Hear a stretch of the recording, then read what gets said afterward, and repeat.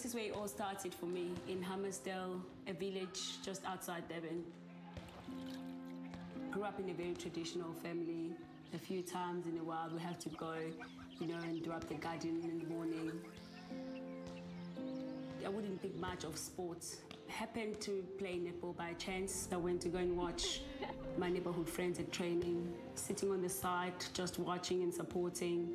There were 13 of them on the netball courts. They needed one player to fill in. I can remember one of them saying to the coach, ask her to fill in. From there, I had to borrow the shoes. The shoes were even bigger than my feet. I think I can remember that I wasn't even worried about the size of the shoes, but more of what I was going to do on courts. Pulled through that day. From there, it rolled on to being called to a national side. Paarl Gim gets it into the shooter's hands. Having to play overseas, I think all that journey actually created all of that. Now that I look forward into the future, I want to see more girls playing the sports. We need to find a way where we give them exposure. There's exciting stuff coming along. I think it's going to create a whole lot more vibe, and I have to be part of that, because believe me, one day the shoes will fit and the lights will find you. Arguably one of the most deadly players on court right now.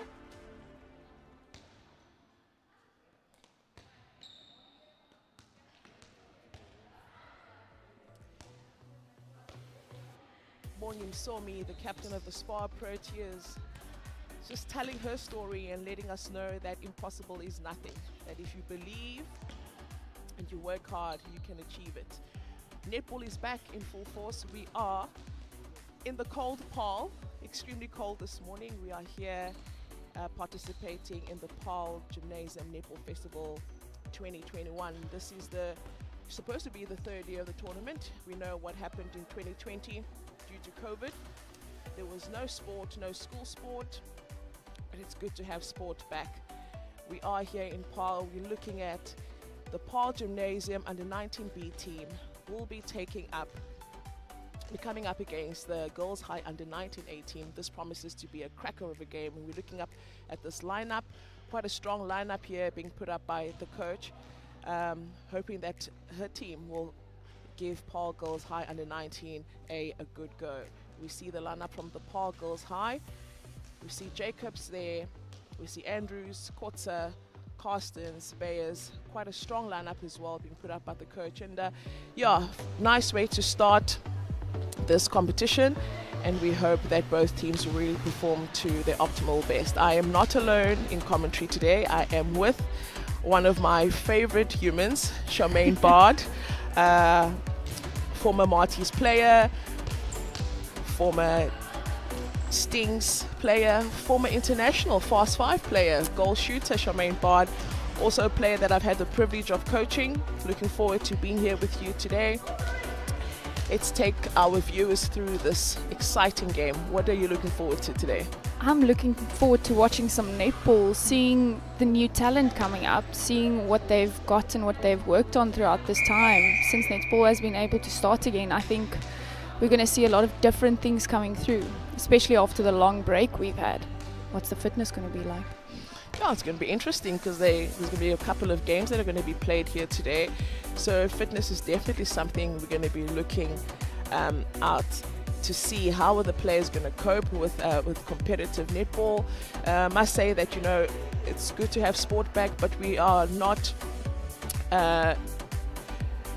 taking away the fact that COVID really took a lot away from our players, and the girls are really just excited to be back on the netball court. Yes, all protocols are being observed. We still are having no spectators at our events.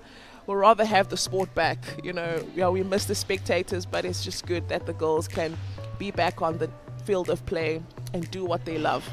Yeah, definitely. I mean, we've got about 19 schools here today, about 600 players, all observing COVID protocol, you know, wearing their masks just for their warm-up. They're allowed to take it off, and that's very exciting to them. I think they're the most excited. We're going to see a lot of energy today and a lot of just pure passion to be back on this court. I'm very excited.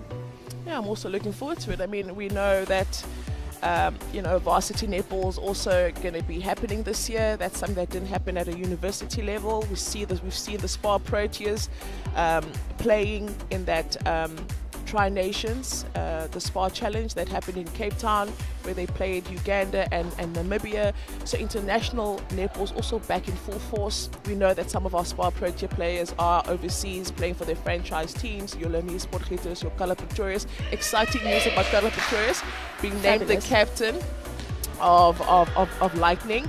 I think, you know, she's really led by example, and she's one of South Africa's pride and joy, if I can put it that way. So let's see what both these teams are going to put out on court today. Promises to be an exciting one. I'm excited to see what these youngsters can do.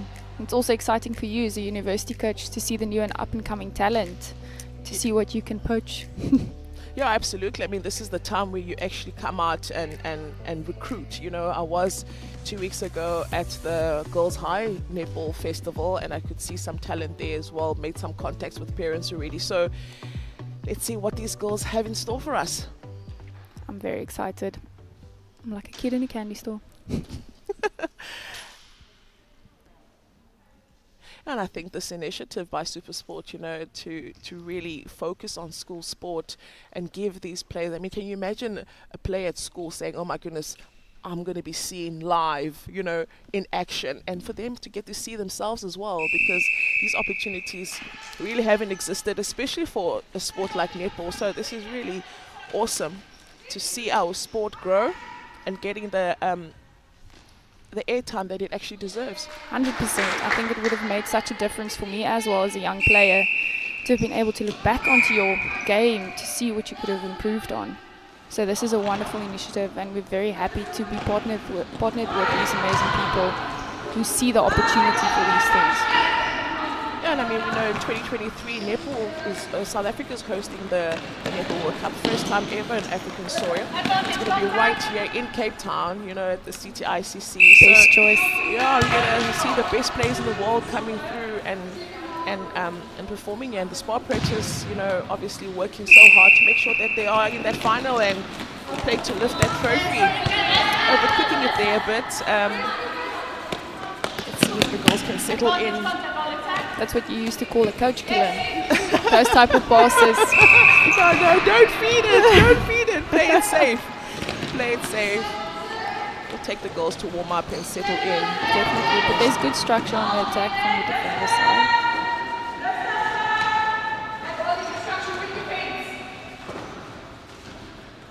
Yeah, I love the patience here from Paarl Gim. That's a good feed. Let's see if she can convert. Yeah, it does well.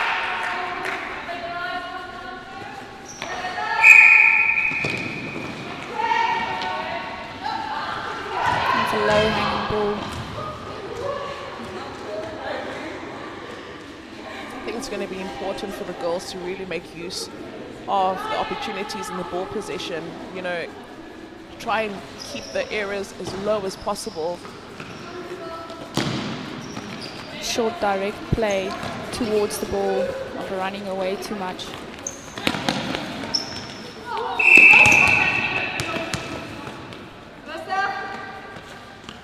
Yeah, so 2 weeks ago, Girls High did so well, you know, in that tournament, and they actually won the tournament. And I was so impressed with some of the talent in this team, and to think that some of these players are not even a matric yet; they're in grade 10 and grade 11. Sure,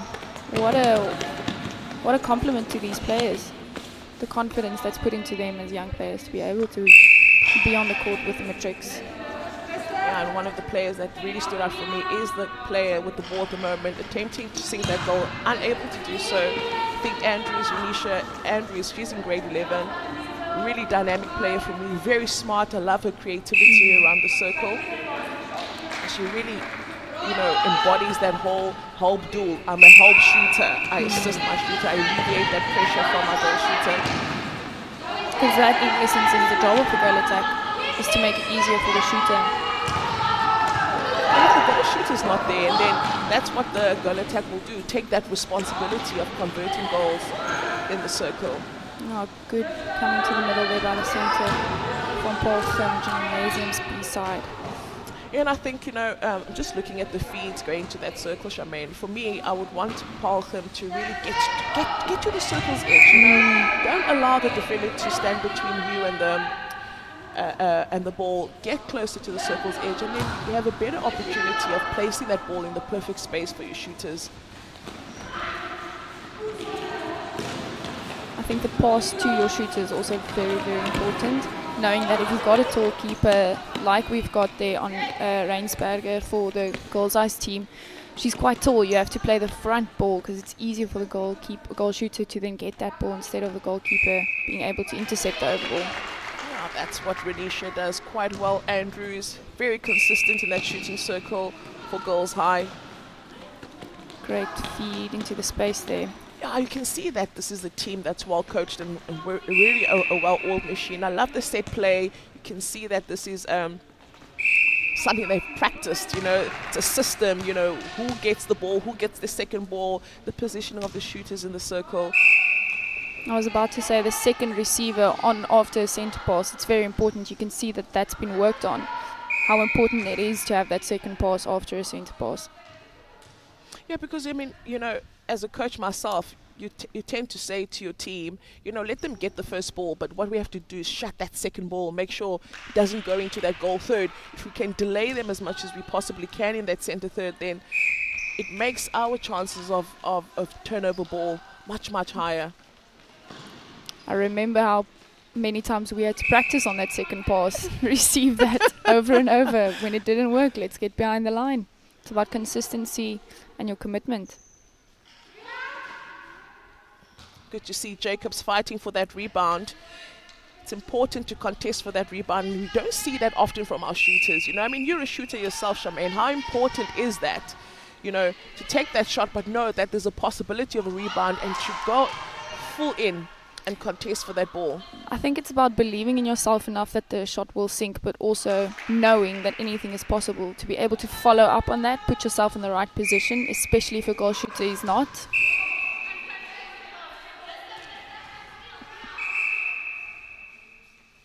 So turnover ball here for Paarl Gymnasium. Can they make use of this opportunity now? It's just about patience. Keep ball in hand.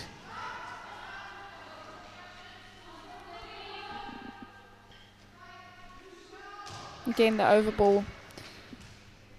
Great tip there by the goalkeeper from Paarl Girls.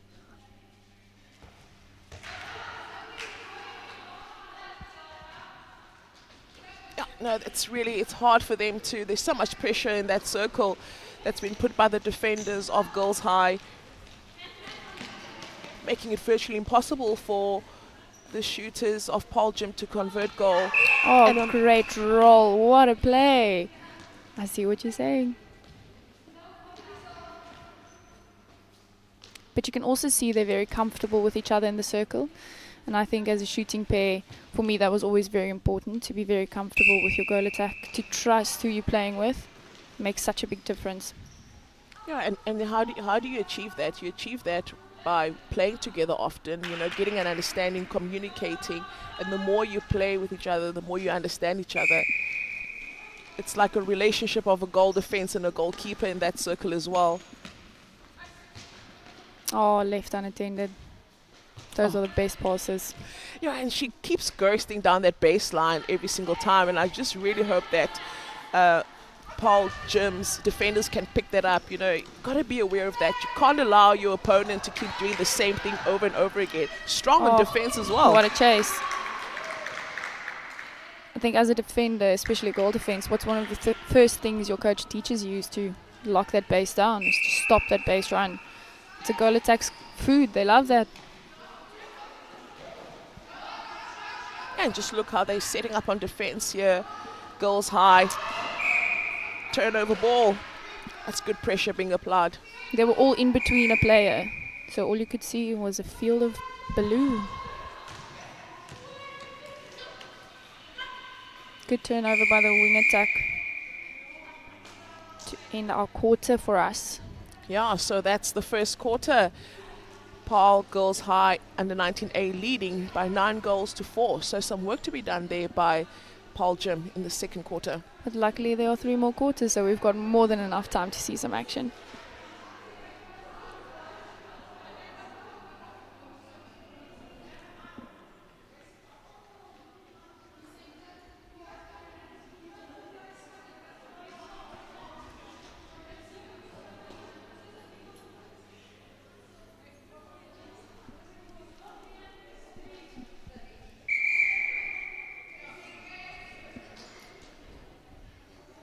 Okay, so let's see what worked well for these teams. It was those shots that were sinking in that first quarter from us.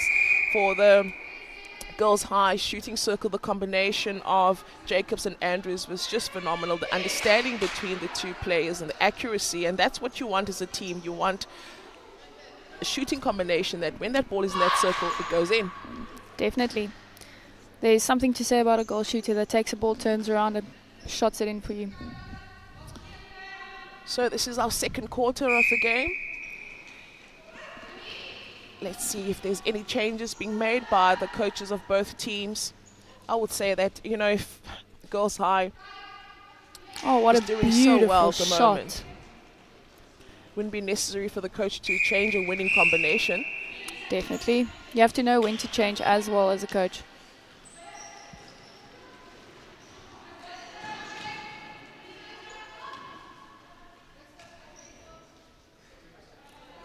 Yeah, there's that pop again. Very cheeky and sneaky there from Andrews. Great interplay between the goal shooter and the goal attack over there.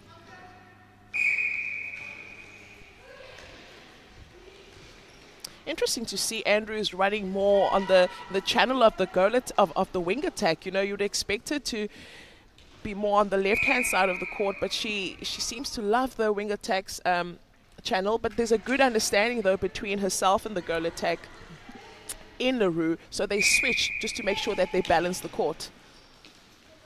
And I like to see that the wing attack's always available for the shooters. She opens herself up nicely on that circle edge.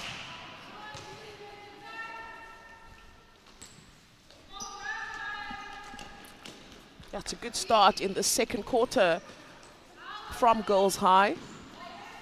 Bit better defense from the Paarl Gim side as well, making it more difficult for the Girls High players to come through. Yeah, you see Andrews, he's such a playmaker. Oh my goodness, right under the pole. Ghosting to that circle with speed. And she carries, you know, from so high on court. She takes that ball almost past the center circle and carries right into the shooting circle. That's something the defenders of Paarl Gim really need to pick up. Try and put a pressure on her, keep her out of that shooting circle and put all that pressure on Jacobs to take the shots.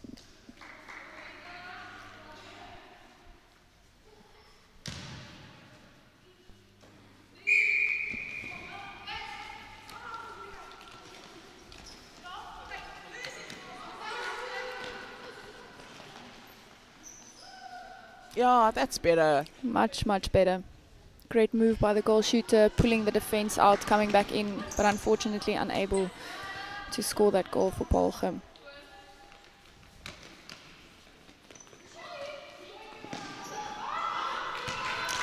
You know, as a coach myself, you watch the types of passes that go into a circle, or just the types of passes on court generally. I would love to see some stronger passes, especially here in the mid-court, from both teams. Yeah, and more so from Paarl Gim, because at the moment everything is in the air. You know, they're playing right into the strength of those defenders of Girls High. So better positioning as well from the shooters. If they can just get to the front, I think it would help their feeders to find them much, much easier. You've got to be creative as well in that circle. You've got to give your feeders options. Yeah, give us a triangle. Something different, because the overball, as you said, is going in the whole time. Maybe play it to the front.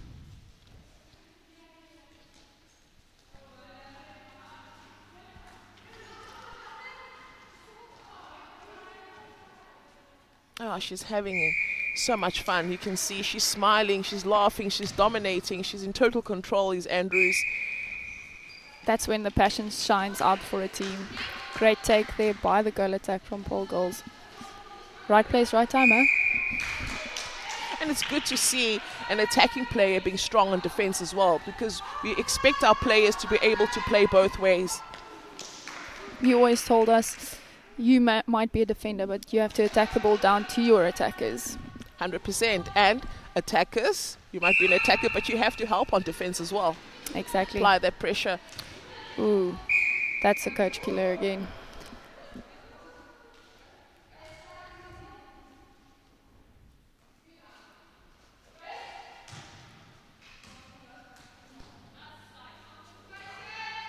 Yeah, so here's a turnover ball. Here's an opportunity now for Paarl Gim. Can they capitalize? Just need to play a bit shorter. Need to see some fetches of the ball. Great intercept by the center of Paarl Girls. Yeah, Carsten's doing well there to turn that ball for Girls High.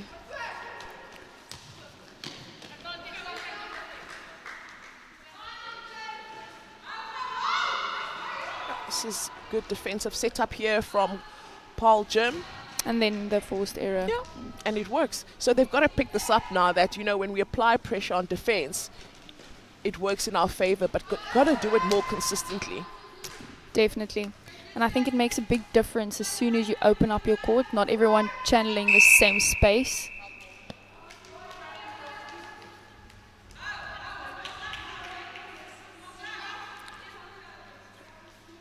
I think Paarl Gim must make sure that this is not a runaway train.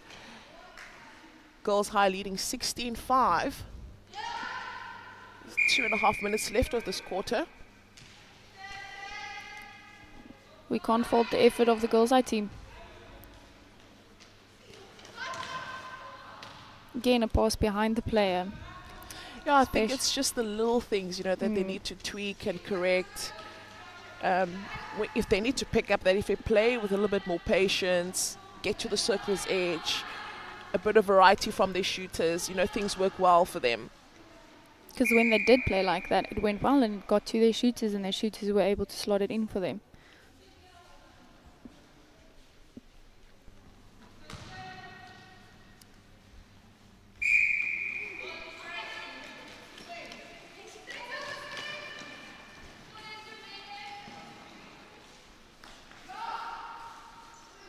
Oh, my goodness.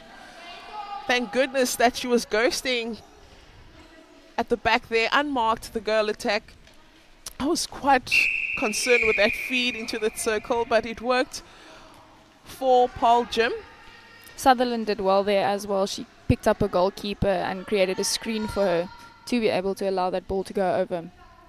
As long as they don't make that a habit, because it's not going to work often. Couldn't agree more.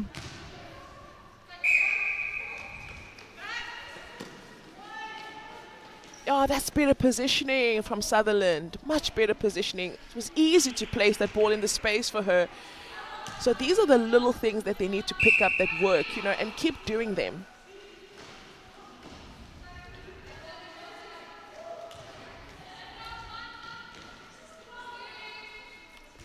Here's another turnover ball opportunity.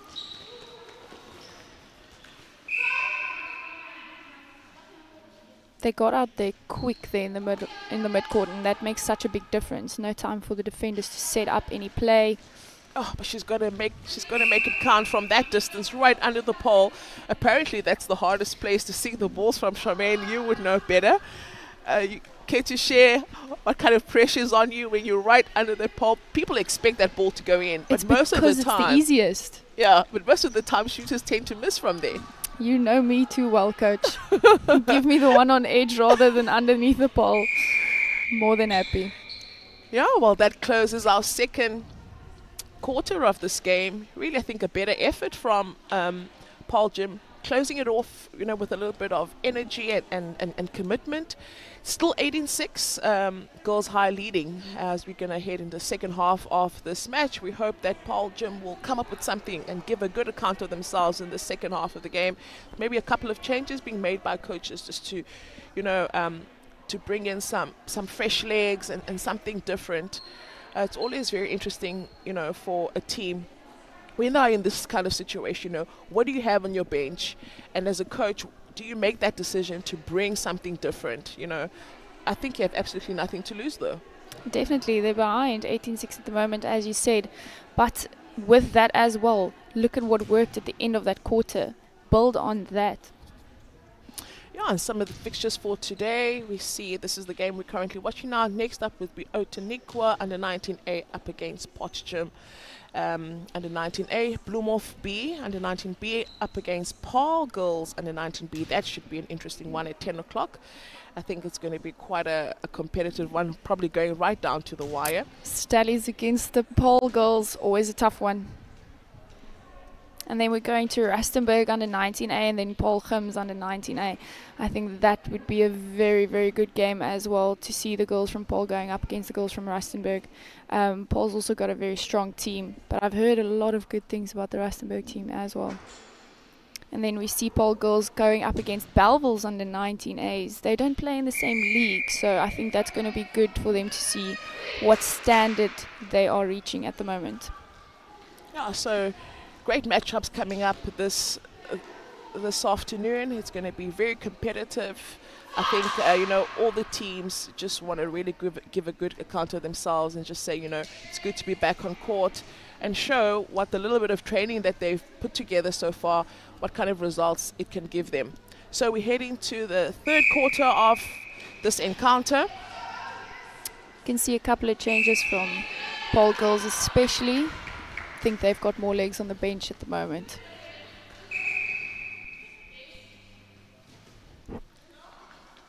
Yeah, but I think it's important for the coach, you know, to bring up something new, because what she's had before, the first two quarters, really didn't give her the result that I think she desired. So we see a bit of a change. Interesting one here from Girls High.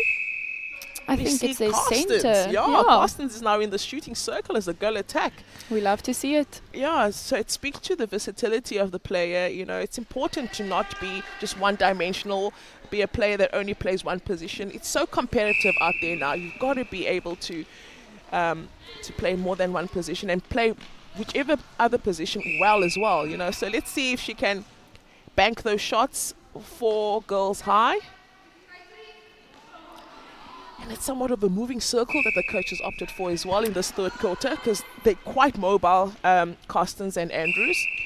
That's my favorite.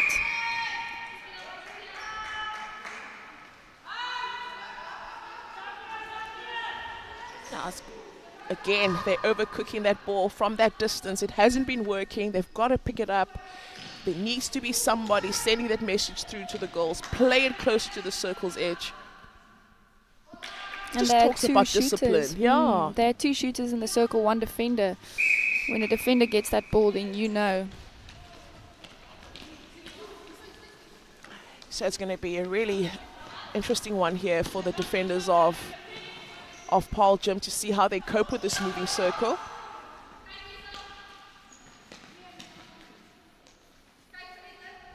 It's nice to see all the options from Girls High. You know, they've got a standing shooter, they've got moving shooters. So much variation and variety in this Girls High side. And that's a difficult one to defend. You just started getting comfortable with the one in your circle and now they're changing it up. Very good. I think a strategic move from the coach as well. You know, just giving the opponent something to think about the whole time.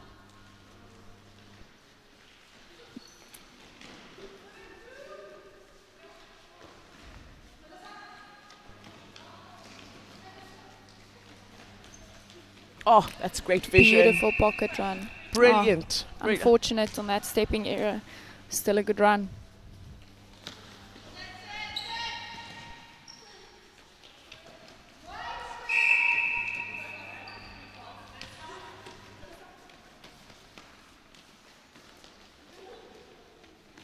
I'd like to see her back herself from that distance. Unfortunately unable to. Here's a turnover ball now for Paarl Gymnasium. You just see this blue sea. Great defense there from Girls High. Everybody, I love the way they transition from defense to attack, attack to defense. You know, they really play with purpose, and there's a plan, there's a structure to their attack, and a structure, solid one on their defense as well. Definitely, and when do Paarl Gim get that ball through is when they don't give them time to set that up.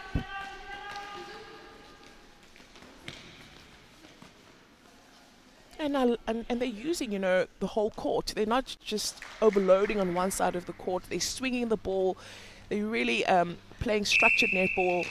You can see that there's a plan in whatever they're doing. And they're sticking to their game plan. It's been working wonders for them so far. There's nothing more frustrating than as a shooter standing there at the back, seeing the spaces, seeing the availability. And again, forcing that ball into that circle. Yeah, it's just total ill discipline from Paarl Gim to be feeding those balls from that distance. It hasn't worked the entire game so far, so I'm not quite sure why they keep doing it.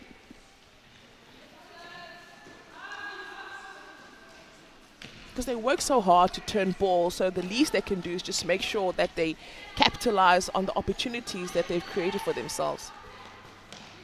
Again, ghosting that base drive. Ooh, good take. I love the center from Girls High. She's running, but running a solid line, making herself very available.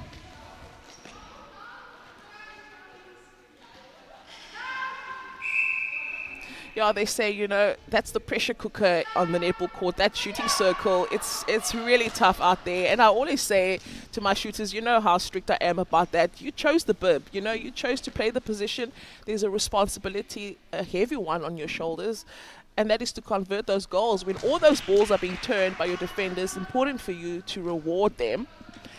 So it's not easy to transition from a position outside of the circle into the shooting circle. But I guess they can do this, Girls High, because they're not under any pressure. But it's not something a coach would do if the match was a tightly contested one.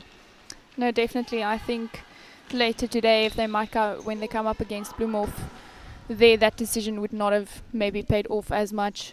Positional play, good. It's a different type of circle. I think it would have made a difference if she started on goal shooter as well.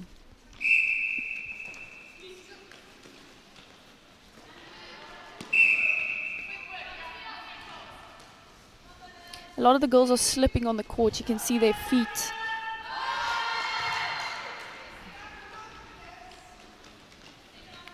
Oh, it's good defensive pressure. Unfortunately, Andrew is unable to keep that ball in play. She's been such a star, hasn't she? No, she's really been outstanding. And I love her consistency for me, you know, as an attacking player. So she's a fetcher, she's a distributor, she's also a defender, and she shoots those balls. What a great Another take. intercept from that center. Beautiful take there. Oh, she's gonna ghost down. She's gonna appear. They've got to be aware of that, the defenders of Paarl Gim, that she's always just popping out on the side. How much did we not love to do that? Yeah, no, that's so much like you, Charmaine.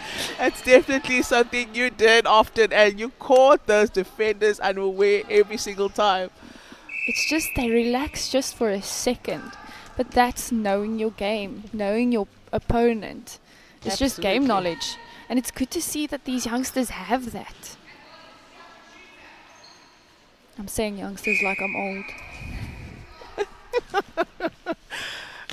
Well, you're definitely not old. If I judge by how you played the other night against us, my goodness, you're still well-oiled, my girl. You need to get back on the netball court where you belong. This is making me rethink some choices. Don't you worry, coach. Yeah, they shouldn't let it become fast and clumsy now. Girls High, they need to still keep the clinical play, be disciplined. We've seen about 5 stepping errors in this quarter alone. Could that be fatigue as well? Yeah, but also the court is a little bit slippery, you know, and the kind of passes that they're playing at the moment, which is making them run a bit longer, is forcing those stepping errors. And that's how we end our third quarter. Wow, so that really has been an interesting one. I think, you know, a couple of changes being made by the Paarl Gim coach, trying to bring something new, some fresh legs, and just give the Girls High team, you know, something to think about. But really hasn't worked as well as she probably expected it to. I must say I was impressed with that change, though, in that shooting circle from Girls High, you know, bringing in that moving circle, just really confusing the Paarl Gim defenders. What was your take on that? I love to see it. You know how I feel about a moving circle. I'm more of a moving shooter anyway. I'm too short to be able to just stand and receive that over ball unless you get that hold in. So it's good to see that they have those options, but then also being able to play those options. You might have them, but you can't leave them on the bench. 100%. And I think this is a perfect match to actually see, do they work? Is that an option that you could possibly use against a stronger opponent, which they'll be having a couple of tough ones throughout today? Definitely rest some of those legs. Yeah, so let's see the last quarter of this game. Again, another change on the Girls High's defensive side.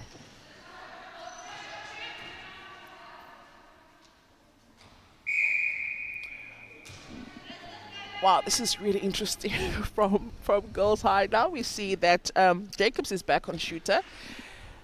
But we've got a different goal attack. Yeah, Leroux, who was wing attack, is now playing goal attack. And there's no space for dangerous Carstens. So again, a couple of changes being made by the coach as well. I think she's looking for something in that shooting circle. I'm not quite sure what it is. Or maybe variety and resting, you know, a player like Andrews, who has been on court now for 3 quarters. Talks to the depth of what the team has on that bench. I always, and this is something for me now as we are also preparing for our netball season at the university level, Charmaine, is that say to my Marty's players, girls, I'm all about having 12 players who can play at any given moment. Not 7 and 5 lingering on the bench. You know, you've got to have a strong 12 that you can slot in, because then it makes you very unpredictable as a team and as a coach. And you're not easily analyzed by your opponents when you can play any player at any given moment in any position. 100%. I remember, I think it was your first year with us at Marty's, 2017, and I was very badly injured in my arm. And we had the availability. How good was that for you as a player? For me to be able to sit on that bench and be okay with whatever's happening out there. And the confidence you had in the team that you put out. So it's good to see that this can happen at school level as well, to have that depth and players to be able to play more than one position. 100%. I mean, if you want to be a competitive nation when it comes to netball, that's the way to go. You know, you can't just rely on 7 players to do it for you. So the creativity and the variation that your 12 players bring for you, and it always gives you an opportunity to play horses for courses, you know. Not every player can play against a certain team.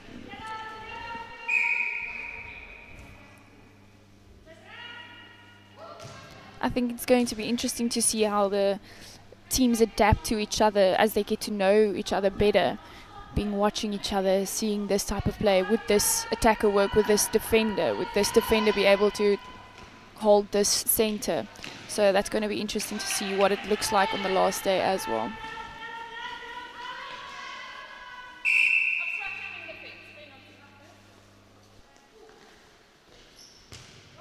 Yeah, and this is what we talked about on Tuesday night. That, you know, when you got into that shooting circle, you just faced the pole, you just slotted those balls in. So a lot of our shooters must get into the habit of, you in the circle, take the shot. They still want to be playing out and playing themselves closer. That's giving defenders too much opportunity for an intercept. Yeah, I remember that conversation saying that maximum twice out, but with a plan. You have to know what the next step will be. Is there someone available for the ball to come back into?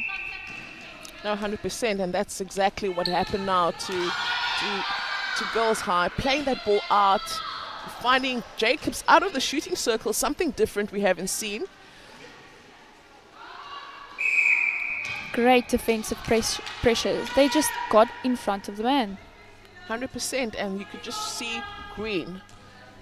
You know, that was a good press from Paarl Gim.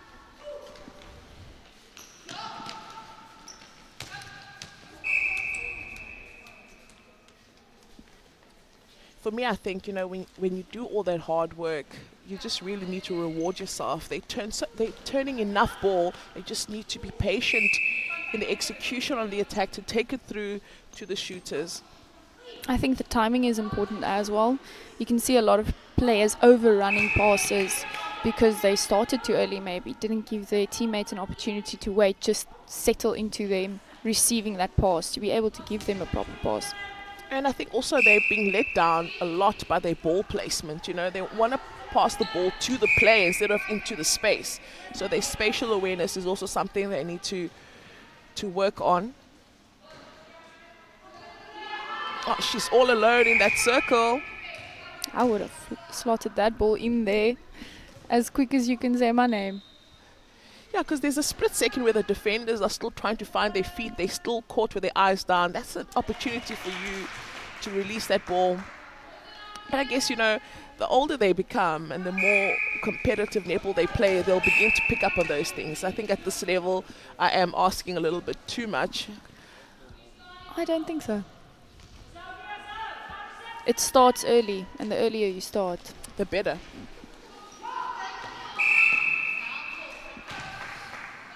girls are just closing in on them on that defense. Another held ball. I think it was the second time. Yeah, we're seeing a lot of stepping errors, held balls. I would like to think that it's not fatigue as yet, because this is the first match of the day. It really is a slippery court, and I think they need to really be aware of that. Another stepping error. But then the understanding has to come in from your teammates. What type of pass can I not throw? How should we play this? Yeah, they have to play it short and closer to each other to avoid that slipping and sliding. So they need to fetch the ball, need to drive towards the ball.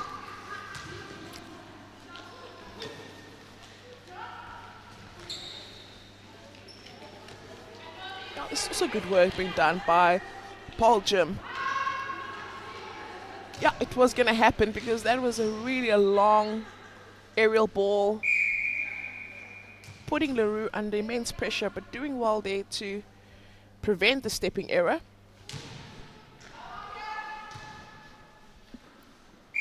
It's very important for your goal shooter to be able to adapt to a different type of goal attack as well. We've got a less moving goal attack right now, so adapt to it. Know that some of those passes, those small pops, won't be able to happen as easily maybe. 100%. And that also speaks to the understanding between the two players. You can see that this is not necessarily the combination that knows each other well. You know, it's not something the coach would start with or rely on. But again, what a better way to test these things than at a festival like this. That's why these are there for schools, is to be able to see where your players slot in well, who works together well. So it's amazing that Paarl Gim is able to set this up for us.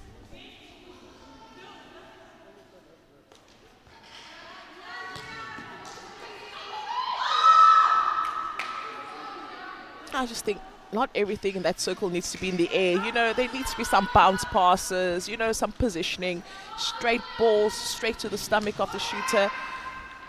Positioning really is something that hasn't happened in that shooting circle. They've been one-dimensional for me in the shooting circle of Paarl Gim. That was much better. Short, quick passes, but unfortunately not able to slot that one in for Paarl Gim. And that's how our match ends. The first one of the day, we see Paarl Girls High under 19A 32, Paarl Gim under 19B 8. Really been a tough day in the office for the Paarl Gim under 19B team. They tried all they could, but it just wasn't meant to be. Very strong outfits, this Paarl Girls under 19A. I think they were really outstanding. They hit the ground running from that first whistle. Different combinations being put out by the coach, especially in that shooting circle, but the momentum continued. They maintained the discipline and the consistency. For me, it really was a brilliant match from Paarl Girls under 19A. Definitely. I just don't think that 8 attests to what Paarl Gim put out for us. I think they had way more opportunities in the circle. So I think if they could just get those goals in, it would have made such a big difference to that goal margin. But as you said, Paarl Girls coming out guns blazing. Great start to the tournament for them. I'm excited to see what these teams can do further for us. So that's how we close the first match of the day. Looking forward to tighter, more competitive matches. There's a massive lineup, a lot of matches still to be played. This is just day one.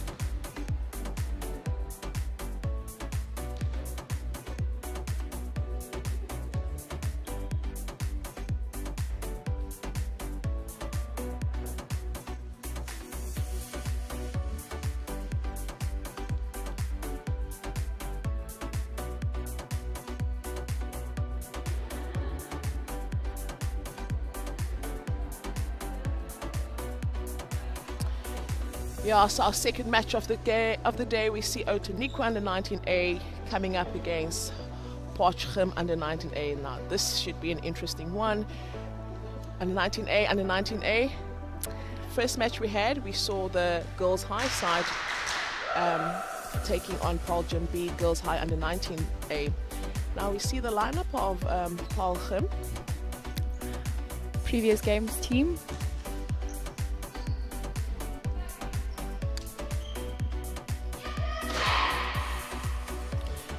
So let's see what both these teams will display today. This is the first game that they are playing in this Paarl Gim Netball Festival. Coach, please tell me you've seen the height of this goal shooter. I've already spotted the height of the goal shooter. I It's know nice you to will. be here because, you know, as a coach as well of the Marty's high performance team, I'm here to also see the talent and recruit for 2020-22. Oh, we love to see it. Beautiful shot there by Outeniqua to start us off.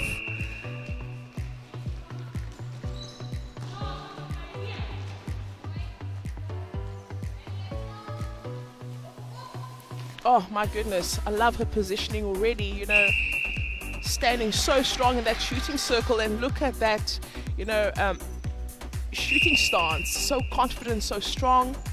Immediately turned, shot the ball. But it's good to see that she does not use her height in that way. She actually stands and she positions herself well.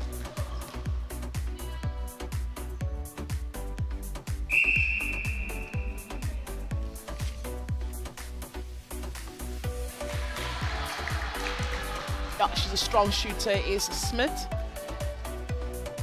Let's see what Van der Merwe in the goal attack position, what kind of goal attack play that she'll be producing there. I mean, with the shooter that tall, I mean, really, do you even need to get into the shooting circle, you know? I'm really impressed with the way Paarl Gim are playing that ball right to the circle's edge. Yes, they understand they've got a tall shooter, but they're not forcing these aerial balls to her. They're really protecting her and placing that ball in the perfect space. Which could have been an easy play. Get the ball, pass it over. I mean, she is tall enough.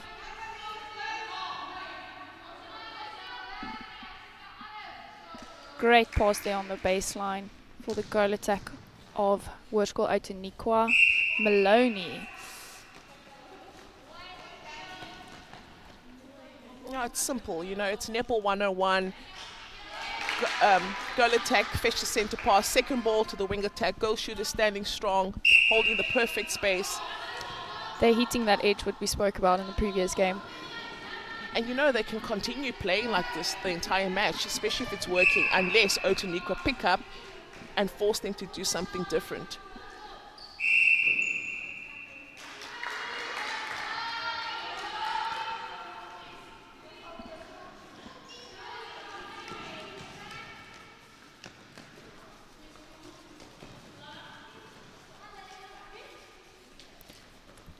Potchefstroom have got a very strong wing defense in the Toy. She carried this ball down very well now after that turnover. And I'm glad to see a wing defense being so part of the play. You were a wing defense yourself, coach. Yeah, and it's not one of the positions that many players enjoy playing because you do all the hard work for everyone else, the goal defense and the goalkeeper, to look good.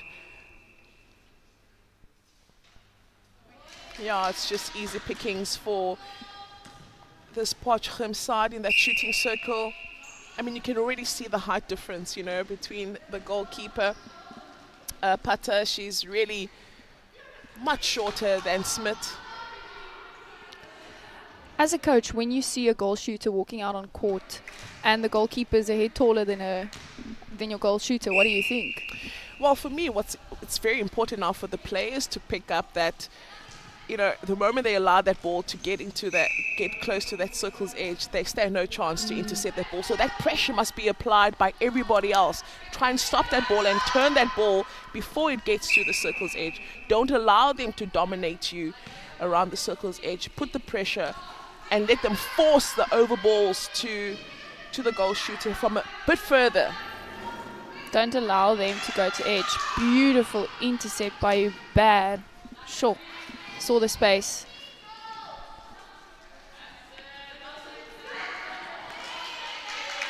And they're passing from edge every single time. Yeah, it's basic netball, and I think I'm impressed more than anything with the discipline that they're having, you know, to stick to what works. You don't need to change it up. You don't need to do anything fancy. Play the basics wins you championships. And this Potchefstroom side is really doing that extremely well.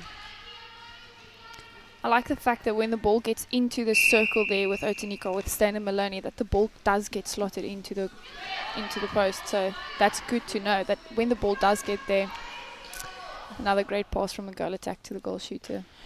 Yeah, okay, so a couple of things that, you know, Outeniqua can do. Firstly, apply pressure on the feeder. The wing attack every time gets that ball, got to be putting some hands up, you know, close the line of sight to the goal shooter, because immediately she gets that ball, she's looking at Smith and she can see exactly where her open space is. And then I'd love to see the goalkeeper of Outeniqua to be a little bit loose, you know, not to be so tight on the goal shooter. Sort of deceive the feeders, make them think that she's open, and then you come in there and pounce for that intercept, because the moment you're on the body, they can clearly see where to place that ball. Give yourself that space to be able to use your elevation and your power to get that intercept.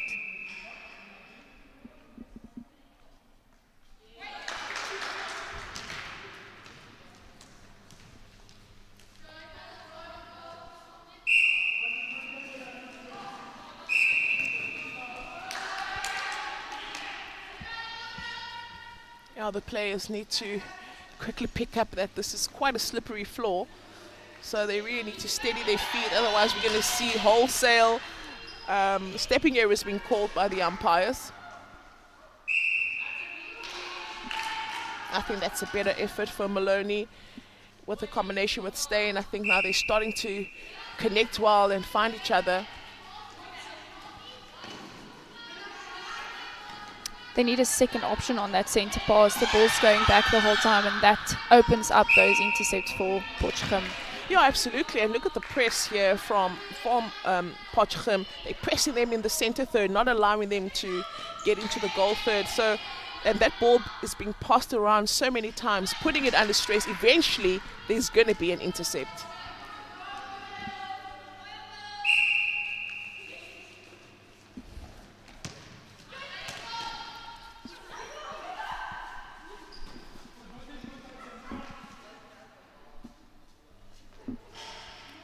I'm glad to see the goal attack of Potchefstroom van der Merwe also taking a shot.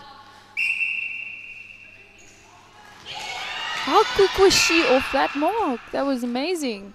That really was amazing. That's a goal attack for you. You know, that's van der Merwe coming through. Just, you know, congesting that centre third. Eventually it pays off, but Smith unable to convert. Can she back herself? After all that work, yes, she does. Beautiful. There's nothing better than turning a ball and then being able to shoot your own turnover. Absolutely. Okay, so we see a bit of variation here from Smith. She's pulling out of that circle, opening it up for van der Merwe. I like that though. She's just not standing there waiting for the ball to come. She's actually participating in play. Yeah. And what would have happened if she didn't come out there? There was no other option. So well done to her for seeing that. Yeah, it's creativity and it's thinking. Well, that's how we end our first quarter. And for me, what has been really nice from this Potchefstroom side is just the energy that they're playing with. You know, they really hit the ground running this first quarter, leading 13 goals to 5. Outeniqua some work to do in the second quarter. Maybe a change or two from the coach, and I think, you know, they need to pick up, for me, Charmaine, that the moment they allow Potchefstroom to close them in the centre third, it's virtually they make it so hard for them to penetrate the goal third. So a second ball in that goal third is going to be very important for Outeniqua. Definitely, and I mean, they've got the shooters for it. Every time that ball's gone in there, they've shot it in. So get the ball to your shooters, open up your space, don't fall for the fake on the defense, and just be more aware because of that tall shooter there. So what definitely they do not want to see happening now, Outeniqua, is to allow Potchefstroom to pull away in the second quarter. They really need to stay within touch, within reach. Oh my goodness. Now they're starting to play those balls. They've gotten comfortable. Yeah, extremely comfortable. And I still say, you know, what do you do as a coach when you don't have height in that circle to counter a goal shooter? You know, the rest of your players must really apply that pressure. They've got to put hands up in that feeder, because your hands can't feed what your eyes can't see. Exactly. And you can't put a double block on it because you've got a very able goal attack. No, 100%. But then maybe the goal defense falling back into the circle, not necessarily to double mark, but to just be a body there so that it's not that confuse the space. Brilliant. Beautiful. A little bit of thinking coming in from the Outeniqua side, nice and early in the second quarter. Can they make use of this turnover ball? That's brilliant. Goal attack, unmarked, ghosts into the circle. This should be an easy one for them.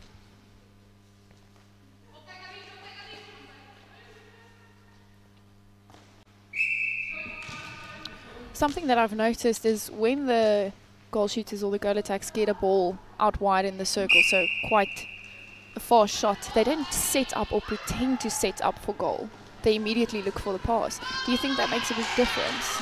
It makes a massive difference because the defenders pick that up.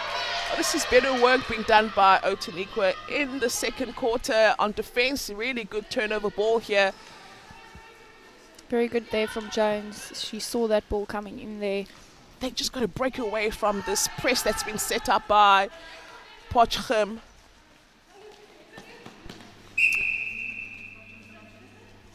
I see that space was available. Yeah, the goal shooter doing well there. Just screening for the goal attack. Protecting her.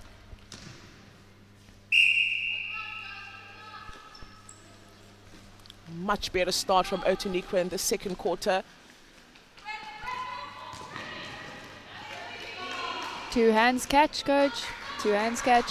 Yeah, and also I don't know if that's the right feed to a shooter that is caught behind the goalkeeper, and the goalkeeper is slightly taller than her. So they're going to have to really think about how they feed that ball into the circle, because those over balls are not necessarily the answer. Because that goalkeeper is strong in the air. Yeah, doing well to contest for that rebound. Brilliant take there by the wing defense again.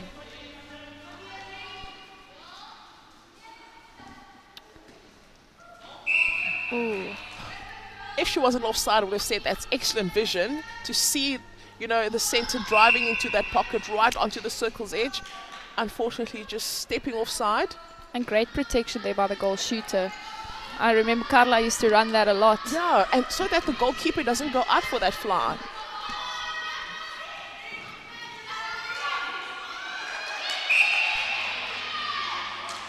Oh, great fight for the ball.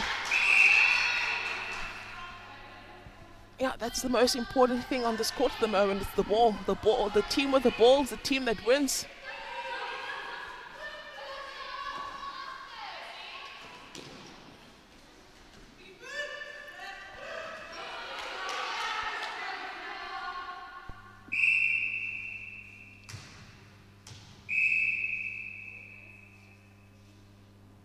Oh, I see the goal defense being cautioned there.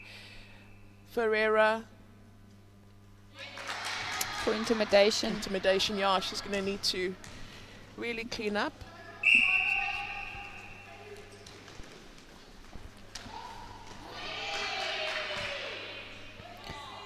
That's a call I haven't seen in a while, intimidation though. Yeah, that's when the defenders try and wave in front of the shooter's eyes. They're not allowed to do that. Could have sworn they were some days. When they got away with the day, yeah. Well, you would know because you've been in that circle. And I probably see the defenders will try anything and everything to get a shooter to be distracted and intimidated and confused. But there's definitely, this shooter is not confused or intimidated or unfortunately unable to back herself there. Smith, and I love, look how she's also setting up on defense immediately. You know, she transitions, she's missed the shot, it's okay, it's over. Doesn't dwell on the mistake, gets set up on defense and put that pressure right from the goal shooter down court.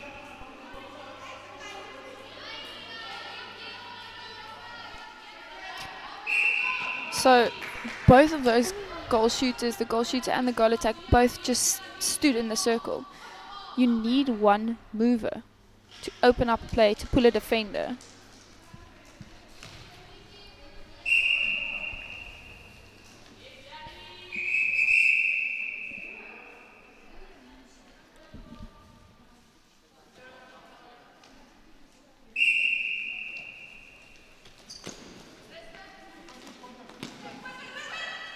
Yeah, that's better play from Outeniqua. Look at that speed, how they find that circle's edge, you know. And this is the thing that they need to quickly pick up, that this kind of patience and accuracy when it comes to ball placement really works for them. Okay, so I've already picked up now that Smith, the goal shooter of Paarl Gim, loves to position to the right side of the court. So how about, you know, the goalkeeper just forcing her to position on the left? You know, come up with a plan for yourself, because or even your wing defense falling back into that pocket, just to close that vision for them. Because the thing is, you gotta try something. You can't let them just keep playing to their strength and doing as they please. You see, again, she's on the right side. All of a sudden, something is happening, but you're never going to know if you don't try it. Exactly.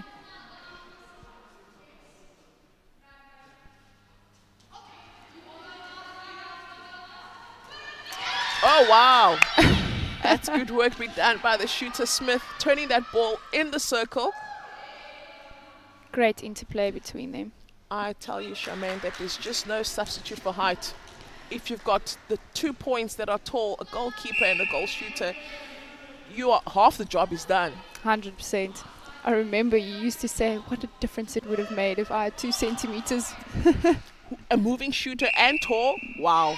That's a perfect recipe. That's a different type of game. You can see Potchefstroom pulling away now, 20-9, close to the end of the second quarter. Yeah, it's just a big ask for Outeniqua at the moment.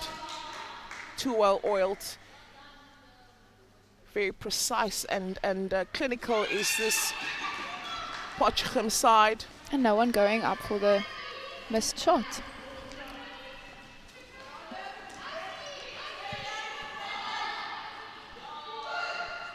Oh, it's way too easy. Way too easy. Need more pressure on the attack. They've got to transition much quicker. Does this Outeniqua's team? I think they've made their intentions extremely clear. Potchefstroom in this second quarter, they're here to bank a win, that's for sure. So that's how we close off our second quarter. 20 goals to 9. Outeniqua got some work to do. Really have to, just for me, keep it short and sharp. Do the basics, because when they've been doing that, it has worked, you know. But it's the ability to be disciplined in that. I mean, Potchefstroom have stuck to their structure, to their plan. They play it 3 balls to the circle's edge and feed a standing shooter. You know, once in a while they bring a bit of variety where Smith, as the shooter now, will pull out. But really haven't been doing anything fancy. It's very similar to like a Picker team. Northwest University team. They've got that patience, that let's go to edge every single time, and I think Outeniqua should look at doing something like that, having that patience, playing down slowly, but also playing the ball when it is available.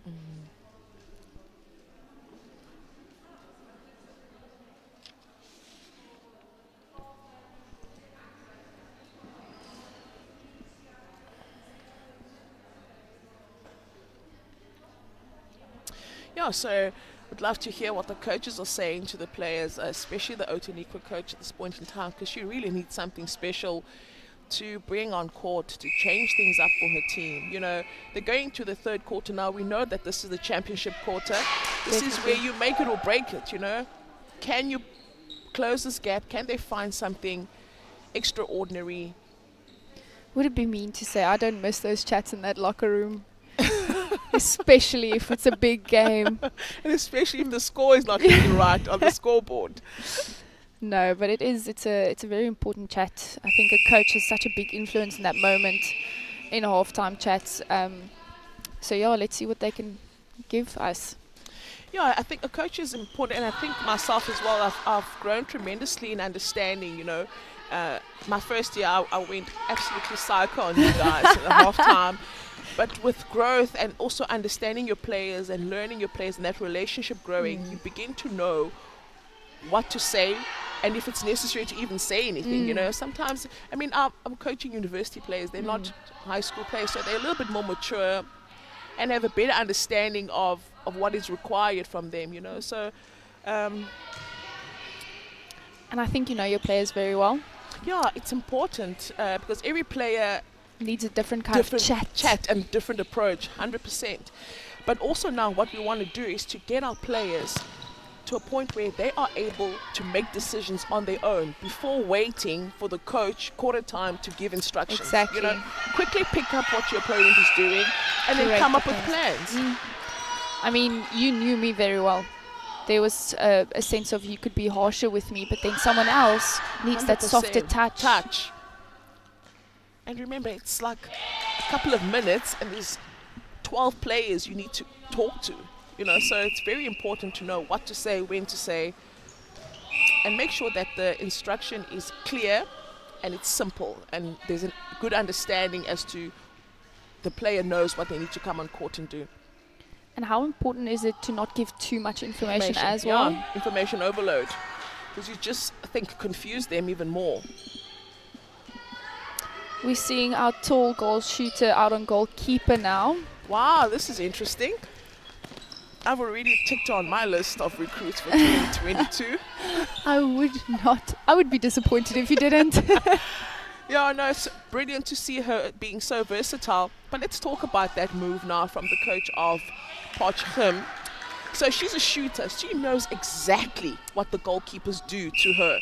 And now they've just swapped her and playing her in the goalkeeper position. Can you imagine the kind of pressure she's going to be putting on the goal shooter of Outeniqua, and also the height difference for me?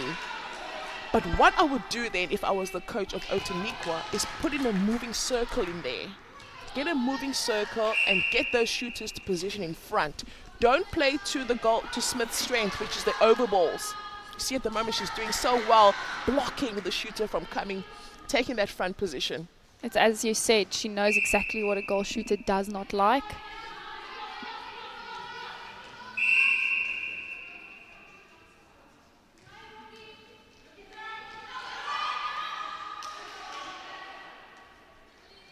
Oh, backs us off. That's a brilliant take from Outeniqua. Yeah, I think Maloney's been good there in the goal attack position for them. Very quiet, but you know, just does her job, and that's what you want from your goal shooter and your goal attack. Once that ball is in the circle, it has to go in. I also think it's very difficult, because if the ball doesn't get there, how are you going to show what you can do? 100%. That's the movement we were talking about. And that's just the wrong pass. Yeah, that's just... But we love to see that the initiative is there. Yeah, so they're thinking, you know, they're beginning to play to their strength. Okay, here's an opportunity for Outeniqua. Can they now make use of this chance that they've worked hard for? You can see Maloney all alone in that goal third. They've got to be able to see that and give that ball to her.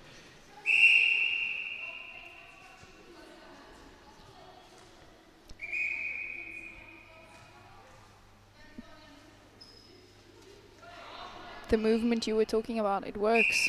No, absolutely. And look, I mean, those two shooters, they're very short compared to the defenders. You know, you Bat and Smith quite tall. So what you do when you have tall defenders in the circle, you move around. You know, you get in the front. You don't force those overballs. You can literally take Stellenberg Club and Marty's Netball Club's last game we played against each other. Nicola Smith, that plays for Marty's, she's got a wingspan that covers that circle. But don't stand Still, keep exactly, and that's what you did. You know, you kept moving, and it was just one dodge.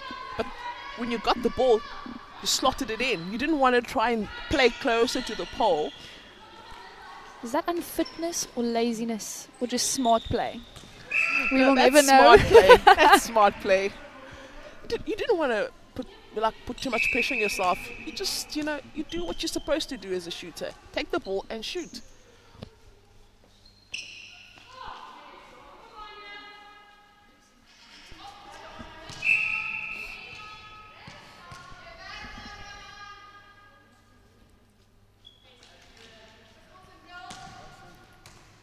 Outeniqua have turned, Potchefstroom have turned another centre pass there.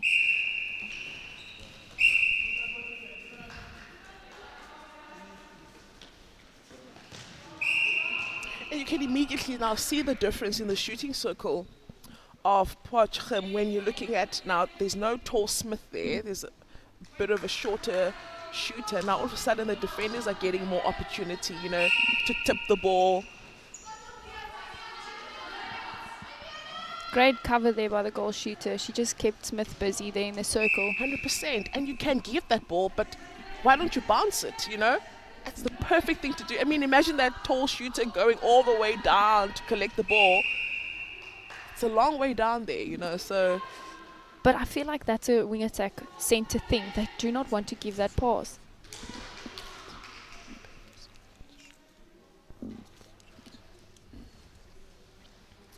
But also, one of the things for me that's very important is that in your training sessions, that's when you try those kind of things out, If you don't do it in your training, you're not going to do it in a match because you don't have the confidence. You don't know if it even works. So, something to really think about there for the Outeniqua feeders. Is the trust in their passes. 100%. And the variation.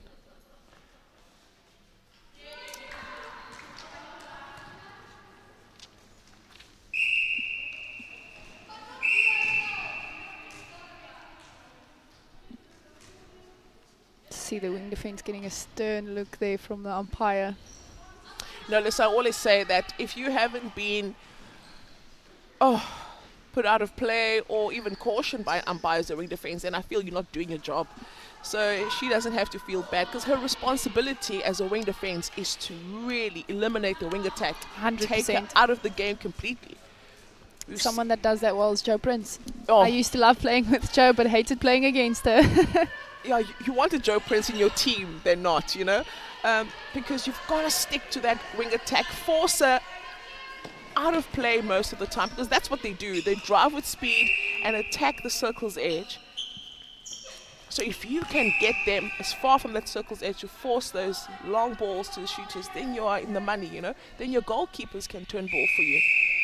And you can see the freedom that Groenewald has at the moment. She's not being picked up as much by Koetse there on wing defense. So we need that dominance from the wing defense to completely shut down the wing attack.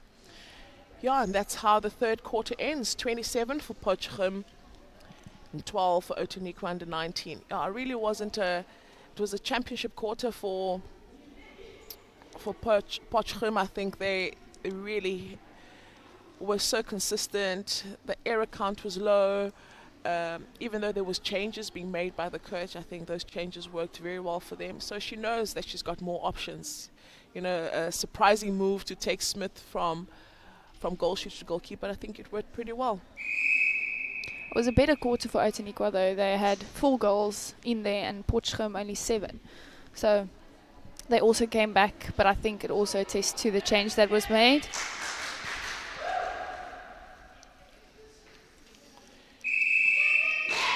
So we're heading to the final quarter of this match. I think both teams would really want to end on a high. Close off, cut down the errors. We see again the coach making a change there. We see Smith back on goal shooter where she's really solid and strong. But she's bringing something different again in this last quarter. A lot of movement, moving out of the circle, not just being one-dimensional and standing. So showing her pedigree, showing that she's a extremely creative and versatile player.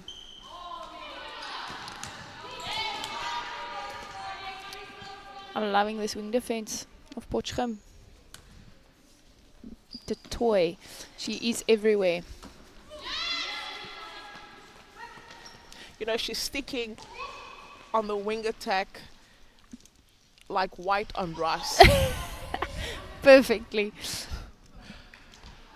And I mean, it's really not an easy position to play. You know, you do all the work for everyone else to look good, but you've got to create those opportunities for your defenders. It's the dog work of the team. No, absolutely. Playing loose, getting that tip in there. I'm happy to see that the defenders of Outeniqua have seen the opportunity in moving into that space.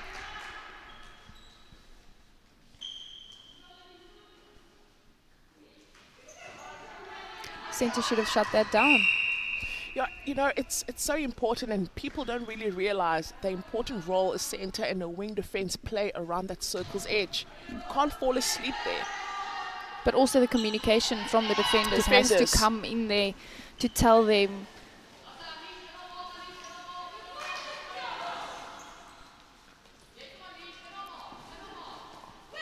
Oh my goodness. Beautiful. That was brilliant. If that ball went straight strong yeah, it was nothing would have hanging. stopped that ball. Absolutely. And I think also it was very smart from your bat. You know, she left the shooter unmarked and said and dared those feeders to pass that ball. And I agree with you, Charmaine, when you say it should have gone in flat and strong instead of hanging, because it really took the time off the ball. It was quite a slow one going in there. Well, that was a great intercept there on the back by our goalkeeper Potter there for Outeniqua. Yeah, that's good positioning. Getting right in front of the defender. Beautiful shot.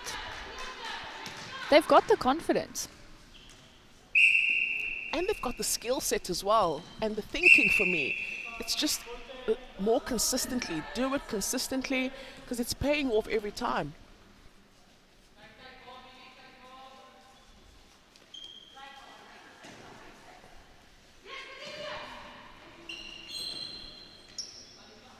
We need that second option there.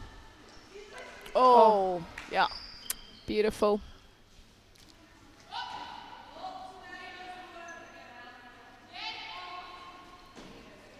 Okay, and then she quickly sets up on the defense. I'm impressed with the transitioning of this Outeniqua side. I mean, of Paarl Gim, rather.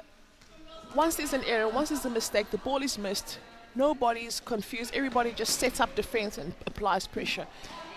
And it's so easy to avert that blame and just get caught up in the mistake that's happened. It's happened, you know. Before you know it, while you're busy talking, trying to discuss what has happened that you can't change, the ball's already down the other end of the court. And look how quickly that ball did transition. So I used to have a coach when I was grade 3, I'm going way back. Yeah. And she used to say, why can't you play on one side of the court? Why can't we just keep going? And we all were like, well, we're 9 years old. What do we know? And she explained to us, it's like a boat. Do you put everyone on one side of the boat, or do you separate them and spread them out evenly? You spread them out to make sure that the boat does not capsize. And that's what's working for Potchefstroom at the moment. I think they've got their channel awareness, their spatial awareness, it's very good. And they're forcing Outeniqua into one channel. And look how they just dominate the center third. We just see them chasing every player down. Too many balls being played in the center third. It's going to pay off ultimately. Good assistance there from the goal shooter. Yeah, that's the confidence. Maloney really doing well. Another intimidation there. Call from the umpire to Hubert. Oh, just a bit of miscommunication there on that pass.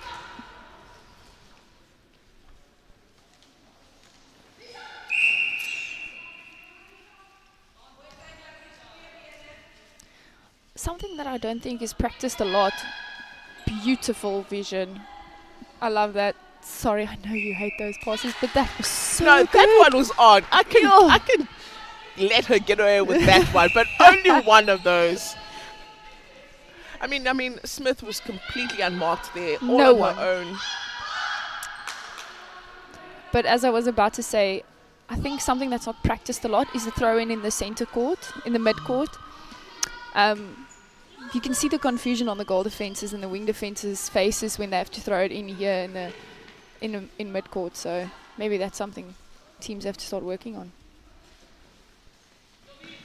Yeah, that's good movement. Shoot, you've got this. She was well in her comfort zone to take that shot, but I don't think she has the confidence to do it. And the defenders feed off that. You know, they quickly pick that up. If you're a shooter that's constantly looking for your teammate or playing out, and the defenders know that they've got you on lockdown. You know, you've got to show that confidence once you get into the circle, like Smith does every time. Faces the pole, no doubt. sinks it in. There was nothing better than having a goalkeeper come to you afterwards and saying, "Why do you just shoot? Can't you throw out sometimes?" Yeah, give me opportunity. Oh, that's good. Ghosting into the circle. Unmarked there, Maloney. Beautiful run by her. No, I think she's taken the pressure in that shooting circle for Outeniqua. Carried a lot of the load.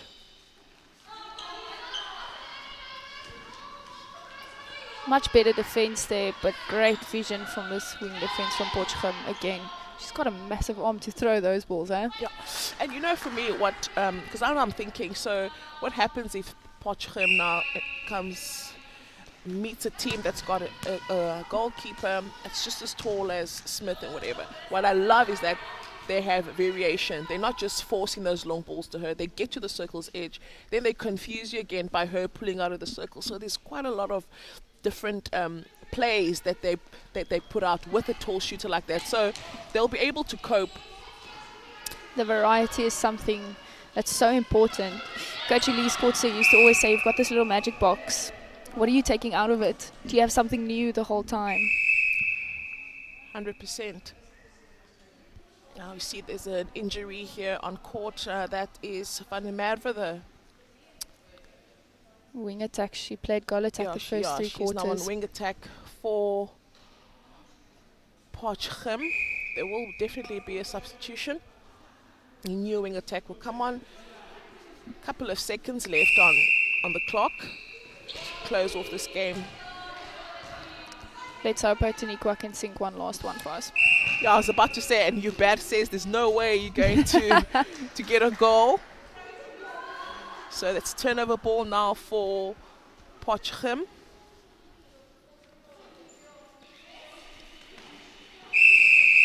Yeah, and that's how they close off the match. Really a dominant performance from Potchefstroom. From the first whistle, they hit the ground running, never looked back. Yes, Outeniqua tried to crawl their way back and fight through, but it really was just a big ask for them to be able to outmuscle and outplay this really solid outfit of Potchefstroom. I think the variation and the changes that were made by the coach for me were really solid, and they came at the right time, and they really worked well for this Potchefstroom side. What's your take on this game, Charmaine? I feel for Outeniqua. I've been on the side of the team that, you know, didn't pull it through, but they can take away some very good plays. I'm very impressed with their goal attack. Maloney, she had a few great runs into the circle, took the dominance into that shooting circle. But again, you can't take away from Potchefstroom. They played a fantastic netball game. The discipline was top notch, and it's good to see school netball having this high level of play. Yeah, 100%. Well, that is the second match of the day. Many more matches still lined up, still to come. Looking forward to some really great competitive competition. Stay tuned on your World of Champions.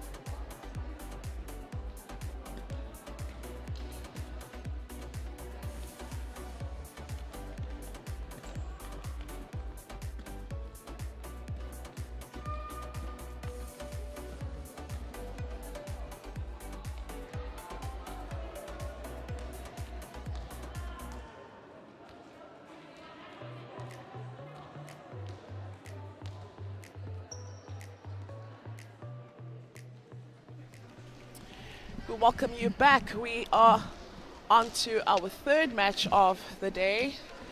Really, we've seen some tight competition. We've got Bloemhof under 19B against Paarl Gim under 19A. It's going to be an interesting one. I'm not alone in commentary. I am with Charmaine Bard still. We've been seeing some good matches so far, and we're looking forward to seeing what these two teams out on court today will display. Picked up some talent.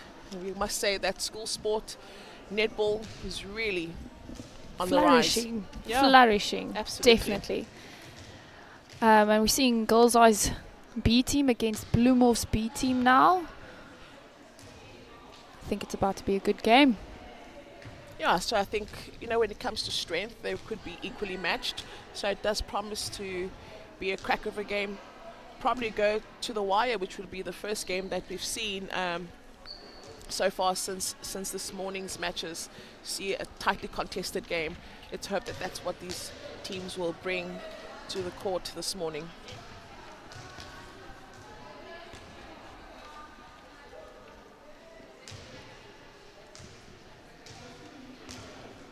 So what has been your take so far of the talent and the competition, and who are some of the players that have stood out for you in the games that we've seen? Oh, definitely that goal shooter. My love lies in the circle. So, yeah, the goal shooter from Potchefstroom Smith, it's very good to see that her height doesn't make her stay in the circle. She still runs out, she's available. And also their goalkeeper, she was fantastic there in the defensive side. So, no, we've seen a lot of talent today. And I mean, that Girls High side we saw in the first game, just as strong. They came out guns blazing. I would love to see more confidence in the shooters, stepping in, taking that ball, the attackers playing to the edge, passing the right passes. Don't want to see these over balls, those long balls, strong straight passes going into the circles especially. It's just too difficult to defend. 100%. What has also impressed me, you know, as a coach who sits at the university level, obviously this is where you come to see the talent for that you can recruit, is just how well coached some of these teams are. You know, they understand the basics for me, you know, staying in your channel. They understand simple things, that defense is a team effort. You know, it's not just the three defenders at the back that need to turn ball for you. Everybody plays a role in that. So it's just really been interesting for me to see that actually the basics are there. Let's kick off this game. We've got Bloemhof under 19B up against Girls High 19B. Bloemhof's team is coached by an oud Marty and one of my favorite people in the world, Sashali Peterson. So I'm excited to see what she's done with her team, what she's accomplished. Absolutely, and if you think about it, you know, people always say a good player doesn't necessarily make a good coach. You know, I beg to differ. I think if you've played the game and you've played at the highest level, you really have a lot that you can give and impart to your players, which is something different from a coach that has never played the game or even played at the highest level.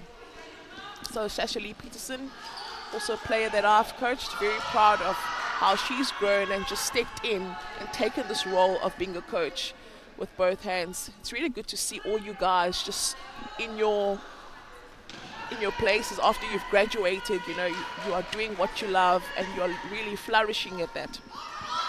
No, definitely. Beautiful pass there. That sneaky bounce pass coming in. Not afraid to pass it. And a great goal to end it off.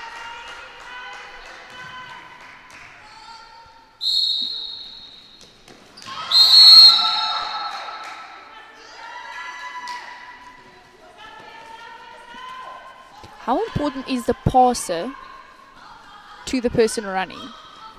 I mean, you have such might in your pass, putting that player in that space, in that position you want them to be. I mean, this wing attack, she was alone. She could have been placed onto circle edge. Yeah, I think, you know, sometimes it's also a trust issue because you don't want to lose the ball, so you go for the safer option. But I think if you gain confidence and understand also the strength of your teammates, you can be able to push them into that space. So that really comes with practice. I mean, I'm still struggling with the Marty's plays when it comes to that, so. Oh, behind the line, ladies. Those memories. You see Bloemhof taking the lead 4-0 already. Yeah, I think their systems are good. You know, it's just basics for me. They're doing the right things and they're doing them consistently well. So we can see a team that really is coached well. Good intercept there by the goalkeeper from Girls High, Mare. Just got her hand in there for a tip.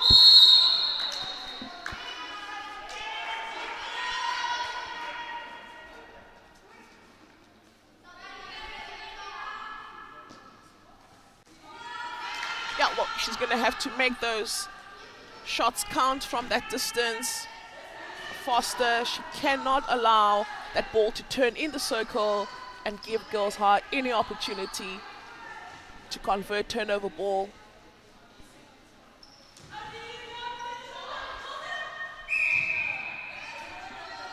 Great positioning there by the goal shooter, Basson from Paarl Girls High. She was in front of the player, making it difficult for the goalkeeper to come around her. But you've got to convert those goals. Yeah, that ball didn't even touch the ring, and we know the rules. You couldn't have contested for it because then otherwise it would have been replay.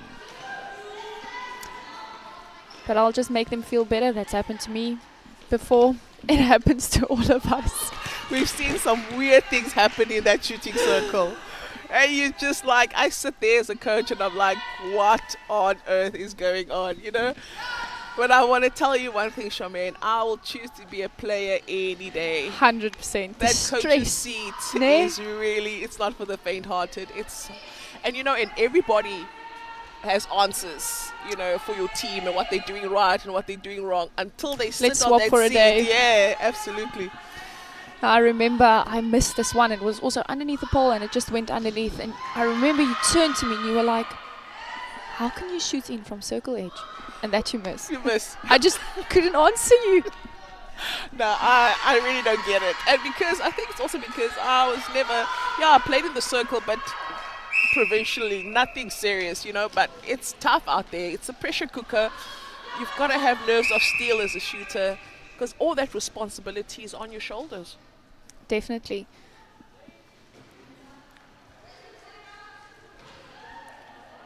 Oh, that's a stepping error. Yeah, well seen by the umpire. And that's sad for me. She was well in shooting range, the goal attack, but decided to pop it out. That was a good outside arm from the center, Williams.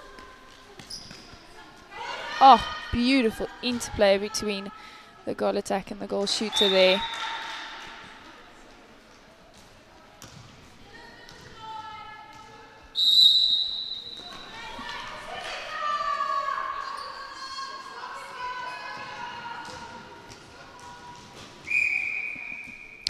I don't think Girls High is giving their attackers enough time to set up to make sure they've got that open space. It's kind of like the ball's just being forced into that space the whole time.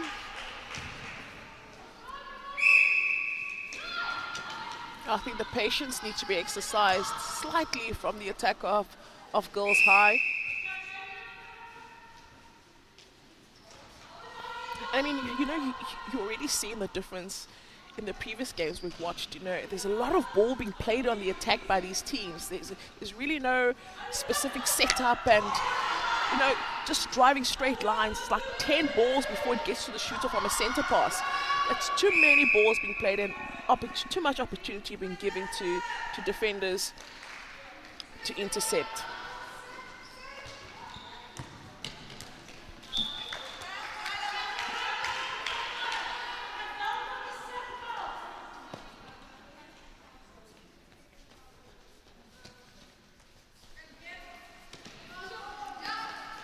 Good closing there from Bloemhof, but a great run there by the goal defense, opening up the play for Girls High. Timing. That's good defense from Bloemhof. Again, being there when that tip is being given to pick that up. Yeah, you know, and how they force that across court, across the circle ball into the pocket, you know, that was pressure. Because there was nobody coming through to fetch the ball. Shooters both were out of the circle. Those are dangerous balls to throw. If you throw over all three channels, I mean, That is the favorite of a defender. Yeah, just misplacing that feed there. I mean, I don't know who between these two teams actually wants to score, because this ball's been up and down the court now. I think it's the third time. Yeah, you can hear Coach Sasha Peterson screaming to the players that it's too easy, it's just going down too smooth. They've got to put pressure, they've got to set up that defense and delay the attack of Girls High. I like that they got out of there very quickly. There was no time. Oh, that's lucky. Oh, look at her shooting action. Wow.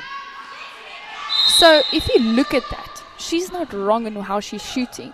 I shoot the same way, I just have a supporting hand. Most shooters shoot with one hand. With one hand. Just that have that supporting hand on the side. Well, quite an interesting first quarter between these two sides. It's Bloemhof under 19B leading by 3 goals, 5 and 2 for Paarl Girls under 19B. So tight first quarter. Let's see if both these teams can clean up in the second quarter. I think it's been really quite messy and a lot of balls being played. I'd like to see some more structure and just the basics being done. And then when they get that ball in the shooting circle, I think the conversion rate hasn't really been good. So I'm sure something the coaches will make mention of and come up with plans. Because you know what they say, if you don't shoot the goals, you don't win. I've heard that before somewhere, just can't remember where. I know it wasn't from me. No. I know it wasn't from me.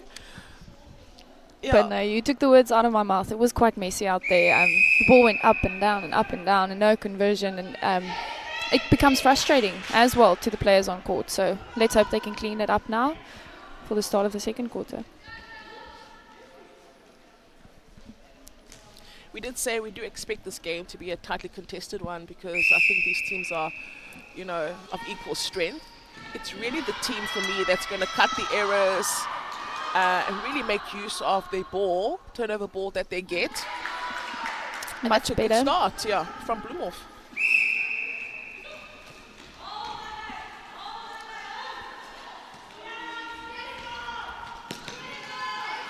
Oh, she's all alone. Oh, beautiful vision. That's good vision. That's a good feed. She did well to convert that.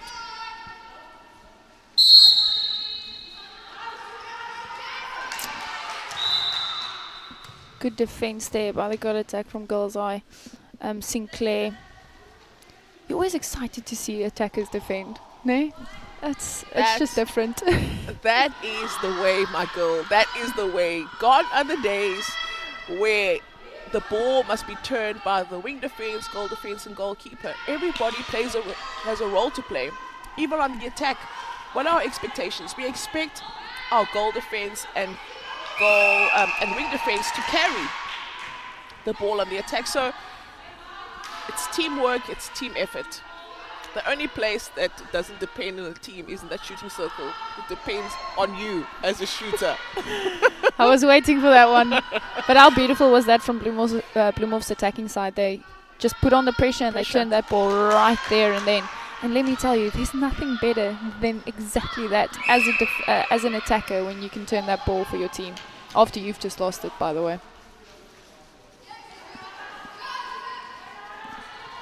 Yeah, and also what's changed as well for me in this second quarter now from both teams, that they're not overloading on one side. You know, yes. They're using the entire court and they swing the ball.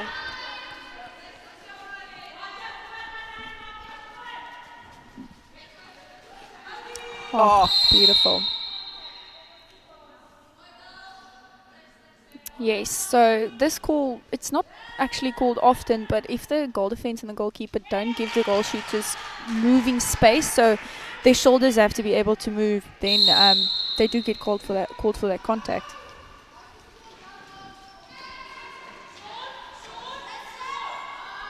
Yeah, I can hear the coach giving instructions, play it short. You can hear Sash from a mile away, can't you? Yeah, and I mean, that really is the answer though. Yeah, you know? short play. And it's just good to see her players adapting to that and listening to that instruction and executing.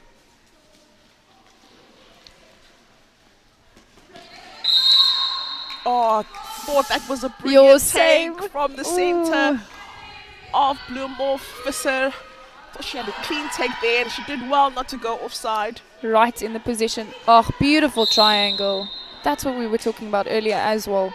Play that triangle. It's something that can only benefit a shooter. Yeah, but take that shot. And also what it does, the triangle, it really, it tears the defenders apart. So they don't work in a pack or in a combination.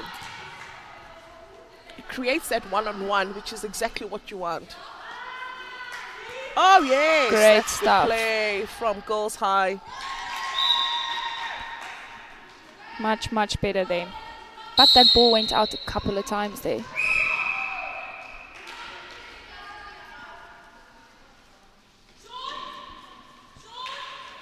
Ooh.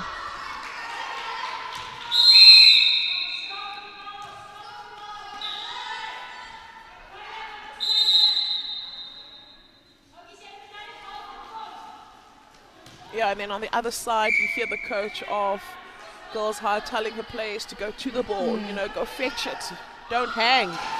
Because once you think you are free, you're actually not. If you're standing alone and your opponent is not next to you, you are not free. They are setting you up. We used to do that with Steph Brandt and Nicola all the time. You set them up, you create an open space, and then they come flying out of that circle.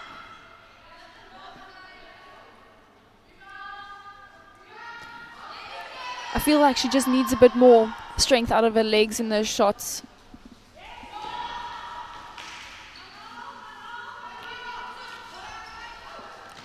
Oh, this is really better play from Girls High. Shooter's got to at least face the pole. Ooh. She didn't expect that one either. Yo, they were fortunate to get away with that one. Look at them laughing, having so much fun. It's amazing to see. Yeah, it's not all serious all the time, There are moments, just lighter moments on court where things that are not supposed to work actually work, and that's one of them. And you should appreciate those moments. You see what they're doing. Oh my goodness, that's a brilliant pull from the goal shooter, leaving the goal attack completely open. Unfortunately, couldn't sink that ball, but that was good play from Girls High. Great communication there in the circle. Goal shooter knowing that the goal attack's coming in. So for Basson to then pull out for Sinclair to get that ball was beautiful. And both defenders falling on Basson. Do you know how smart you feel when you get that? Oh. And this speaks to, on court, every time you move doesn't mean you have to get the ball. Sometimes you are opening up space, sometimes you're pulling defenders and creating something else for someone else, You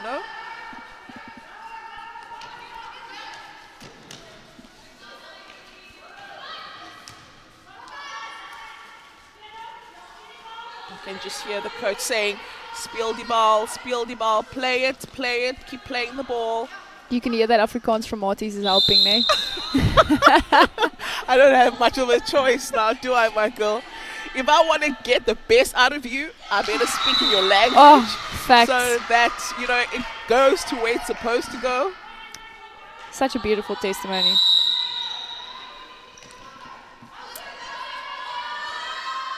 Oh, good coming to the middle there by the goal attack. There was no one else, so someone had to take that middle channel. And look what we have here in the second quarter. It's 9-7. This is really a good fight back from Paarl Girls. I think they've really done well. Just being clinical in their play and just doing the basics. And there you've got contact from the goal shooter. Oh, beautiful. Oh, well done. Great interplay between the goal shooter and the goal attack. Oh, Foster, making no mistake that time.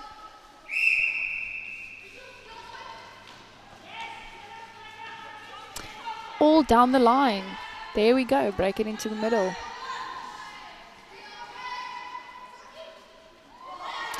They were both standing still. You needed someone to make a move to pull a defender, like they did like 2 minutes ago. And I mean, that shooter, Basson, was... Oh, she's going to go offside. Oh. Yeah, she should have used the ball to balance and not go offside. Shouldn't have released that ball, rather hold on to the ball, because the ball is never offside. I wonder how many players know that. Yeah, because I mean, she was really trying to keep that ball in play, but instead she should have been trying to keep her feet on side. And because of the court's slippery surface as well. Use that to your advantage. And that's how we end the second quarter of the game. Really a massive comeback from Paarl Girls in the second quarter, doing the basics well, consistently so, and just opening up court and, you know, coming to fetch that ball, not giving the defenders of Bloemhof opportunity to intercept. And when it's been in the circle, I think Basson and Sinclair have been, you know, potent as a combination in sinking those balls. So really going to be an interesting third quarter, championship quarter. What can these teams do in this third quarter? Can Paarl Girls turn this game on its head in this third quarter? We'll have to wait and see. I'm excited. It's always more fun when a team is head-to-head and there's a bit of competition. Less so for the coaches, I know that. There's nothing better than being ahead by 10 goals and after half-time. But just think about our Koffsies match, coach. Yeah. I saw you repost that video again the other day. I did. You know, there's some of the great memories, you know, when your team looks all down and out, and how they find something within themselves that pulls them out of that rut and go and create magic, you know, when everybody never even gave you a chance. So, and that's the beauty about sport, you know, character building moments that are created. And this is a time now, I mean, Girls High have come back in the second quarter, you know, can they now hit the ground running in this third quarter and pull away? And create that magic. Absolutely. And, you know, it's also about the belief that the players have in themselves. Let's see what kind of combinations the coach will bring on here, because this is now going to be very important. We can't afford to let Bloemhof, you know, extend that lead.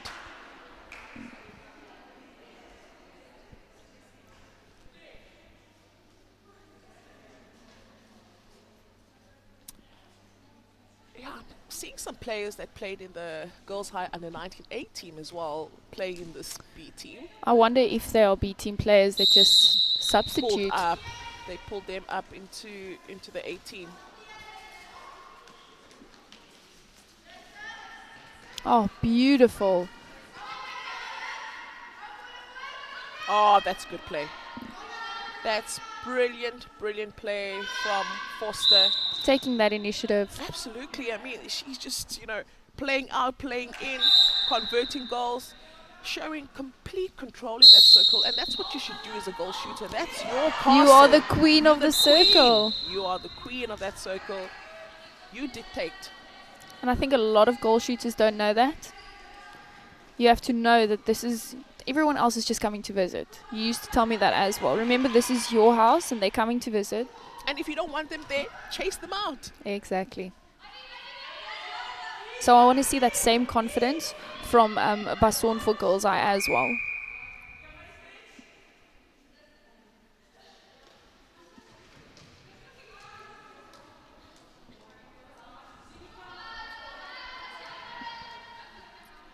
We did call it that this is going to be an exciting one.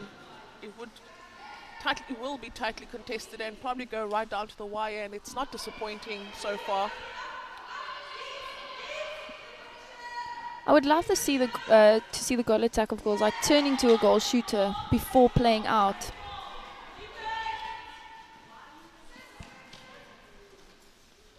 Yeah, so we need fetchers. They're struggling to come fetch the ball. They're slipping and sliding. Oh, good. But again, turn to your goal shooters. Oh, brilliant. Stepping. I saw that as a stepping error. But converted. Yeah, they're doing well. They should just hold that ball and let the goalkeeper fly through. Easy pickings for Bloemhof.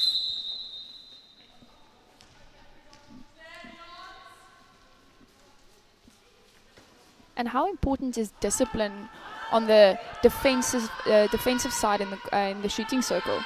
I mean, You have to know when to be able to go for a ball. Like in that instance now. Do you let her go and set up for that rebound? Yeah, I think it's going to be important to firstly understand what are the strengths of the shooter that you're playing against. So if you know that she's a Charmaine Bard, will take that ball from the line and just spot it in. And give her coach a heart attack every time she does do that.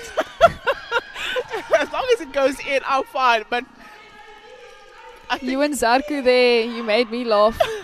So it's important to know, what is your opponent doing well, and try and force them to play to their weakness, if I can put it that way. No, but definitely. But also being able to analyze that quickly in the first 2-3 minutes of a game. 100%. But this is where these girls learn how to do that. This is where they build this.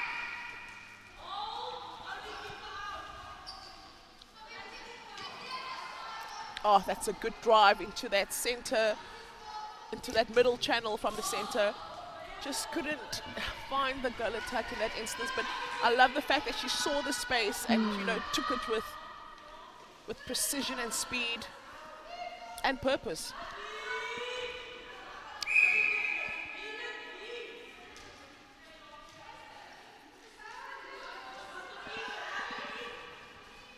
Timing again. Yeah, I think defense is hard now on this floor. Players are really struggling to control their movement. Yeah. Ooh, same space. But I think also the umpires have been a little bit lenient on not blowing the footfalls, because otherwise you wouldn't have a game. Exactly, the whistle will be going every second, and that really that takes away from the flow of the game. And remember, it's a free pass.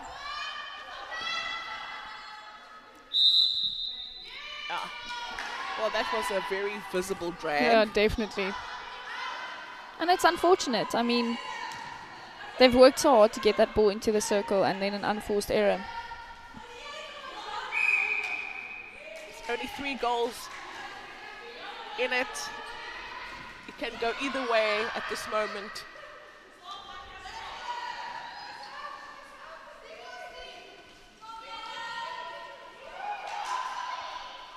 That was great defense by Girls High there. Oh, thought they held on a little bit too long to the ball.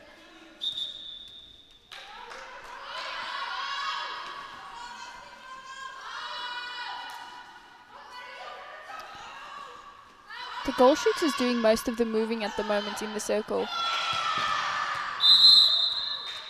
So to me, the goal shooter was available there when she came in front of the goalkeeper, and that pass should go in. Yeah. No doubt there.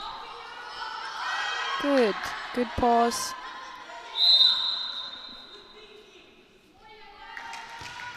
Yeah, she's not putting a foot wrong, is Foster, in that circle. Very impressed so far.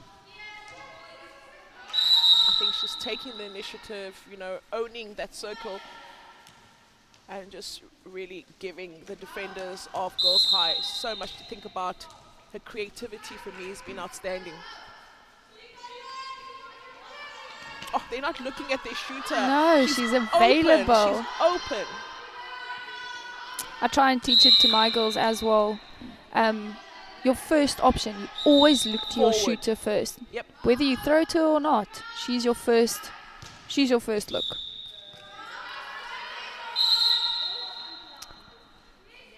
Oh, those are the silly errors. Oh my goodness. Discipline.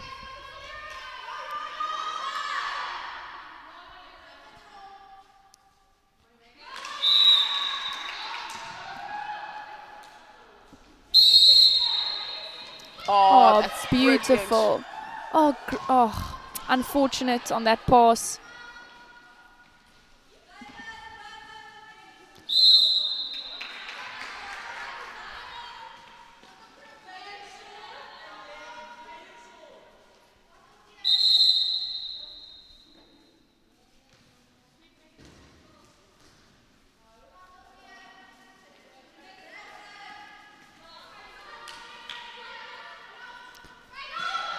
Oh, that was a very close call. Wing defense from Girls High nearly had that pass that came over the circle.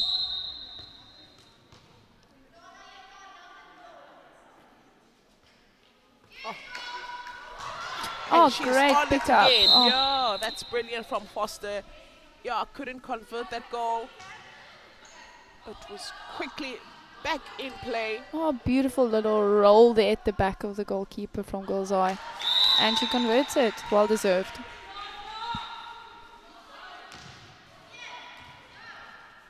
Quickly. Good reaction. So agile. Reaction time is so important. Got to keep that ball on court. Got to keep the ball in play. And that's how we end the third quarter. I still think it's very tightly contested. Still another 8 minutes to be played. So everything to play for in the last quarter for both sides. I think Bloemhof definitely can't think that they've banked this one. Girls High did show it in the second quarter that they can come back and close the gap. So let's see what they're going to do in the last quarter. Who wants it the most? Who's going to cut the errors? Who's going to do the basics? And if Foster continues as she's been so dominant in that shooting circle for Bloemhof, they might just walk away as winners. Definitely. I'm happy to see as well the coach's influence on the court. You can hear them communicating with their team as well.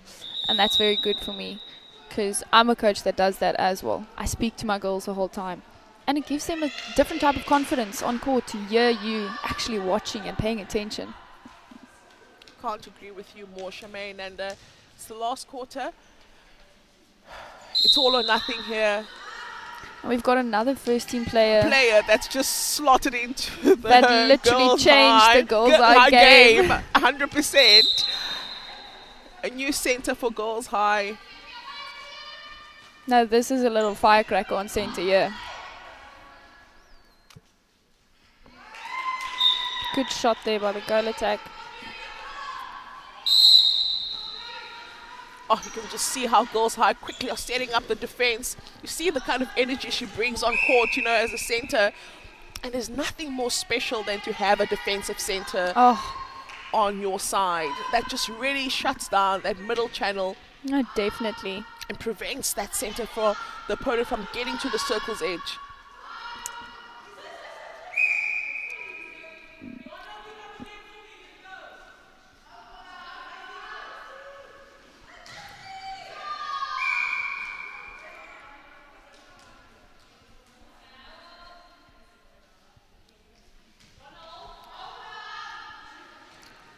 Oh, good hold there by the goal shooter again.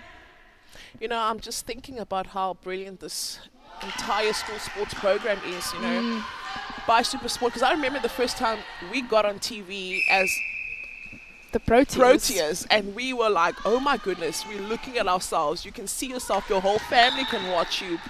All of a sudden, then you start getting fans and getting people following you and see you walking down the street and they call your name. And I think this is so brilliant that we're starting this at this level, so that as these players get older, they get used to this. You know, international teams, they showcase their college games, school games.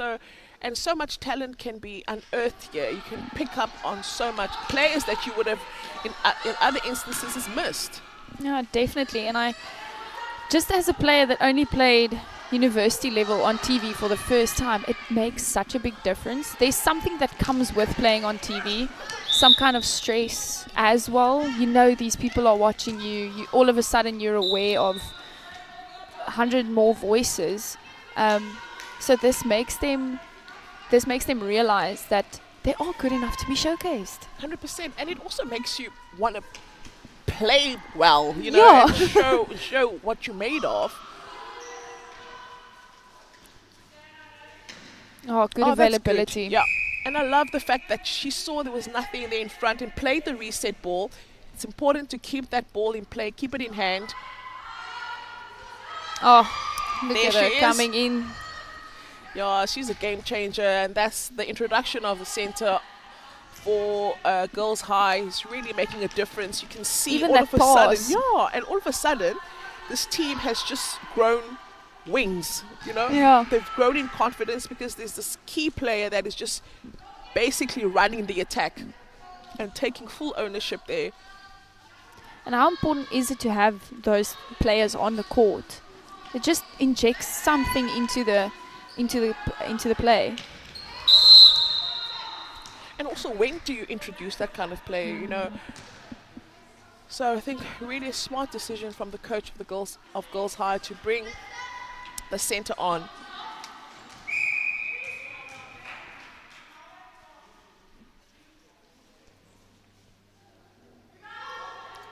Oh, I thought she would have taken the shot in that instant. They're so fortunate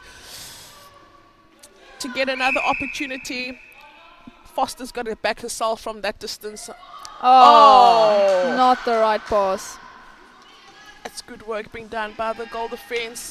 Definitely, well done. Oh, and just thrown it away. Again, it's becoming fast and loose now. Someone needs to settle.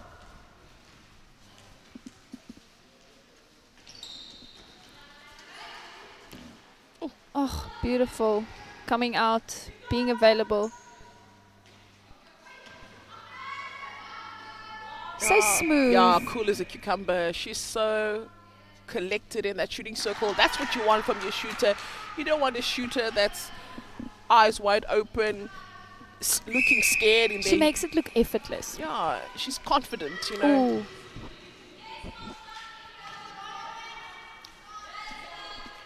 I can see Sasha resting her head on her chin, and I can attest to that feeling, you know, when a ball goes just completely awry.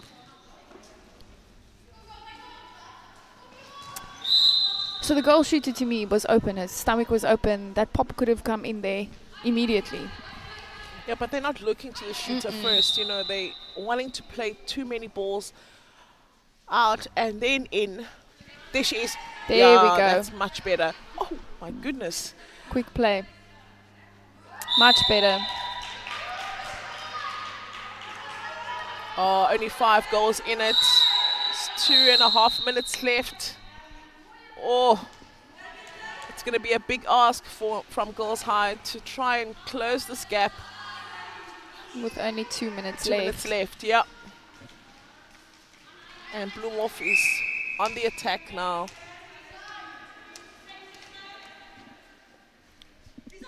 It's so important to be also aware of the time on the clock, you know. See the clock ticking. So they're running that clock down, keeping that ball in hand.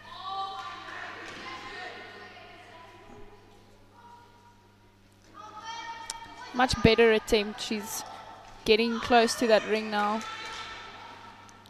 Sneaky on that baseline. Yeah, she's just unmatched. Unfortunately for me, she's really been an outstanding player for the Bloemhof side. Definitely. I think it's a big ask for them to close this gap now. It's as good as done. And with another error, doesn't make it any easier. You see again, the shooter is I wide was seeing open. that. I was sitting here and I was thinking, but I would have passed that. Absolutely. I mean, you see her tummy, it's wide open. That's a Oh, better beautiful. effort from Sinclair. It's as if her confidence has grown as the game has gone on.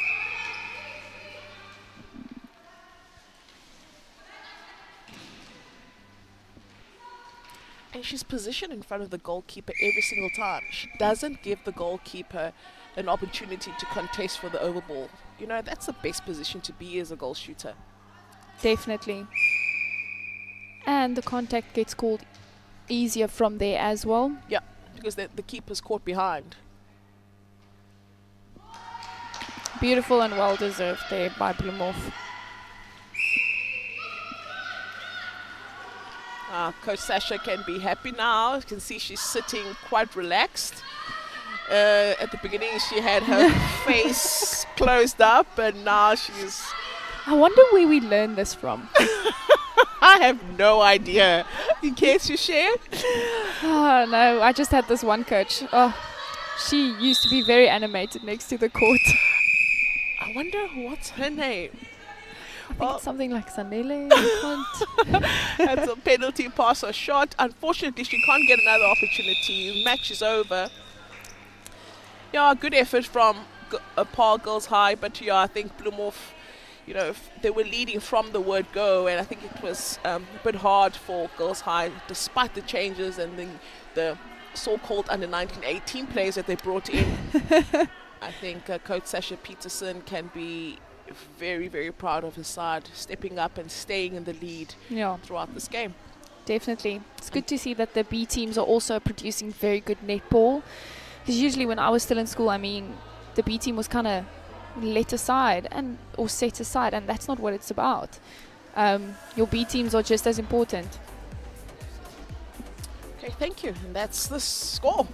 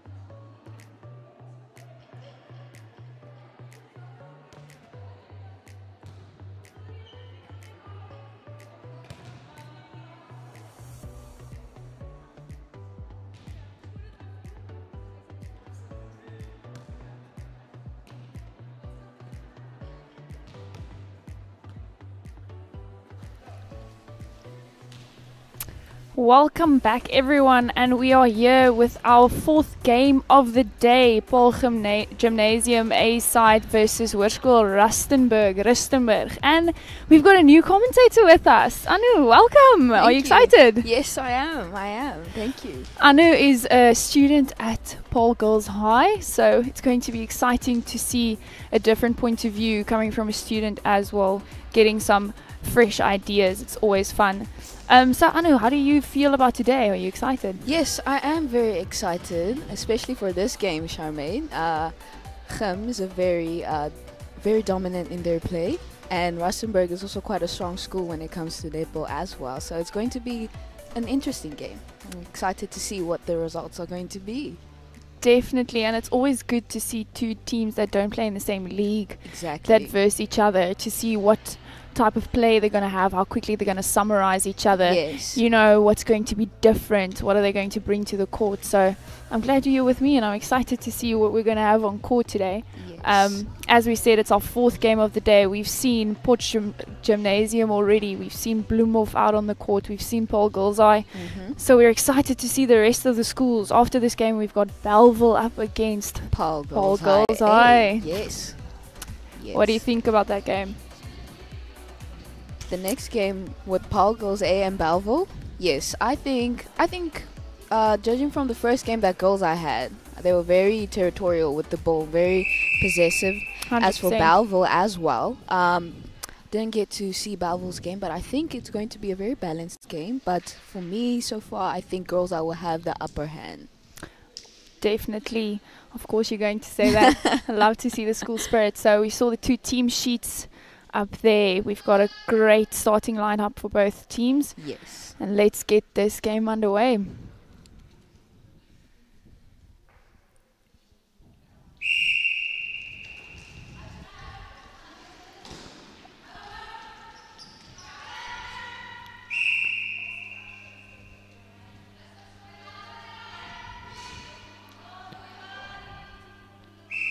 And a wonderful opening play. Beautiful play, great shooting. Let's see how they can answer.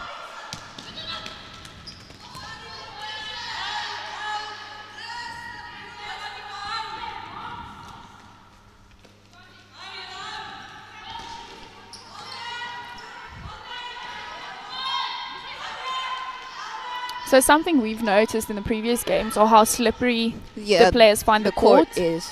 And now you can see with Paarl Gim, they know this court so well. Yes, because they're playing on their home ground, so this is not new to them. So therefore they have the upper hand because they're confident. And Rustenburg, this is all new to them. Beautiful analysis of that, Anna. Well done. Thank you.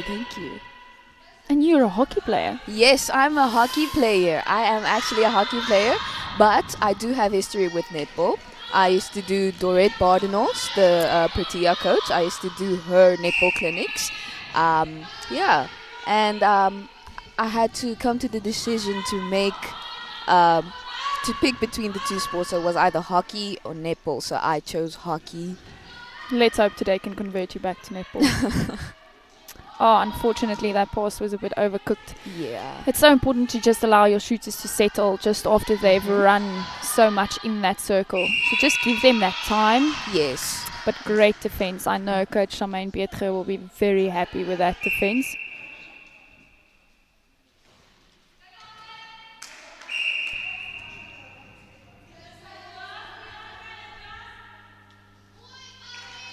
Must say Gim is is already establishing their dominance with their 3-0 lead. Definitely. I want to see Rustenburg shooters. As a shooter myself, I want to see what they can put up in the circle. Gim's got quite a tall defensive side, so to see what they're going to do. Are they going to be moving a lot? Are they going to stand and wait for the ball? Let's hope for the first. And that was set up. What an interception from Gim's goalkeeper. Yeah, that was a brilliant take there from Wieland. Just unfortunate that it couldn't stay in her hands. Oh, and again. And another one. And brilliant footwork as well. Brilliant from Rousseau there. I'm glad to see that they're taking those intercepts, but brilliant from the rest of the team for setting those up. Yes. and Gim then definitely converted. has amazing fast play, and center passes are always accurate when it comes to the goals. They know where their players are. Very good space runners as well.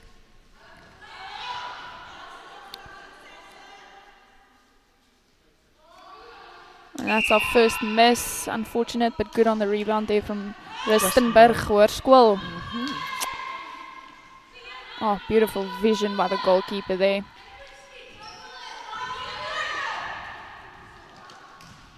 Oh, Oh, unlucky. that's what we call a coach killer, Anu. It's a coach killer.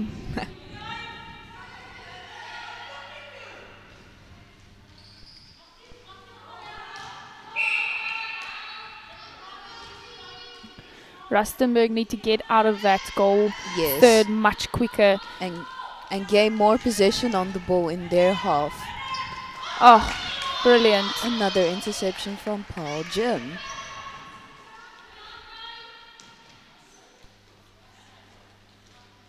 So, as a Rustenburg player with those type of defenders, what would you think would be the answer for that type of play on a defensive side?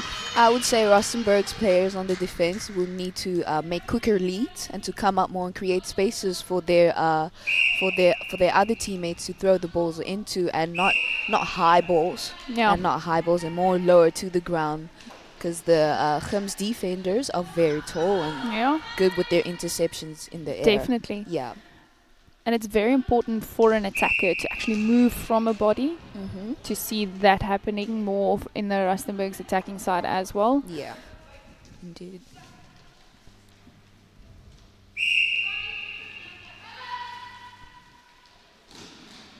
But I must say, both teams are very disciplined when it comes to rule. There hasn't been any calls for obstruction and any contact calls yet, and any stepping. So it's a very balanced game.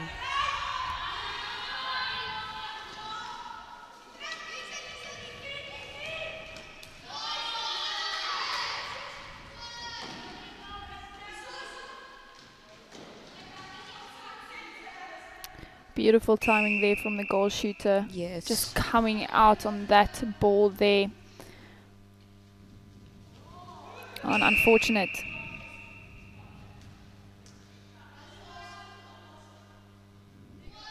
wow. But good rebound by Swart. Good play from Gim as they continue to expand their lead now 7-0 to Gim.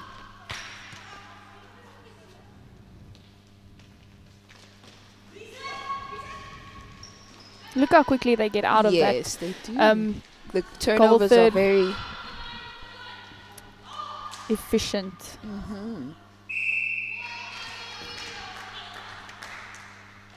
So we've got Paarl Gim under 19A up 8-0 with only a minute and 40 seconds to go against Rustenburg's under 19A side.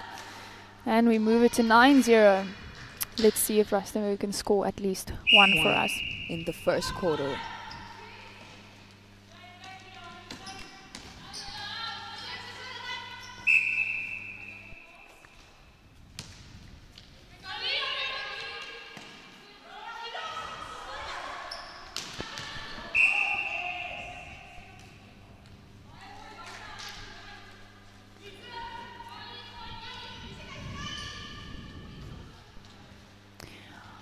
I feel like the Rustenburg defenders have to be a bit closer to the players. The goal attack's Yes. running wherever she wants to. She's all alone. She needs a defender on her. Yes, indeed. That's on Rustenburg. Need to tighten their man-to-man marking as well.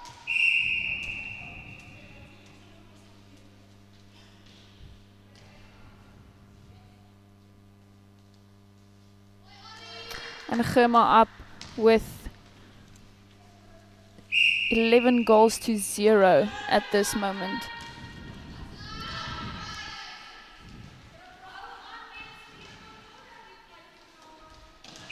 Oh, unlucky from the center from Rustenburg, but good idea, good vision.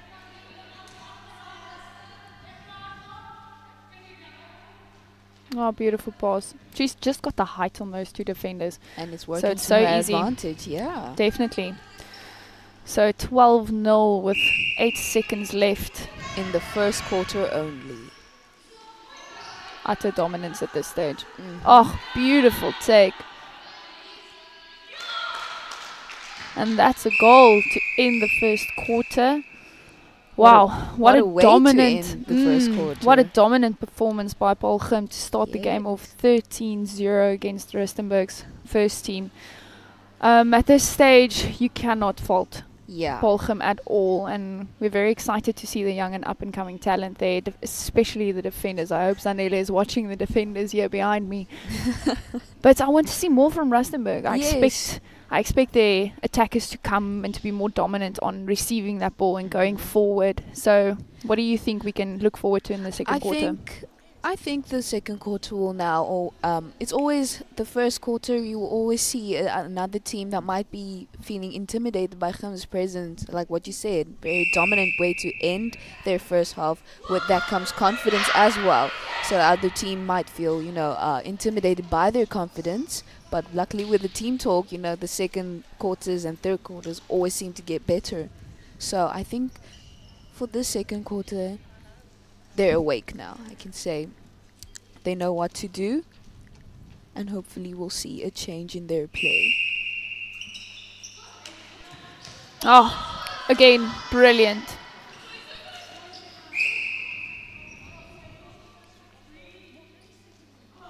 Oh, quick pop to the side to her goal attack, Swart. Well done, great play there.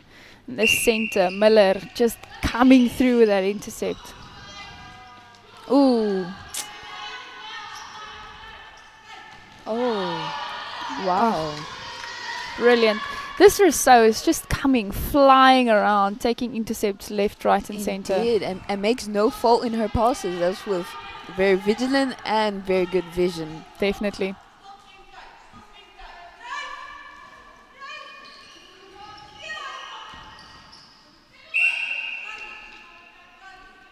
We need someone to come through there for Rustenburg to open up their space. There's a lot of back play when it comes to Rustenburg. That's a bit better. They got out faster. Rousseau again.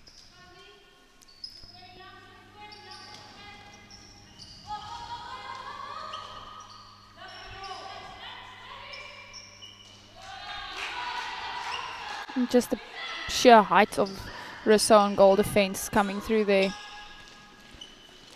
These are beautiful long balls and high balls that Gim is passing to each other.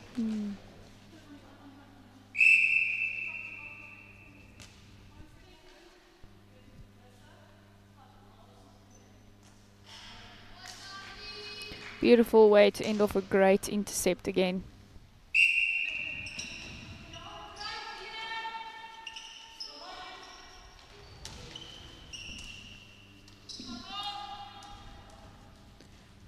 Rustenburg had a good start with their center pass, but was unlucky that they lost possession of the ball.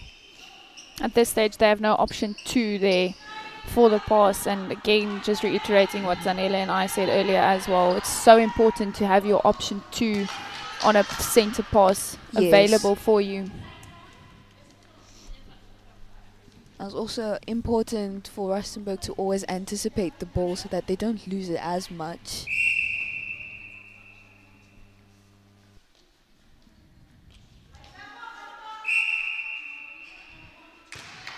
And beautiful.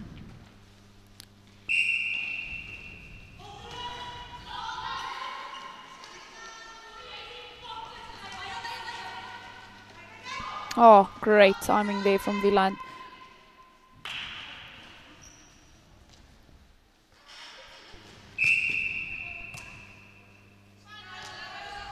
Let's see if Rustenburg can get out of this to get all the way to their shooters to give them the opportunity to actually score a goal. Yes.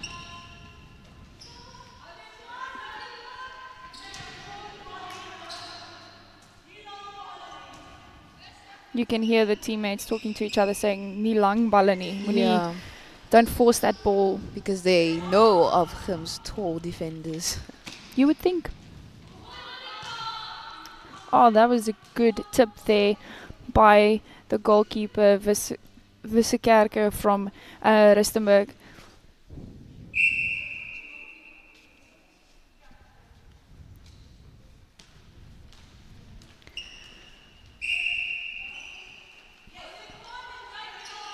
Don't force it. Just play it patient. Yes. Oh, good take there by the goal shooter, Furi from Rustenburg. With 3 minutes into the second quarter of the game, Gim continues to establish their dominance with a 17-0 lead. But great take there by that wing defense, Botha. Leandre. Yeah, she was on goal defense first for us, and she is now on wing defense.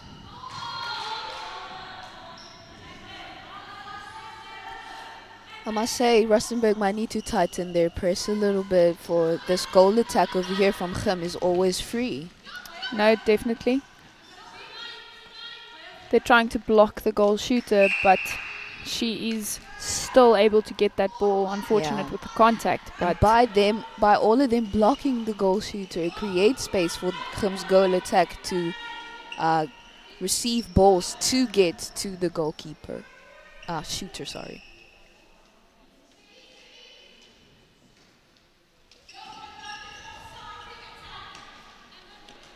oh, great intercept by Botha. We love to see it.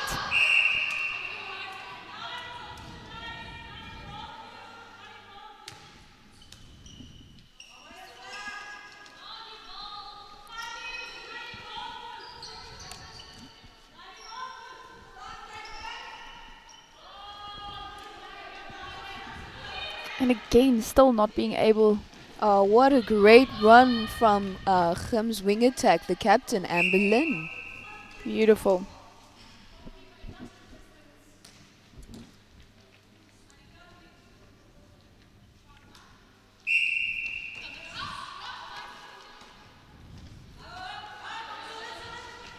Oh, what a take by that goalkeeper from Rustenburg. Beautiful intercept. Let's hope her team can make her proud. Another beautiful interception from Gim's goalkeeper. Goalkeepers taking Leonie intercepts. van Niekerk. Well done.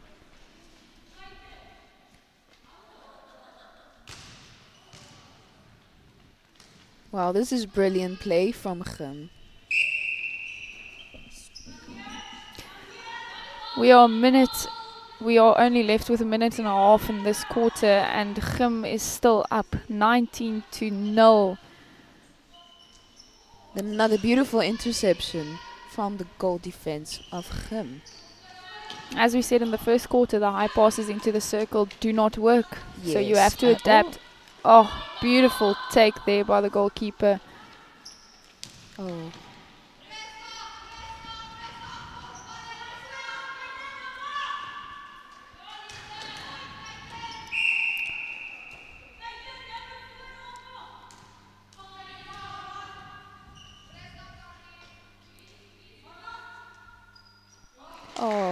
And we've got a goal for Rustenburg. We've got the goal from Hendrikse, their goal attack.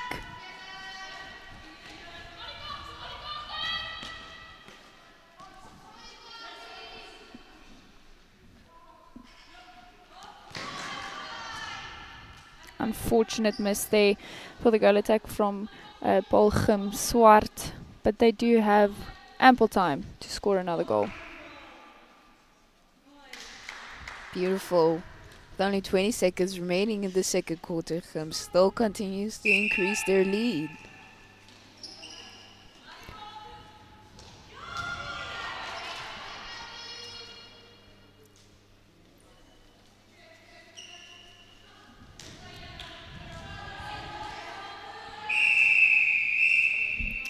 And that is the end of quarter two, and the score sits at 20 for Paarl Gim's under 19As and 1 for Rustenburg's under 19As.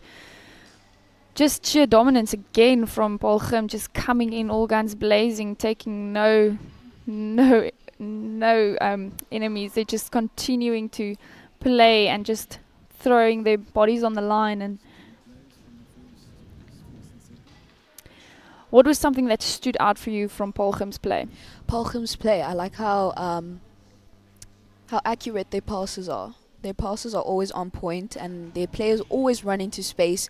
And with them running into space, they create even more space for the defenders to come out and for their goalkeeper to come and also assist them in being able to shoot.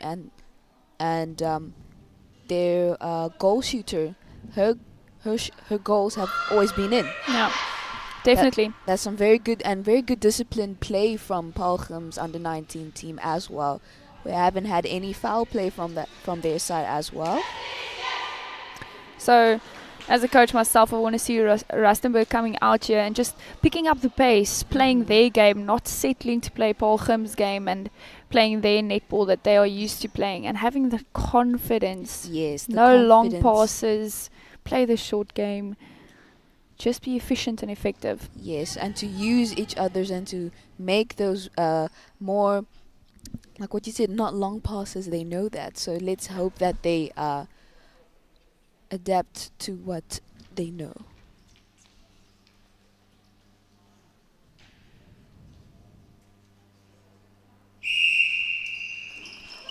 What an interception! Well this done. Botha is impressing me. She's feisty, she's quick. Very. But again, that overball into the circle. Yeah. It takes a team to score a goal, and I think Rustenburg might need to help Botha a little bit more.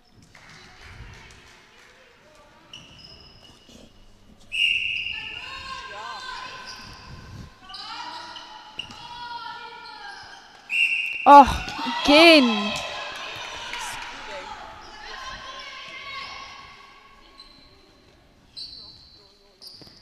Oh, what an interception from Gim's goal defense. Just waiting for that ball to come to them. Yes. They're not making a lot of effort. They're just in the right place at the right time.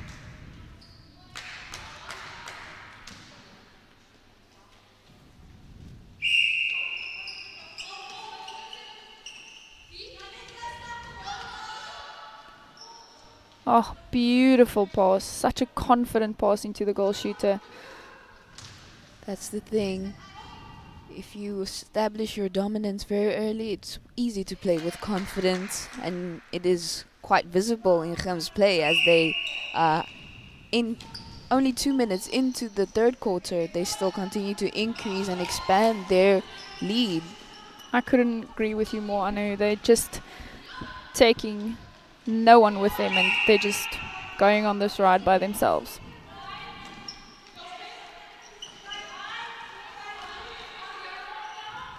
Oh, beautiful take. Oh, beautiful what speed. footwork. I think Gim's agility also works to their advantage as well. Incredible skills. And sinks the goal to end that beautiful intercept of hers, as well is the goal attack from Paarl Gim Swart. Super impressive.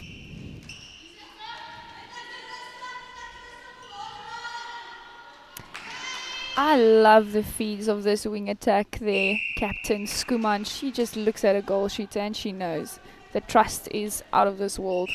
Yes.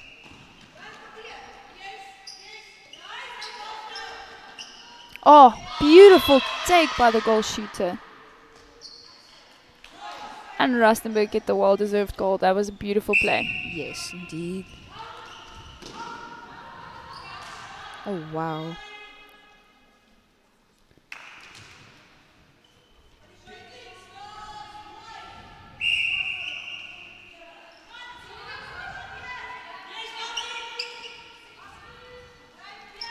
This goal attack has to run all the plays for the Rustenburg side. Yes.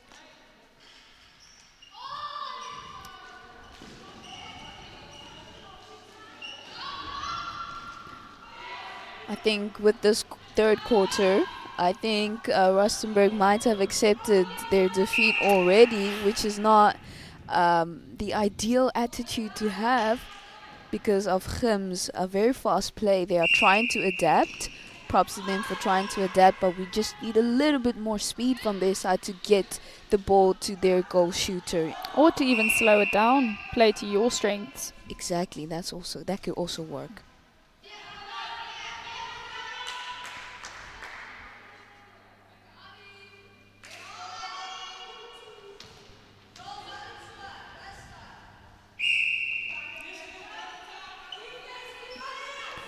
So our score is sitting on 27-2 at the moment. Paarl Gim leading by 25 goals. And just continuing to impress. Good move by the goal shooter from Rustenburg, Furi. But unfortunately, she could not sink that goal. Wow, what brilliant play from Gim's side. Gained the turnover and did not waste the turnover and use the opportunity to sink another goal. They're having fun. That you can is see true. that. You can see that.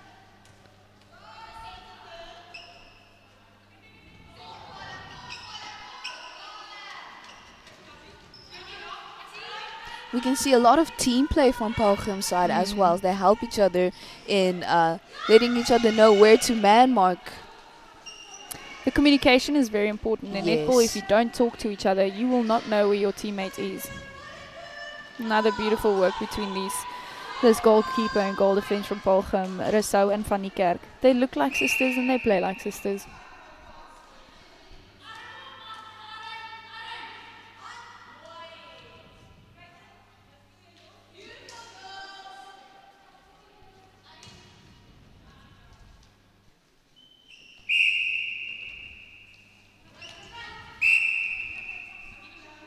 Rustenburg still needs their definite second pass. Yes. They've got that first part locked down, but unfortunately Gim is just shutting down their second pass. Yes. Gim already knows what to expect from Rustenburg's center passes, so it is very true what you said. They need a second option. Oh, unfortunate. But beautiful from the intercept. center of Rustenburg. Janse van Rensburg taking a team, giving them another opportunity. And Props they to convert. Dane. Props to Dane. Beautiful running from Gim's center, Renai Miller.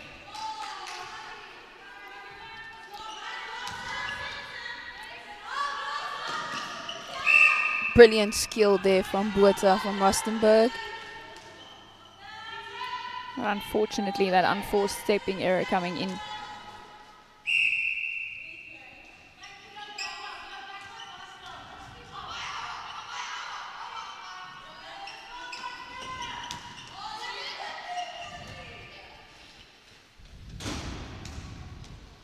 Ooh. Botha coming in, just being feisty and fierce on that defense, and that's what you need. Yeah, we like that. We like that feisty play will definitely work to your advantage. Now it's just we need her teammates to assist her in her brilliant play as well. Definitely. We've got 45 seconds left, and Paarl Gim are ahead 31-3 at the moment.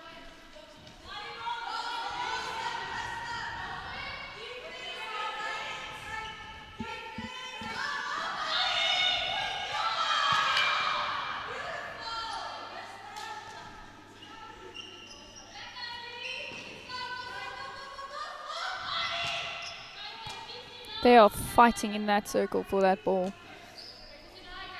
It's good to see that they are now trying to make effort to get the ball into their circle more. Definitely. Oh, beautiful interception from goal attack from Gim. Yeah, Swart just coming in there in between the two players. Oh. And we end our quarter 3 with a score of 31-3. Rustenburg only scoring 3 times in 3 quarters. So it has to say something about the defense of Paarl Gim. Wing defense, center, goal defense and goalkeeper. Just absolutely dominating those circles. And on the replay you just see Gim's shooters taking over completely, dominating in those circles. And seeing Gim's play with the dominance that they have established, their goal shooters are not afraid to shoot their shots, going in with such confidence as they shoot. Definitely. Still, we hope to see a bit more from Rustenburg so that they can actually score a few more goals. They have the right play and the right ideas. I think they're just not executing at the moment. Yes.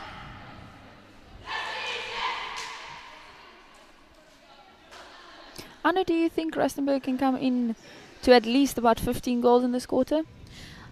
Judging from how they were playing the last few minutes of quarter 3, I think so. If they continue with their play, they can even make it to 20.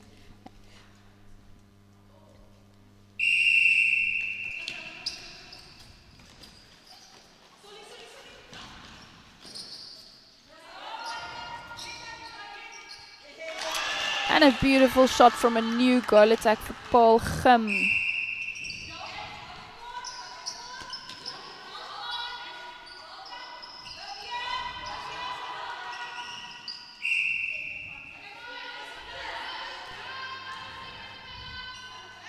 This Boeta is everywhere. I love it. She's available, she's assisting.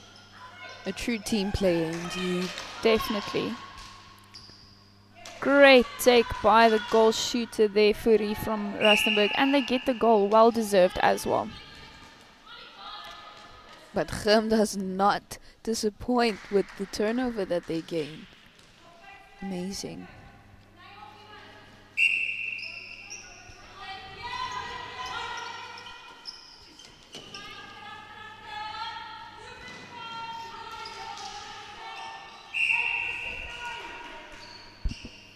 That's just ill discipline. The wing defense there knew she would have been too close and she still put her hand in there, leaving her out of play. Oh, unfortunate. But good on you for taking the shot. And they do get the opportunity for contact there, just under the pole. Great rebound by Furi. And Rustenburg get their 6th goal of the game.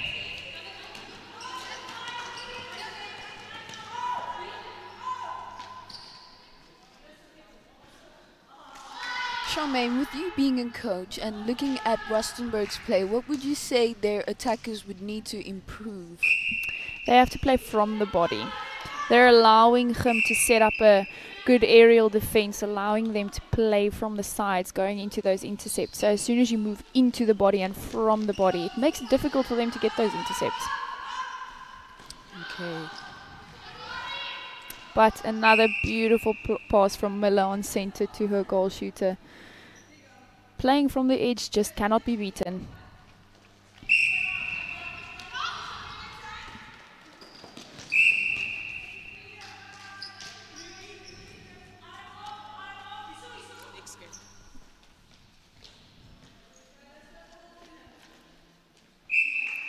The accuracy, the calmness, just effortless from goal shooter Wieland there for Paarl Gim. Very impressed.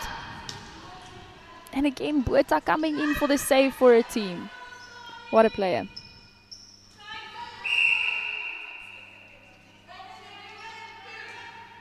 I'd like to say, when I look at Gim's team and see players like Ariane Wieland and Renee Miller, the center and the captain, I'd like to see there's a very bright future ahead of them and might even be able to make it into our national team. It's always exciting to know that that's a possibility for these schools.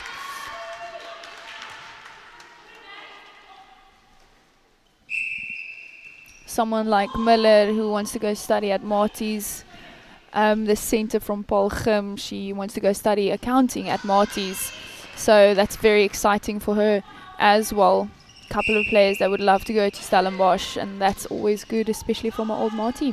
We've got a couple of girls wanting to go to Tux as well, very dominant on the netball side too. And this is where our girls should be going. They should get the opportunities to play in those top leagues. And with such great teamwork from Gim, it's easy to identify their strengths as well.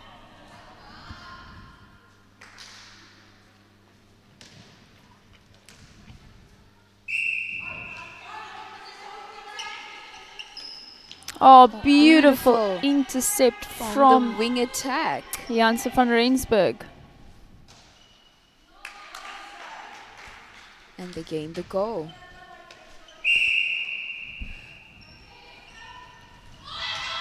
Beautiful take there by the wing defense from Paarl Gim. Oh, beautiful fight for that ball.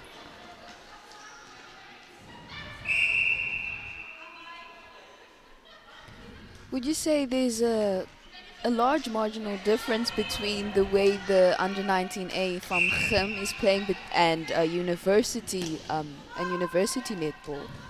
Do you think they could put up quite a game for university students? Any team can. I think it's about how you arrive on the day.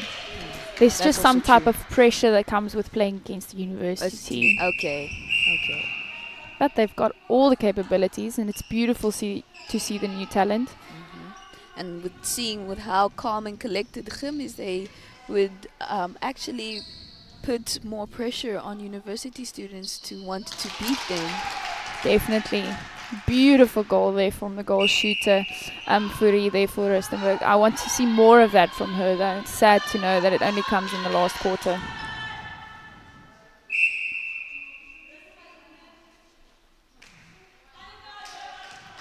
With 2 minutes left, we've got a 42-7 game at our hands, and Gim just continuing to absolutely dominate in this netball match.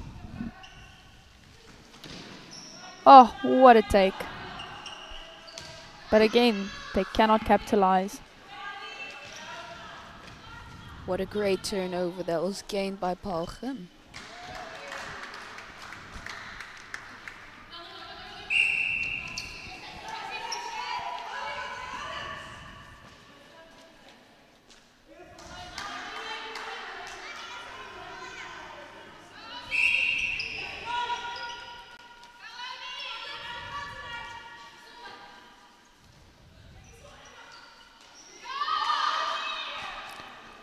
Unlucky there from Rustenburg. Their uncertain pass right into Gim's hands. Oh, good tip there. Oh.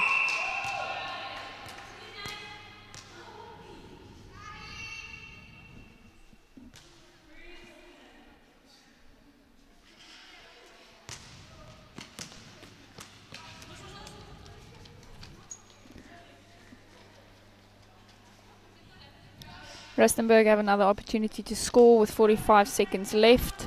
Let's see what they can do. Gim just closing down completely, not giving them the opportunity to open up. Beautiful ball there caught by the captain.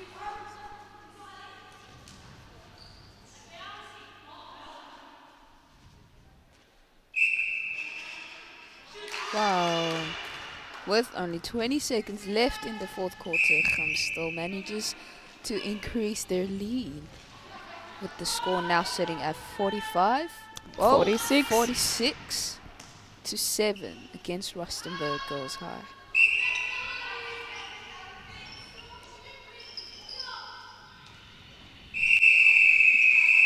And that is the end of our fourth match between Paarl Gim's under-19As and Rustenburg's under-19As. A 46-7 win for Paarl Gim. That's a 39-goal margin. Brilliant game by Paarl Gim. Rustenburg showed us some great effort here at the end, showing some flair and patience there on the attacking side, but Gim just absolutely dominating from the get-go. What a beautiful match of netball to have been able to see.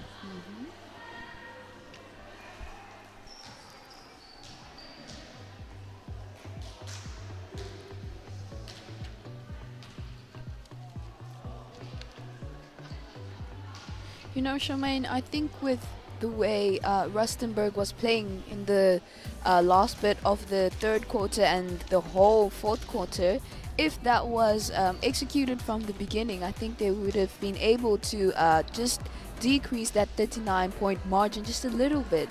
But was still great efforts from Rustenburg as well.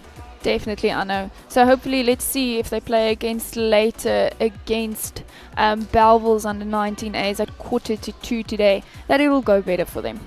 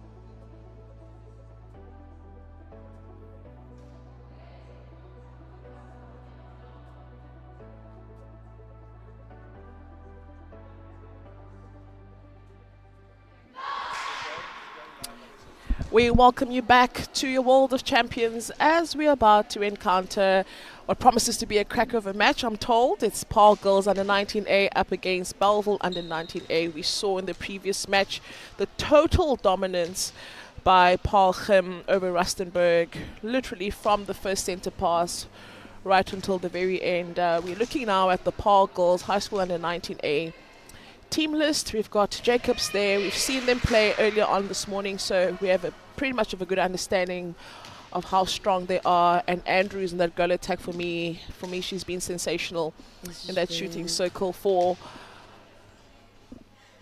Girls High. And here's Bellville's lineup. We see Jonas, we see Roots, we see Williams. We're waiting to see what is the lineup, what is the combination that the coach of Bellville will start with in this encounter. I am not alone. I am with Ano Paishe. Okay, yes. Nice to be with you.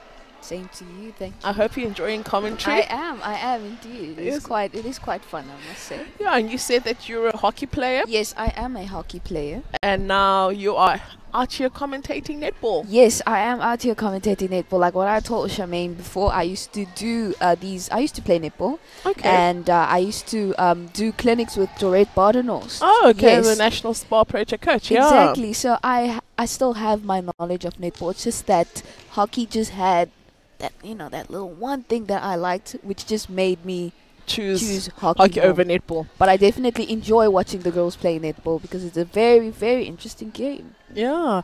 Well, good to have you in commentary. Let's Thank see you, what thank both you. these teams will display, what they're going to put out on court. From what I've been told, I mean, we've seen how well Girls High plays. We haven't seen Bellville yet, but it should be a cracker of a game. Hopefully not as easy for either of the teams like the previous game that we saw Rustenburg taking on Paarl Gim.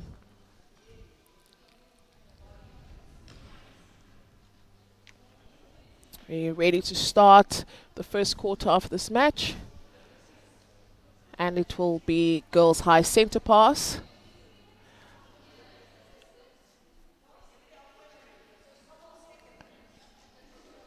Okay. Let's take it away.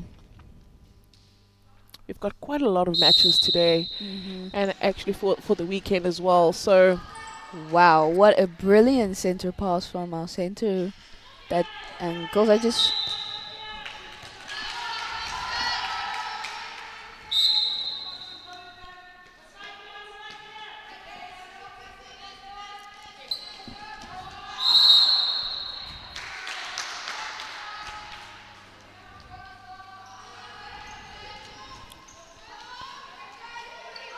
yeah, that's what we've seen from this Girls High side. You know, they're very strong on defense. I think they set up the zone pretty well, and they apply a lot of pressure, especially in the center third. Yes.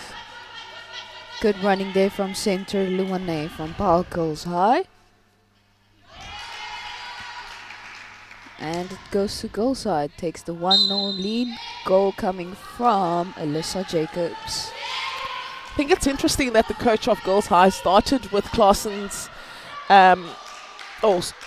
rather, on goal attack, because we've seen that she's been a very prominent and dominant center for them. Exactly. But she did try this combination in the previous match, and I think she was probably quite impressed with her there. So As well. interesting to see that she's starting on goal attack. And it's always good to see how players can be versatile in their different positions as well. Brilliant play from Audrey right there. And another goal from Alyssa.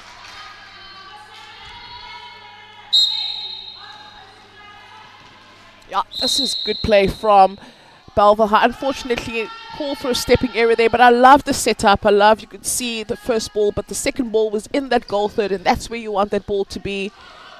Yes.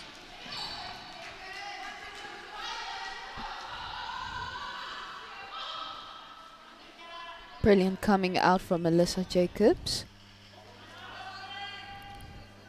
Let's see if Carstens will back herself. Yeah, she doesn't make a mistake in that instance. This is a good start from Paarl Girls High. You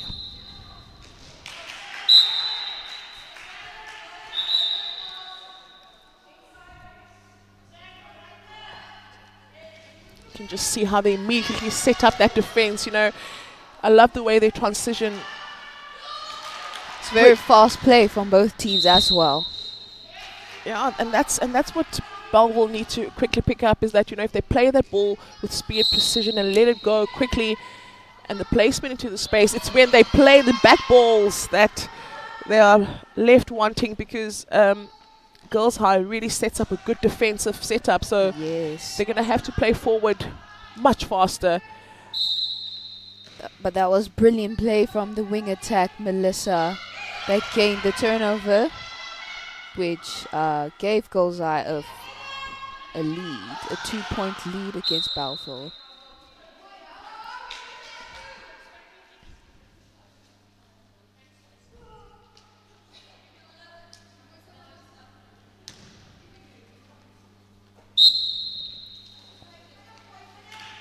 You see when they play back, you know, they've just been pressed in the center third. They've got to get into that goal third much quicker. As Oh, my goodness. No, there's no way that one is going to stay on court. Definitely overcooked it. Fortunate to get that ball back. Here's another opportunity for Bellville. Let's see if they will make use of it and sink a goal.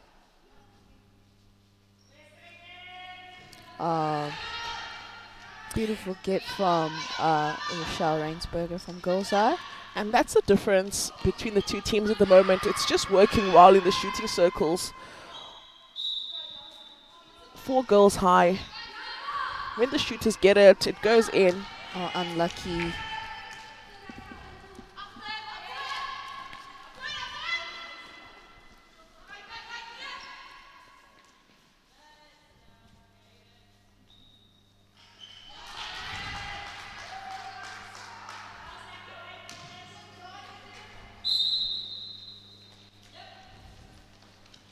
Oh, no. Very ambitious there. There was no way that ball was going to work. LaRue feeding that ball to the shooter from so far off. Lands straight in the goalkeeper's hands. Yeah. They're going to have to play it close to the circle's edge.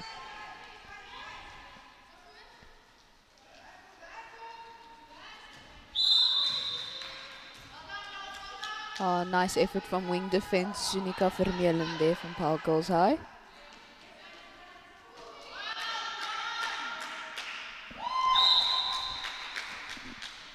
Yeah, just staying within reach.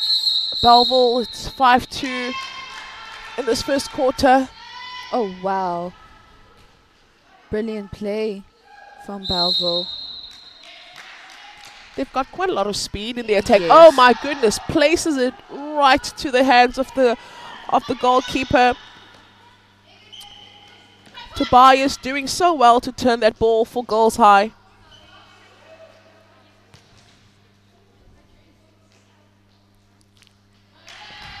Oh, we're seeing, you know, not the strongest lineup here being put by the coach of Girls High, resting some key players. I think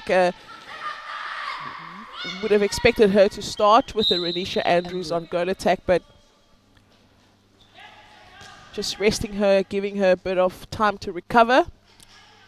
Quite a lot of games still lined up for these teams, so you need to really play and manage.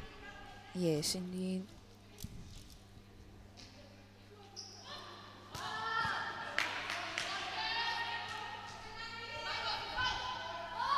Oh, what well an done. interception from the goalkeeper from Bellville.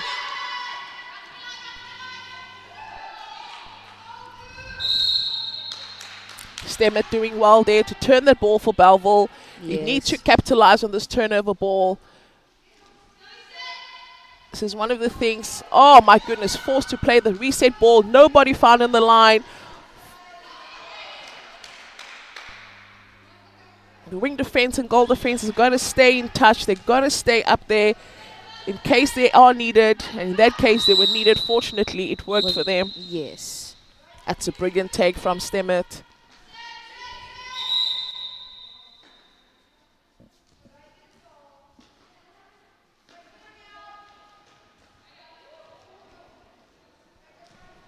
Yeah, we've been seeing that a lot in these games. Very slippery players, really struggling to control their feet. Mm-hmm.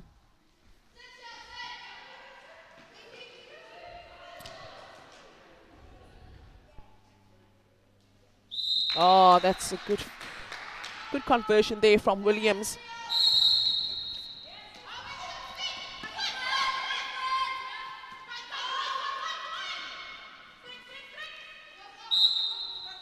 I would like Jacobs when she gets that ball, you know, to at least face the pole first before opting to Turning play. around Absolutely. and then get the ball.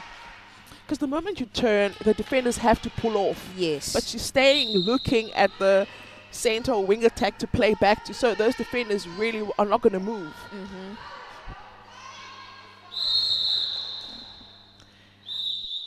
Well, a tight first quarter, I must say. 7 for Paarl Girls under 19 to 5 of Bellville under 19. I think I don't think this is the start that Paarl Girls wanted, but maybe a couple of changes will be made by the coach, because I think they do want to win this game, and So if you're going to let Girls High, Bellville creep in, you might just find yourself wanting. So a couple of good shots there from both sides. I think the Bellville circle struggled at the beginning, but they found their rhythm and momentum as the first quarter ran down. And I think, you know, they're going to grow in confidence and come back a little bit more confident and stronger in the second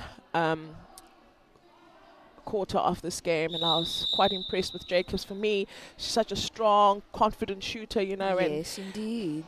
The variation that she has in her play as well really worked well. Oh, that's that brilliant take from Stemmet. I thought she also came alive there, closing that first quarter for Bellville. Oh wow, we can see some substitutions have been made with Andrews back on the court and Luane back on wing attack right there. Yeah, Oh. I think this is now the combination that we've seen, the strong combination. I mean, immediately we see that Carstens has gone back to center where Yes, she really is dominant. with Andrews at goal attack, and Audrey and Andrea Beyers also is on court as well as Kara Schutais on wing defense.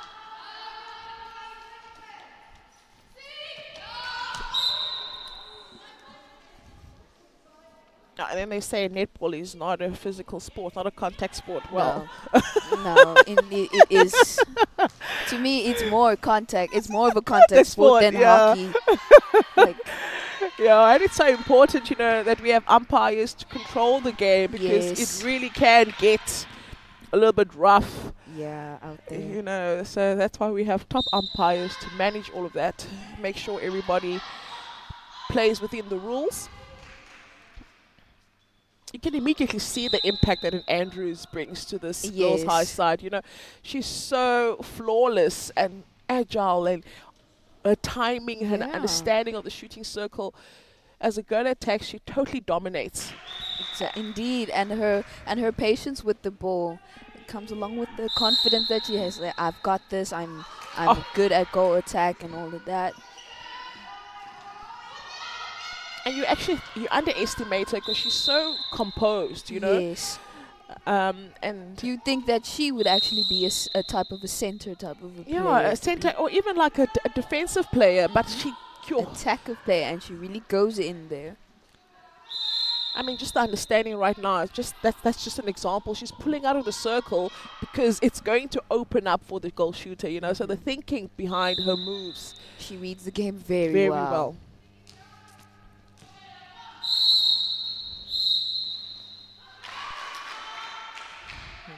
Yeah, so turnover ball for Bellville. They really need to try and stay and not allow this gap to widen. Oh, that's better play. That's a good feed. Yeah, and she makes no mistake in that instance. Williams converting for Belville High. And making use of their turnover ball.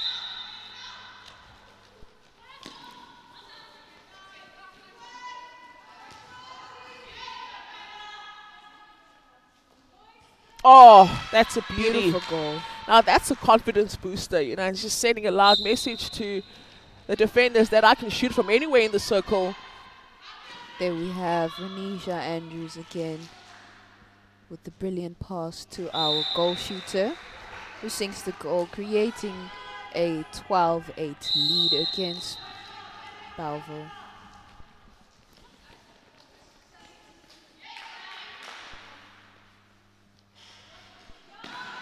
What a beautiful ball from Andrea Beyers from Paarl Girls High.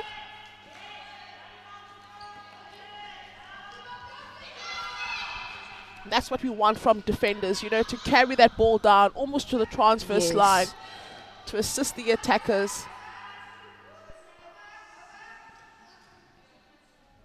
Oh, beautiful turnaround from Andrews. Oh, and Beautiful you know goal. what happens? Andrews is like she gives Jacob so much confidence Because she's always there. there, exactly, and she plays.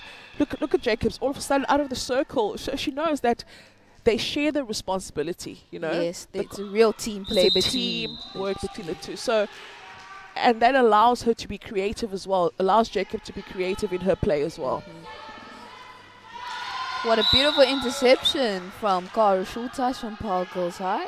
Unfortunate that the ball had to go to Bellville, but another beautiful interception from Karstens.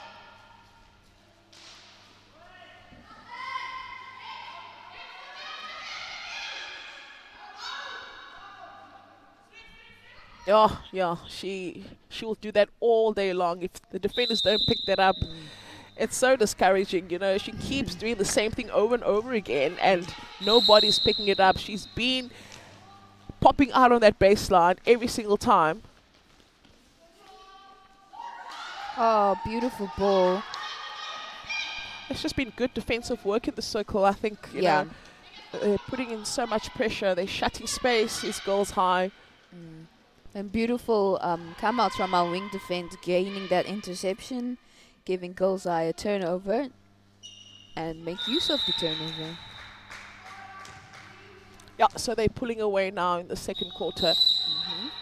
It just speaks to the introduction of some of the players and just putting the players where they are strong. Like Karsten started on goal attack, now she's on center. Immediately there's a big difference on the beautiful attack. Skill from Andrews.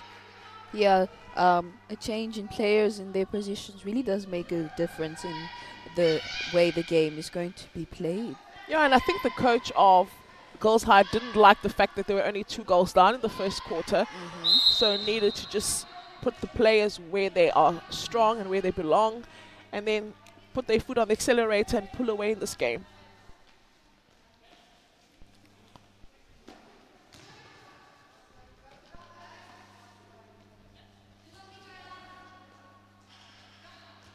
Yeah, there's been a lot of pressure on Williams to, you know, to take full ownership in that circle. Really would love to see Johannes just playing a role and playing a part as well. You know, that it's a shared responsibility.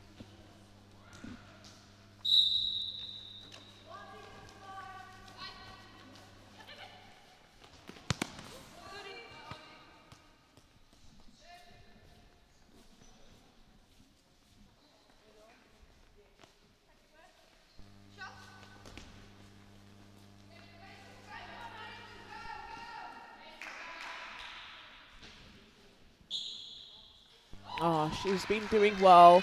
I think she's shouldering that responsibility quite well. It's a lot of pressure there. It's the pressure cooker in the shooting circle.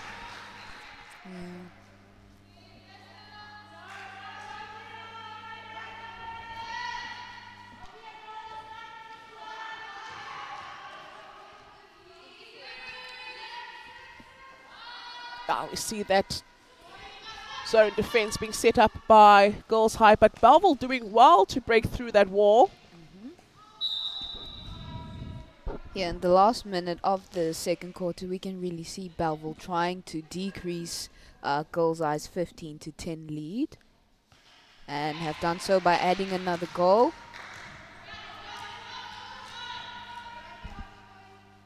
I've got 30 seconds to try and close this gap. Oh, that's quick play. That's good play. Oh. Still got time to convert this one. And they do. Let's see if Girls High can use this. About 13 seconds left on the clock. Can they get a goal? Will she back herself from that distance, Jacobs? Oh yes, beautiful. That's What beautiful. A goal. What a goal. That's what you want from a shooter. Really ending on a high note there. Jacobs converting that goal from way out of her comfort zone. Impressive performance from both teams in the second quarter. I think initially it looked like Paarl Girls was pulling away, and then Girls High doing, Bellville doing so well, you know, to bring themselves back, not allow them to run away. So they're still within touch. It's not over yet. We're going to be heading into the third quarter, and that's a championship quarter. That's where the story will be told, the true story will be told. I just love the way Williams also took ownership in that circle for me. You know, the responsibility, because you could see Johannes was struggling a bit and backing herself from way out of her shooting range, you know. But it's a good message that she's been sending to the defenders, and the combination of Andrews And Jacobs, for me, really works definitely works. with Carstens in the middle at Yeah. center. No, that's where she belongs. I think Yeah. Carstens needs to stay on center because She's she's very fast and yeah. able to be everywhere on the court. Zanele, you are a netball player yourself. What would you say is your favorite position? I'm not playing anymore, but well, believe it or not, I've played almost every position on court. From when I started on center, then at some stage I was on goal attack, then I was on wing attack, then wing defense. But ultimately, for the Spar approaches, I was wing defense. Wing defense. Yeah, and that's not one of the nicest positions on court because you do all the work for everyone else to look good. But I was very blessed to have coaches that encouraged me and taught me and made me understand what my position is all about, Okay. And every time I put pressure on the wing attack or eliminate the wing attack and the goalkeeper, goal defense, take an intercept, my coach would say to me, must tap myself on the shoulder because that's all my work. That's all your work. Yeah. And a wing defense's work really does create a difference in a team. Like we're seeing our wing defense here from Girls High, Cara Schulte gets lots of interceptions and manages to make the team gain a turnover, Yeah, which the team can then use. 100%. I was also A wing defense. Yes, I used to play wing defense. Second half, I was wing attack, Attack. but mainly a wing defense because I wasn't that much of a shooter. So so I would say wing defense was my favorite position. Okay, So, that's yeah. good. So you can appreciate the work that the girls on court Yes, are doing. I understand where you're coming from. Yeah, and then we're in the third quarter of this game. It's an opportunity for Bellville to close this gap, but unable to, and they cannot give all this ball, free ball, to Girls High because they are going to be punished, and that's what Andrew has been doing consistently throughout today.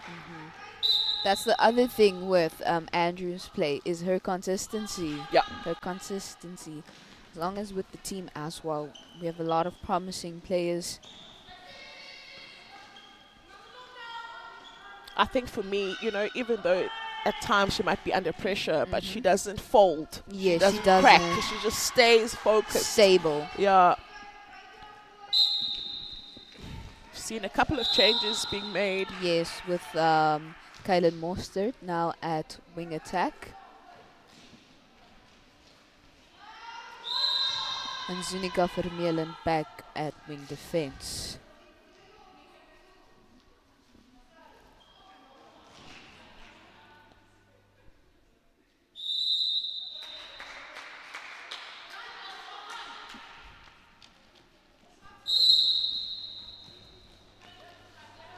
Yeah, that's a set piece. I love the way they run their lines, and they're so disciplined in keeping to their structure.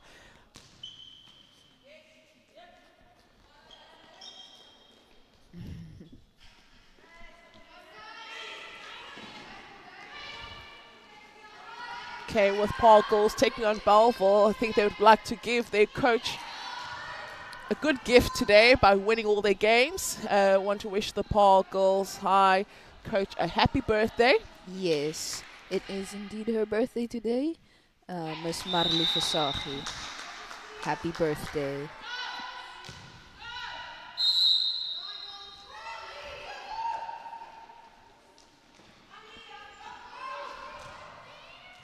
Yeah. Sometimes it's really not about getting the intercept, but it's causing the error. And I think Carstens did very well. They're contesting for that ball in the air.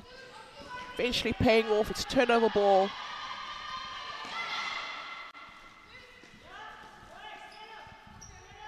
Yeah, we need someone to come and fetch the ball. They're both in the circle and standing.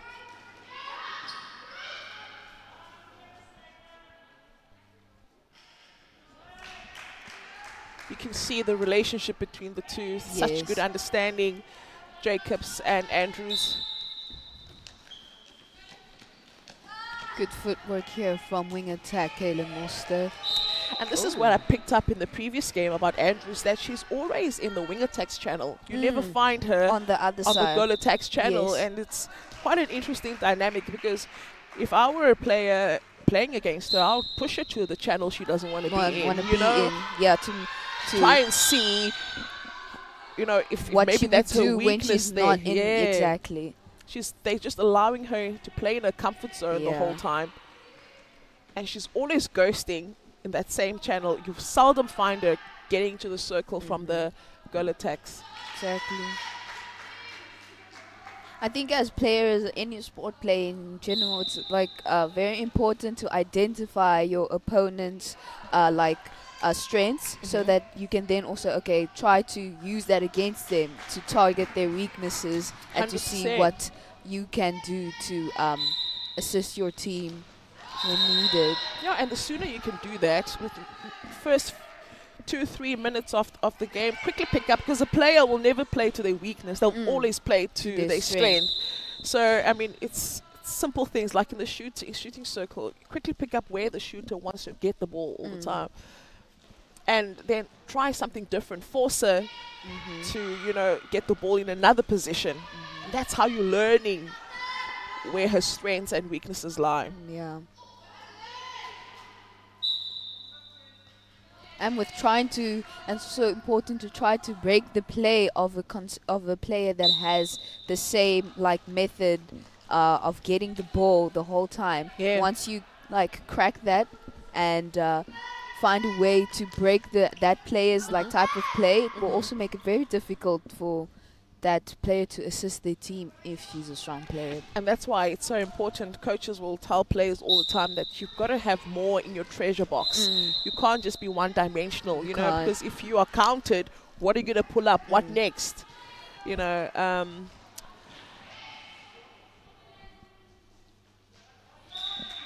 yeah, we haven't seen that ball down that side of the court, so it's good that Bellville are being disciplined enough to take that ball down. Oh, she drives that base with such precision, does Andrews. Oh, I knew she's going to do that. I knew she's going to pop it. I knew she's going to pop it to Jacobs.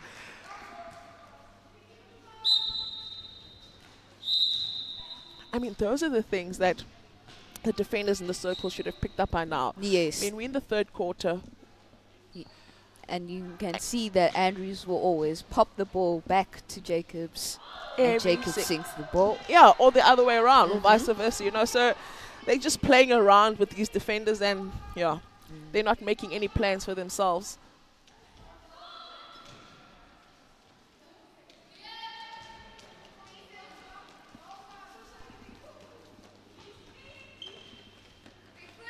Beautiful running there from wing attack. Yeah, it's good when she can even play with a smile as well. Yes, she's I really love her enjoying attitude. herself. You can see that. A true team player, makes it fun to be in a team with her.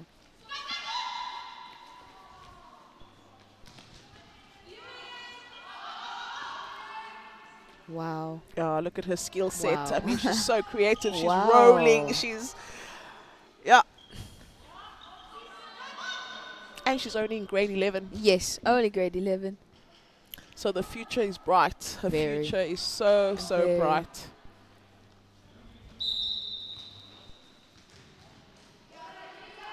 Yeah, it's just really been a tough third quarter here for Bellville. It's a championship quarter, and they just rubber stamping their dominance here. Playing with such authority is Girls High. Yeah. Very assertive of their play and very confident as well. Just look at that creativity. I mean, you know, what you're going to do next.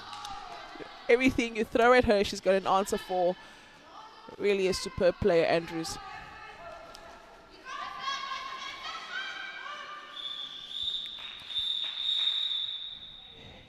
Yeah, so that's how we end the third quarter. With the 16-point lead for Paarl Girls High. I think total dominance in this quarter from Paarl Girls High. A couple of changes made by the coach, and you can just see who are her key players, you know, and the moment she introduced them on court, they just ran away with it. And now she can maybe rest those players and bring in some fresh legs. And with a team like Miss Marily Versace's team, there you can really, it's really difficult for other teams to identify the rabbits of the team. Sorry, rabbits is a word that we use in hockey to like say kind of like the weak link. But you are as strong as your weakest link in the team. Therefore, with the team like Girls Eye, You don't there actually aren't know many where the there. rabbits are, if Exactly. there are any. Yeah. And they really use that to their advantage to establish such dominance. Yeah, but then, if you can pick up who the head of the snake is, which is Andrews, and you can manage her, what happens? You take her out of this team. Yeah. What's left? You know, so you also have to look at that option. You know, say, okay, let's actually take away the link. Let's take away the player. Let's dominate, or let's keep out of play the player that they depend on. Yeah. And that is what we are going to be seeing at the last game today against Paarl Gim A and Paarl Girls High A. It's going to be two strong teams up against each other. Yeah. Very interesting game to watch. And that, you know, there's no room for error in matches like No, that. You there know, isn't. so With Gim's tall defense line and Girls High's very vigilant attackers and fast play, as well as Gim's fast play, it's going to be a very tight game. yeah, and you know, even in this game now, I think Girls High do not want to let it become fast and loose. They really want to end on a high, clean, clinical play, despite who's on court. You know, you've got 12 players that should be able to slot in and still maintain the discipline and keep the momentum going. You know, there shouldn't be a dip just because there's fresh legs or new players being introduced. Yeah. Ultimately, that's the goal. Oh, beautiful long ball there. Yeah, they're pulling away now in this last quarter. They're just not giving Bellville any opportunity to breathe.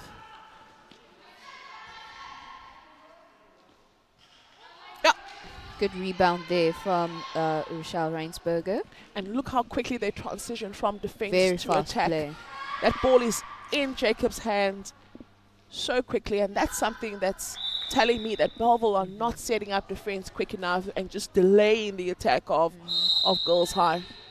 But with fast down the line play like that, what do you think a team like Bellville's defense could then do if their attackers don't fall back fast enough? They've got to fall back fast enough. Okay. So that's the only It's thing. about transition. Okay. Yeah, it's about, we've lost the ball. There's no time to dwell on that quick position. Yes. Okay. Because what they're doing Good now, defense from Zoe Tobias there. what they're doing now is that they're too reliant on their back players to turn ball for them. Yeah. But everybody should play a role in that defense, right from goal shooter. Immediately you miss the shot, the rebound is taken, Go gotta for it press. immediately. Yeah.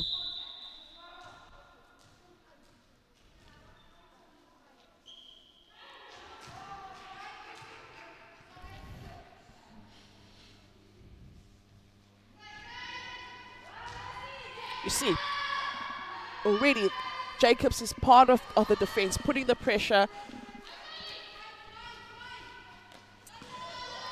Oh, unlucky. But right idea and good vision there from center.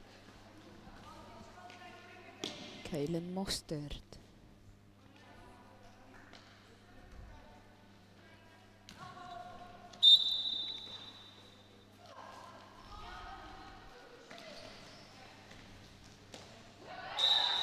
Wow. With only 4 minutes left in the fourth quarter, Girls Eye is still leading with 16-point margin to Bellville's under 19A. Let's see if Bellville is going to try and decrease the point margin, but Girls Eye is trying to keep that large point margin. Oh my and goodness! Increased it with another goal. Yeah, she's from putting Alyssa. no foot wrong there. Nope. I think out of the entire game, there's only been one goal that I saw that Alyssa had missed. Well, Whether everything is in, that is very, very good. Yeah, that's what consistent you play. want. Yes. Yeah, that's what you want as a coach. You want to sit on the bench relaxed, knowing that, you know, Yeah. once my shooters have the ball, it's It's going in. It's in.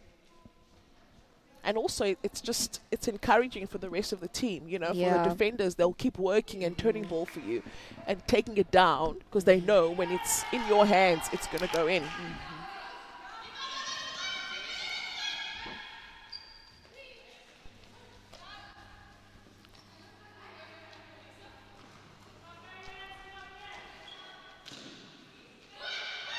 Oh, great running there from center.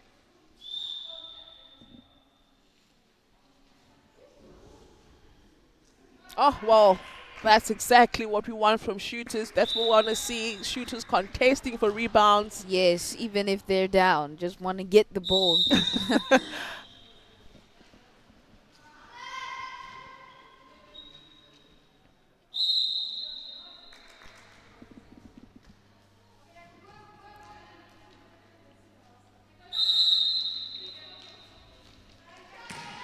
So what has been the one area where you feel Girls High has been dominating this match?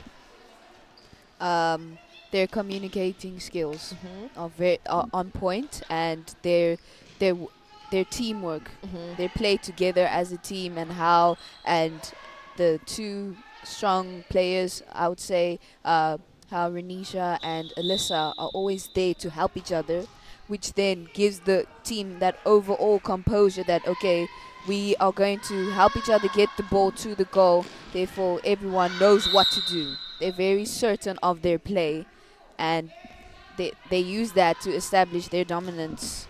And it's only, yeah, I think they're very strong players. Brilliant analysis. Yeah, very, very strong. And like you said, who is the rabbit? You know, it's really hard to identify. Yes. And how I also like how they are versatile with their positions. They may play in different positions and still be able to give the same like effort and all of that. But if they stay to their like true positions, they play even better. Even better. Yes. Yeah. Can't agree with you more. And that's what you want, you know, as a coach. You want to have 12 players that you can play anytime.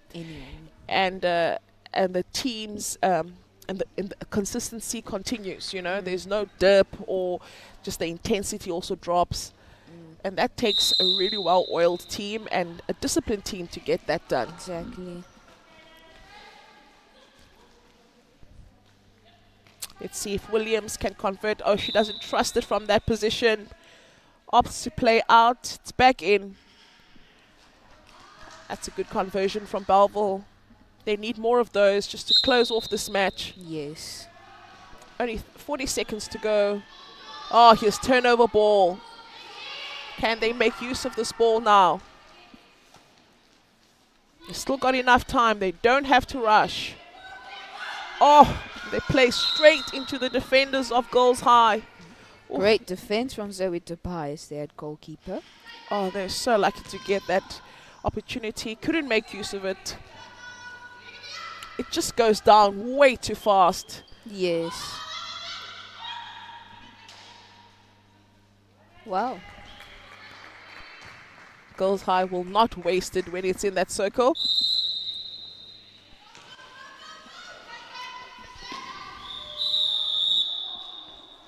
And that is it. That is the end of our game. Paarl Girls High under 19A 37-19 for Bellville under 19A. Must say it was really a super performance from Paarl Girls High. They can be happy with the different combinations that the coach put on, trying new things. You know, I think she is preparing for that afternoon game. Yes. Against Paarl Gim, because that's definitely going to be a crack of a match. Yes. So I thought there were pockets of brilliance from Belville, but they were just not consistent enough, and there was a lot of the error rate was just way too high. And against a team, well-oiled machine like Girls High, you really need to capitalize on your opportunities. And that's the final score then, 37-19.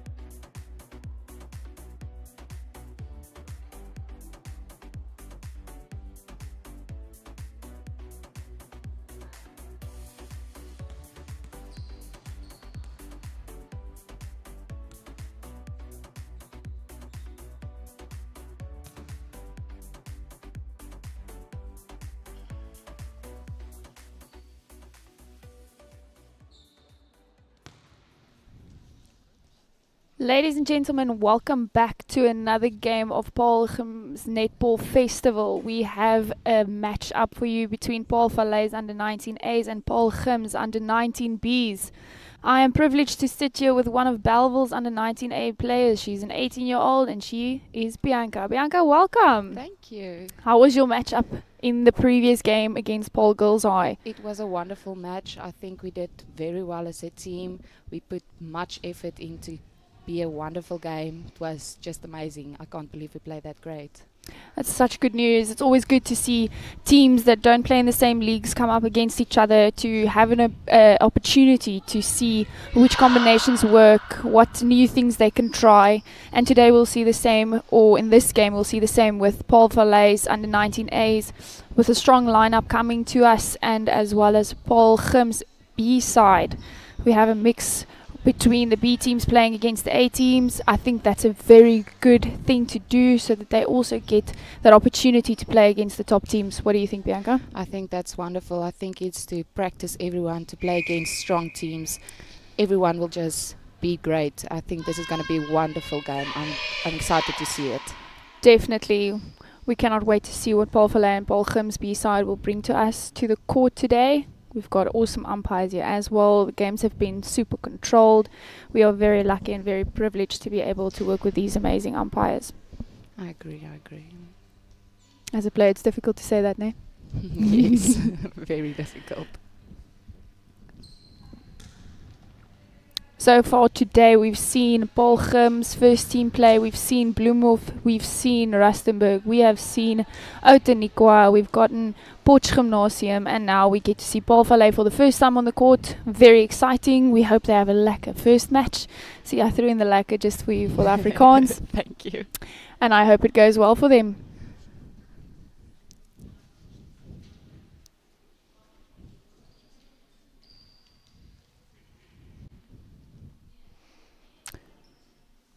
Looks like we're waiting on our second umpire at the moment.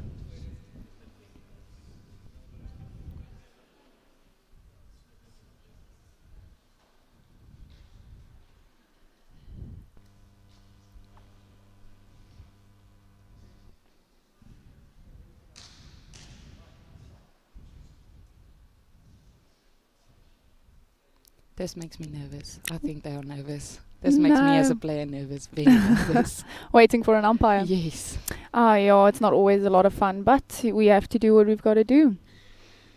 How many teams have you seen play today? We've got the opportunity to see a lot of teams, but how many teams have you been able to see today? Just 3. Okay, who have you watched today? Paarl Gim, A team against Girls High's A team. I saw Bloemhof game, and now this is my 3rd game. They're very good. Strong teams. Strong teams. It's exciting to know that South Africa gives the girls the opportunity to be able to play in these amazing school leagues, and to have fun in our holidays, to be able to play against each other and to play against teams you wouldn't normally play against. I think, especially for Bellville, we don't play. I was in Brackenfell. We didn't usually play against the Paarl teams unless you had some type of festival.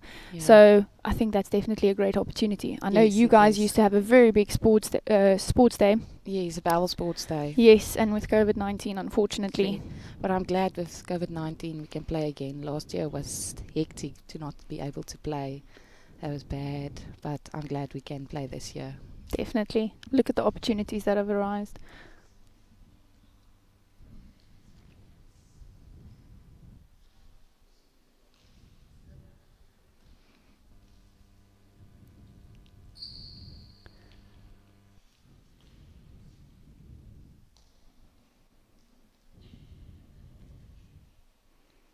Some of the girls looking very serious here on our screen, seeing that they're focused and ready for this match, just still waiting on our umpire.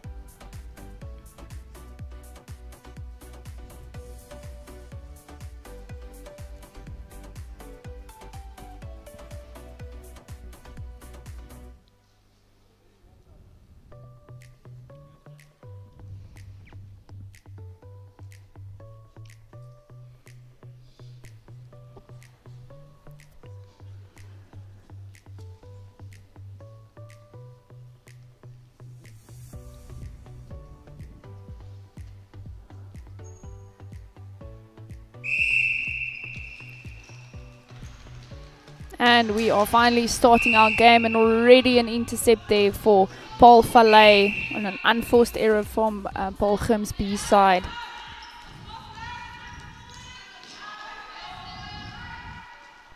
Great vision into the circle from the wing attack Coughlin there from Paarl Gim's B side, but unfortunately they aren't able to get that goal in.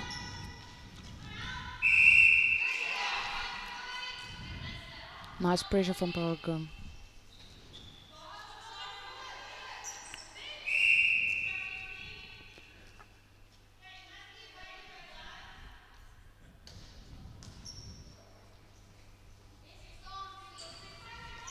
So at the moment both shooters are stuck, and luckily the goal shooter made a good forward and back movement, so a nice lead in a break.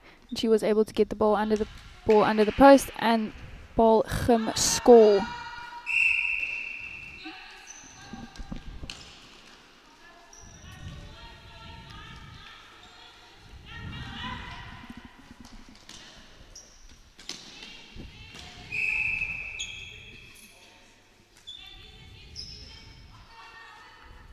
Oh, brilliant feed from the wing attack from Parel Vallei.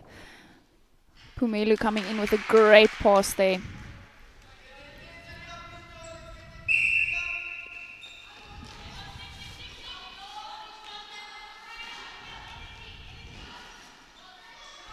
So as a player, especially on the defensive side, how do you feel when your team cannot convert those goals that you've turned around for them? I feel frustrated, but then I think, well, I just turn it again for them, so they get a second chance, and if they do it again, then what do they say, third time's the lucky charm. So I think everyone just have to work. It's just not the goal defense, not the defense. It's just everyone on the court must work very hard for that shooter to shoot. Definitely, no. Teamwork is literally the only thing that matters on a netball court, on any given sports field for that matter, and even more so on a netball court. If you don't work together, all attack, all defend. Oh, beautiful pass there by the centre Loopscher there from Paarl Gim into her goal shooter, who then scores the goal for them.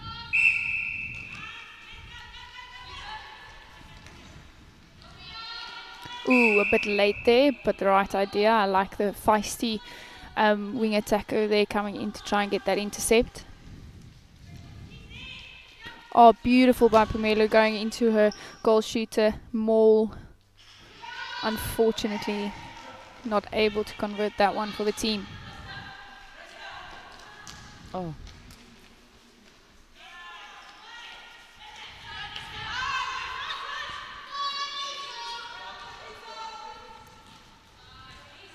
Just at the moment, the passes are just going everywhere, and it's so important for players to just settle, give themselves a moment, especially if it's their first game, you know, Yes. just to get to know each other again, play a bit more calmly, not pass the... Oh, what? Oh, that was good. That was a good eye. Good idea. Unfortunately, pass needs to be a bit harder into that circle.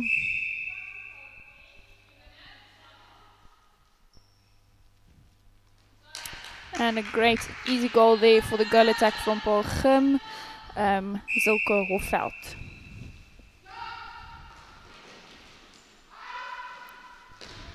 Oh. I think they need to settle there at the wing attack area. Definitely. Just patience on the ball. Oh, beautiful.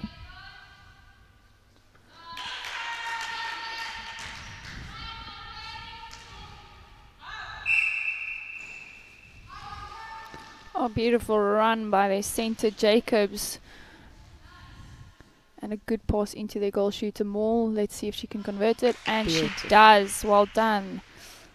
Only 2 in it with 3 minutes left in this quarter.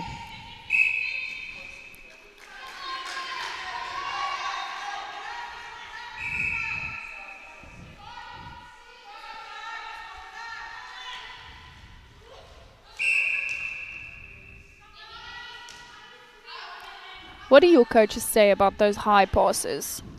They say it's fine, but if you have a long goalkeeper or long defense, you don't pass that. You maybe do like a poppy or...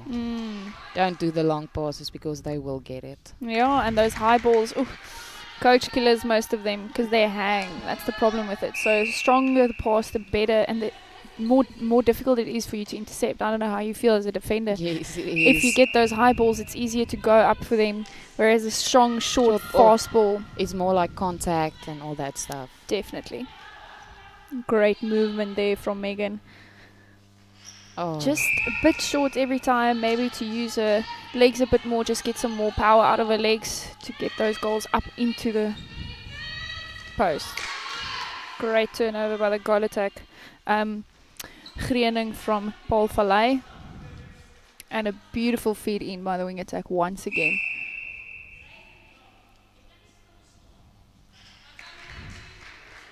And we are equal. 2 minutes into it. 2 minutes left into this quarter.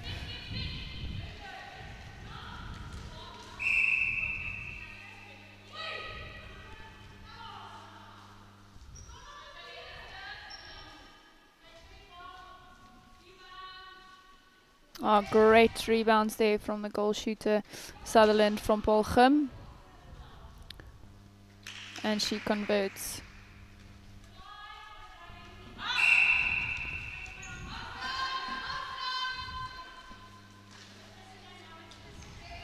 I love Paarl Vallei's patience. They're just so calm. They're not rushing the balls. They're playing slow, effective netball. And even in saying that, Paarl Gim comes up with the ball. yes.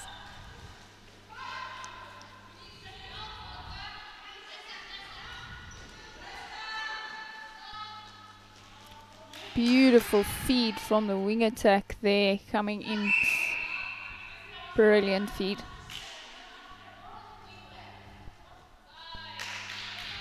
And she gets rewarded for her hard work. Well done to the wing attack from Paarl Gim, Jeanette Coughlin, for that beautiful feed into her goal shooter.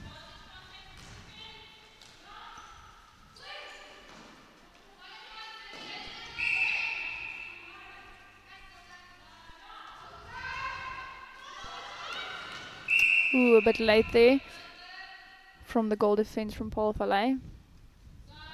And that gives Paarl Gim's B-side another opportunity to score. 20 seconds left. Let's see if Parel Vallei can score another goal for us. Oh. Another coach killer.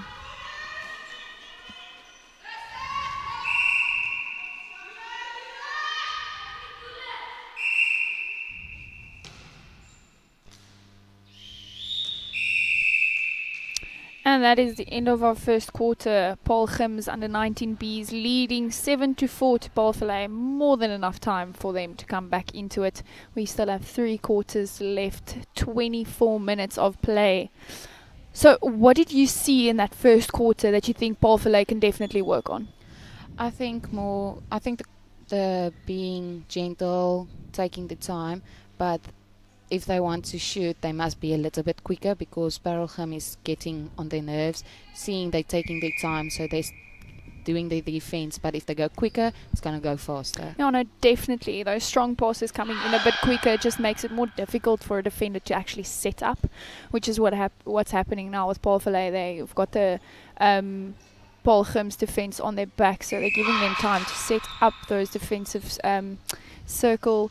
And that makes it easier for them to intercept those balls.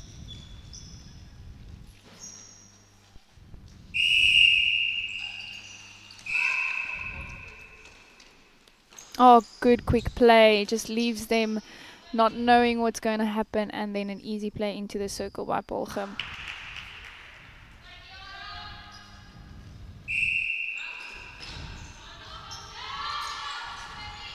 Oh, great tip there. Good outside arm from the goalkeeper from Paarl Gim, Van Dijk.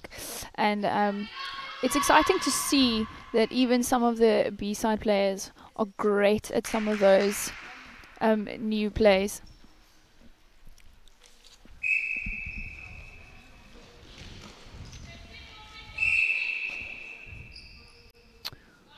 Great vision there from the center.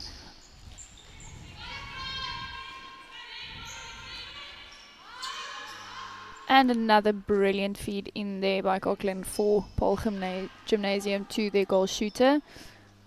Great rebounds.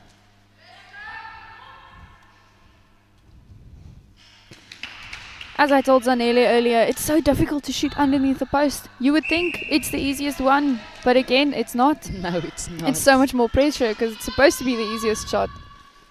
It's more putting muscles in the ball to let it shoot. It's hectic.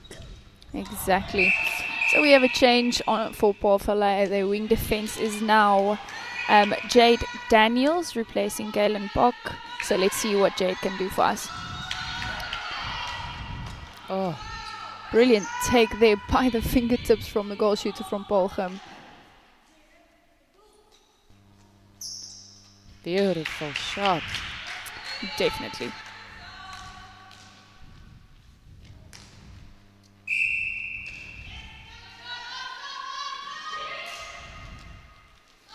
Our cross-court balls. Have to make sure that there's a second person to receive that centre pass so that it's easier for them to play forward and not just Backwards. lateral.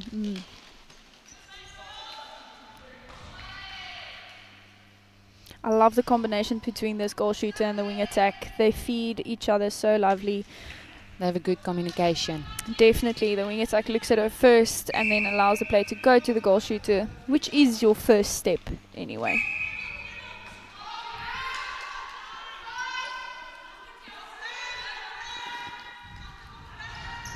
Oh, almost.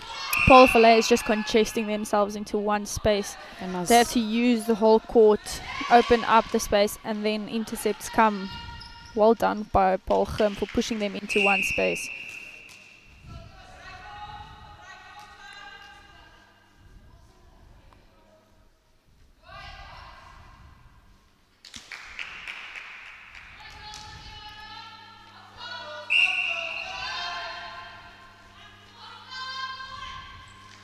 Again, they don't have that second option. They're playing back. I would love to see Pumelo driving through onto that edge as a wing attack to get that strong pass into a shooter to make it easier for her attacking players. Oh, Well done, but good fight there on the baseline from the goal attack. But unfortunately, stepped out as she went for the ball.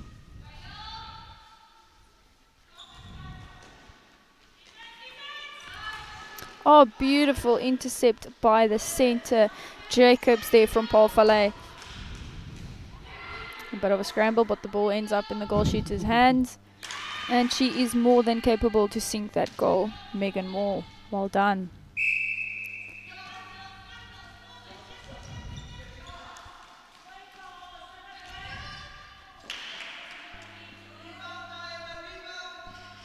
And again, the communication between that goal shooter and the wing attack just proving to be effortless and seamless, and it makes it so easy for Paarl Gim to score another goal.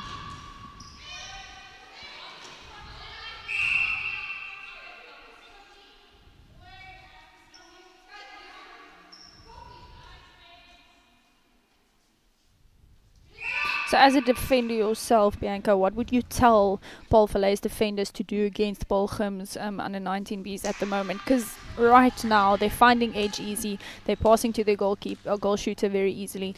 I will say the goal defense, they're not using the goal attack so much. So the goal defense must play back. She must help a goalkeeper because the shooter is the number one they're using.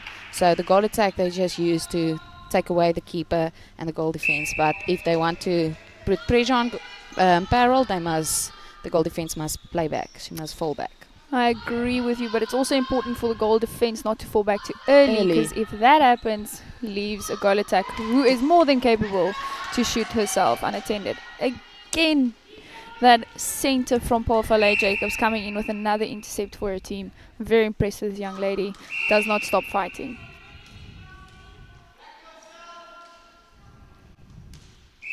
I hear the coach shouting to them, back yourself. And that's so important as a goal shooter to back yourself when you receive that ball, to be able to turn around, turn to post, and then slot it in.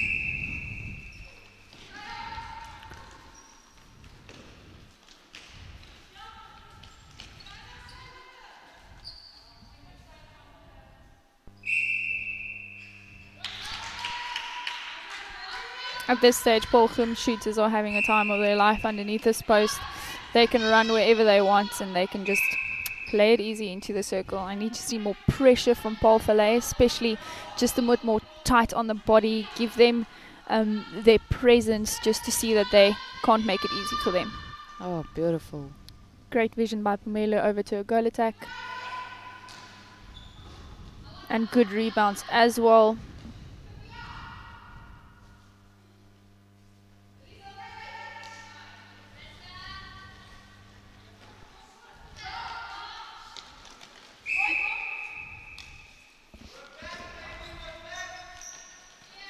Oh, great take just from behind. Got into the air. Good rebounds from the goalkeeper. Millard from Paarl Vallei. But unfortunately, again, ball going haywire on the attacking side.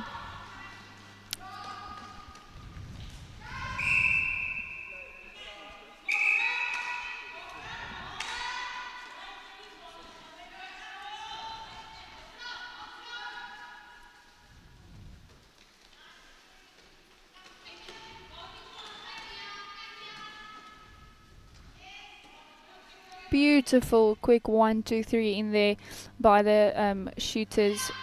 Unfortunately, just not able to convert those goals for the team after they've turned it.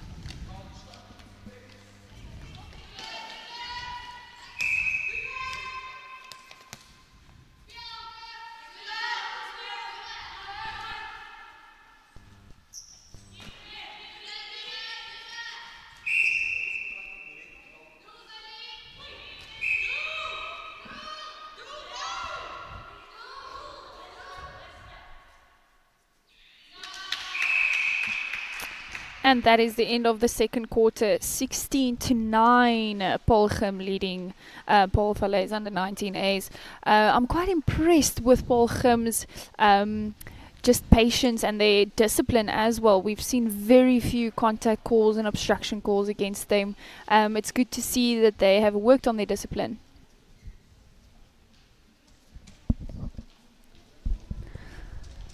So what was something that you have noticed about the second quarter? Do you think that Paarl Gim did well in that? And what can Paarl Vallei to do now to just come closer in that margin? Paarl Gim did great the second quarter. Paarl Vallei must, I think they're now on their nerves because Paarl Gim is doing all the work, they're getting all the balls. But I think if Paarl Vallei just keep calm, play their game, play basic netball, it will be the third quarter would be very, very good to see. Definitely, and basic netball just means that play your center, play your wing attack or your center or your goal attack to the edge of that circle and place it into your goal shooters. Make it easy for them, get them as close to the post as possible to help with their confidence as well. It's good to see that there's such a challenge between teams and that the B side can also step up and show what they are capable of.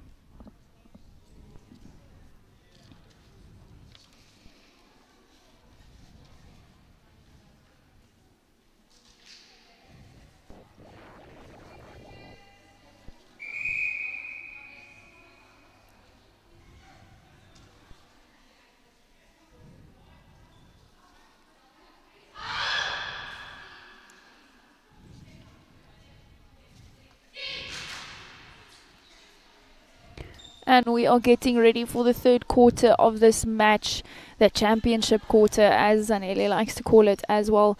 Let us see what these teams can bring out to us for this quarter.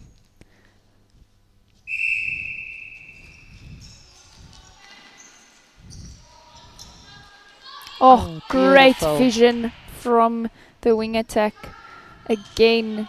Unfortunately, the goal shooter not able to convert that goal, but they get a second opportunity.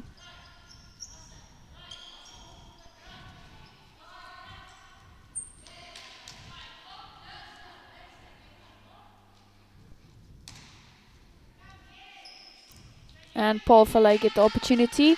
Let's see if they can play it down safely. We see Pumelo has moved on to center.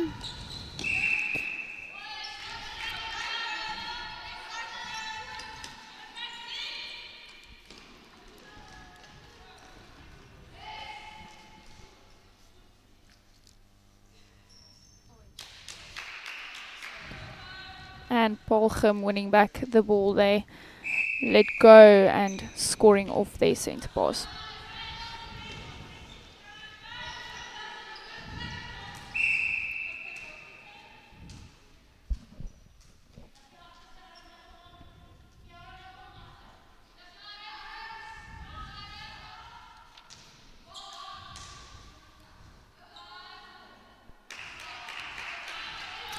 And Paarl Gim scoring off of Parel Vallei's centre pass. Just a couple of unforced errors coming in on Parel Vallei's side, breaking the line, stepping errors. Just tidying up that on the discipline as well, just to make sure that their team do get the opportunity to actually score on their own centre passes.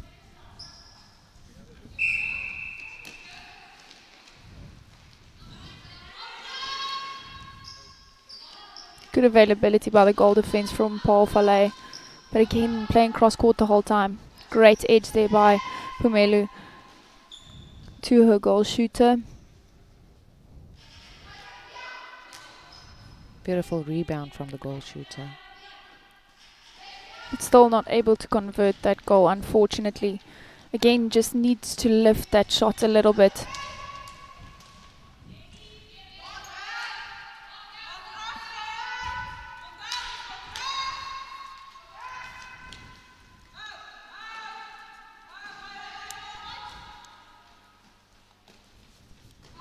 Oh, beautiful run by the goal attack.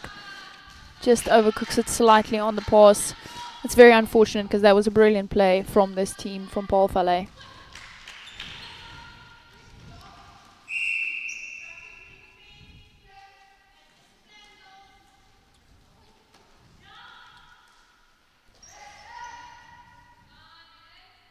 And easy into that goal shooting circle from Paarl Gim again.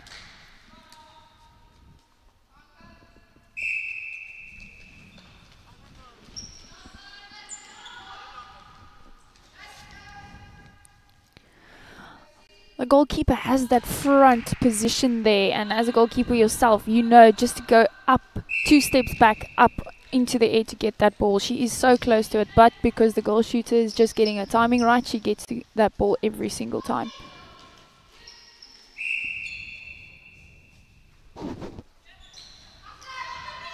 Oh, beautiful from. And they get the goal that they so very well deserve. Well done on that pass by Pumelo. Again, throwing brilliantly to her shooters in that goal shooting circle. Very, very impressed with her skills in that.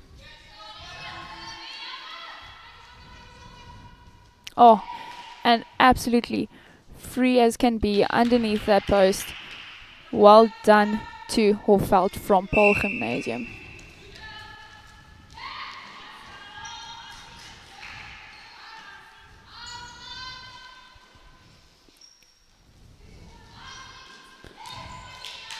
Great contest by the goalkeeper from Paarl Gim over there.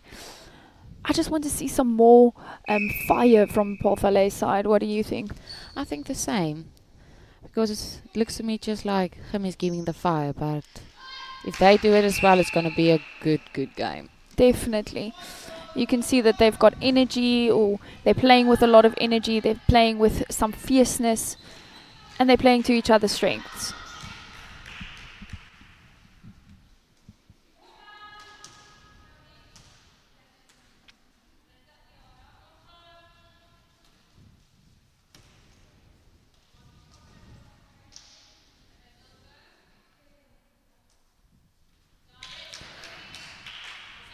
Great intercept and then turnover play by Paarl Gim, leading them into another goal on a Parel Vallei centre pass. Let's see if they can convert their own centre pass now as well. Once again, this wing attack finding her goal shooter in the circle every single time.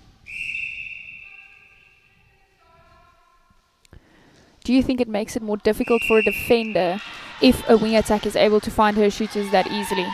Yes, very difficult, because if the wing attack and the center is very good with the passes to the shooter, it makes the defense us very on nerves, because what must we do? All 4 of them are very good. shows you the importance of pressure all the way down from the attack towards the defensive side. The defense starts with the attack every single time, and you can clearly see that, and Paarl Gim is doing that at the moment. But Parel Vallei showing that they do have the ability, and they score beautifully on Paarl Gim's centre pass. Brilliant run there by Daniels. Oh, beautiful. Couldn't agree more. And they score. That is the type of play we were expecting from Paarl Vallei, and they are finally showing it to us.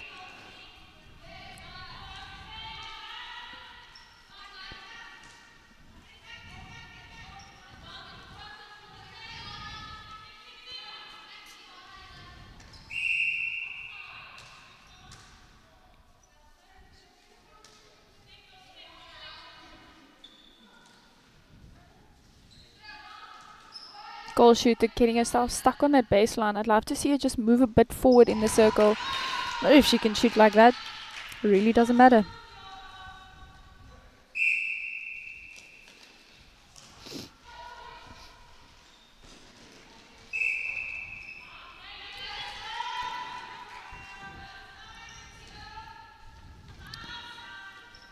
With about 45 seconds left, Paarl Gim under 19B is leading Paarl Vallei's under 19A's 24-12.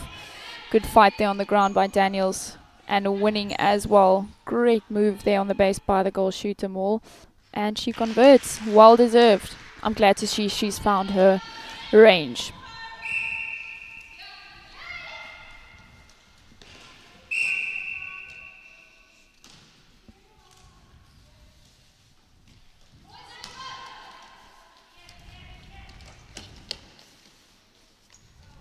Oh, brilliant lead and break there from Pumelu again, always being available.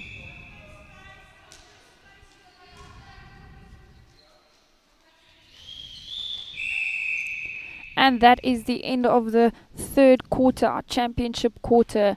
And as we can see, Paarl Gim still leading 24-13, coming out victorious in that quarter. What did you think of Paarl Vallei's performance in the last 2 minutes of this quarter?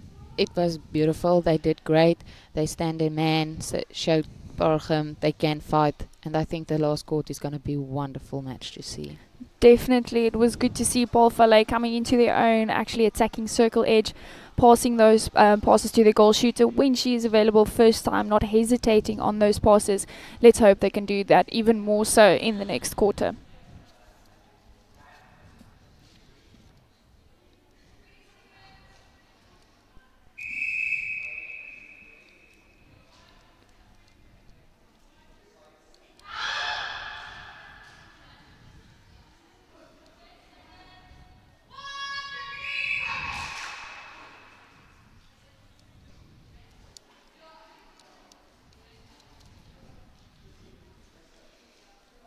Players are getting ready for the last quarter of this game. 8 more minutes to show exactly what they've got. It is still well in their reach for Paarl Vallei to lessen this margin considerably. Let's see what they can do.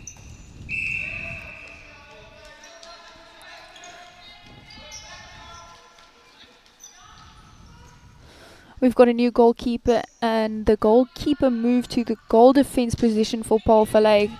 Something's working.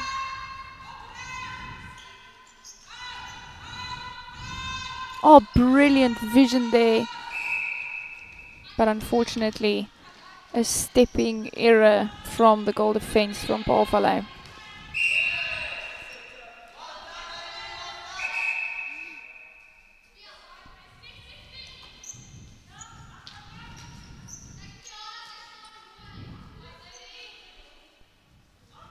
Oh, beautiful pass to a goal shooter by Hofveld.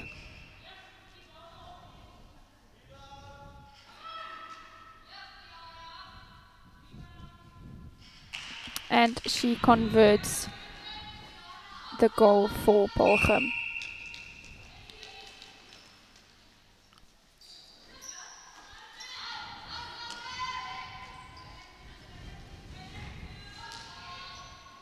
Again, Paarl Vallei are stuck on that second pass. There's nothing that's coming through there for them. we need someone to drive through. That's why I'm missing Pumelo on center. She just opened up some availability there for the second option.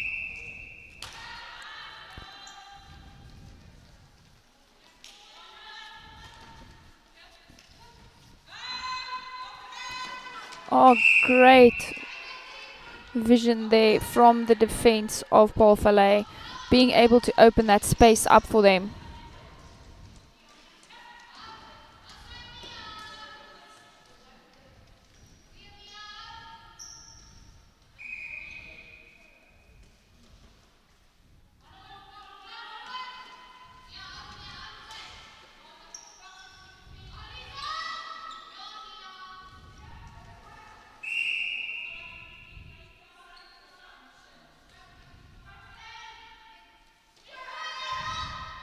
That was a great spacing from the center and the wing attack. The one was directly behind the player and the one was just off on about a 45-degree angle, making it easy to play that give and go with the goal attack herself. And she scores off of it, which means it definitely worked out well.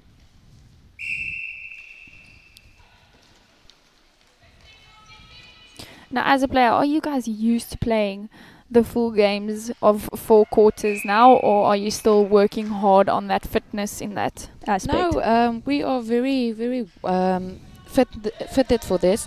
I think the 8 minutes is something bigger because we're used to 15 minutes, and the 8 minutes is a lot happens more in 8 minutes, and I think we did good. I think everyone is enjoying the 8 minutes because it's nice to have 8 minutes before the 15 minutes. Yes, and the fact that you still have your 4 quarters makes you just a bit more relaxed in the sense of trying a few more combinations, testing out what would work for the league that is coming up, which is very exciting. So hopefully this will then help you to grow in your combinations to make it easier for when the league starts.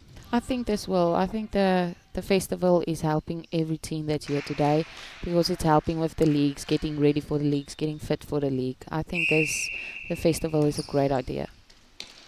A wonderful initiative by Paarl Gim, and we are very happy that it is back. It is the second time that this is happening. It was supposed to be the 3rd year, but we are currently busy with the 2nd year. It started in 2019 and had to be cancelled in 2020, but luckily we are good and ready to go this year. Let's hope this can become a staple tournament in the next few years to come.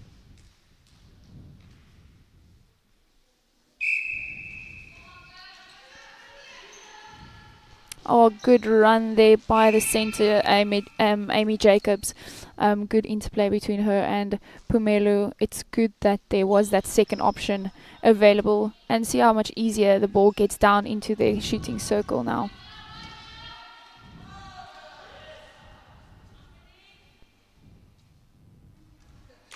Very well deserved. Great play down court on their center pass. Much better.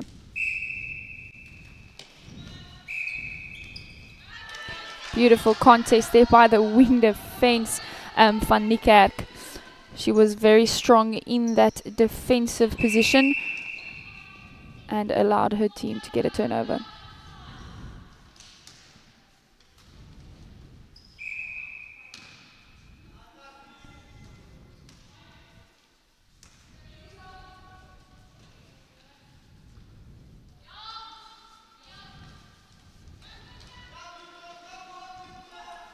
Oh, they get out of that defensive third so easily and into their own attacking third.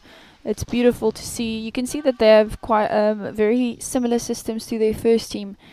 Get out of the defensive area easy to make it easier for your attackers.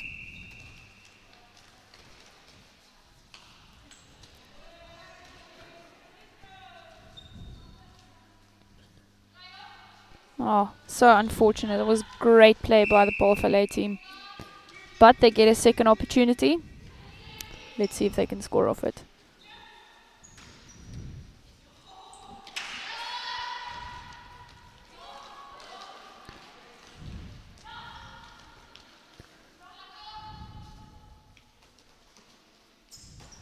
Oh, brilliant pass, brilliant take. Again, these two just knowing exactly where the other will be.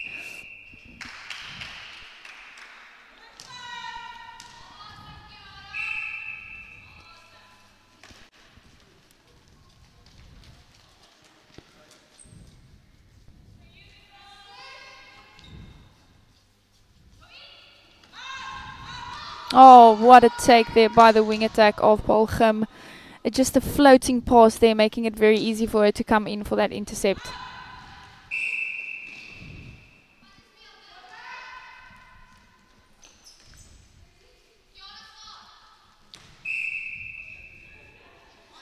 With only a minute left, I think it's safe to say that Paarl Gim's under 19 Bs have this game in the bag with a lead of 29-16 at the moment. They have played exceptionally well, and even though Parel Vallei have done wonderful things on this court, they have just outshone them in the defensive side. I agree.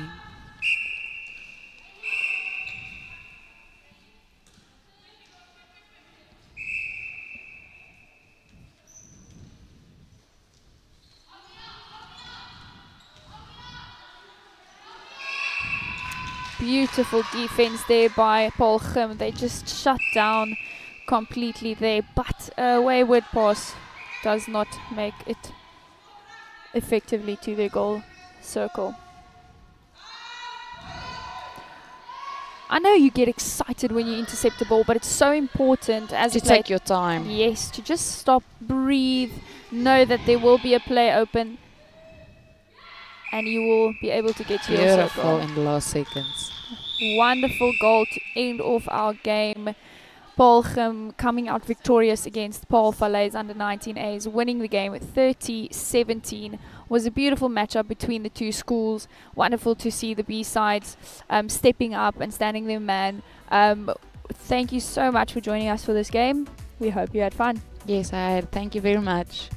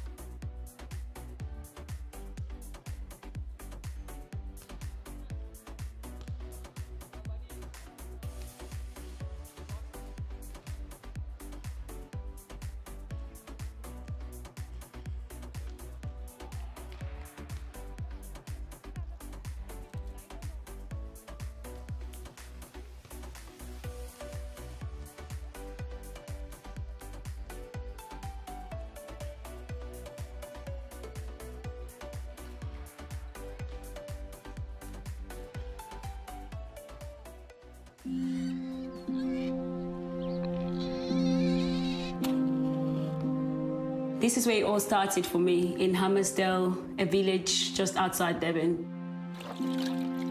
Grew up in a very traditional family. A few times in a while we have to go, and do up the garden in the morning. I wouldn't think much of sports. Happened to play netball by chance. I went to go and watch my neighborhood friends at training, sitting on the side, just watching and supporting. There were 13 of them on the netball courts. They needed one player to fill in. I can remember one of them saying to the coach, ask her to fill in. From there, I had to borrow the shoes. The shoes were even bigger than my feet. I think I can remember that I wasn't even worried about the size of the shoes, but more of what I was going to do on courts. Pulled through that day. From there, it rolled on to being called to a national side. Paarl Gim gets it into the shooter's hands. Having to play overseas, I think all that journey actually created all of that. Now that I look forward into the future, I want to see more girls playing the sports. We need to find a way where we give them exposure. There's exciting stuff coming along. I think it's going to create a whole lot more vibe, and I have to be part of that, because believe me, one day the shoes will fit and the lights will find you. Arguably one of the most deadly players on court right now.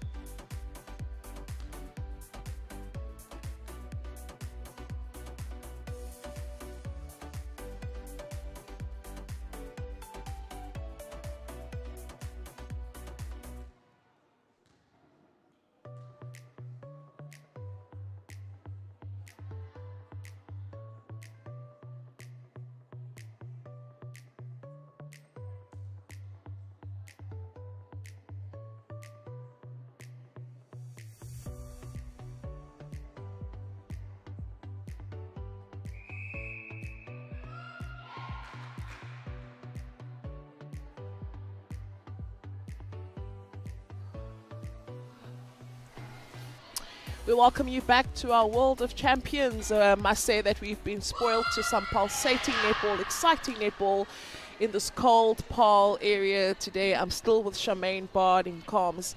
We'll be taking you through this match where we see Bloemhof under 19A coming up against Drostdy under 19A. Charmaine, what have you seen so far? What has been your view, standard and quality of the netball? I'm so excited for school netball. Oh my goodness, the talent that is coming through here is just exceptional, and I'm excited, and we don't even get to see all the teams. That's the best part. So there's more of this talent out there. So it's good to see that these kids get the opportunity to showcase what they can do and what they are able to do. I'm very excited about the shooters coming through and the defense. I would love to see a bit more of the shooters just turning and shooting, like we said earlier as well. Yeah, we see both teams have lined up, ready to get the match going. A strong lineup from coach Sasha Lee Peterson in this Bloemhof outfit. They had a really close one and a tough one earlier on this morning against Paarl Gim. Not winning that one, unfortunately. But let's see what they're going to do today at this moment between the four lines against Drostdy.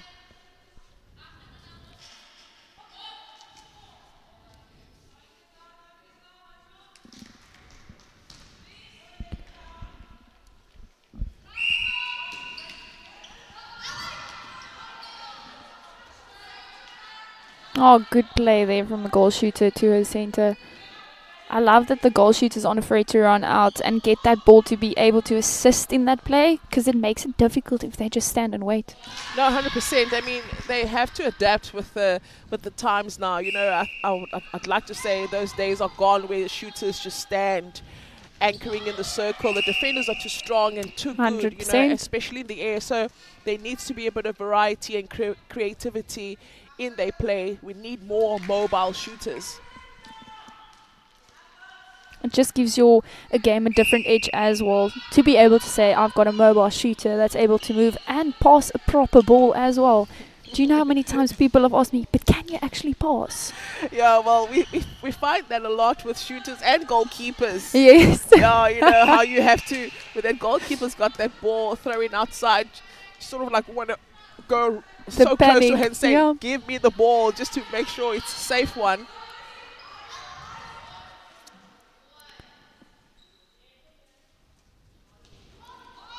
Oh, good on that rebound from Bloemhof's Janssen van Rensburg.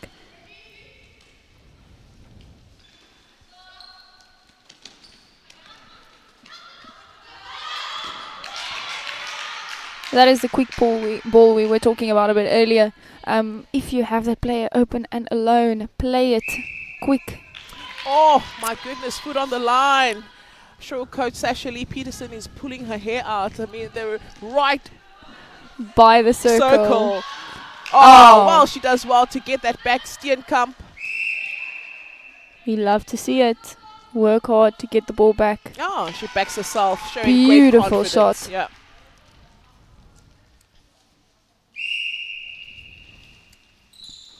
Oh, wonderful from the wing defense there, coming in to assist on the center pass. And that's what we want. We want the wing defense and the goal defense to carry that ball right to the transverse line. You know, it makes the attacking work so much easier for the attackers. You know, they don't have to go too deep Exactly. into that center third to collect the ball. And we saw it with the previous game between Parel Vallei and Paarl Gim's B-side. They didn't have a second option on the center pass, but they were also afraid to play back. So it's good to have that option, but then your defenders have to be available.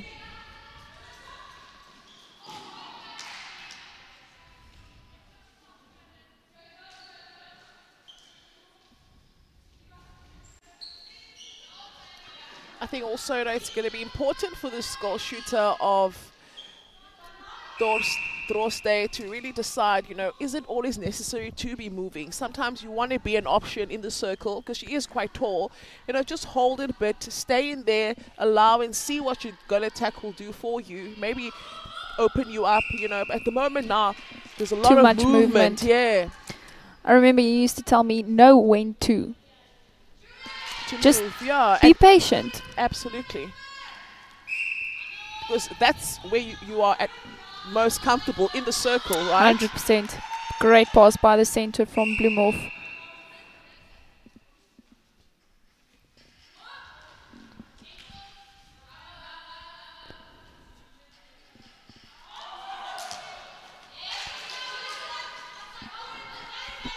Look how they quickly set up that zone defense. Bloemhof doing well there. Linders to chase that ball.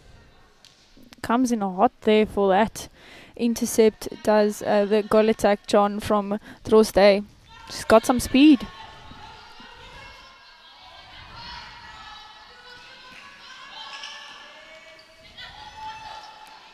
Yeah, I can see the systems. You can just see, you know, the set piece. How do you bring that ball down? It's repetition after repetition. It becomes a habit, you know. You can see how timing of those passes and the drives as well from the players. Because that's something you miss sometimes, is though the timing of your attacking players. It has to be perfect.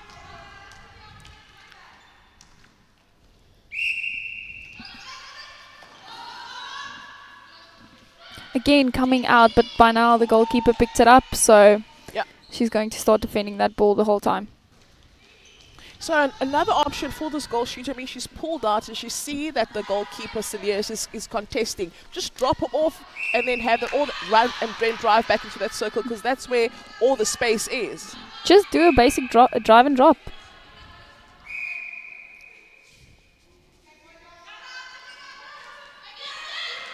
So as a goal shooter, I'm sitting here and I'm analyzing the shooting actions of the different goals. Shooters, it's very interesting to see. Yeah. And how comfortable they are and set in their shooting actions. Oh, beautiful quick play. I know Sasha will be happy with that. Yeah, I think there's more work that should have been done there by the goalkeeper. I mean, your goal shooter was on the other side of the court. She passed out and followed her own ball. Should have been a bit of a cut there, stopping her from crossing, from making that cross drive. But that's the thing, a goalkeeper doesn't always anticipate that a goal shooter will do those moves. And that's what I enjoyed the most as well. You stand and you are able to run those type of plays. Very basic error there by the center, unfortunately.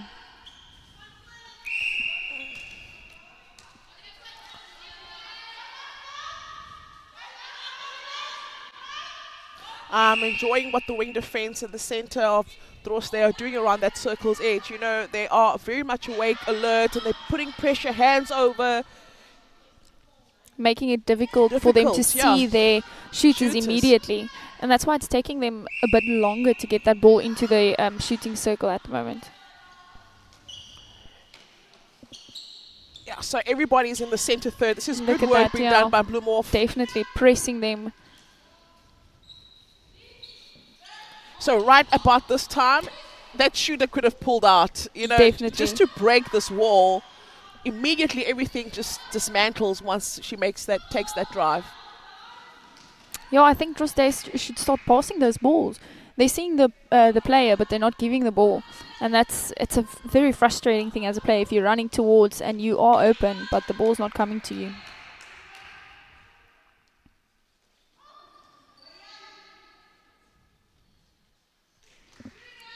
Yeah, staying within reach. Just 3 goals.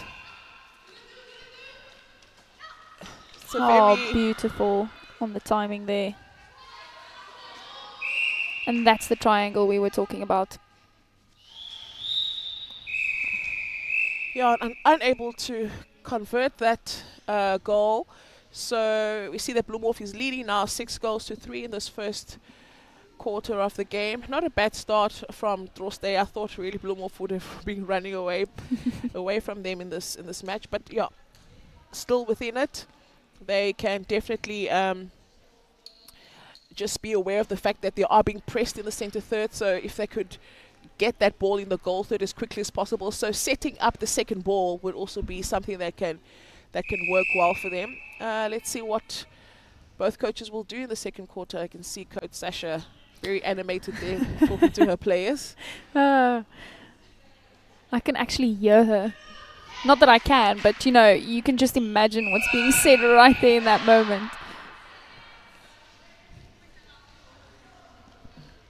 Yeah, I doubt there'll be any changes, especially from Bloemhof's side, because this is not really, the score margin is not big enough, you know, to make wholesale changes. So maybe allow this combination to settle in the second quarter. Oh, brilliant. And that's the support we want from our defenders there. And look how quickly they get out of that defensive area as well and into their goal third. Yeah, it's a good understanding between Mens and Steenkamp. I think they understand each other well. When one is in, one is out. You know, one is on top, one is in the front. So they balance that circle very well. I would just like Steenkamp just to wait a little longer.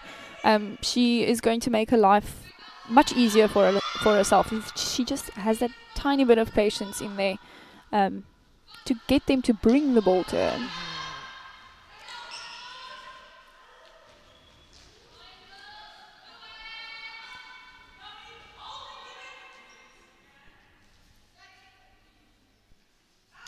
Yeah, that's another interesting shooting action. That's the one I was watching, but I mean, she sings the goals, so whatever it takes, let's make sure it. I don't care how you do it. I don't care what it looks like, as long as it goes in. Oh, quick play, beautiful. That's Love that. I just don't understand though how that shooter was out of the circle and nobody stopped her from getting back in. So there needs to be pressure on the shooters that are pulling out, because the shooter is out of her comfort zone. She's not dangerous when she's out the circle. So why would you allow her free access to the place where she can punish you? To be fair, Coach, I've been sneaky enough to get back into that circle as well. Yeah, I can understand when somebody's trying to delay you from getting in, but nobody's doing it at the moment. Yeah, there's no delay. I'm seeing a lot of the step and standing on one leg. You know how I feel about that. So for me, it's simple, basics. Catch, pass, land. You know, it's again. This is what happens. This is where the errors start creeping in. Because why are you standing on one leg? I tell my girls at school, when they do that, it shows me that you didn't run into the ball. You stopped before you had the ball. So that leads you into overextending or stretching into the pass instead of being underneath the ball to just catch it properly. Yeah. Where is the wing defense? This wing attack is having the time of the life on the edge of the circle.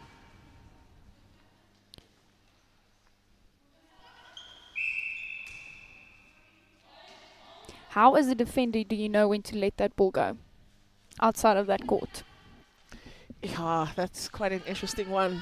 I'm all for contesting. You know, you gotta go. Because you don't know if you didn't go, what's gonna happen. But if you go, you have a possibility of actually getting the ball and making it your own. You know. So something there core strength is so important on those lines. Absolutely. That's what holds you to be able to keep upright and not fall all around.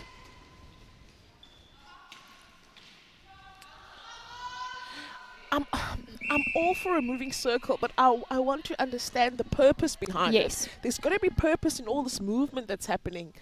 You know, I do agree with you when you say, you know, if Steenkamp could just wait a bit and drive out of the circle because something is not happening. Yes. Not just because now they lose ball, turnover ball for Drostdy. With that, it's so important. If you're playing a moving circle does not beautifully intercept, does not mean to be constantly moving. That's not what it means. It means that if you move, there is a different option. 100%. And it's usually the shorter circles that can play that. Like that was a move. That was the movement. The one went to the front. The one cleared and went to the back. That is a movement with purpose.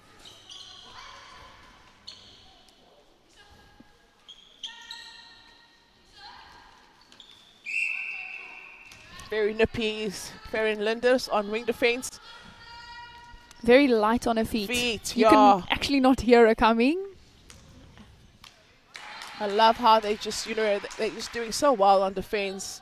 Is Bloemhof is putting so much pressure and they're just smothering Drostdy. Completely.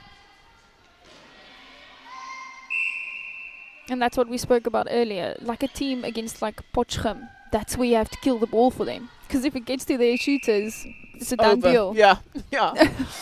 Yeah, and Bloemhof will play Potchefstroom Gim today, so that's going. I think so. Are they playing today? I think so, yes. But later, So that's going to be a good game. That's going to be a good game.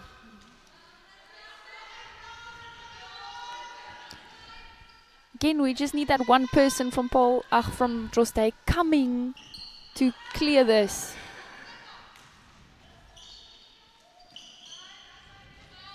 So if that shooter knew now, if she could pick, well, hopefully she'll pick this up, see all this congestion and just be like, I'm actually the answer, I'm the solution to this. Let me just pull out. Then it's necessary for you to pull out. Yes. You know? That's when you become the option for the team. Because that's how you break an area. Is that one coming into that space, opening the other side for the player to go into that. And that's where the goal shooter comes in. 100%. Because they want to be out of the circle, so rather move for a reason, you know, to make things better for your team.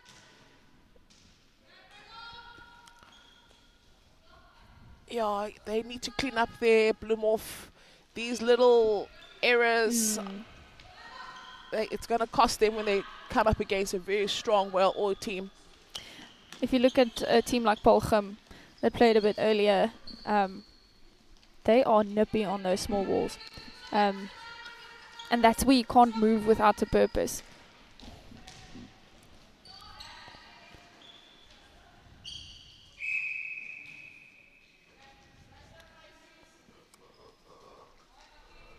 So as a goal attack, you should have moved to the mess. To the mess, yeah, and absolutely. then out. Like getting to the mess and present, because from there, when you get the ball, you can actually shoot. Yes. Now she stood in one place and still She had to wouldn't have play. shot from there. Exactly.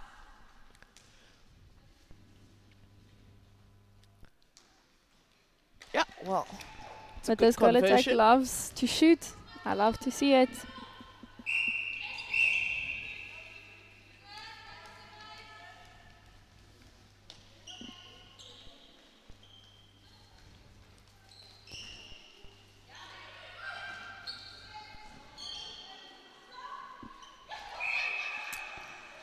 It's nice to have a light moment. It's just caught off court there by the umpire. That was good from... Oh, good pickup. Two Drostdy players and still... Ooh. No. They have to... I'm actually glad Sasha didn't see that. It's becoming messy. They need to just go back to the basics. Bloemhof. They really, really need to go back to the basics. They cannot play like this if they're going to have any chance against the stronger teams in this competition. Well, that's how we close off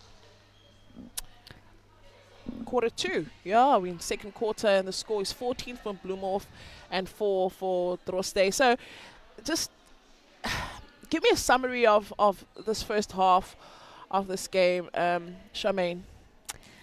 Messi. To summarize it in one word, I think it's important that both of these teams stop to play, not just to rush through it and just throw a ball to throw a ball.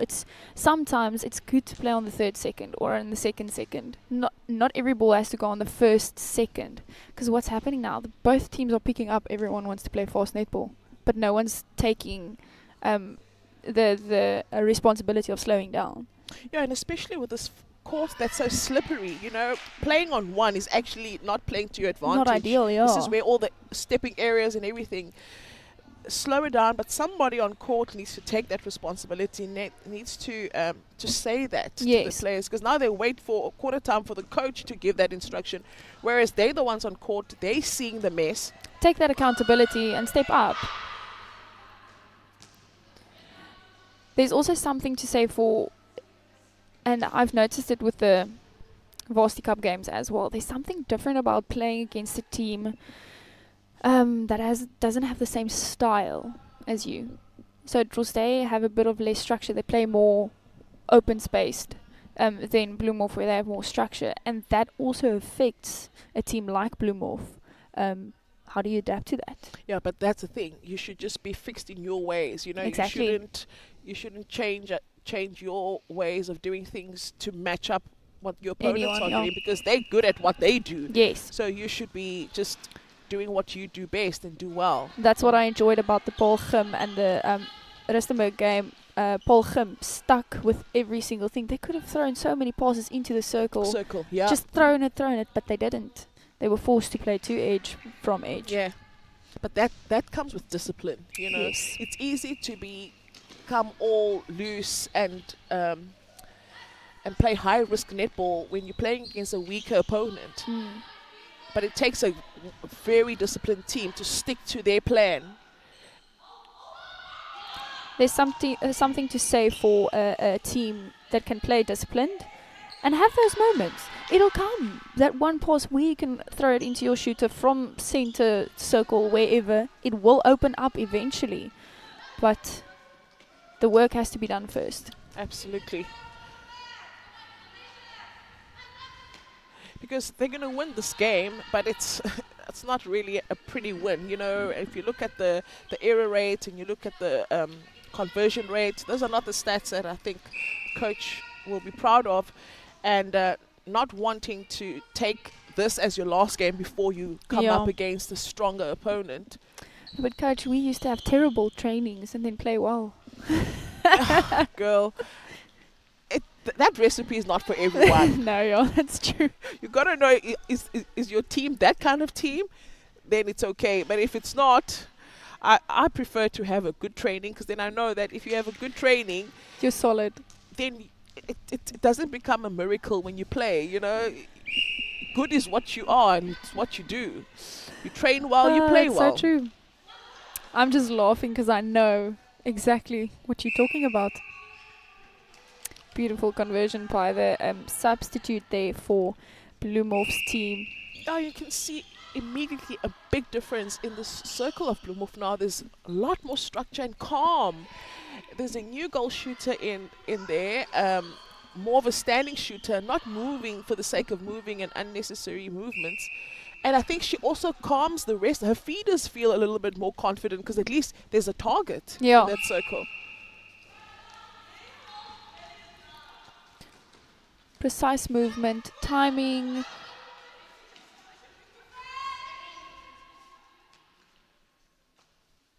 Oh, beautiful shot.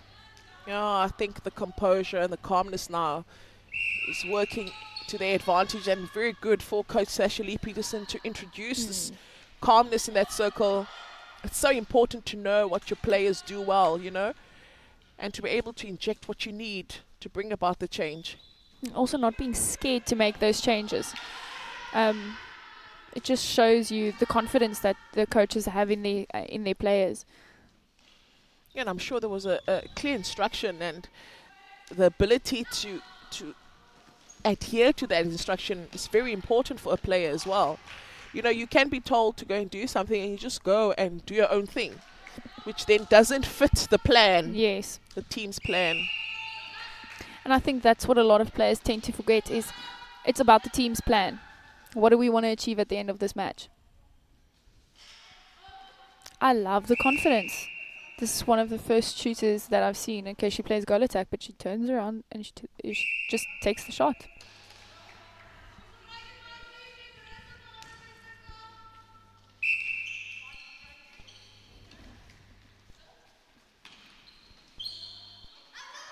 Oh, it's all the work of Linders on that wing defense. Really traced and stayed between the ball and the player on that wing attack. It's really good work, even though the center took it, but it is the work that was done. Can definitely compliment a wing defense that does her job well. Oh, yeah, because great. what she's done, I mean, she's completely eliminated the wing attack of Drostdy in Pieterse. I think she's just doing her job so well. Now they're struggling to get that ball to the shooter. Now the shooter must be moving out, playing in as an extra attacker.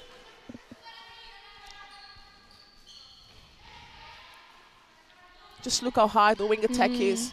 She's stuck there. They need her. And she's being shut down.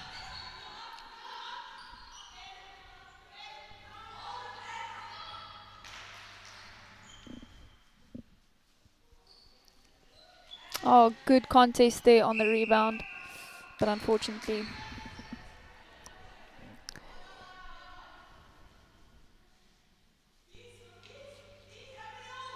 Oh, this is good work. Got to fight for that ball in the circle.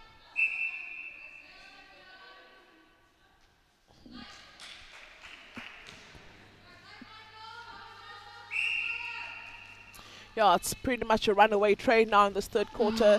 The championship quarter just tweaked it a bit, Coach Satcheli Peterson. Right combination in this third quarter. I feel, you know, there's a calmness. The error rate has decreased. I love the patience this goal shooter's bringing. She's not running around, but she does come out. It's just her timing is working well with the rest of the team that is on the court. Yeah, and it's when to come out. You know, look, she's holding in the circle. Okay, nothing's happening. Oh, that's a good take from the goalkeeper. Yeah, the goal shooter just had the wrong positioning there. Her stomach was into the defender. If she just hooked her foot into the front, she could have had that ball. But very good take from Paul, from Drostdy's Hofman there on goalkeeper.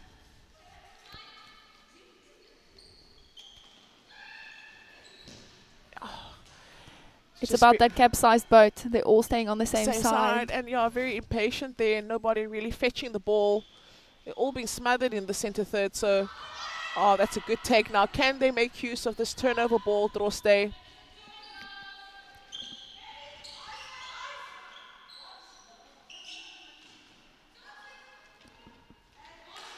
Beautiful feed into her shooter. Oh, my goodness. How many opportunities do you want to give these defenders to intercept, to take the rebound? I don't know what it's about under that pole, but I'm glad it's not just me. Yeah, it seems. I know Mareka Holthausen, former Spar Proteas captain and player, she would take it from anywhere, but she said the hardest shots were the ones under that pole. Like, it's because everybody expects, I mean, if it's there, it must go in. You know, it's like something happens to the arm, like, yes, there's just no power. And then you start over aiming, and then you over analyze the shot, and oh, wow, that's beautiful. Oh, she's growing in confidence with every quarter. And I love it when the net does that. It just swishes.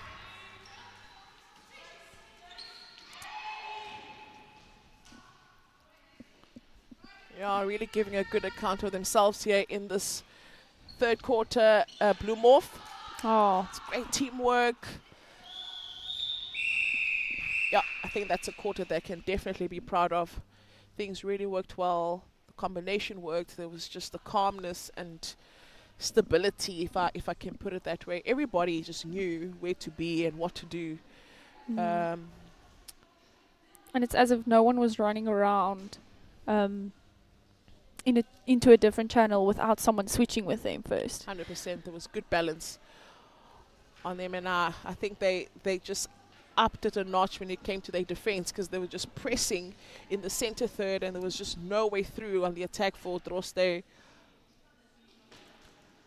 So we're heading to the final quarter of this game. Bloemhof leading 23 goals to 6. It's been a tough day in the office for Drostdy, and I mean, Bloemhof hasn't been playing as well as we know them that they can. So yeah, I think Drostdy only scored 1 goal in that last quarter. But let's hope that it goes better for them now and that they can clean up and score a couple more now.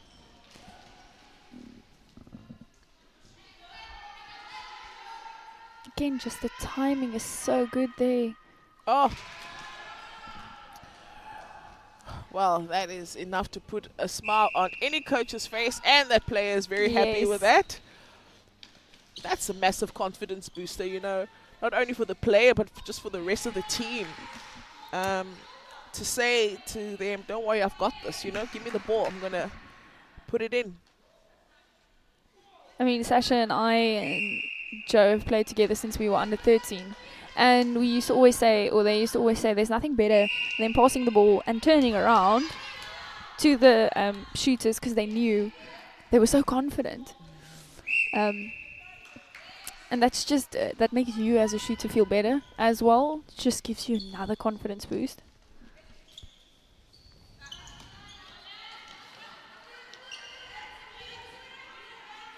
Again, no one's opening up that space. Running very lateral. Yeah.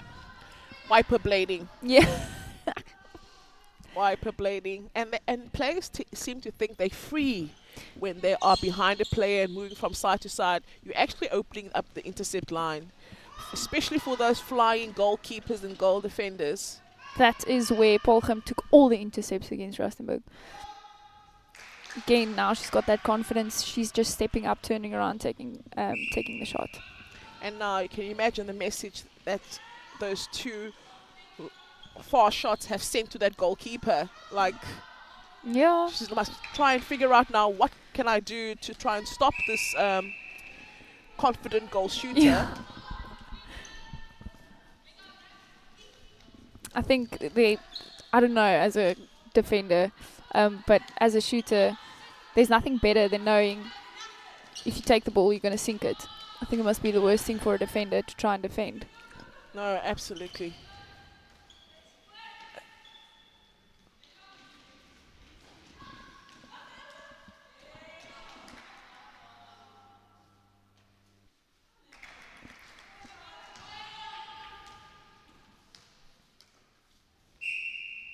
Yeah, it's just becoming too easy now. They're just moving too freely on the attack and getting into the circle unmarked. No pressure whatsoever from Drostdy. One thing you wouldn't want, yes, they're not going to win this game, but you don't want to drop your shoulders and throw in the white towel. Yeah. You want to play right till the end.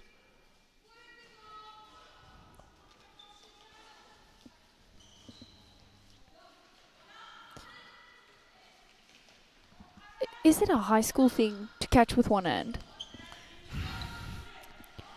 Yeah. Because I see it in my team as well. I don't know. Because if you take it one hand on international level, they're taking the intercept from you. Don't even mind international level. University Varsity. level. They're going to take that ball, because if you go with two hands, the Who's ball's going to in get your it? hand. Carla you know, Pretorius is exceptional with that. at that. Yeah. I have not met a player that can take a ball like she can.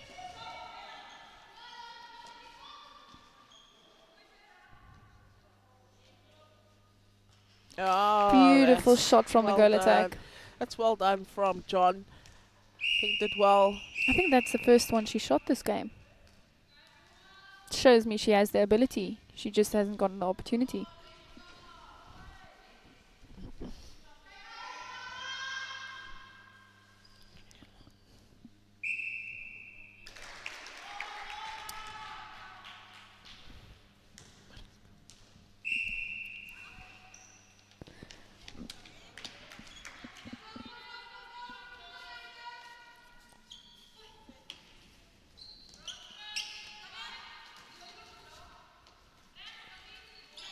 Oh, that's good 2 moves there.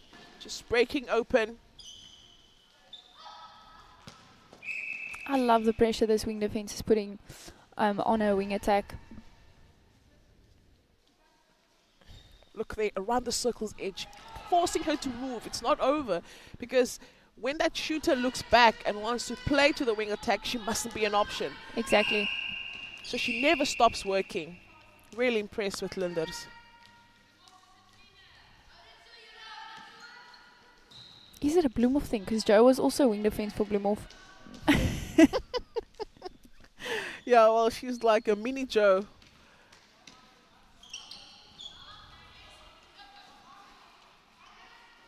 See, the defense is taking that ball down, making it easier for the attack. Sure, she's been sensational. Beautiful. She came on, made a massive difference. That's the kind of play you want to have in your team, you know, coming off the bench, just going in there, slotting in, doing her job so well. Yeah.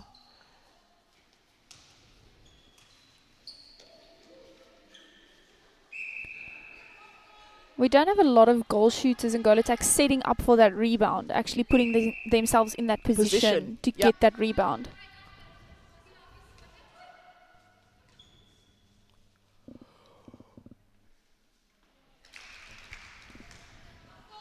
This is the combination for me in that shooting circle. It works so well. Yeah, it's steady.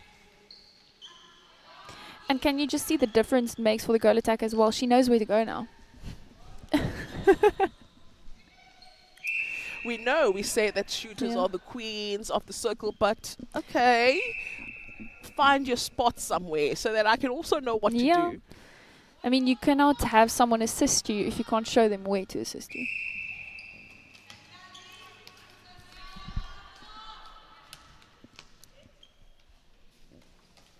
Oh, that's very smart. Very smart. Oh, I wasn't expecting a bounce pass there, but that just shows the players thinking, really tuned in. And I like to see the different passes coming through, because we've been seeing so many overballs, so few bounce passes, and it works well.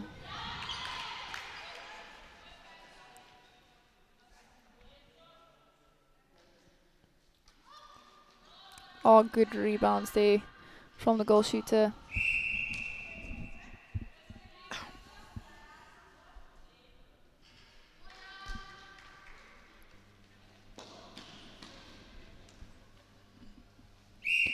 So Bloemhof have more than enough time to score another goal. They've got 30 seconds left. Now it's just about being patient.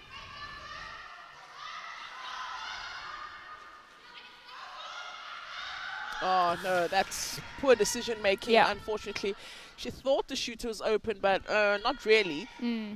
So now they have to really work hard to turn this ball. 10 seconds left on the clock. Can they force an error? Oh, nearly an intercept there by the goal defense. Yeah, and that's it. That's a great performance from Bloemhof. Hopefully they took some positives from this, because they really didn't start well, but I think they upped their game and changed it up a bit. It was good to see them adapting and bringing in some discipline in the second half of the match. And that's the final score. Bloemhof under 19A 30 and Drostdy 11.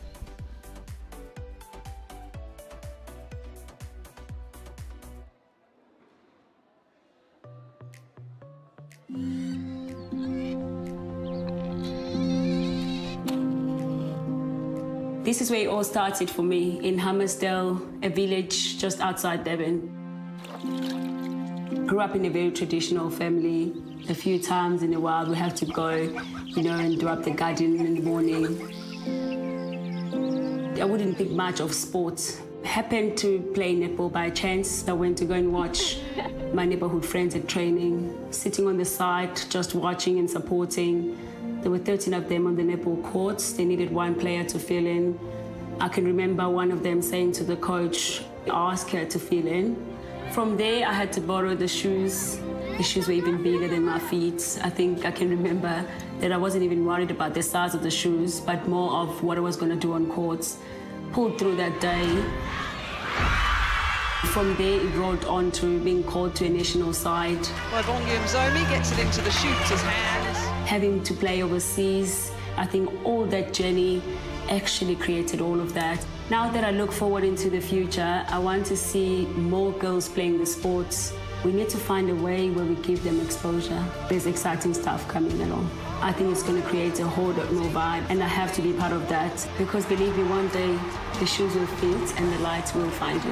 Arguably one of the most deadly players on court right now.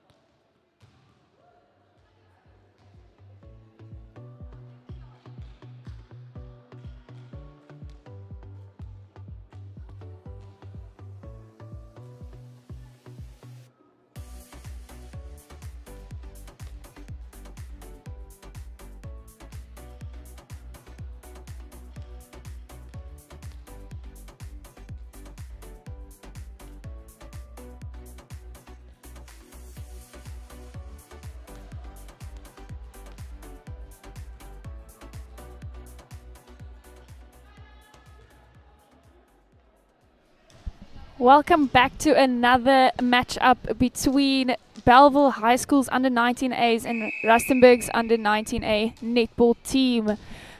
I have a new commentator beside me, and this is so much fun. Sasha Lee Peterson is joining me to commentate this next matchup. We are so excited to have you, Sash. Welcome. Oh, thank you. It's lovely to be here and to play netball again after such a long year. But yeah, so nice to be here, and I mean, to watch the young and up-and-coming talent coming through.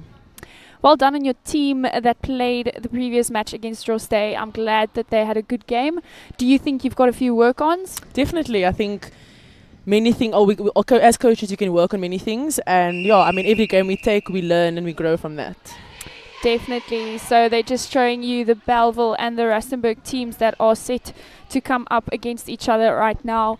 We are very excited for another strong game. Let us hope that Rustenburg can put up a few more goals than they did against Paarl Gim.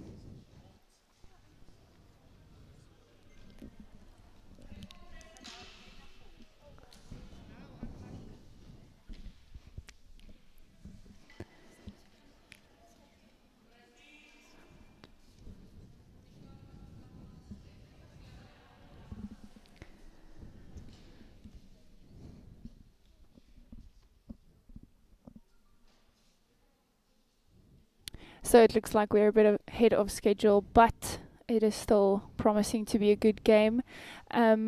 See Rose over there in the umpire spot. Love to see her here as well.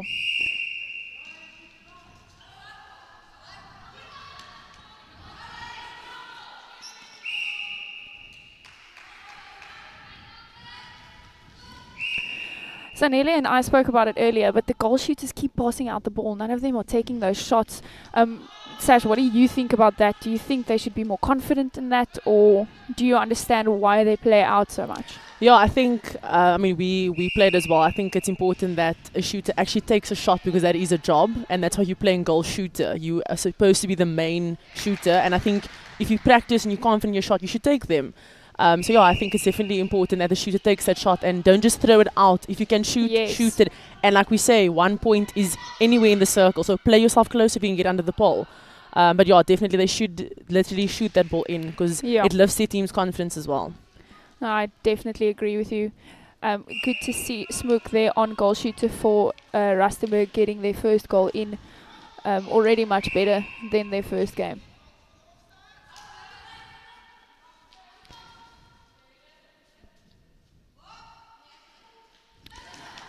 We've also been seeing goal shooters not going for the rebounds. Goal attacks, goal shooters waiting for a ball and allowing those defenders to just come in for the rebounds. What did you tell your girls to do that? Because I saw your goal attack going up for a couple of rebounds as well. Yeah, so I think it's important that you position. You have to position for the rebound. And yeah, I think it's also in practice you got to teach that, you know, where the ball might bounce or where the ball might go.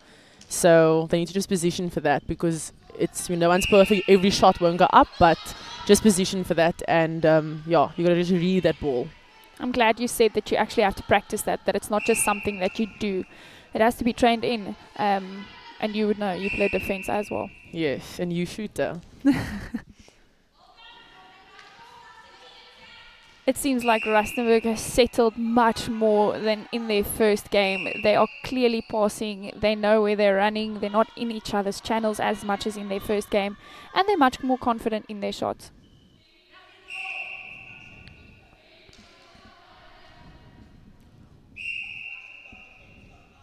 And Smook gets another opportunity and scores it for her team. At the moment, the score is 3-1 to Rustenburg. Bellville also not holding back. Definitely. Oh, beautiful movement there. Also the wing attack putting her shooter in that position to be able to get closer to the pole. And that was Williams that shot that goal for Bellville. Yeah, much better.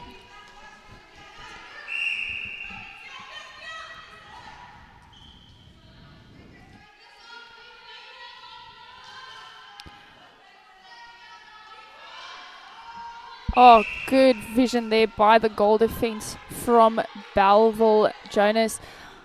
I think it's so easy for a shooter to just wait for a ball, but then a defender that picks that up, just exceptional. Reading game is important. 100% agree with you.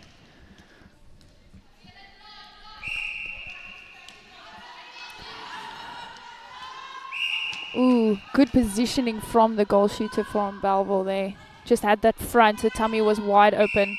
I see no fault in passing that ball. Yeah, no, 100%. And she was a stomach show towards the thrower, so it's good that they passed that ball.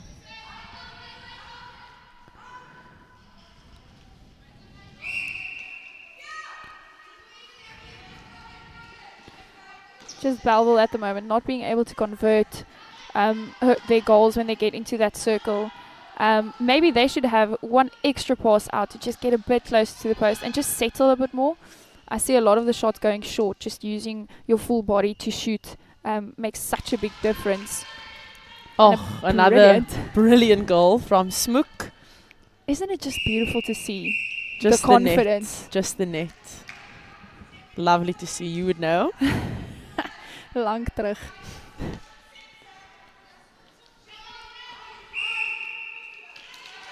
We need someone to come through there for Bellville to just split open that defense, because Rustenburg is making it difficult for them to just go into the shooting third. Oh, that's a good stretch. Beautiful by stretch. The goalkeeper, Yeah. Stemmet from Bellville.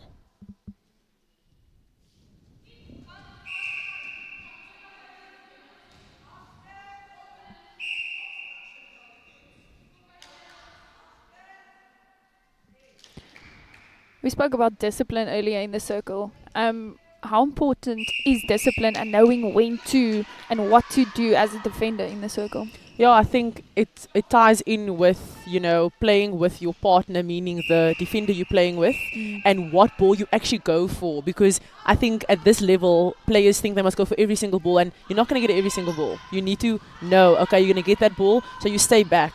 And also adapt to the umpire. You either play on the body or off the body. It depends on the umpire. If they're blowing you, get off it. Check your 3 feet. So I think it's just that decision, you know, which ball you're going for, which ball, you know, you're not going for.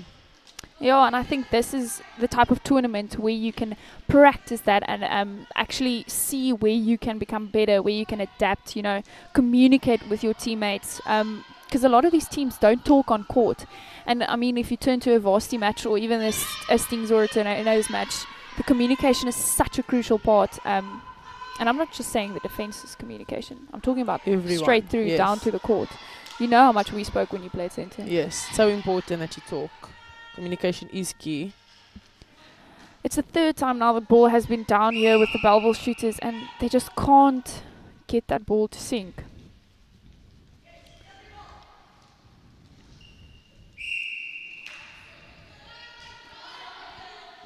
Footwork error from Rustenburg goal. Yeah, you would think that the girls have adapted to the slippery surface a bit more, now knowing which type of passes to throw. That's smart play from the goal shooter Williams, and she sinks the goal for her team. 4th time lucky this time.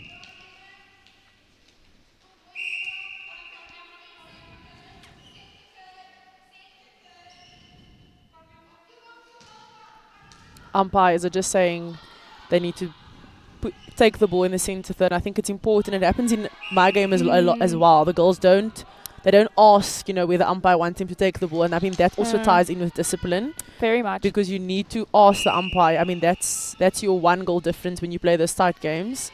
So I think I've seen that a lot today as well. If you come to our level as well, there's no second opportunity most of the time. You've played the ball incorrectly, then it's reversed to the opposite team. Beautiful take by the centre from Rustenburg, Janssen van Rensburg. I love it when they go up for intercepts. Yeah, they should. Mustn't be scared. We spoke about this in your game, the one-hand catch. The 2-hand pass, though. The one-hand catch with the 2-hand pass. They throw with 2 hands. And a side 2-hand pass. Beautiful intercept.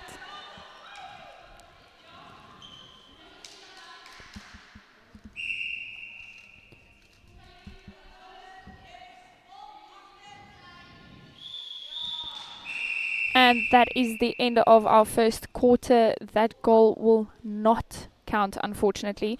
So the score stays at 7-3 at the end of the first quarter for Rustenburg, leading this match. Sash, what do you think Bellville can do in this next quarter to just up their game a bit? I think, as we said earlier, they're struggling to bring that ball through, and the balls that are being converted, they aren't getting it, or they aren't converting it in the hoops. I think they need to just slow down, like you said, maybe play extra ball. But yeah, I think they're not shooting in, and they're struggling to get that ball through the middle to get to their shooters. So I think they need to work on that for the next quarter.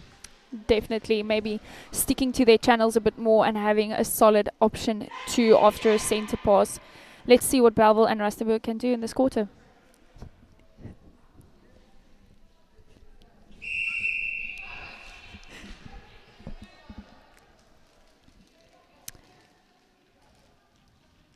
So we've got a couple of changes here for Rustenburg. I can see that Riandre Botha is on goal defense now.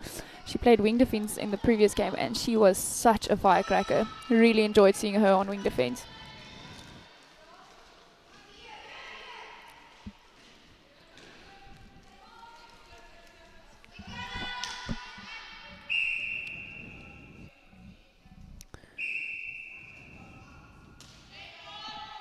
And it looks like the goal shooter and the goal attack for Bellville has swapped around. Yes. Just in position.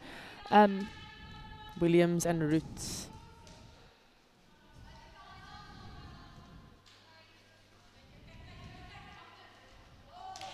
Oh, unlucky there. Good pressure from Botha on goal defense to apply that pressure on Williams.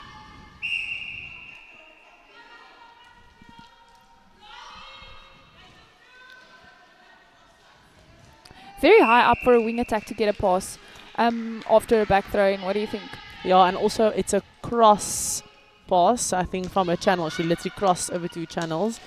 And I think unless you get in it and you're going with speed, you should get it. If you're not, you should clear back out. But also it's a bit risky to cross all the way to that side. Yes, and we spoke about it. Zanele said window wipers. Yes. They're all very lateral.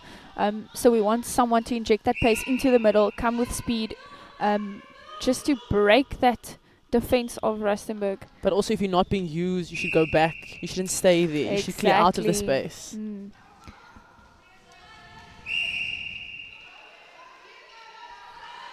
Oh, that's brilliant. The goal shooter protected the wing attack there to be able to get that overpass.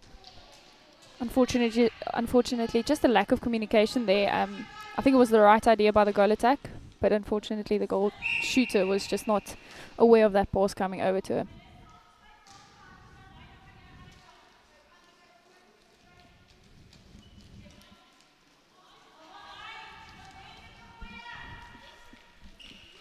Oh, brilliant play. Just so basic by Rustenburg, but what did Zanele have to say? Basics wins games. And those are the facts, ladies and gents.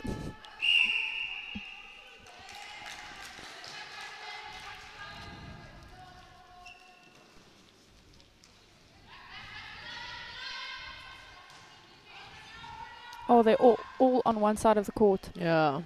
Ball should come in. Just one to the middle. Yes, just to break it. Otherwise, there's too many down the line. Yeah. And it's pressured against the line. Yes. So it could go out easier. Lucky for them, they score that one, and it makes the score at 5 minutes 9-5, still in favor of Rustenburg. Oh, beautiful run by the center. As a shooter, I hated that call. Pushing away from the defender. But we do it. Also have to protect your space. It's important.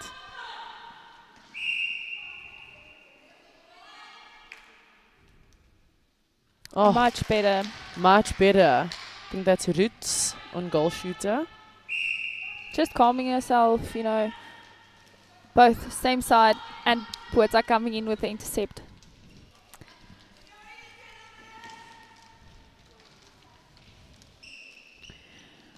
We said earlier as well, they tend to all throw on second one.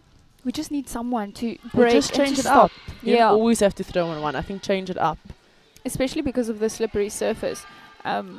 Maybe, brilliant vision by the goalkeeper from Rustenburg, Furi. She just came out there, knew that ball was going to be there. It's good to see the kids aren't scared to take those flies now. Yeah, they need to go, but it's a good read from her there. Back to the slippery part. We were actually talking earlier, and we said, you know, both teams get that. So Yeah, both teams need to adapt. It's not that the one team doesn't have it. But I think it's important that you do adapt, and it sort of forces you to slow down the game, because if you play fast, I mean, you're going to make those errors. So I think it's important that you slow down and you realize that immediately in the first quarter, the type of surface that's there. It's a great replay there just of that intercept. Again, went with the one hand, allowed the defender to come in for that. And I think, especially still at school level, the girls tend to think third and second means slow. It's not about the run, it's about the pass. If the pass is fast, it's still a fast game. And to let the defender move away, because they come on one. Exactly. We have a wayward bib. Boeta's goal defense bib is on the floor on the side of the court.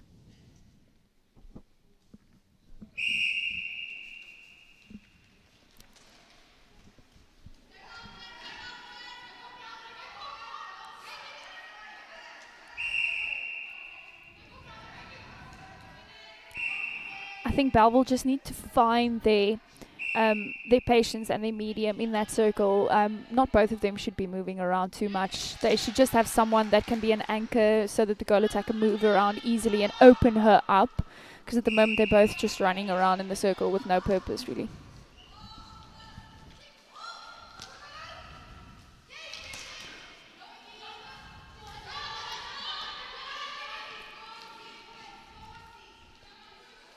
And as we said, first quarter, they have to get out of that mess quicker, and they did exactly that now.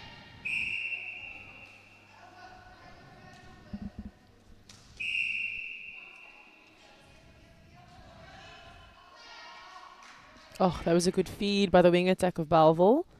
Very, very good. And Williams converts it. There's nothing better than when it works out so well.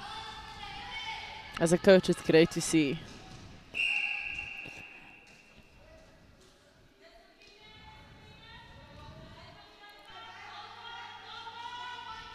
Oh, beautiful triangle there. Great vision by the goal shooter to play it open to the wing attack, or the center rather, to give it into the goal attack.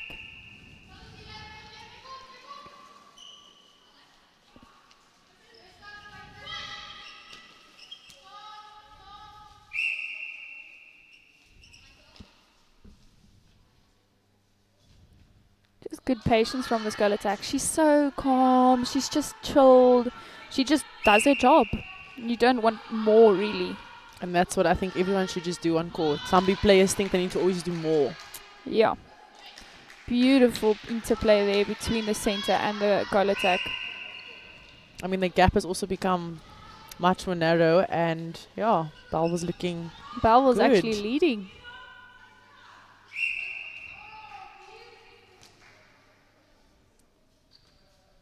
Oh, sneaky pass. I didn't even see that one coming.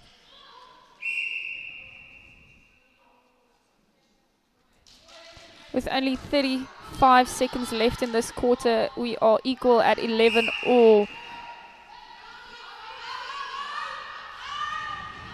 I think Bellville heard us when we gave those comments in the first quarter. They must have.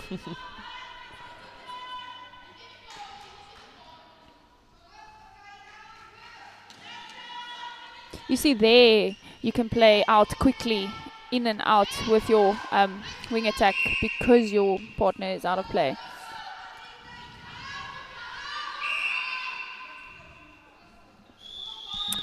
And again, the importance of listening to the umpire's call could have or might have made a difference to that end score of the second quarter. But we are ending with 11 all, and just another replay of that great move between the center and the goal attack, and that quick pop that the goal shooter missed in that once.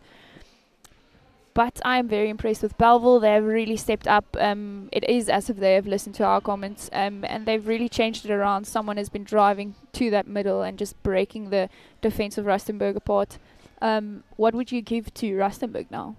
Yeah, I think they have to then be tight on the defense. And you just have to read the shooters. I mean, the circle, that's also a more moving circle. So I think they need to just split and communicate the defenders. But other than that, I mean, I give it to Belville. They did come up and the shots are going in as well. So when it's needed and when it counts. Yeah, definitely. And the thing about a moving circle, and you would know that as well, is or defending it rather, man on man works the best. Yes, definitely.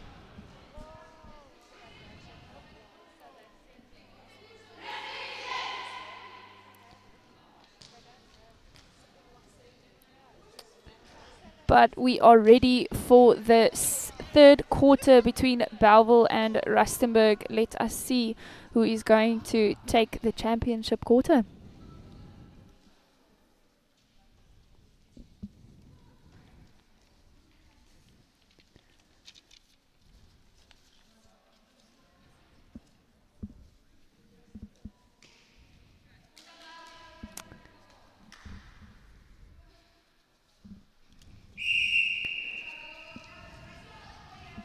And Rustenburg have the centre pass. I think there's a change on goal defence of Bellville. And she starts by getting us a rebound. Looks like there's a few changes in the Rustenburg side as well.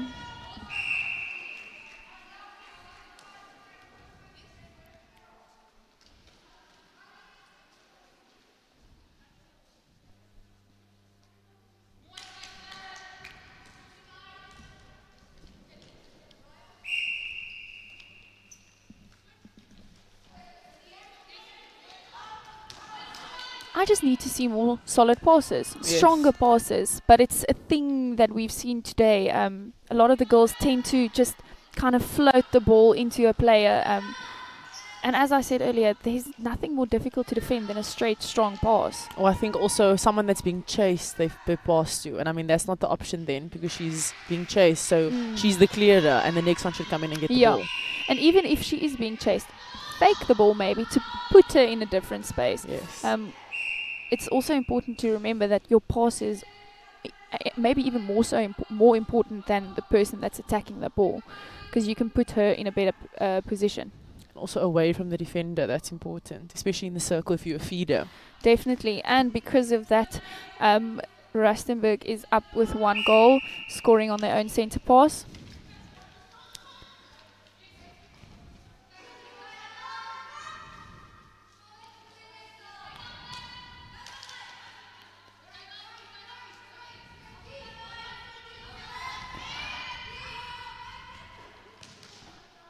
I feel there should be more direct, strong movements in the circle. They're all kind of floating around in the circle. No one. Bit of hesitation. Yes, no one just coming and driving or standing and holding. So that makes it difficult for the players to pass. Much better. Great intercept by the centre from Belville, Faber, and I'm glad to see that centres also get a few intercepts. 13 apiece.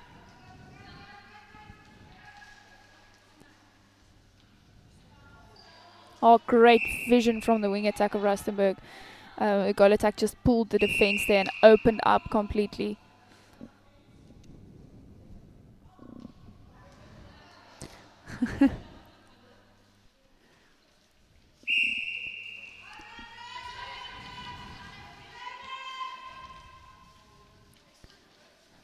Oh, good run from the goal attack there. She should have just turned. Shot the ball, yes. Or not even shot, just turned and put up to the post. And then she could have played from there. It just pulls your defender towards the post to open up a different play for you. Good shot from Williams.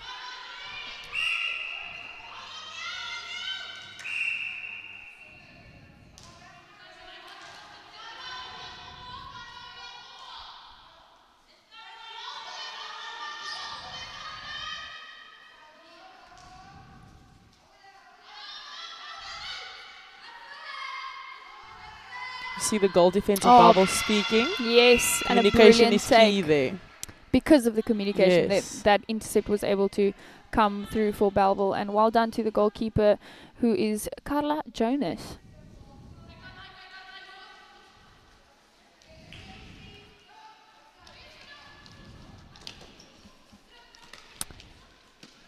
I feel like Rustenburg's goal defense can just stick a little bit longer.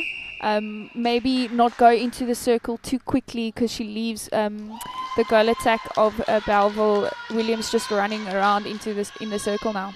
And actually, if you haven't picked up, she is the main shooter. Yep. So she needs to be the one that gets that pressure, because as we can see, I think she's put up majority of the shots in this game. So you got to keep her out. Yes, definitely. That was great. Just awareness from the Rustenburg girls, but unfortunately, a pass that was just a bit too rushed forces an error and allows Belville to get the ball again. I think it was just a bit overcooked there by the wing attack.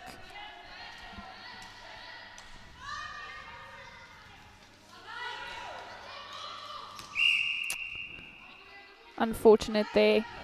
She had the right idea. Tried to get it back. They got out of here so quickly.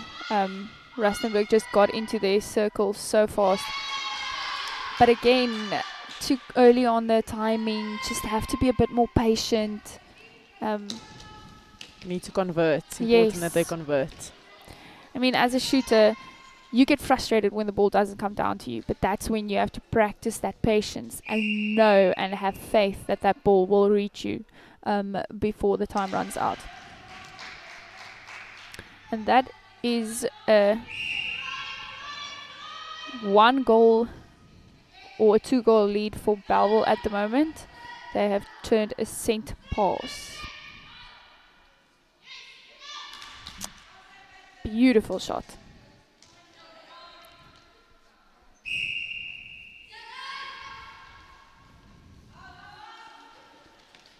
That's great vision and great play between the goal shooter and the center.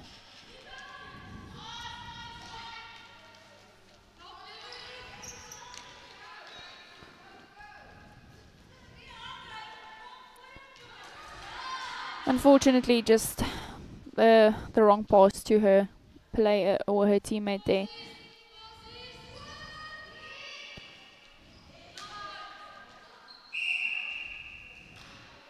I think Rustenburg just need to settle before they try to play off a turnover. I think it's just a bit too fast now, yeah. And I mean the score is tight, so they just need to, I think, stop and sort Give of find their yourself feet. a moment. Yes. Yeah. You don't have to rush a play, as we said earlier. Second 2, second 3. There's nothing wrong with that. I think it's important that, you know, it is a tight score and you need to convert everything that you're turning. It's so important. So I think Rustenburg just needs to settle and play ball for ball, or play the short, and the shooter should actually just stand, because I think she's moving a lot now in this game. And she's got the height for it. But it's also knowing about how to hold your space there. The goalkeeper is moving a lot more now, so she's confusing the shooter's space.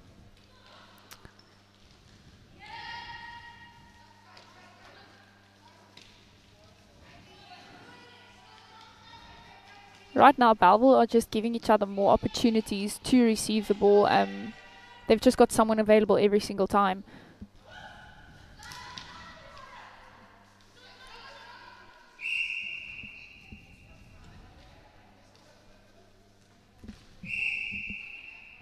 So, Sash, you've played centre and sometimes wing attack as well.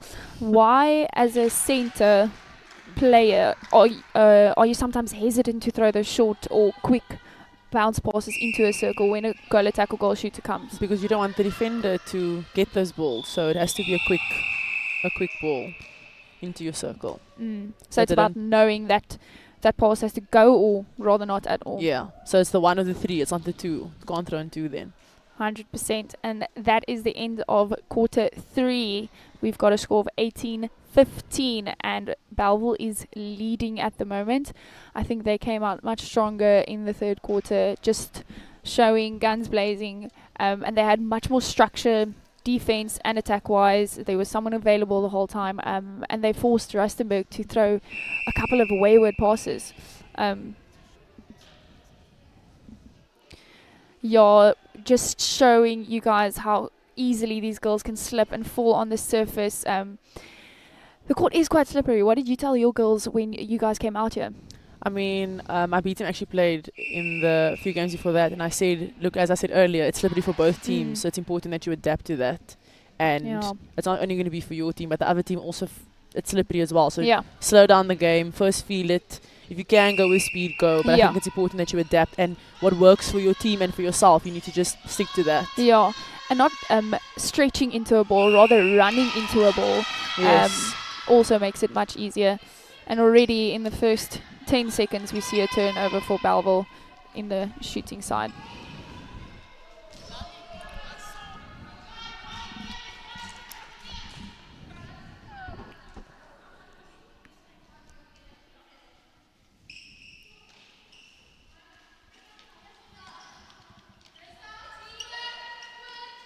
So I see sometimes she should have given it earlier already. I think she was hanging a bit too long on that pass. And it's something my girls struggle with as well. I think sometimes know when to give it, like we said, on one, and when to wait. But that comes with time together. That becomes with a heightened awareness of the game. And that's why these types of festivals are so amazing. It gives you the opportunity to practice exactly those type of things. To practice and work on your combinations and make yourself better.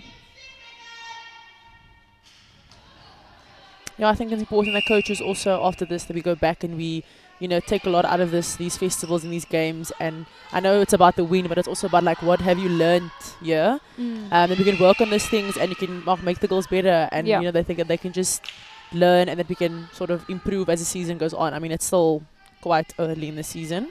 Nowadays so, it is. Yeah. I mean, you never know. Yeah. No, definitely. I 100% agree with you.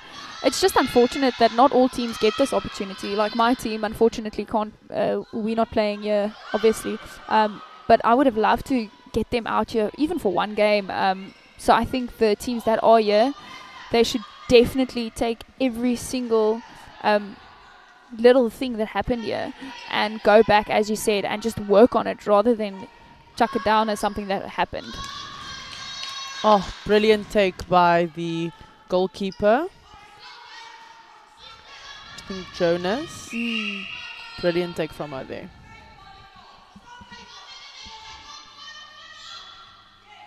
How important would a backup have been right there? I mean, if she had that backup, then maybe Rustenburg wouldn't have turned that ball again and converted it beautifully as they did.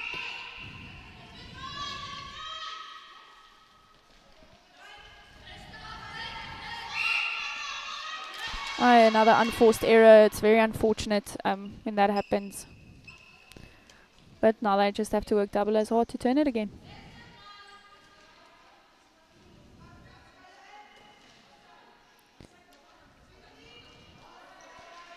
Another great pass from the center, Faber into the goal attack Williams, and they convert another turnover.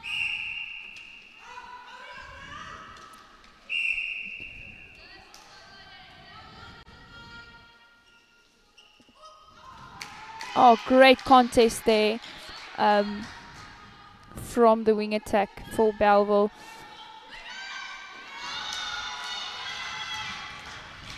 Yeah, I think everyone's starting to talk because the game's quite tight and it is the last quarter, so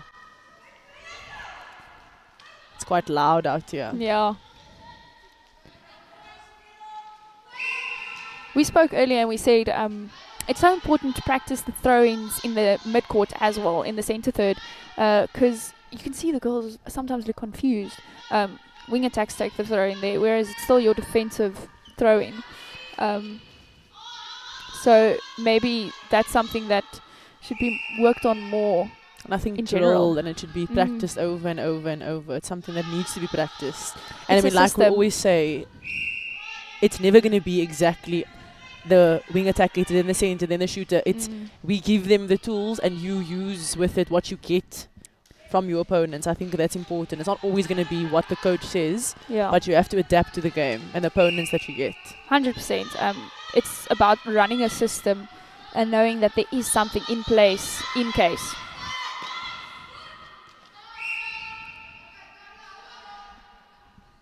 And we've got an equalizing goal with 3 minutes and 20 seconds left. We've got a 19-all game. Let's see who can stay composed and pull this one through. great tip there by Buerta, sticking to her player. I think she heard me after third quarter.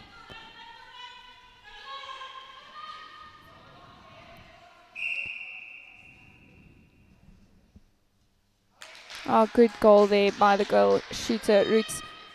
Just staying calm, taking a breath, knowing that she can do it.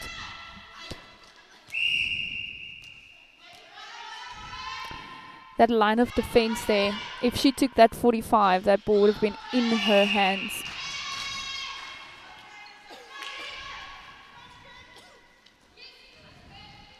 Oh, beautiful. There is no one there.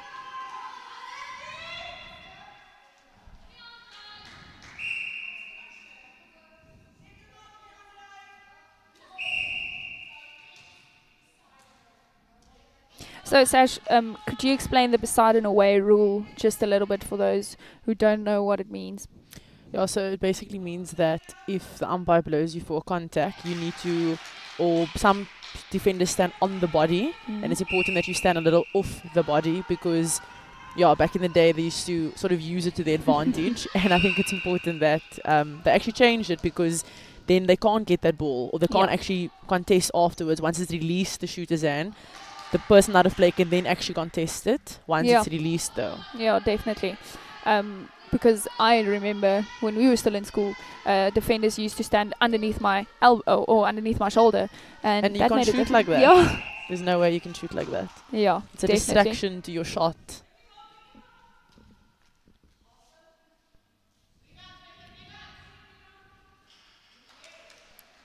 And that's another turnover centre from Rustenburg with only a minute and 15 seconds left.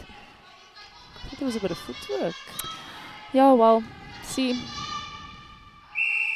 Oh, great defense there by the Bellville side, turning that ball back. Here it comes in to have that patience. There's a minute left. You've got more than enough time. Those type of balls don't need to be thrown. Discipline, keep it short, keep it sharp. You're already ahead. You have the keep time. Keep it short.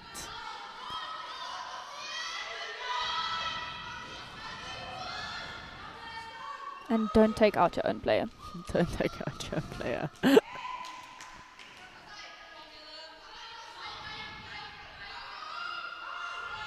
$30 seconds left. Oh.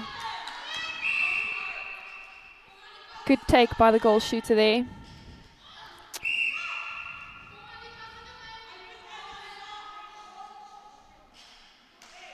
And we are level with 15 seconds left.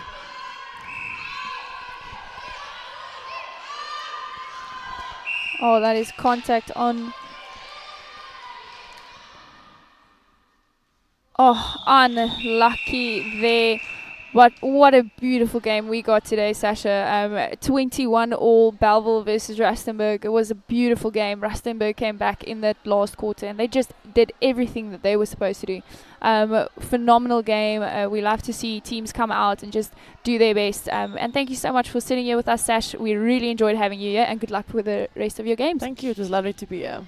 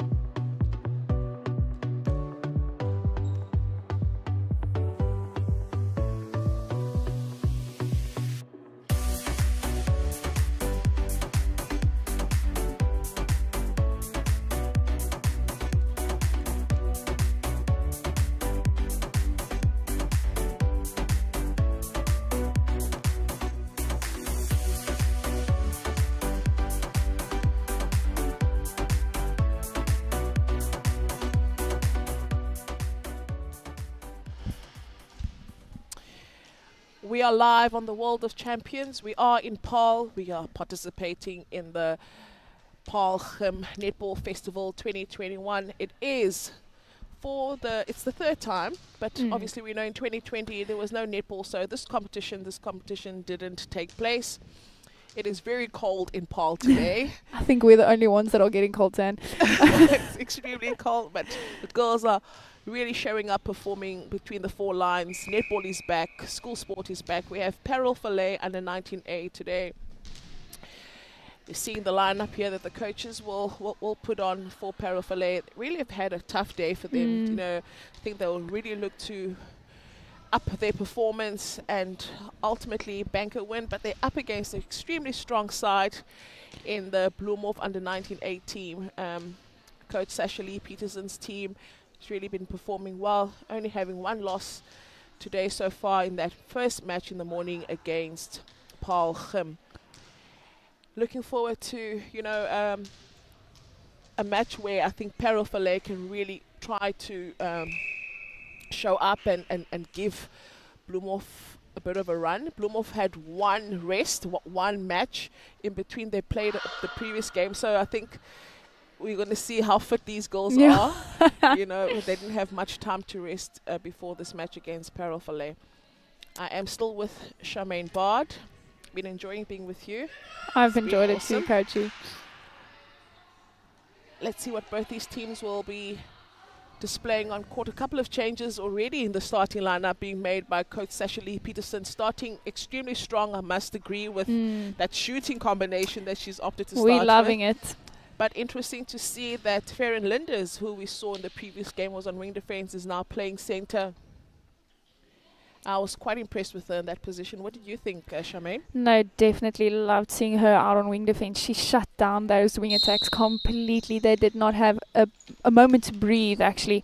But this Pumelo that is playing on wing attack for Paarl Vallei, really enjoy seeing her on wing attack. She is very able. She's up and she's busy. So I'm excited to see the matchup against this very tall wing defense now against her. And we've got the two sisters in the circle for Bloemhof. Yeah, the two Steenkamp sisters. We saw the one Steenkamp starting on goal shooter, yes, this afternoon. But we were a bit confused as to all the movement she was making. So we had a chat to Coach Sasha Lee Peterson, who says she's actually a goal attack. Yeah. And then it made sense why she was moving. She wants to run. Exactly. So she's now back in the goal attack position, combining with her sister who's playing shooter. I think her sister was phenomenal in the previous match. So patient, just so calm. She just knew the ball was going to come to her. And that's what you want to see from a shooter, is that patience, and just that's the person you turn to see the calmness. 100%, and her accuracy was just impeccable. You know, every time she got the ball, faced the pole, boom, it was in. Oh, we need someone to drive down, and that's exactly what Linders does there. It just opens up court, doesn't it?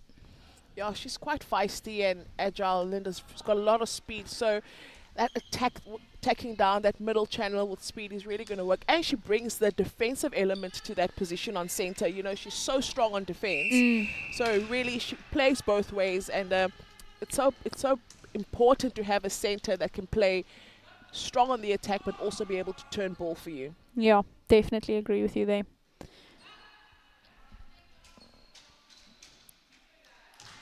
It's a good shot after the second opportunity. Lenka Steenkamp on goal attack is actually the captain of Bloemhof.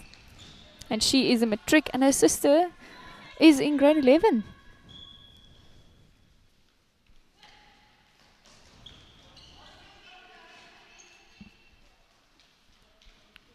Oh, look how strong she holds there. Just need to place that ball a bit in front of her at the moment. I think they're allowing the defenders to contest for that ball. She's got a strong hold. I also think, though, that ball was placed really well by Linders. If she went with two hands, that might have made a difference on that catch. But let's see what Paarl Vallei can do with this turnover.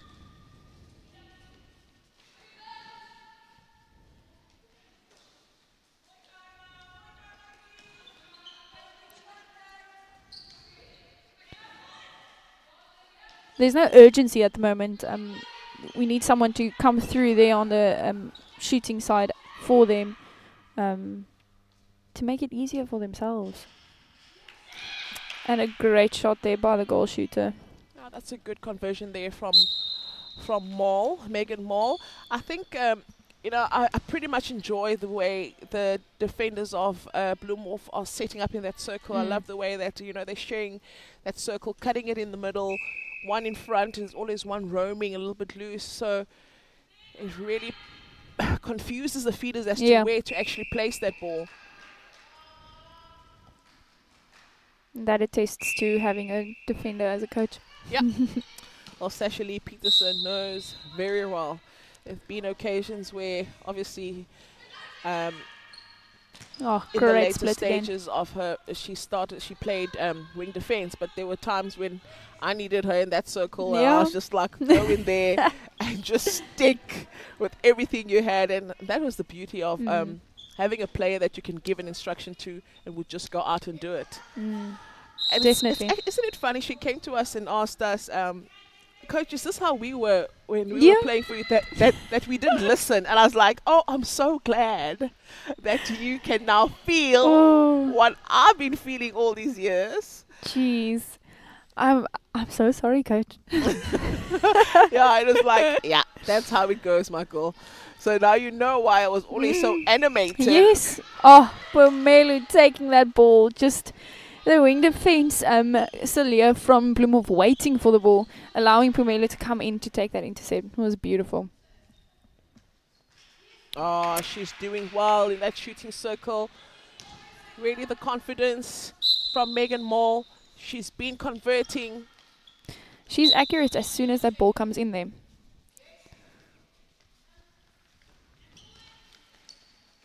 Oh, no, that's definitely not an option. She's sandwiched between two defenders. Definitely wasn't open for that pass. That's where you need your goal attack to come through to open up that play for you. Again, like we said earlier, going to the mess, creating that space, pulling a defender there away. But this is how we learn. Coming out, then allowing your goal attack to come in, leaving a circle wide open to play. You can see that Steenkamp is much more comfortable on goal attack. Definitely. You know, she's a playmaker as well. She's a carrier and carries that ball into the circle. Yeah.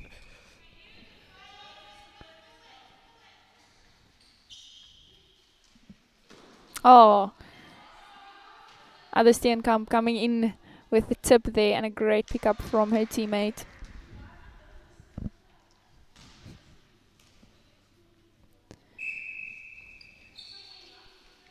Look how they're flooding that midcourt. There's no option. Yeah, this is really good defense from Bloemhof. They're setting it up. And these long arms from Celiers on wing defense. Just something different. Gives me an idea. Maybe Nicola Smith should be on wing defense for Marties. Imagine that. She'll laugh at you. Yeah, especially, but then what if the defenders throw underneath the legs? Or the attackers? Oh my goodness. Yeah, I haven't thought of that one. I'm just thinking about the long arms. But it's not something new for Marties. We used to play Megan Gosman on wing defense, and she's tall as well. Or she's tall for a wing defense. See how we're generalizing already in the in a position. Someone in the middle. Oh, that's good. Great feed. Yeah, just the composure. And you want to land on that circle's edge. Absolutely. I do, however, still prefer Linda's on wing defense. On wing defense, yeah, no. I feel like she's too feisty to leave on center. Oh, great. That's just pressure. There's just nowhere to pass. You know, they can't find anyone because nobody's driving, nobody's picking up and moving off the body. Very stagnant are the attackers of Parel Vallei.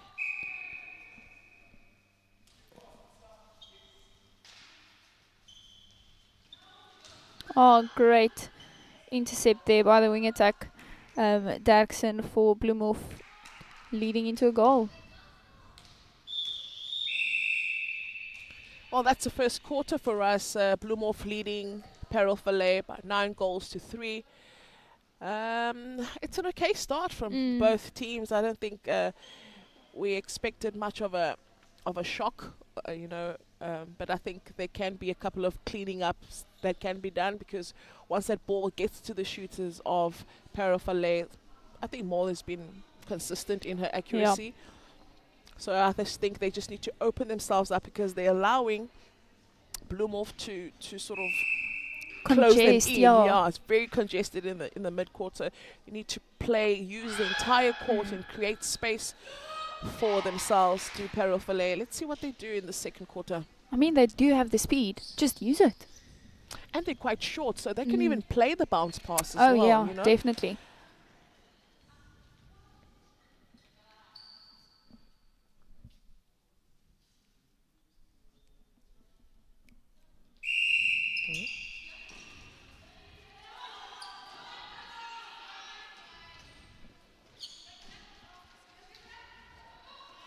Such a just trustworthy feed. Just goes into her shooter. She knows she's going to be there. And you see now that Pumelo has moved from wing attack to center. I love her on center. She played really well against Paarl Gim's B side on center as well. She's always available, and that's what I enjoy from her. Yeah, she's definitely at home there. Yeah. Lenka Steenkamp. How easy is it to see as well, as someone sitting on the side, knowing what a difference in just one position switch can make in a player's confidence on court. In the entire team as well. Yeah. Oh, she's doing well. Yeah. And she's accurate. I enjoy that.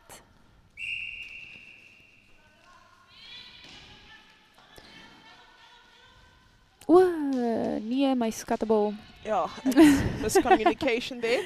But I see the idea she had. Now it's about executing that play. Oh, Celiers. Oh, unlucky with a stepping error.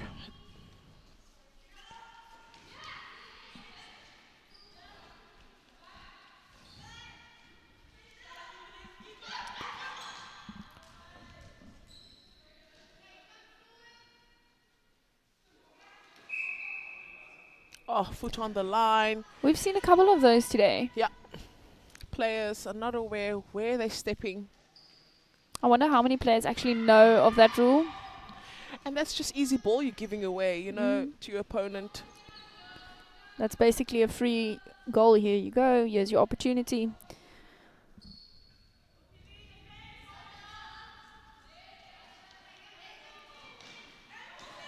Oh. So easy. No, that's brilliant. The timing on the drives, that brilliant top drive from Steenkamp. She's playing with a smile on her face. You can see she's in total control, much better in this game and in this position for me. This is definitely where she belongs. No, I 100% agree with you. You can just see the difference in the way she even runs. It's with more purpose, and she knows where she needs to go. Yeah.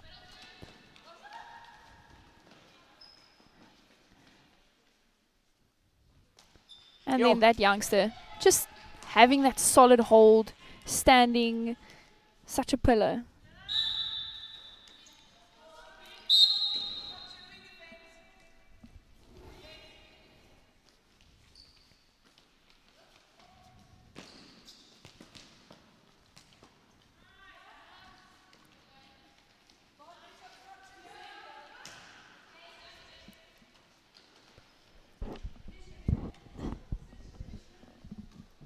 Oh, that's just the basic quick catch, just to be able to, you have to be aware on that line.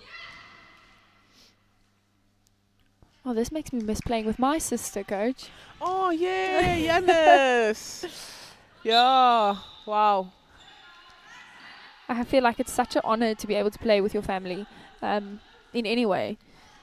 So when you have that opportunity, grab it and take it by the horns and just, show that you're able. Yeah, and also the understanding between the two of you guys, because you're good friends. You know, there's a whole lot of the dynamic is just so special. Yeah. Did she stop playing netball completely? Yeah, I mean, CA now, so she writing. She wrote her second last exam now, her ITC exam. So trust that she passed. Incredibly proud of her. Yeah, well, she's extremely smart, so I She doubt is. that she passed. Yeah, I guess it's just one of those things, you know. Players would love to make netball a career, but it is what it is in our country at the moment. So, but this is how you start. yeah, and then obviously if you have an opportunity to go and play overseas, I mean, we see so many of our SPAR Proteas who are currently overseas and doing well for themselves, and then they bring back all that knowledge and experience.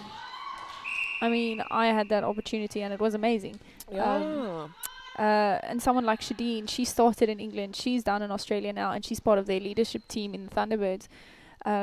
What a testimony! Like, it's so amazing to see these girls just coming from here and making such a massive difference. Absolutely. And let's talk just simply about the ambassador of the super sports school.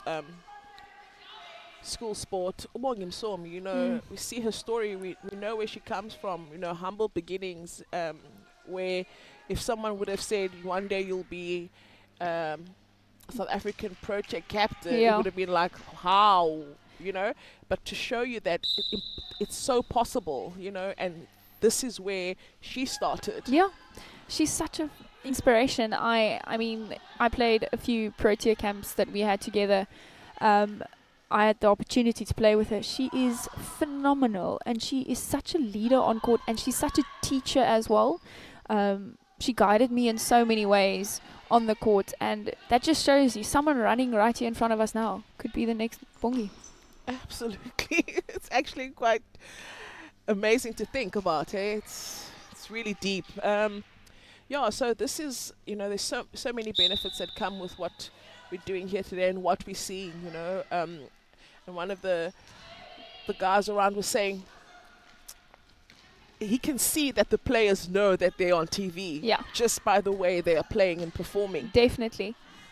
Because it opens up a door. It's a coach from Koffsie sitting and watching the channel and realizing, oh goodness, there's this player from Parel Vallei. Never seen her before, but she's got talent, you know. So it just opens more doors than we could ever imagine. No, can't agree with you more. And if you look at what happened last year, where we didn't actually have sport, it was hard for coaches to recruit. Definitely. Talent. So, oh my goodness. Listen. Okay. My shooter heart is very, very, very happy at the moment. Yeah, that's impressive. Look at Coach Sasha Lee Peterson. She's smiling. She knows. Yeah. There's nothing better than that. A shooter who's just potting it from anywhere in that circle. But there's also nothing better for a shooter to turn around and see her coach be proud of that moment. Absolutely. And the teammates saying, thank you, well done. You know? Yes. Well, it's pretty much one-way traffic in the second quarter for Bloemhof, just completely dominating. Closing down almost every opportunity that Parel Vallei have. Great timing there, just opening up that space. Yeah, listen, also that shooting action, again, whichever way you do it. If you can shoot in the goal, I have nothing to say to you. Just well done. It's really been brilliant.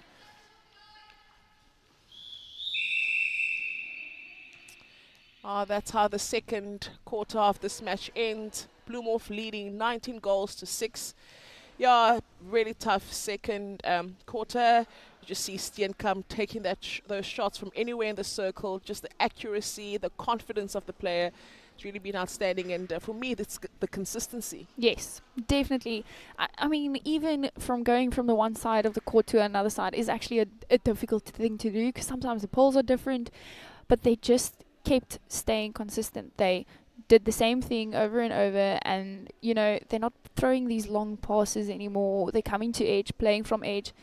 and these girls are just super confident and putting them in from everywhere. Yeah, it's the Steenkamp combo. Yeah. Brilliant combination there in the shooting circle. You can see the love, the relationship, the understanding between the two players, and who better to play with than your own sister? I can attest to that. Best time. So what do you think the coach of Parel Vallei might be saying to her players at this point in time? They're going to the third quarter, which is a championship quarter, where most teams put their foot on the accelerator and run away, you know. They need to have, what do you think she's probably saying to them now? I think she's probably asking them to just step up, you know, own up to the choices you make. And then if you do see something, to actually just play it and not doubt your ability. Because a lot of the times when you play against strong schools, even strong university teams, whoever, you sometimes doubt what ability you have. But they are more than able because they are here. So just to know that you are good enough and to be able to take that ball and throw the pass if you see it. Yeah, and also set realistic goals for yourselves, Yes. you know, and then tick the boxes when you're achieving them.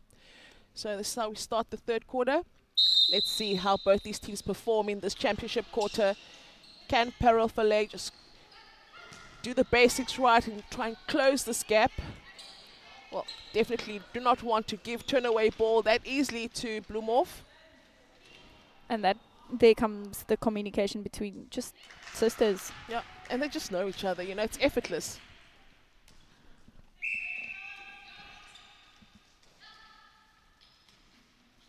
As a goalkeeper, wouldn't you have wanted to cover that wing attack position there just to slow down that game a bit? Oh my goodness. They're having a phenomenal time out there. You know, everything is just working so effortlessly. The accuracy in the shooting circle is something They're having fun. Yeah, they are having fun. You can see it.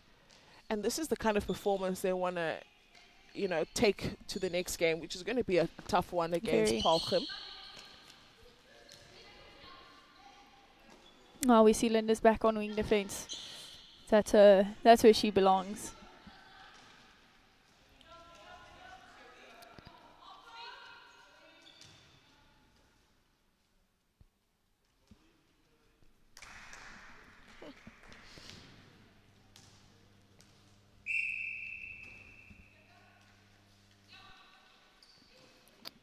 Great availability from the goal defense to come and assist there. You know, it's so easy for a team like Parel Vallei to be despondent at this point in time and sort of drop the shoulders. Yeah. But they really need to keep going and just take the things that they're doing right. When you just stick to basics, just play the ball patiently. I mean, they're being outplayed in so many areas, but they need to find what they can do well and then stick to that. And I think when they've played short and sharp and patiently down on the attack, it's worked because Mol's been shooting those balls in. Yeah, all they need to do is get the ball to their shooter. She is accurate, she's waiting, she's willing. And as you said, those short, sharp passes, they are just too difficult to defend. And there's nothing wrong with a give and go.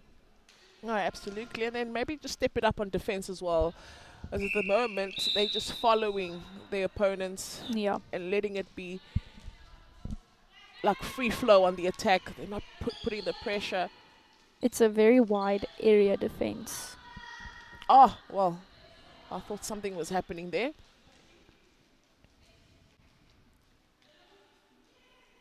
Great interplay again between the Steenkamp sisters.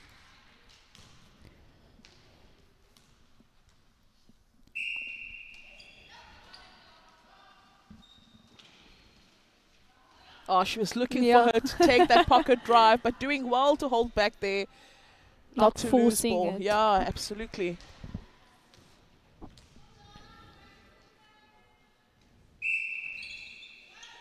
I would love to see Pumelo take this drive down court now and, yes, opening up that space, but unfortunately. Yeah, but she also needs to be aware of where the goalkeeper is of Bloemhof, because she could come out, if that ball is hanging, that's definitely her intercept line. Definitely. So the feeder needs to be aware of that and where to place that ball. Oh my goodness. Laura Steenkamp. There's something to say for a beautiful shot. Yeah, and I mean, you know, if you can give a player of the match in this competition, she'll definitely get my vote. I think she's been so consistent for me. Very in that shooting consistent, yeah. system. In the games we've seen, or we were lucky enough to see, she just turns and goes. No fifth, no faff, just plays the game.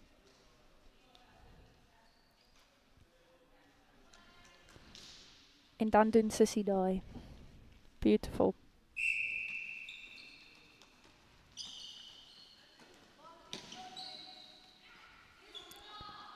That's the space.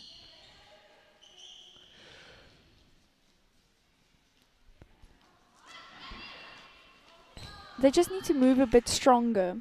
Yeah, well, she's not even Molly's sandwiched between two defenders. She needs to pick up one of them, because now where must the feeder place the ball? Yes, you're giving her a space to use, and you're also making it easier for your goal attack to be able to run to.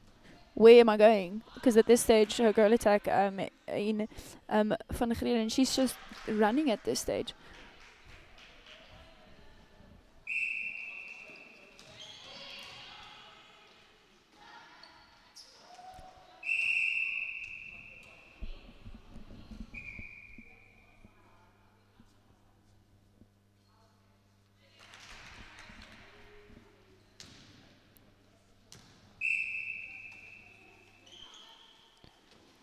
Oh, great edge from the goal attack, wing attack.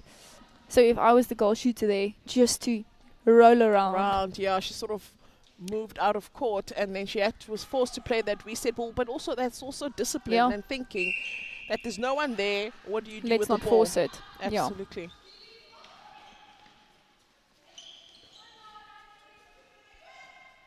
Much better, just basic again. If they play basic, it works.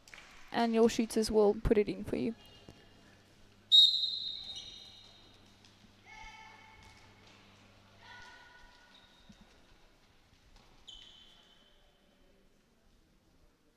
Seamless, effortless. Yeah. Basic netball. Really basic netball, and it's so beautiful to watch. You know, it's so clean, it's so precise, it's short, it's sharp.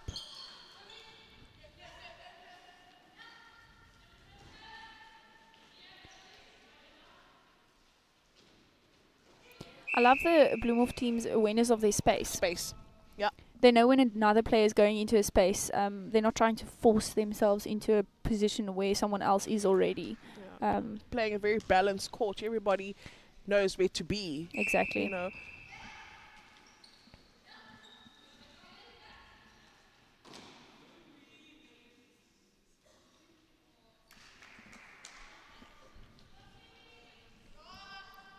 Running away from Parel Vallei. I think they've only scored once or twice in this quarter. In this quarter.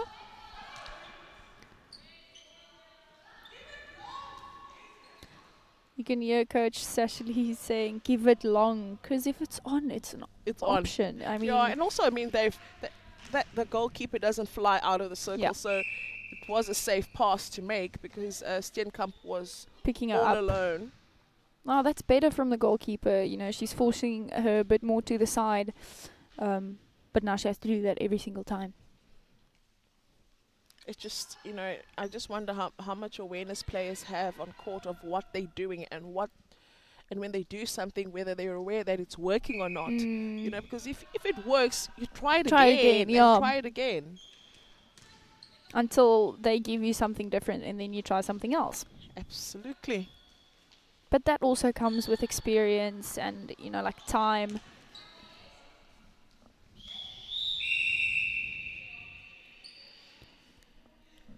Yeah, no, I think Bloemhof just completely took that championship quarter and made it their own and showed us why they are just deserving of being ahead by 36-9. Very impressed with this shooting circle, especially. Such a phenomenal pair. And that defense, you can't take away from their defense. They've been playing so well together and also bringing the ball down so effectively, making the job of the attackers so much easier and calming the shooters. Yeah, and they look so despondent, the defenders of Parel Vallei at the moment, because those shooters, once that ball is in there, well, it's so easy to get the ball to them. Yeah. And when it's in their hands, anywhere in the circle, they make no mistake. The conversion rate has been really superb. Phenomenal. And I think also as a player for the team leading by such a big margin, you cannot now go and think, okay, maybe I should do a bit less. No, this is when you put pedal to the metal, you start playing even harder. Yeah, you don't want them to be complacent, and yes. I think they want to end on a good note. Clinical play, well, that's how you want to start this last quarter. Celia's taking that ball, brilliant intercept there. Just easy pickings into the circle.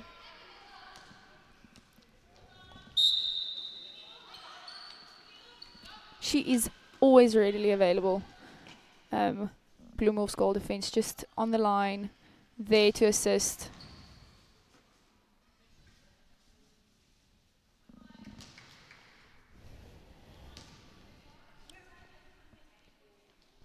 You can see Jacobs back on center for Paarl Vallei, and then Pumela moving into wing attack again. I quite like their combination, but they're the only two that are running at the moment. So you need your goal attack to become part of that attack. Part of that attack, absolutely. To be a carrier of the ball as well, because they have more of a standing shooter in Mall. She doesn't really move out, so they've got to bring that ball to her. And that's your job.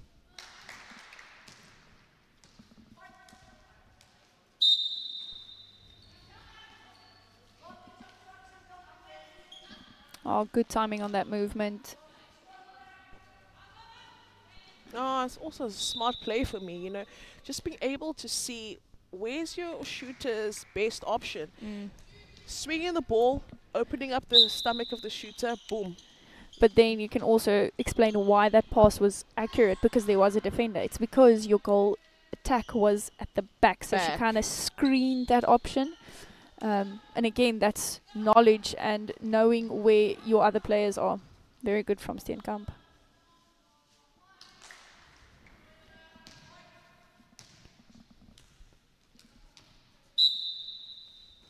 Don't you just want to go play with them? No, not really. Oh, Coach, you played with us in the first year. And what happened?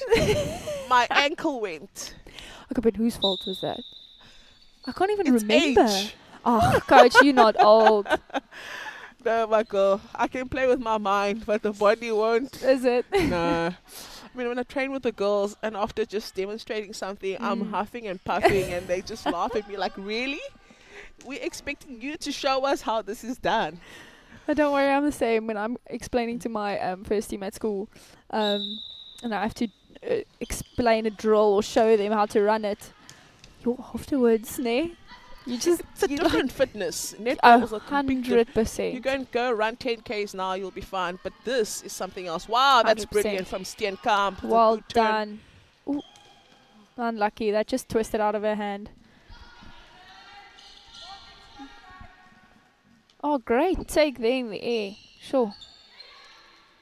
See now they're putting that wall, hands up. And who's there? Luckily, Pumela is there to save that ball. Kudos to her for actually just putting body on the line to get that ball out there. But unfortunately.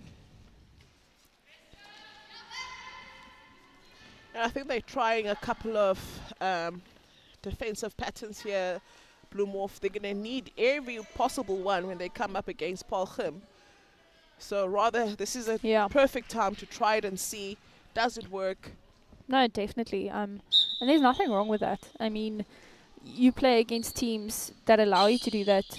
Great. It's a practice. It's different from practicing at school against your second team.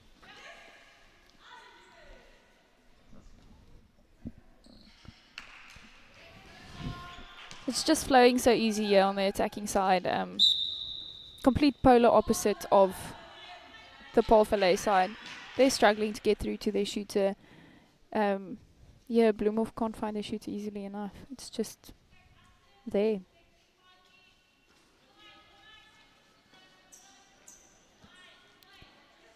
Oh, brilliant split. Oh, just the patience that was exercised by the feeders. You're not rushing it. They're letting the shooters make the move. And then, once they see the open space, that ball goes in. Yeah, definitely.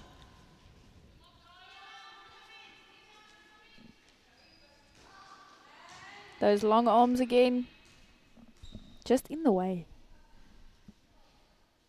Yeah, see, they break in line of sight, so you can't actually see where you're feeding that ball. Yeah. Oh, that's much better. Oh, there's Saliers to the rescue.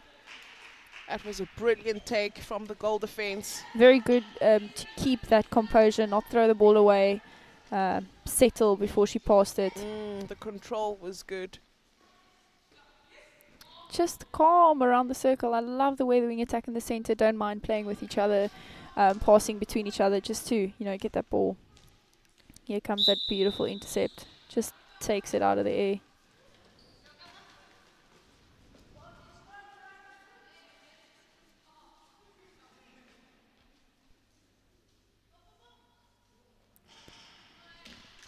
It excites me to see a young player, grade 11, 17 years old. What is she going to do next year? Yeah. With all the experience she's getting, she's growing, she's getting to, she understands the position better. Yeah. Oh, Linda's great vision. But again, Parel Vallei waiting for the ball. Yeah. And I mean, they playing right into the hands, into the strength of Bloemhof, these over balls. They need to come forward and fetch the ball, short and sharp. They need to play in front of their players, not behind them. Here's an opportunity. Can Moore convert? Yeah, well, she hasn't been putting it wrong every time she gets that ball in the circle. No, she's got that. She's got the accuracy. I think she's just not getting the opportunity. No, she's slotting this one. Well, if you can, so can I. That's Steenkamp for you. Laura Steenkamp rising to the occasion. Oh, such great defense on a center pass. Everyone was there. There was no place to breathe for Paarl Vallei. I think if Bloemhof can score 50 goals here, this would probably be the biggest score we've seen today so far. Yeah, definitely one of the biggest.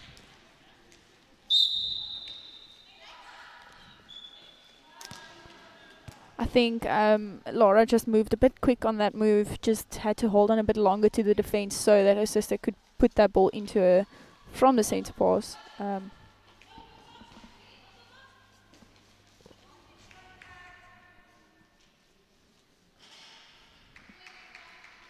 We've got 35 seconds left. I think Paarl Vallei can score one more. If they get it to their shooter, she'll definitely put it in for them. Yeah, you can just see how they set up on defense, the Bloemhof side. Completely Everybody's shutting doing it down, something. yeah. It's complete team effort. Oh, well, she's got it. I think she'll do a good job in converting this one. She's been absolutely amazing. Accurate. Can't fault more. She's been playing really well. Staying calm, you know, doing her thing. Yeah, well, that's it. Well-deserved win there by Bloemhof's under-19As against Paarl Vallei's under-19As. 51-10. That's a 41-goal margin. That's a massive score to have in 32 minutes. It's massive. So, no, well done to Coach Sasha Lee Peterson's team. But Paarl Vallei can definitely take a few things from this game. I'm very excited about that shooter, Megan Moore. She really had a great game as well.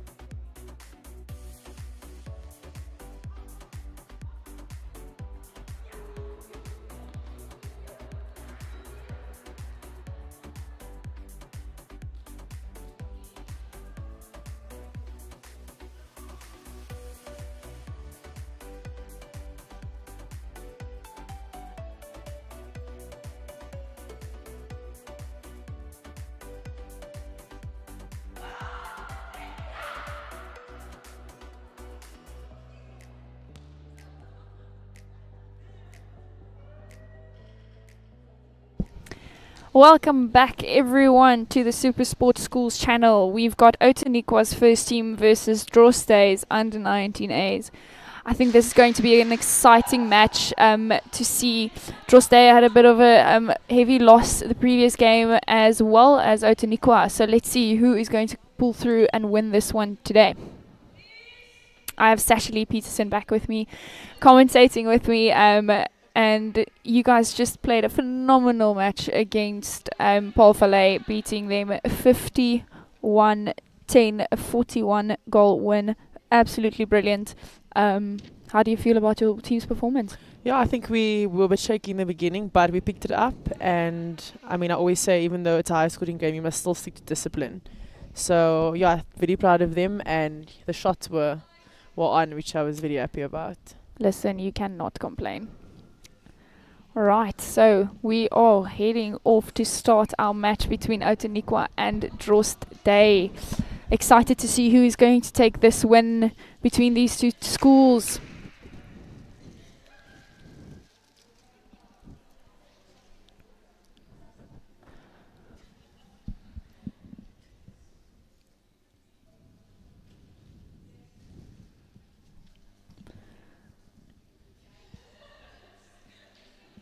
Don't you think it's so nice to see the girls having fun? Do you remember when we used to be this young? Loved these days. Very long ago, but these are the days you get to know your teammates in a different type of way.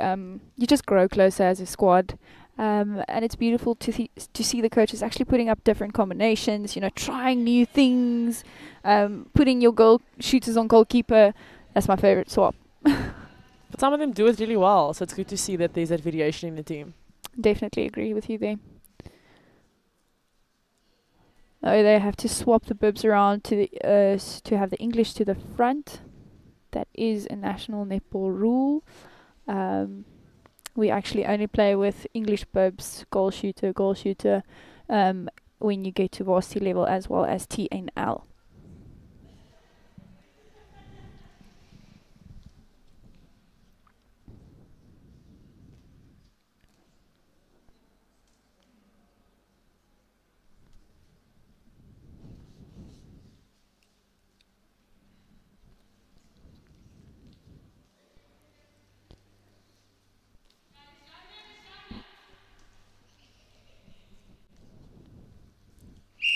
And we are underway. Drostdy versus Outeniqua.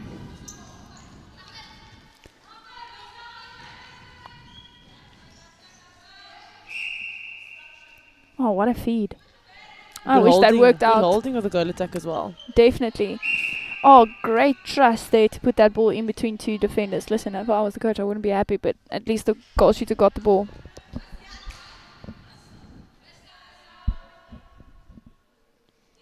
And the goal attack for Drostdy, which is Verena John, scores their first goal.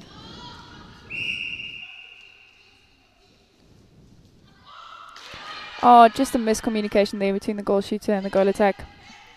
We know that happens quite often.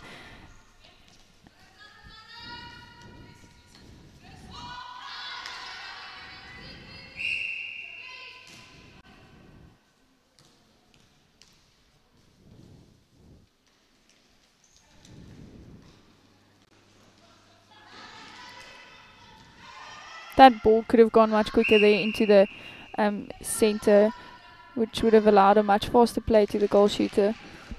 But they still get the goal.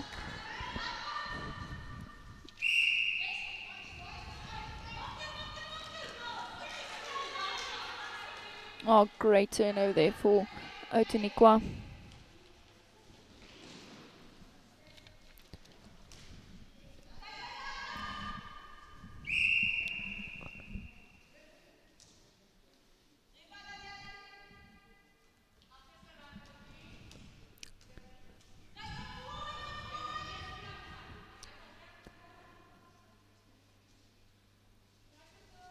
They have another opportunity there, so I just want them to be calm around the circle, take your time with your shot. You've got 3 seconds. It sounds like not a lot, but it is more than enough time, especially if you practice enough. And they do, and they should. I mean, yeah, at tournaments like this, you should put up that shot, like we said earlier in the game. I think if you're a shooter, you should shoot that ball and not play it out. So that was a brilliant feed name. Feed, yeah. And she converts it because she's got that confidence. I think it also makes a difference when your teammates actually pass those balls to you. Then you just feel more confident to actually then play those shots.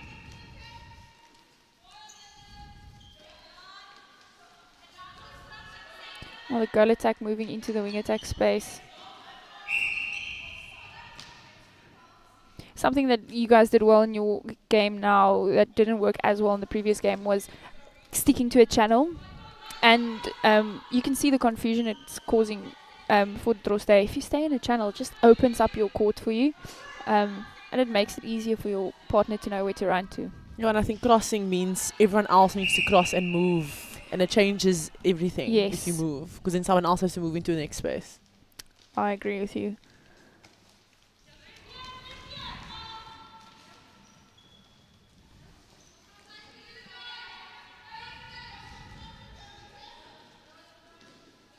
Again, I've seen a couple of wing attacks come quite high up with the downplay from defense down to attack. What do you think about that? Yeah, like I said, it's important that they know if they have taken the drive and you on speed and they didn't give it, you got to clear out. Yes. But also the feeder should pass the ball then, or if it's not being used, like I said earlier, she needs to go out of that space. Yeah. Because sometimes it's good that they just pull through from the front. They need that ball to come up. But yeah, they shouldn't be too high up. I think the defense should bring the ball down up until a certain point. Yeah. Oh, beautiful shot there.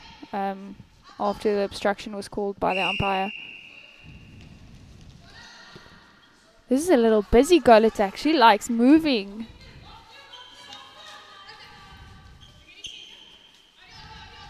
Oh, beautiful play between the goal shooter and the wing attack. That was a great vision. Wonderful by the goal shooter of Drostdy van Zyl. Beautiful interplay with Petersen.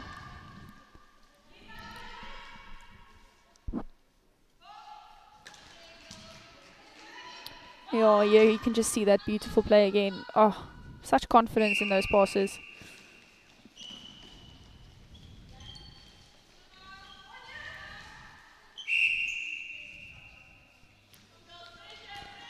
Oh, well done to the goal defense there of Outeniqua. She just came there. Kaylee Jones just got that intercept on the ground, which not a lot of goal defenses can get.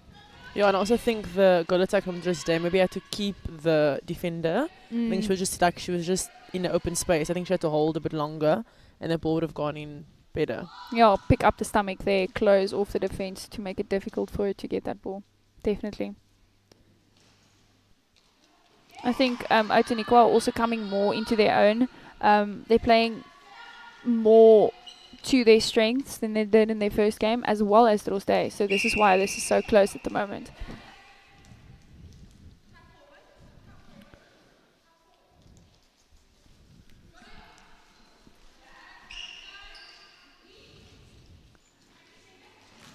Again, the goal shooters, for me, she's being very lateral. She's just moving on the baseline.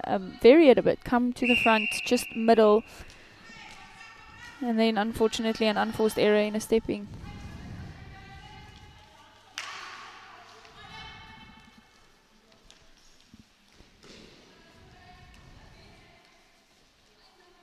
Oh, great take by the goal shooter. Beautiful hands there. The centre just trusted that she would take that ball. Such a good feed as well, actually. Yeah, at the perfect time. Definitely. Lewis did very well with that pass.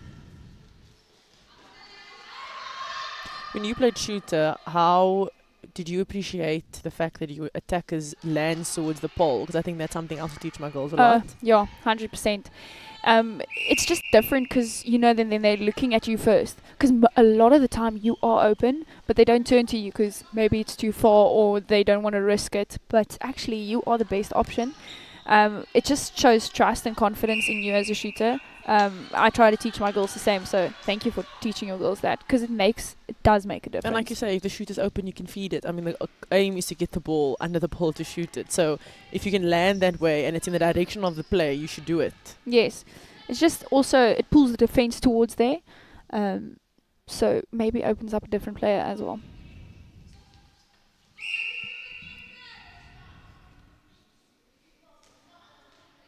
Yeah, small errors like this cannot happen for Drostdy. They have to stay patient, not try and go where they shouldn't, you know.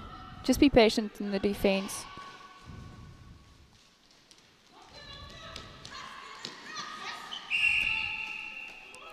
Playing too quickly again, that first second the whole time. And also, I think they're just passing the ball to whoever's running in front of them. Sometimes the person coming past you is not actually the option, they're the clearer. Exactly. So you have to pass to the next one. So I don't think, I think Drostdy needs to just brush up on that and not just pass to anyone running past them, because they're actually on speed.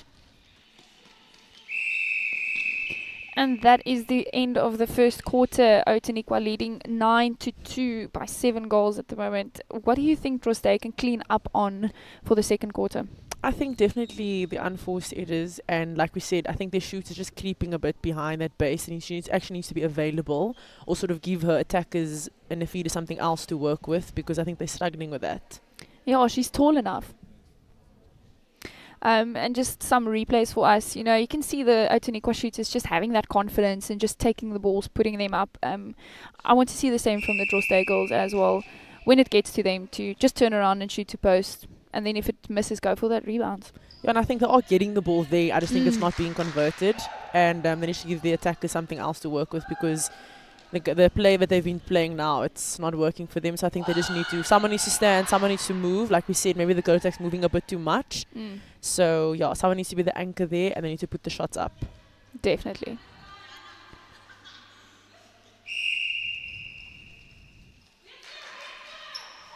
Oh, great contest there by the center. Yo, she just stuck to that center, but she sat down.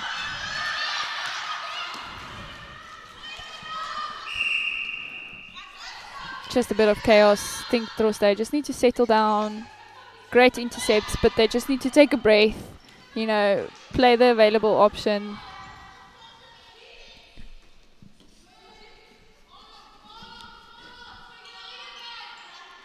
Again, the shooter's moving out with no option in the circle. But it gets converted. All that hard work of the center from Drostdy was rewarded.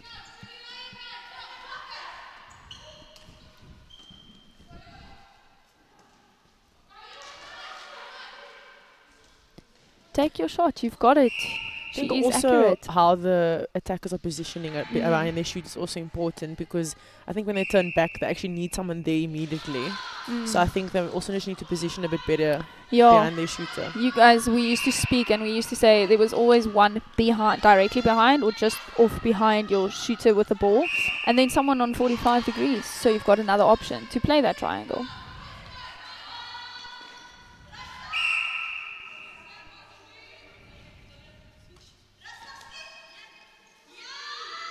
Oh, good shutting down there by Outeniqua. They're just closing their options for them. Very lateral pass there.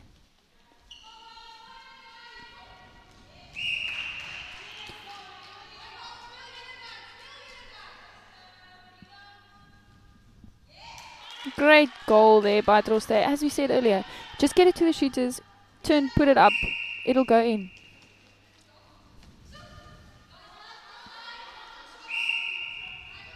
I think they need to also work on that second phase. Definitely. Needs to be, that ball needs to be available. The second option needs to be there after the center pass. Yeah, a more definite setup, because both of them at the moment are coming over the line for that center pass, and there's no one at the back.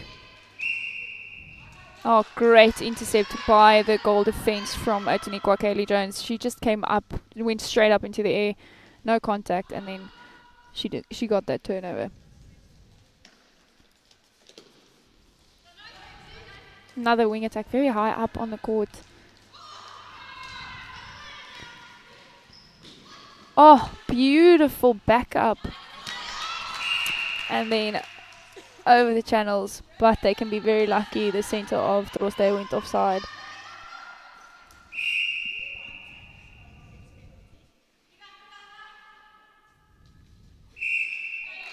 Beautiful shot, just composed. Love that for the goal attack. Kaylee Miller from Outeniqua.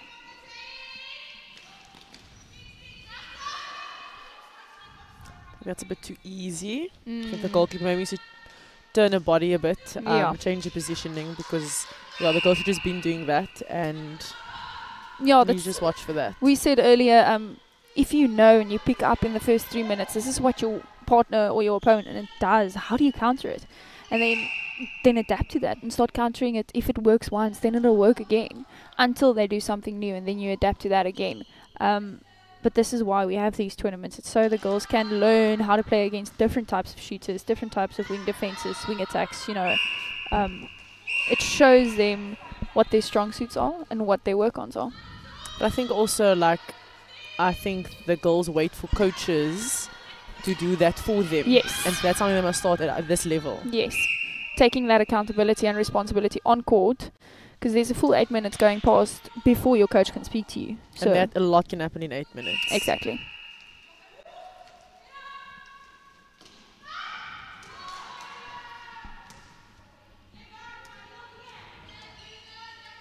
Yeah, the defenders here of Outeniqua are putting a lot of pressure on the attack of Drostdy, just making it difficult for them to pass to each other.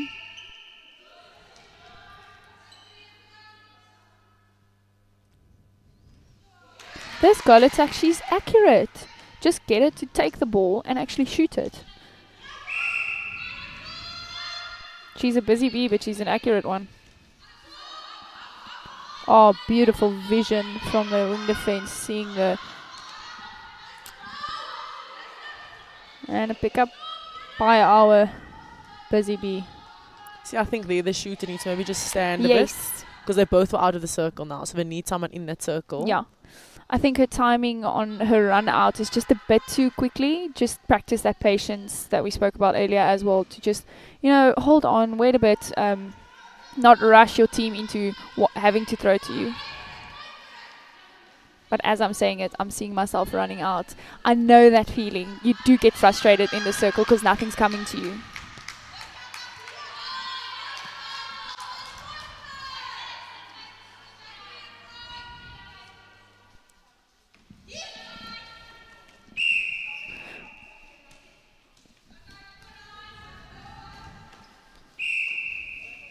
Oh, that's very unfortunate. The floor is very slippery, but by now they have to know this and they have to be able to adapt quicker. Oh, beautiful base drive. Well done. No one was covering her.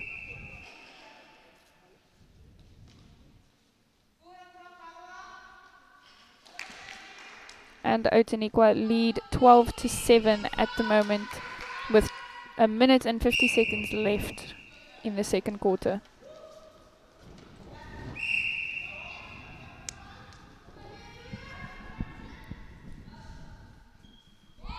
That's the first goal the goal shooter is shooting in the second quarter.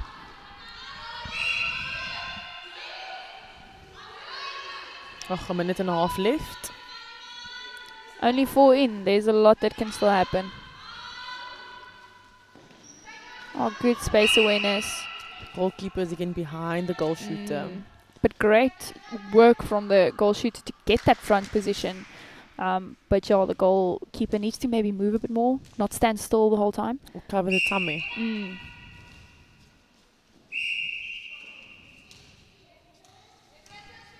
Again, the goal shooter is out the circle. I think that anchor is important. Yes. That someone stays in, because the goal attack, as we saw, should really a moving goal attack. Very much so, yeah.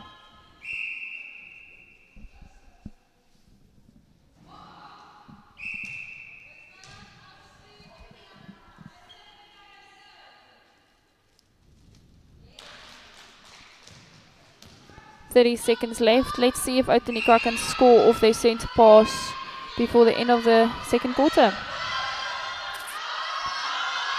You can just hear the teams shouting at each other to keep and to defend. Oh, I remember that. Noisy. Very. Oh, unlucky.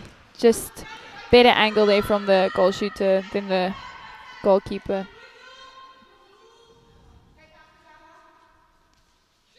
Yes, and that is how we end the second quarter, 14-9. Outeniqua leading Drostdy under 19As. So it's halftime, and there are only 5 in it, Ash. What would you say did Outeniqua do well in this quarter? Yeah, I think they're keeping their composure and they're actually bringing that ball down. And when it gets into that circle, like we said, one is anchoring and one is moving. When it gets in that circle, they're actually shooting in and the shots are going up. And I think that's the difference between the two right now. I think in Drostdy, they're just a bit all over the place. And like I said, someone needs to anchor and someone needs to move. So I think, they just need to maybe they'll hear us for the next quarter. Maybe if we put the goal shooter on goal attack, seeing as she loves to run, but our goal attack loves to run as well. So, but yeah, no, definitely impressed with the shooting abilities of both teams, goal shooters and goal attacks. They're accurate. So the only thing that needs to happen is the ball needs to get to them.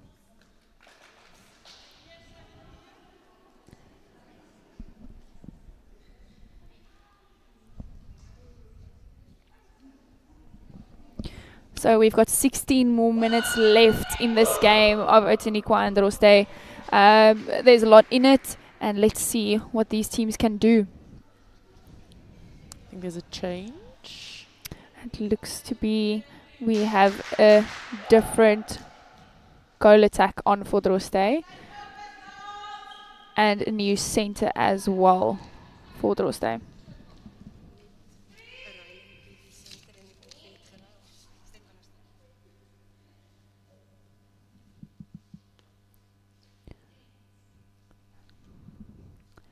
And we are patiently awaiting our championship quarter. Sash, what was the most important thing for you when we played that third quarter especially? I think we struggled with, we were very rushed in that quarter. So I think just to play it ball for ball and keep the less mistakes on court, keep the errors rate down, and I think just play ball for ball and the shots have to go in at the end of the day. That's what netball is about. So I think just keeping your composure and not getting rattled by anything in that third quarter. So, as I say, the fitness comes through. No, definitely.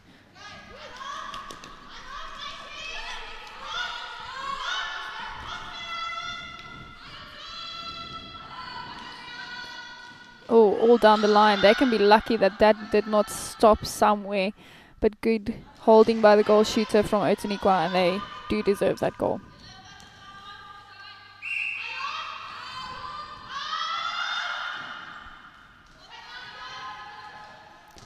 Ooh. Good defense there by the center. She really kept the center of Outeniqua on that edge, didn't allow her to open up the space to get that ball. And they get the offside call.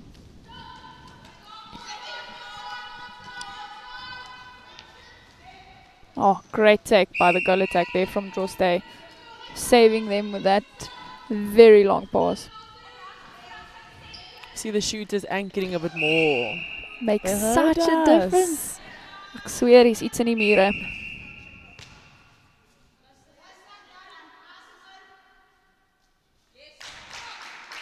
I think it also makes a difference who your goal attack is. I think this goal attack runs a bit less.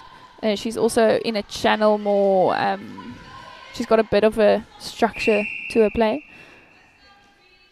I think she's also communicating with her shooter and keeping her calm and composed, which is also important in the game. Definitely, and she's accurate.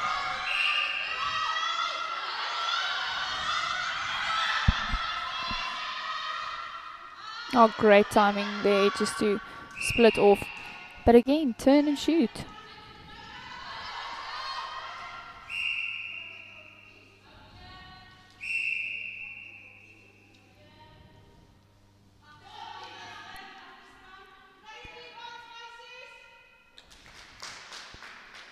Good goal there off a rebound, and we're still only 5 in it.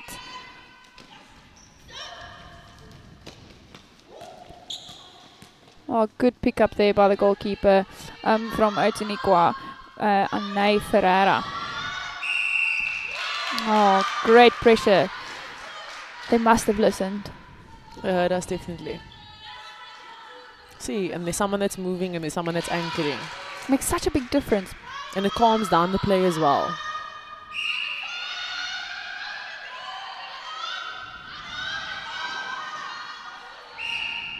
But I must also commend the coach for making that change, because you could see that it wasn't working. Not it wasn't working, but it was just too fast. And then, I mean, Outeniqua was also playing with speed as well. They need to just slow it down.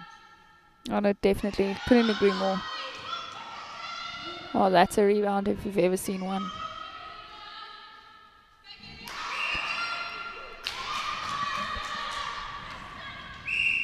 Oh, another unforced error. That's very unfortunate.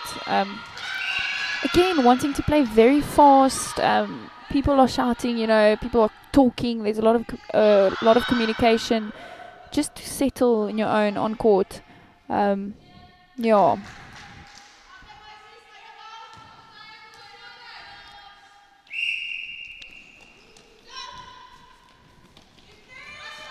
Again, she started moving, just leaving that anchor. She was doing so well by just holding her position. Let's hope she can go. And she has the height, so I think she can stand and actually use her height. Oh no, I mean, definitely. it will count in their favour. Great pressure there from the Drostdy attack. They just shut down every option. Ball was a bit too flat there.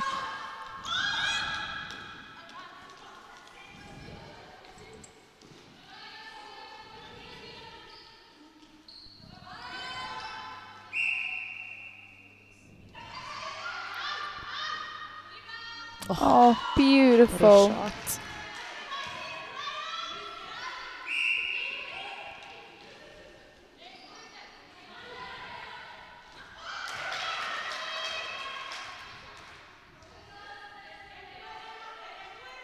And all of a sudden there's 6 goals in it. It just takes that one turn in a game to change it up.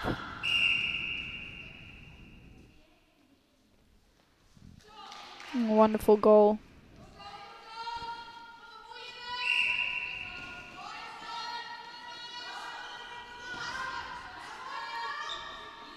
Oh, beautiful take by the wing defense.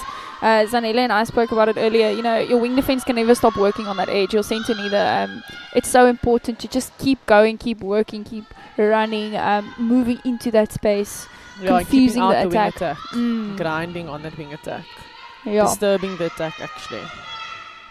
You used to love doing that. Still do it. Can't defend the ball. Yeah. So that call, the goal attack actually defended the ball, and she's not allowed to do that. If she sees she's going to make a replay error, you can't move around the ball to stop the other team from getting it. It's called defending the ball, and that's not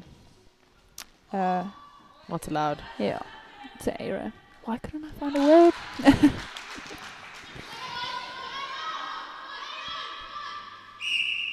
About a minute and 40 seconds left in the third quarter. 19-13 is the score to Outeniqua, still at the stage, ahead by 6.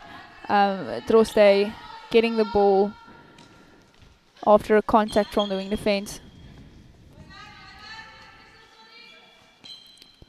Much better, much calmer in Drostdy's circle, and again scoring it beautifully accurate.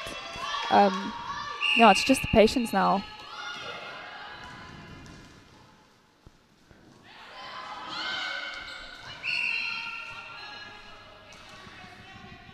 You always cringe a little bit when that happens, Name.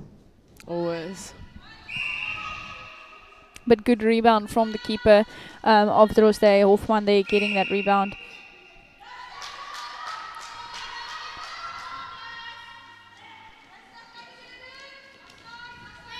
.40 seconds to go.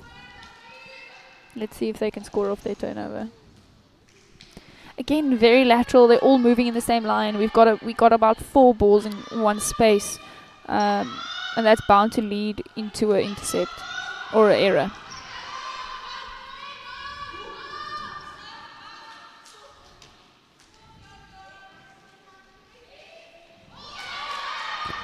And another one. Well done by the goal defense of Drostdy. Viljoen just taking that ball in the air. There's 5 seconds left. Can they score? See, if their goal shooter would have stayed anchored there in the circle, that would have ended up in a goal. And that is how we end the third quarter. 19-14, Outeniqua leading Drostdy's under 19As. How do you feel about the fact that the goal shooter actually listened? Much better. I think it opened up the game for them, and I mean they came up in this quarter. Yeah, no, definitely. You could see the coach clearly spoke to them and told them, listen, this is what I want, this is what I expect. You're a shooter. Your patience needs to be practiced. You know, stay in the circle. Just wait a second longer. They have to bring it to you. It's your circle. I told you guys that so many times. Yeah, and I also think it helps the attackers to just be a little more calm and like to slow the game down, that they can actually just feed and they can actually get the shots up. Because I think if it's busy, then the attackers need to be on speed. Everyone's on speed. The shooters must shoot fast. So I think that someone anchoring like the shooter and then the goal attack sweeping and doing her job, it sort of just settles the game a bit, which is what they need. Outeniqua is playing with speed. Yeah, no, definitely. It's just something different when someone just gives you that option or that safe option instead of everyone rushing and running.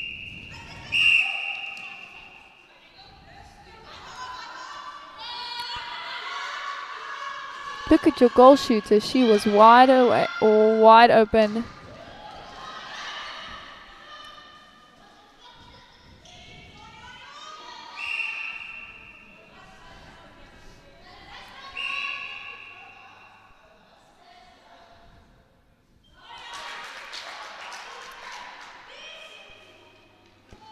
Well done to Outeniqua, to Drostdy for applying that pressure and then getting that turnover off their off Outeniqua's centre pass.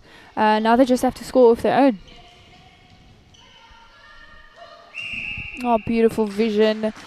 Seeing the option there in that anchor of their goal shooter, Jannica van Zyl, just making it easy for them.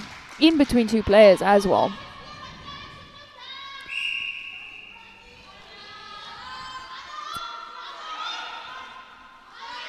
Someone needs to break through that area defense of Drostdy, and that's exactly how you do it. I mean, it is a close score and anything can happen.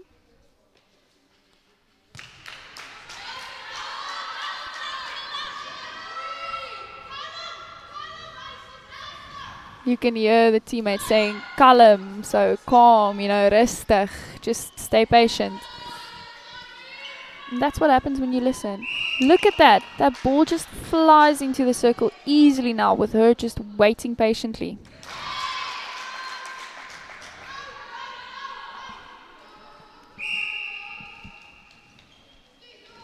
See, I think there the wing attack should actually land towards the shooter like we spoke about earlier, so that you can actually feed it Oh, to definitely. the shooter. That's a good take. I think those balls can go in a bit higher because at the moment they're just putting it just where the goalkeeper can still contest. Oh, breaking. That is patience that needs to come out there from the Outeniqua ladies.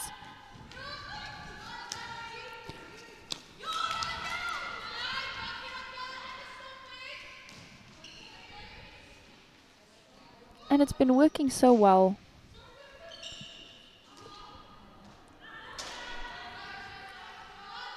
We are 1 goal in it with 5 minutes and 20 seconds left. 19-18. It's such a close score. And Outeniqua, honestly, they need to step up now. Now that the goal shooter's standing a bit more. Adapt your defensive style. What are we going to do now? We just get in the games that's so close. Close came again for us. 19 all.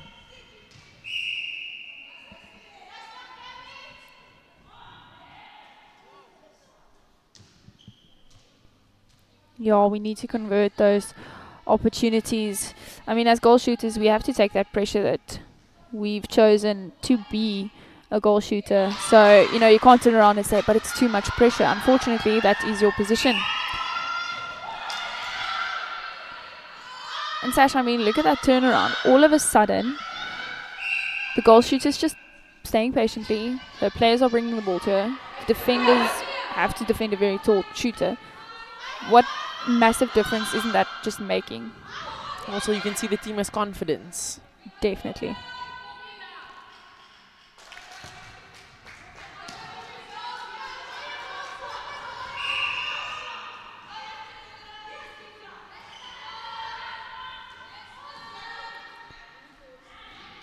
So there's 2 on the shooter now.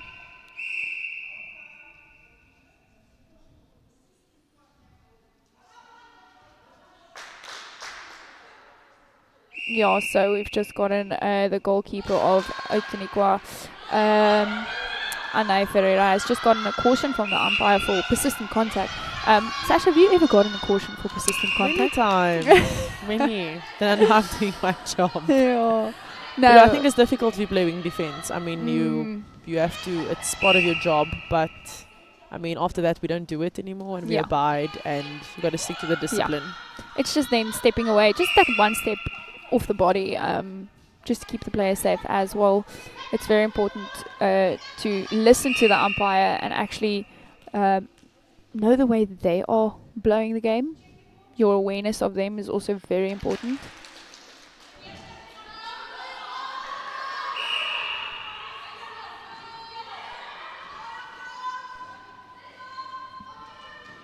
Oh, what a take from the shooter.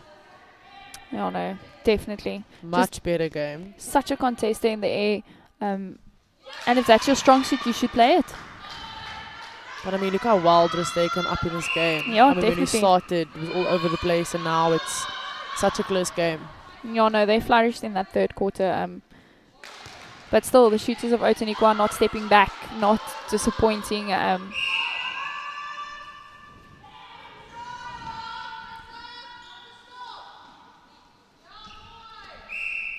Yeah, again, that contact. They know she's got that warning now, so it's very difficult for her to contest on those overballs. Now is where Outeniqua have to turn it before it gets to the goal shooter. Oh, beautiful, just outside arm.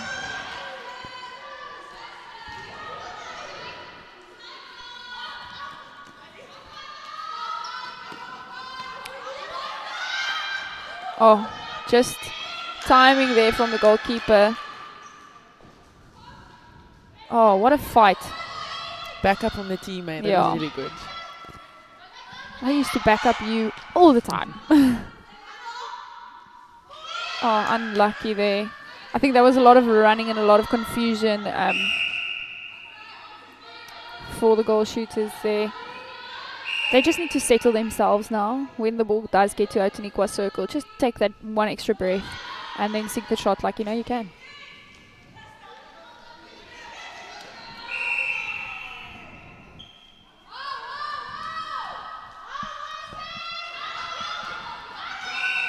Oh, just the discipline has to come in now. There's only a minute left.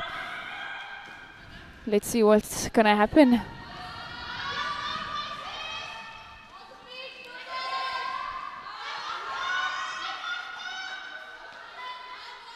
Oh, beautiful vision there. Oh, well done, centre, on that fake. Just pulling your goalkeeper away and then placing your goal shooter in the space. There is 40 seconds left, and they've got more than enough time to score another goal. Let's see what they can do.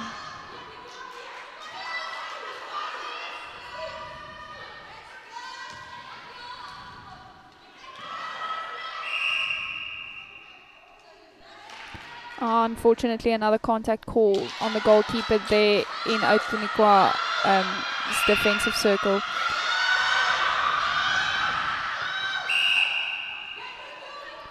They've got more than enough time.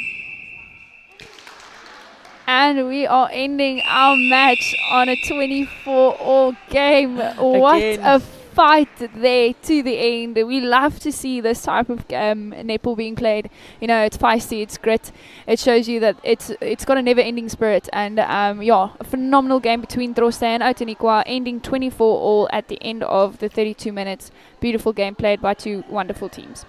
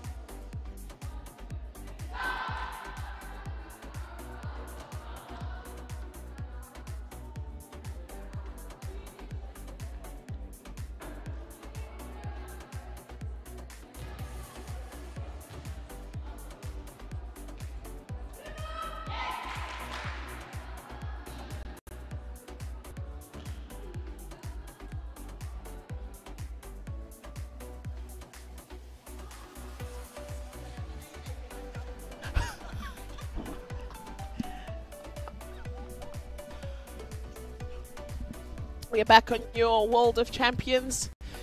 Nearing close to the end of this competition, day 1 of the Paarl Gim Netball Festival. We have Bloemhof, who we've just seen. They just had 1 break. They're coming up against Bellville. Also just had 1 or 2 breaks, I think, actually. Yeah, we see this is the team list of the Bellville under 19A side. We've seen them play throughout the day. We know there are some key players in the side. Williams on goal attack, I think she's really been a player who's been outstanding in that shooting circle. Yeah, no, definitely. For Bellville. Very strong on goal attack. I actually prefer her on goal attack than on shooter. She looks more comfortable in the position as well. So, no, I like to see her on goal attack. Yeah, we're looking at what Coach Sasha Peterson put out on court in the previous match. That combination of the sisters, the Steenkamps. Both of them are still on court now in this game with the phenomenal Celiers for me. I think she's been outstanding on defense, and she's starting on wing defense in this match.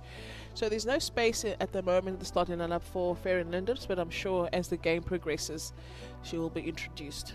But how good is it for a coach to have so many options? I mean, how lucky are you to be able to know that whoever I put on next will be able to step up and fill that slot in the team? And I think that is something that you have to be able to do at varsity level as well. I mean, we've got 5 on the bench there, and you have to be confident enough in all 5 to put them all on at once, basically. Yeah, and that's my belief. You know, I think the days of having just 7 players or your 7 starting lineup players and the rest filling in whenever is not the answer. You've got to have 12 players at any given point, any given time. Any 7 can start. You know, I just think it makes you quite unpredictable as a coach, and it makes you very hard to analyze. But also the game has become much more physical, much more intense. You know, the hits we've gotten, you've seen how blue we've been after playing and training against the men's, you know. So, I mean, you need to have those fresh legs. You can't survive a full 4 quarters. Or you can, but it's just good to know that you've got those 5 on that bench that are just as good as the starting 7. 100%. And what you're looking for, and that's something that Bloemhof did in the previous game, you know, the consistency for me, you know, they maintained such a level. There was not a moment where they dropped their concentration or just allowed things to become a little bit loose. It just speaks to the discipline of the side. You know, irrespective of who your opponent is, you've got to be able to stick to your plan and be disciplined in executing what you set out to do. No, definitely. I mean, they started quite slow, and then from there on out, they just climbed that hill and they just absolutely dominated. So these will be our umpires for this encounter. Getting ready to start this match. I think this is the last game for Bloemhof today. Yes. Then they'll be back again tomorrow. Do you remember how sore your body was after like a tournament like this? Or like USA? Oh. Yep. They are going to sleep like babies tonight, and they have to wake up tomorrow morning, try and find time to recover, put in nutrients in their bodies. Sleep in an ice bath. And come back to do this all again tomorrow and on Sunday. Only on Saturday. Only Saturday? Yeah. So it ends on Saturday. You know, that pass that we saw going there was the right pass. I just think she overcooked it a bit. She had the perfect idea because there was availability. But you can't give Bloemhof half a chance on a turnover. Yeah, listen, I'm looking at these players and I'm like, I know they went hard in their previous match, you know, but for them to come out in this game as well with the same intensity, and I think it just speaks to how fit they are physically. Even after such a long, you know, break. I mean, it was basically a year for school teams, even longer, because our season ends September. So for these girls to be out here, be fully flying on court, you know, kudos to them and to their coaches. Oh, no, I mean, we haven't seen any major injuries. I don't actually think we've seen any injuries in the indoor court today. There's a couple of games taking place in the outside courts as well. We don't know what's been happening there, but it's really good to see the players well conditioned and You know, but taking also, the hits. the coaches protecting their players, you know, subbing them, giving them ample opportunity for rest, you know. They are able to do it now. So, beautiful. Just that confidence that they picked up in the previous game, just shining through right now. Yeah, they're just continuing as if they never left. I mean, it's a phenomenal start. I mean, 4-0 to Bellville. Bellville's going to need to really step it up. Otherwise, this is going to be a bigger score than the previous one that we saw, where Bloemhof scored, I think, 51 goals. Yes, definitely 51-10.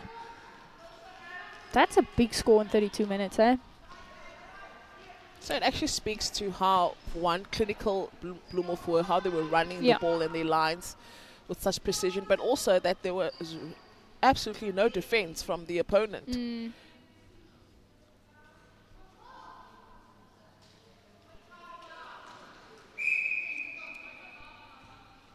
You know, as a centre, I feel like that defensive move to try and attack to get that ball there, that wasn't smart. You know, you have to wait a bit. Give yourself that opportunity to go for a clear interception. Because now what happened? The ball was able to flow through very easily. But a great rebound there from the goalkeeper, Bianca Stemmet. Oh, she Those just sees arms. it. Yeah, she reads it so well. You know, Brilliant. Good defensive work here, set up from Bloemhof. It's teamwork.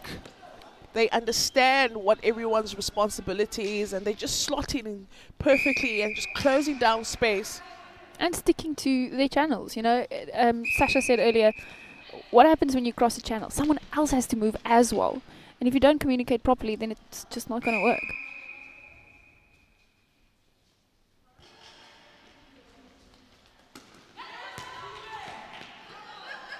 She goes again. Oh, that's good. A brilliant take. Well done. I'm very impressed with Mens there on wing attack. We saw her earlier on playing goal attack. We were even commenting on her shooting action. Yeah. Quite a versatile player, I think she is. She's a very accurate passer. I think that's why Coach Sasha actually put her on wing attack.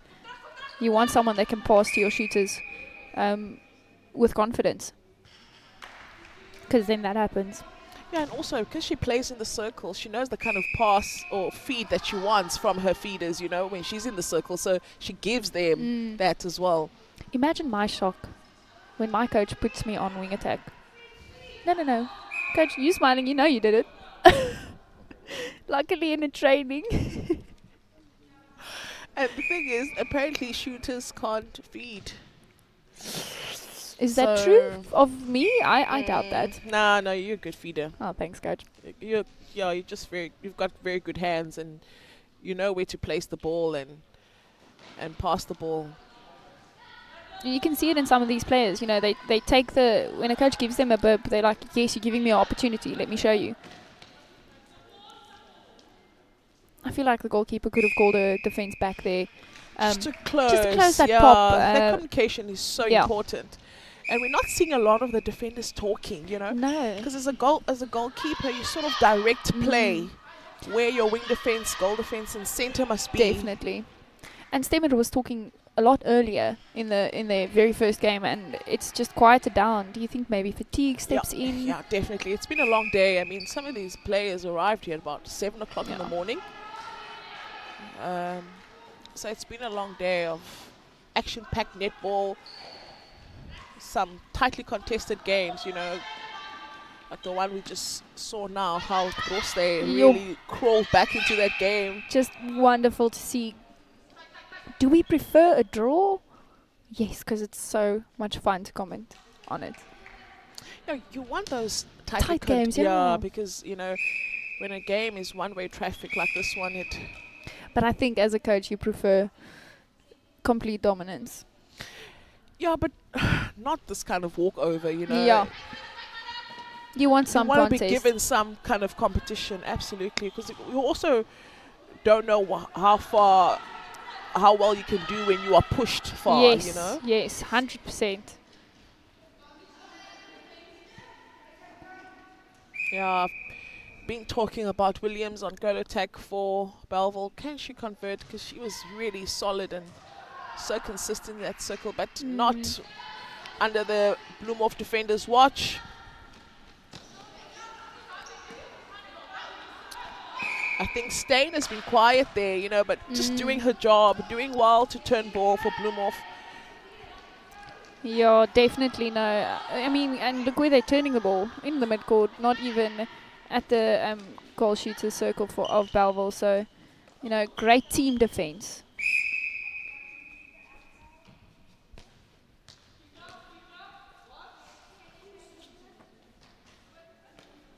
That's probably the worst position to put your defensive partner in, is only you against two shooters. Yeah, it's been very quiet in this game. You know, the silence is so loud. Yeah. Oh my goodness. We've got 30 Does she seconds ever left. stop? I doubt it. We've got 30 seconds left and we've got an 11-0 score.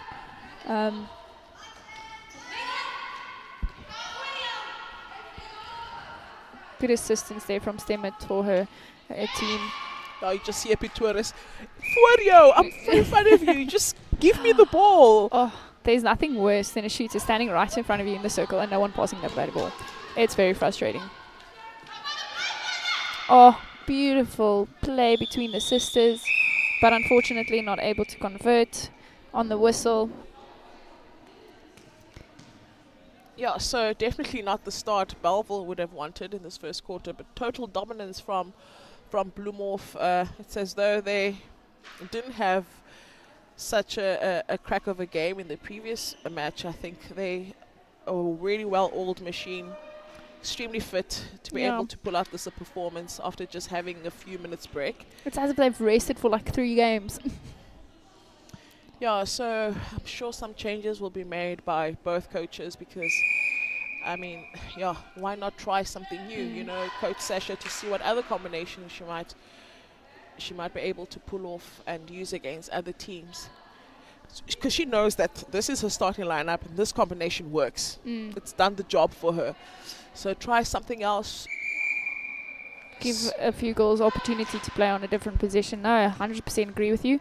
But I see that the Belville team has also made a couple of changes. Let's see if that pays off for them. See, Williams is off the court. Oh, so there's a bit of a change in that shooting circle. Sister swapped around? Yeah, so we see that Lara now is on goal attack.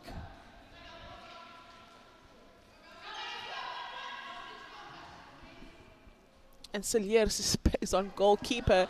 I mean, she plays every defensive position. Yeah. But we've spoken about having players that can play more than one position. It's just such an asset. And to play them, like, you know, at a very competitive level, not just slot there and, you know, play, do nothing, but to be competitive, it's brilliant.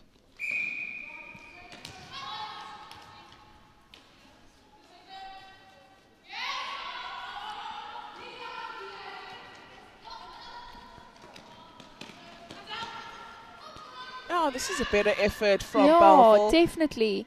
More urgency in their passes, in their runs. We just need to see the shooters converting those balls.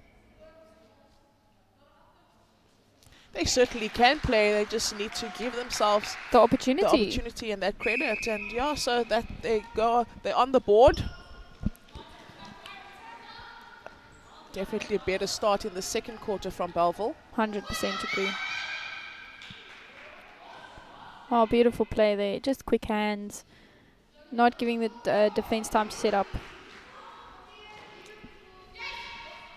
You see Lenka Steenkamp really loves the right side of the court. I mean, she got that ball right in front of the pole, but she opted to play out because she wants to channel herself to where she feels comfortable. Yeah, no, definitely. Oh, Celia, just taking the ball.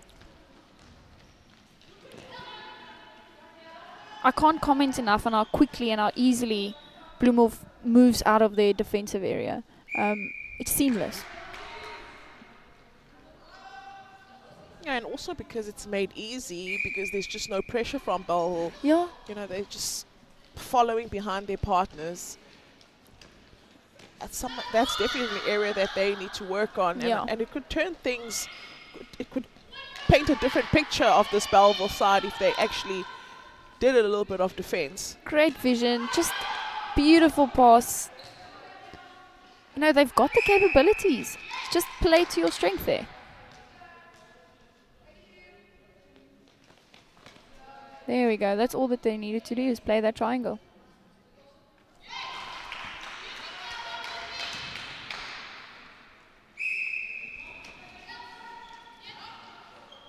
Oh, that's a good decision to swing it.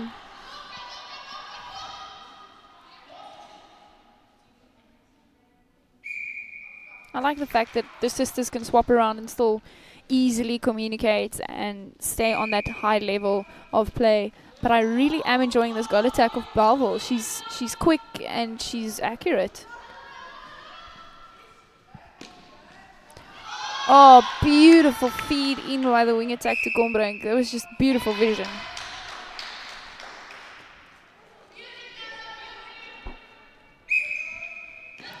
And that's the type of play we wanted in the first quarter from them. Yeah, I think they were just, I don't want to say shell-shocked, but it was just a brilliant start from Bloemhof. They didn't give them a chance to breathe. But now I think they're making their own chances. Oh, definitely. And that's what you should do. Your coach can't go with you on court.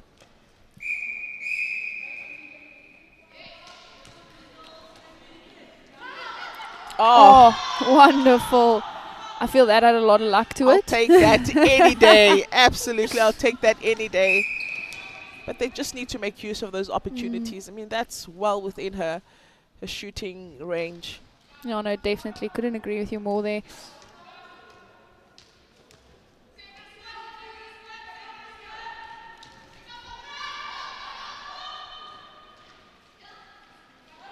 Oh, beautiful play. Just quick and easy around the circle.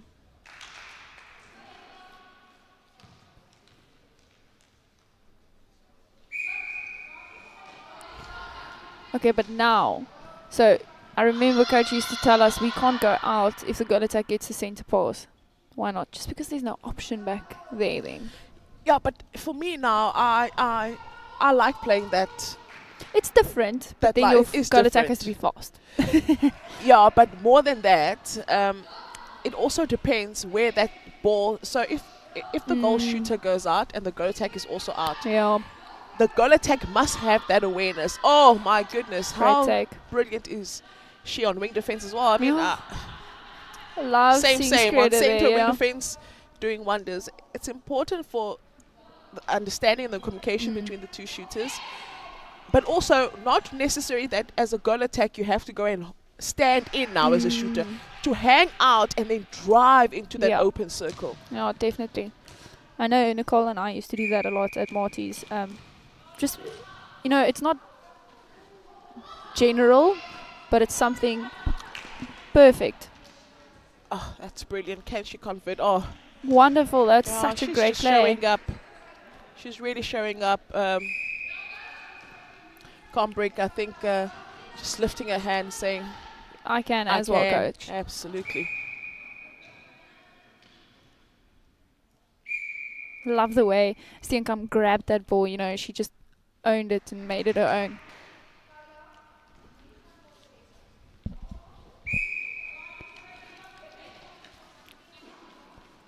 Better on the second option as well. Oh, Pitselier's arms.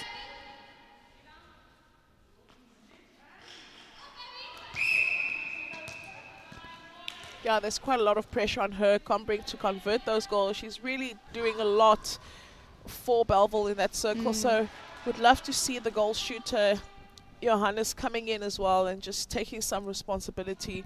Yeah, definitely. You know, as a goal attack, you're already running around a lot, and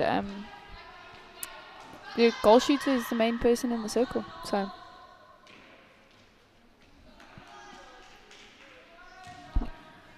We have a minute left and the score is 19-4. Glad to see Bellville on the scoreboard.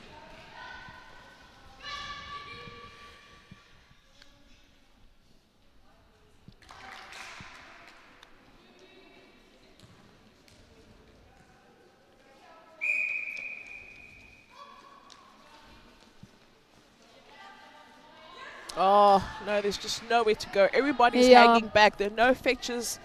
There's no drive, no, just there's no quick movement to open up the space.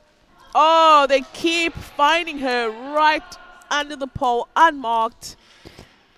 Oh, just so unfortunate that couldn't go in. That was such a brilliant pass from the wing attack. Just came out of nowhere. Yeah, and just the confidence to release that ball, because you could see the defenders were not aware where Combrink was. And that is the last score for the second quarter. Well, 4 goals in 8 minutes from Bellville. Definitely better than the first quarter though, so let's see how they set it up for the third quarter. Just look at that shooting action. Look at the sisters there having so much fun. Oh, just deadly accurate. Bloemhof is relentless at the moment. They're just playing and they're playing and they're playing. There's nothing better than for a coach to just sit on the side of the court and know that when that ball is in the shooter's hands, it's going in. Because the golden rule, if you don't shoot the goals, your team can't win, no matter how many balls you turn. Is that how it works? That's exactly how it works. And I mean, and that's a pressure that's on the shooters, and I think Bloemhof has got a brilliant combination, that shooting circle. Definitely. Not only in the positional play, but in the accuracy as well. So very creative players, and they make plans for themselves, and they constantly, giving the defenders or the opponents something to think about. So we're heading to the third quarter, which is the championship quarter. So there's some positives that Bellville definitely must take from the second quarter. One, they got on the scoreboard. They got to attack. They've got to attack. They've got to use her a little bit more. But also, other players, as in Johannes in the shooter circle, should also now step up and take some responsibility. And when they play it short and sharp, they don't have to play the long balls, because they play right into the hands of Bloemhof, and they're not hang behind the player. Come and fetch the ball from the body. Always attack the ball. We make it easy for a player if we ask behind.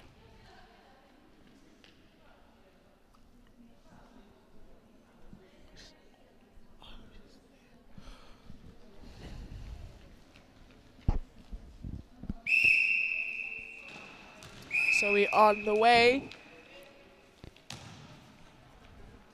So no changes from Coach Sashali Peterson, sticking with a second quarter combination. But we have a couple of changes from Belville High School. I see Williams on goal defense. How do we feel about that? Yeah, well, it's the first time seeing her in a defensive position, so let's see how she shows up there. Maybe it's like a goal shooter moving from shooter to keeper, knowing exactly what they don't want. Yeah, because I really think that Combrink is doing a good job in that goal attack 100%. position but maybe a Williams and a Combrink combination wouldn't be a bad idea. Definitely. For Bellville. Well, at this stage, you can try anything, you just need to find something that works. Just not getting that ball to go into the goal.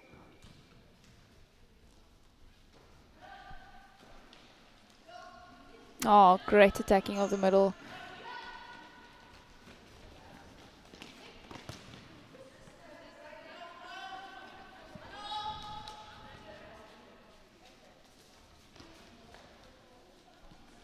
Oh, good pass there from Williams. She saw the space and put her play into that space.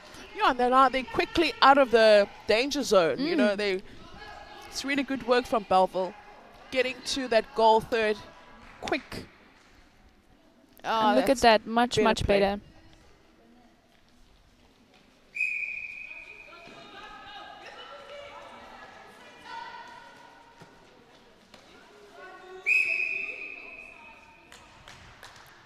Yeah, an unforced error there by the centre of Bloemhof, stepping offside. As a wing defence, how many times were you offside? Nah, too many to count. Not counting the times the umpire didn't see you,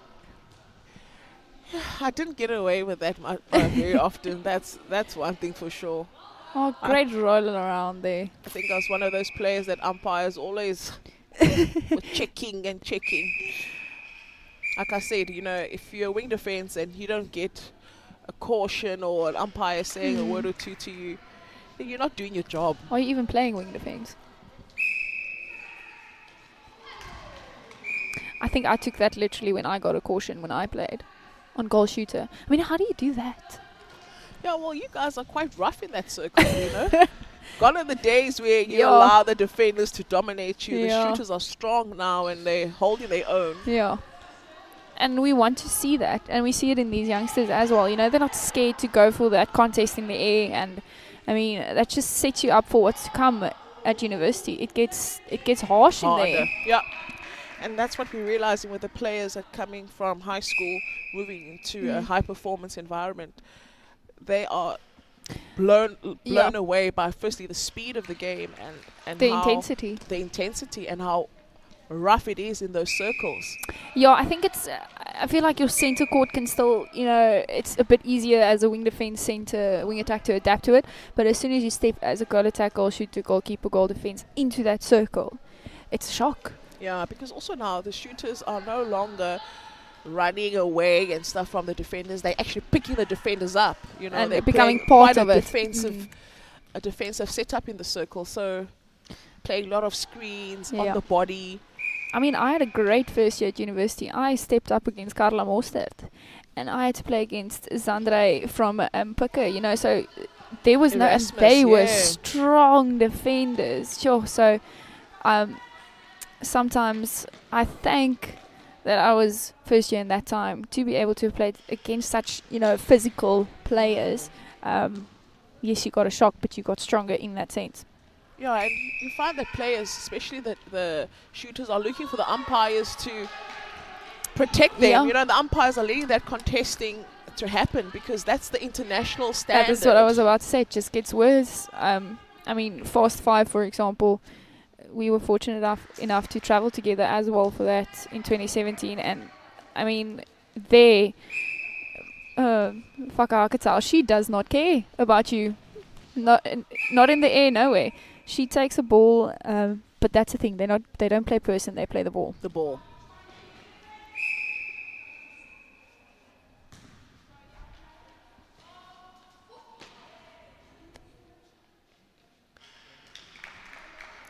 Yeah, it's just, it's a tough day for the Bellville side today, especially in this encounter. I'm not sure if anything they're going to put on court is going to be the answer. Brilliant feed, though. I love the wing attack. She knows where to pass. I don't think she's getting enough opportunity to do so, and also the goals aren't being converted at this stage. Yeah, and that can also be extremely discouraging, you know. When the little opportunity that you have, you don't make use of. That's a first for Mens to overcook that one. Couldn't find Steenkamp. I think Steenkamp was a bit stuck in her hold, so she was flat-footed and couldn't get out of that, into that space. But let's see if Bellville can actually use this turnover.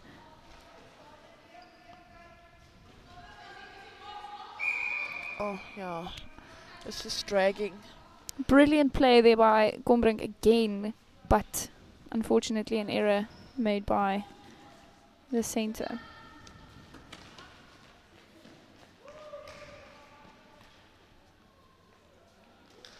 It's funny how, you know, Lenka on goal shooter is still more inclined to move into her position. Whereas if you put Laura back on shooter, she holds. Yeah, so she's wearing the goal shooter bib but playing as a goal attack. And it's working. Yeah. And thank goodness she's got a sister that understands, you know, that when she moves out, she should take then the open circle. If you want to learn how to play with the goal attack, go play with Nikki. I love playing with that girl. Oh my word, we had so much fun. Yeah. and gave me a couple of heart attacks along the way. Coach, not that bad, you know. It was very bad.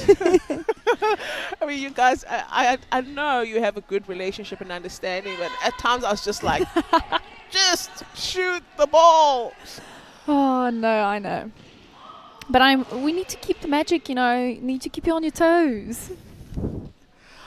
Yeah, after those games, I can't even share with you what I would do.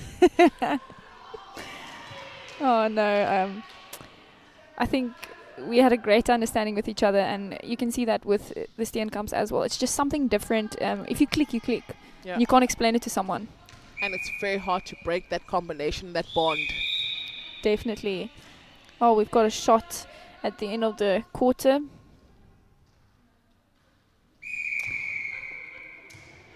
Unfortunately, Combring could not get that one to sink.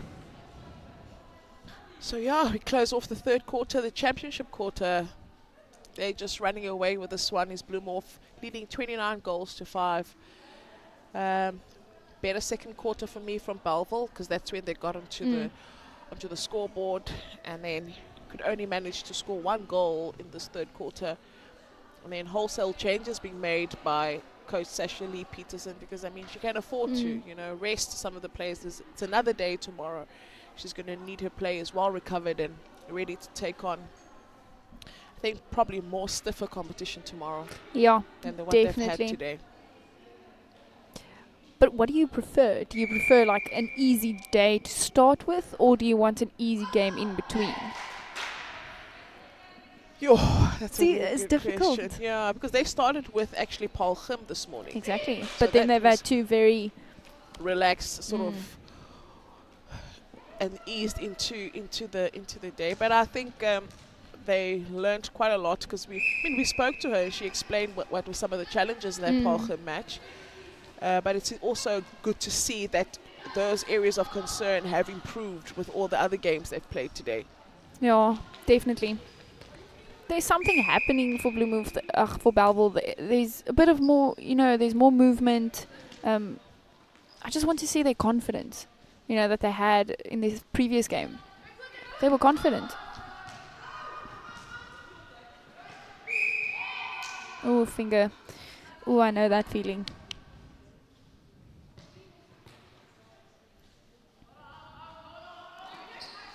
Yeah, just look how they're shutting. There's just nowhere to pass that ball. It's just too good. Yeah. It's really good work from the defenders of Bloemhof. Always between the player and the ball. You know, they're closing those shooters' stomachs. There's nowhere. Giving them no opportunity. And then Bellville aren't picking up the bodies in the goal shooting circle for Bloemhof. So you've got like a catch-22.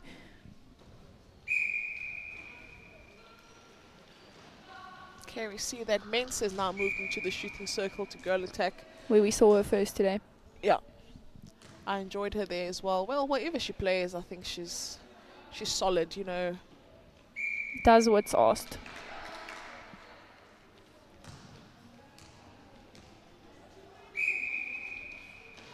You know, as a coach myself, you know, you kind of prefer the kid that you can go to, I want this and this and this from you, and then they do exactly those 3 things. Yeah. Rather than the one that gives me 2 great moments, if that makes sense. And to do it consistently, you know, to be able to understand that the instruction that's been given is for a specific purpose. You know, if I could say an example to a wing defense, just keep her out, Shut her down. Shut her down. Or channel her to the left or channel her to the right, and just keep doing that. Nothing else.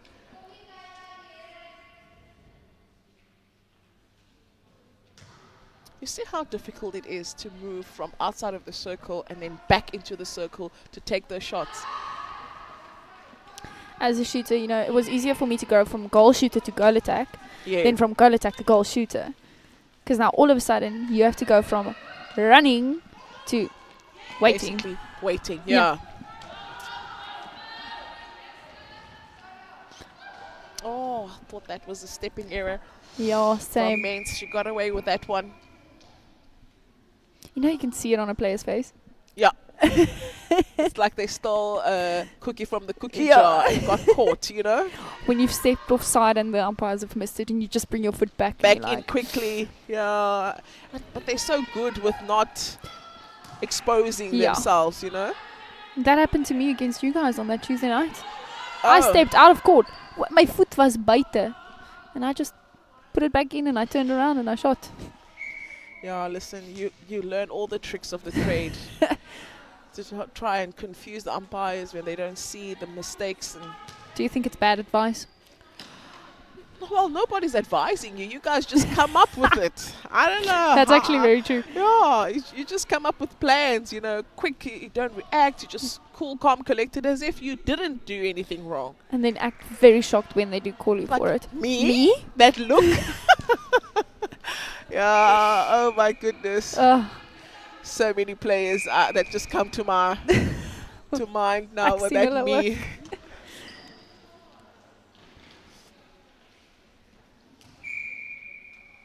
One thing we were always taught is that the umpire's decision is final. Yes. So the last thing you want to do is aggravate the umpire by questioning their decision. And they'll call you out on it. That's when those warnings start coming in and, you know... Cautions. Yes, definitely. You know, they're the ones that run the game, actually. So you have to show a lot of respect for your umpire. I mean, I've gotten angry at umpires, I think so we all, but it's about still respecting the final decision. Oh, beautiful setup. They set that up for that intercept, definitely.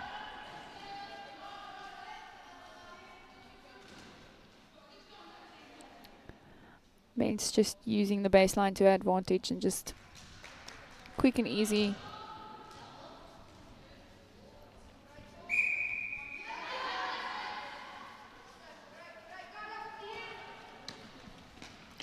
Oh, great take. Oh, well done. No, back yourself. Oh, that's why. Yeah, you see how relieved she is to sink that one. Okay, if you can, so can I. Oh, I thought she was going to back herself from that distance. I really hoped you would play out to Men's. Men's unable to convert that goal. Much better, very fast out of that defensive third, you know, and that's what you want. You want to get out there as quickly as possible, not give them time to properly set up on the defense. Yeah, but I also think they need to pick up a lot quicker and more in the shooting circle, because once that ball swings across the circle, they're floating around. They're floating. They're allowing the defenders to come to the front. Pick up your defenders and protect the space where you want the ball. Definitely.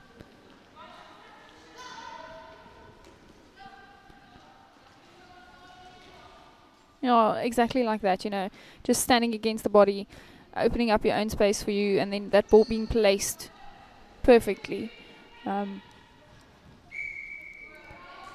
There, shouldn't have looked. Yeah, that's what we're talking about, you know. Yeah, and yeah. But that you learn as you go on, yeah, no, you know. 100%. Criminal acts. Yeah, no, coach. Listen, some of these players get away with things that are shocking. Oh no. Yeah, well, that happens. I mean, any sport, you see it on a rugby field, you see it on the hockey field, you see it everywhere. So sometimes we slip it and we try.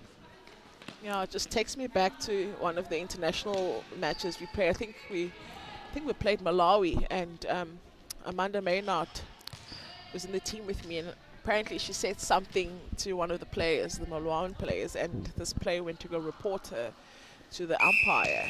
Something about like, I'll break your fingers. Oh, genade, okay. And then Amanda asked, do you want to know why? And then she lifted her dress and her 5 fingers scratched. Yo. So yeah, and I mean, that's something that wasn't seen by anyone, but she obviously felt it. Yeah, you know? Definitely. I can just see it happening though, because I've been scratched on my legs multiple times.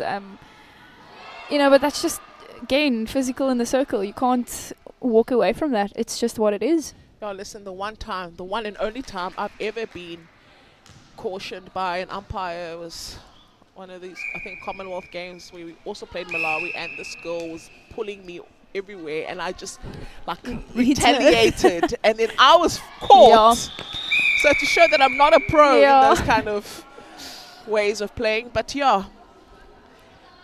Brilliant holistic performance from Bloemhof. Yeah, just head and shoulders above this Bellville side. It was really a tough day for them. And the final score in this match, 36 to Bloemhof and 7 to Bellville. That's how we close this match.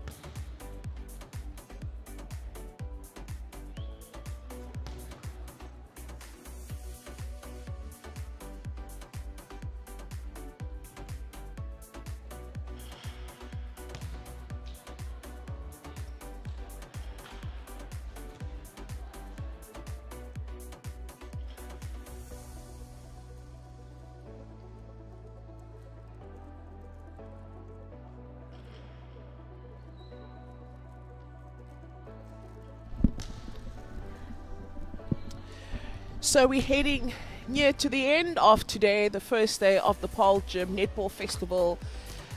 Coming up live in your World of Champions, it's Paarl Gim under 19B versus Potch Gim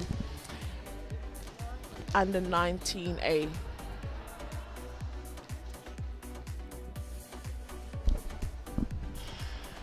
We welcome you back to your World of Champions. We are still in Paarl, heading close to the end of today. This is the first day of the Paarl Gim Netball Festival 2021. We've got Paarl Gim B under 19B up against Potch Gim under 19A.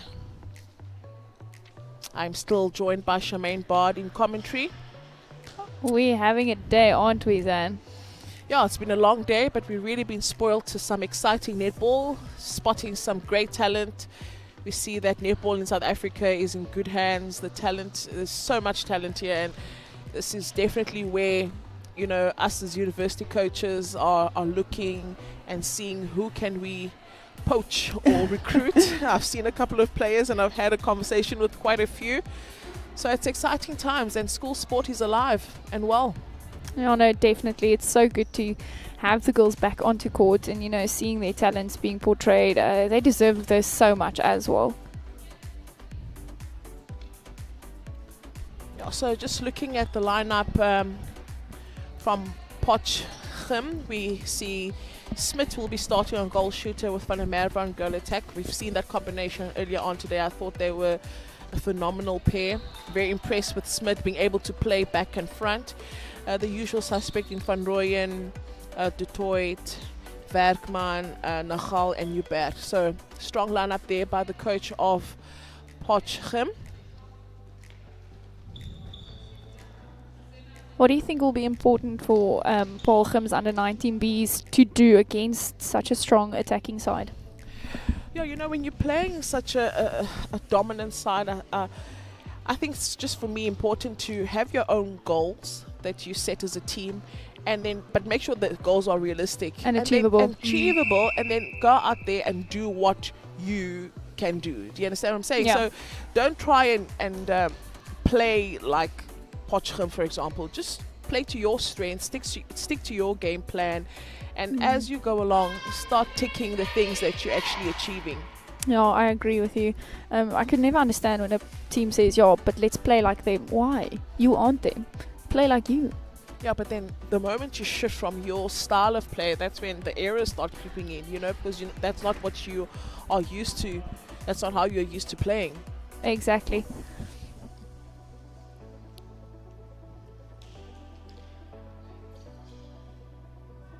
I just really hope that, you know, this Paarl Gim side just shows up from the word go, not wait until the third or fourth quarter to try and put up a score. They've got to stay in it, got to start strong.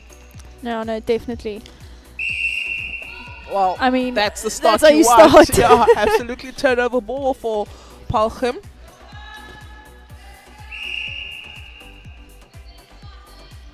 Oh, but great take there from the goalkeeper. Unfortunately, a replay error. Yeah, she's impressed me quite a lot, Hubert. Yeah, definitely. Silent assassin, huh? Yeah.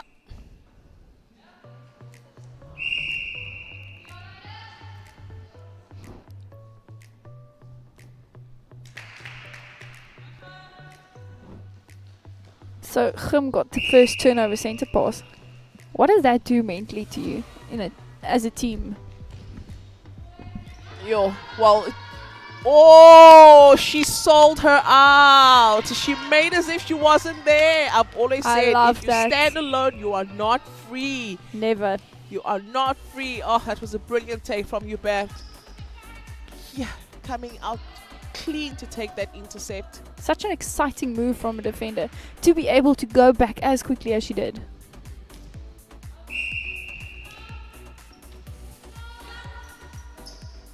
Again, seeing Smith coming out, not afraid to do that, and then Van der Merwe just slotting in there. Seamless. For a tall player, she's extremely agile. I really enjoy just the variation in her play, you know. She's got all strengths. I'm going to be honest, I'm scared to go stand next to her. I feel like I'm going to feel bad about myself. that short. No. You know, I'm proud to say that I'm a full 6 foot.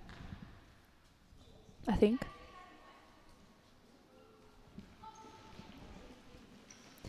But I've seen short shooters and, you know, it doesn't matter how tall you are. If you can play the game, you can play the game. Yeah, well, Renske. Definitely. One example. Okay, now we see Potchefstroom. Yeah, just completely taking that ball. But yeah, they're taking over now. Still the stepping errors.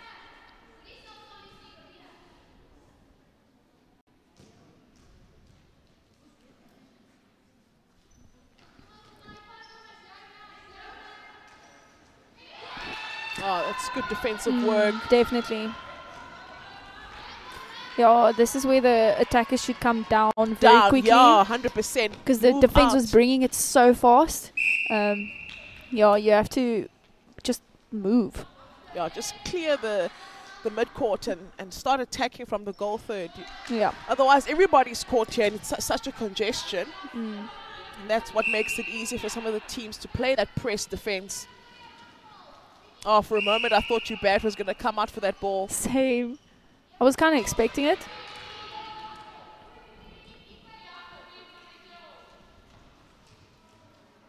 That's what I enjoy about a player like Robbie and Steph Brandt. You know, they all come out for those flies and they're not scared to do it. Yeah, and that is really players who can read the game well, you know, because the timing out of that circle is so important. Because you could be flying out and then they just play to the open shooter standing right under the pole. But that also attests to the trust that the goalkeeper and the goal defense have in each other. You know, that that person like Robbie and Outeniqua have, you know, she'll be there for my backup if I fail.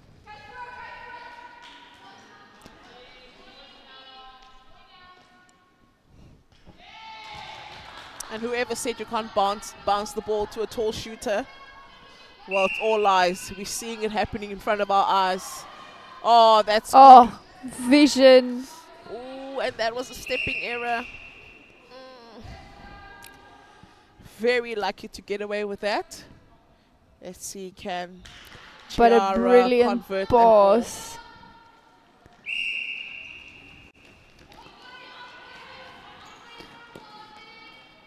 Oh, just going to the ball, you know, knowing a player will take it. And that's one of the advantages of having such a tall shooter. You know, the rebounds are somewhat guaranteed. Listen, when I got a rebound from Nicola, I was very proud of myself. Because Nicola's about 2 koppe langer. But that just shows you, you know, someone can be very tall, but it doesn't mean you shouldn't go for anything.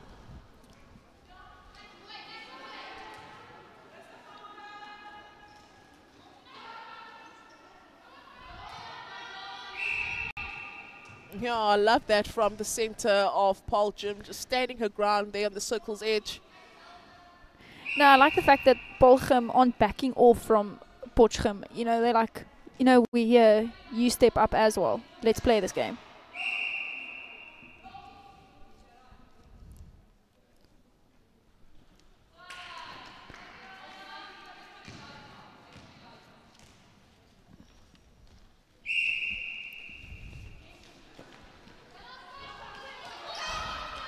Van der Merwe is very dominant on the center pass, and at the moment Gim's doing a very good job, Paarl Gim, of, you know, stopping that second ball going through, but they still get it through and convert it. So I mean, it's probably not that big of a problem.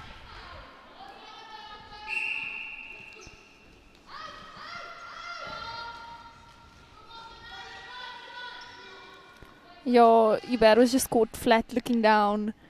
And that's when you put the passes in. Yeah, definitely. And so important for the feeders to see, because that's just a split second, you know, when the defender's eyes are down. I love those passes in a game when it just comes when no one expects it. Much better on the second option. Oh.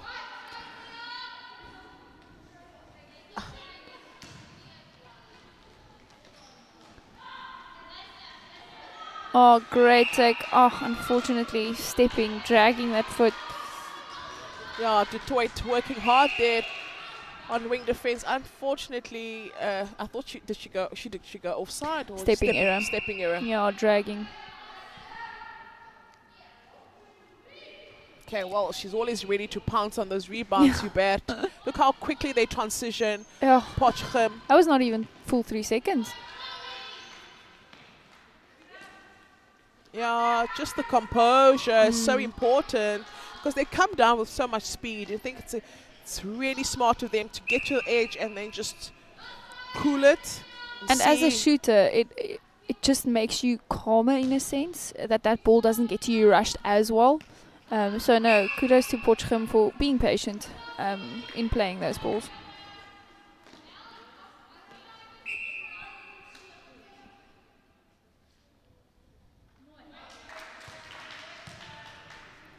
Yeah, they've got about 15 seconds left. That's more than enough time to score at least one for Paarl Gim. Yeah, I think they've really started this quarter very well, this match very well, Paarl Gim. It's not the score I expected, I will tell you that. Oh my goodness, slipping and sliding. Core stability is needed definitely in these games. But unfortunately not able to get that one through. So it's 8-5 in the first quarter. I think a good performance so far from both teams, but specifically for me, Paarl Gim, I didn't expect them to really stay this close and stay this in touch. Really stepping it up, and I hope they can continue with this momentum and just take it up a notch and really give it to Paarl Gim, the Paarl Gim under 19A side. Yeah, to be honest, I also didn't expect this kind of grit and intensity from Paarl Gim's B side, so I'm very impressed.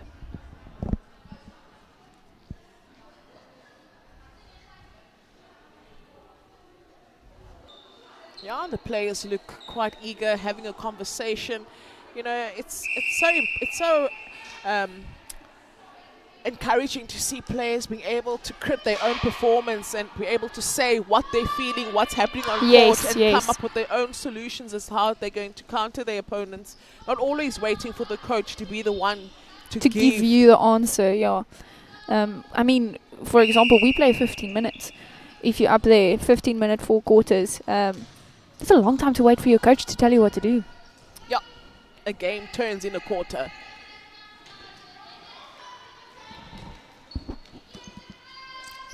Oh, quick, easy play down to the attackers. Just keeping it calm. Oh, beautiful space.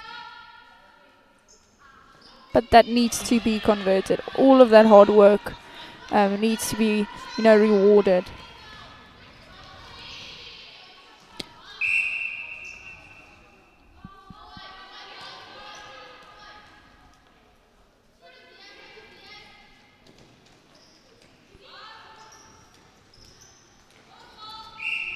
They're not intimidated at all, this Paarl No. side. They're really fighting for every ball and giving a very good account of themselves. And I think I know why. They probably practice against Paarl Gim's first side. Oh yes, and also this is their home. This is where they're comfortable. They know this hall so well. They know this court. And I mean, even for us playing at Marty's, it makes such a big difference if you play at home. People can say what they want. Home ground advantage, it is a very big thing. Oh, that's vision. That's vision. Stand up and take a bow. That was a brilliant pass. You can get away pass. with one of those. But now you're done. Now you're done. Until next quarter. No, great vision, And then throwing that ball, not doubting your own ability. Oh, no, your bat was ready for that one.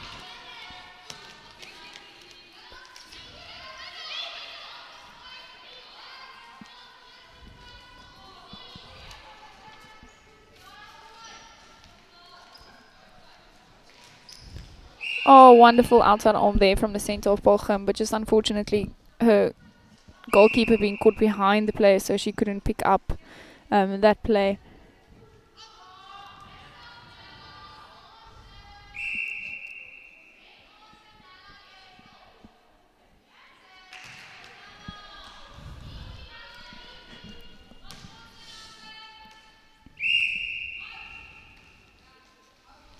are much better. They after we said in the first quarter, you know, there wasn't really a second option, but now the wing attack of Potchefstroom is definitely available there for the second ball in Werkman, assisting Van der Merwe and getting that ball very easily into Smith underneath the post, where she just keeps on converting the goals.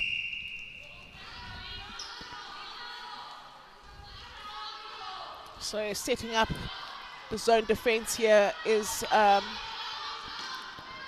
Potchefstroom.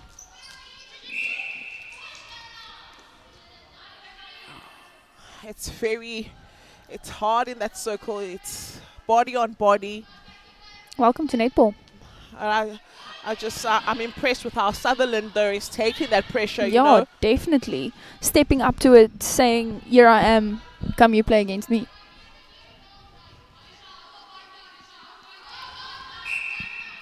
Ooh. Oh, it's still so slippery out there.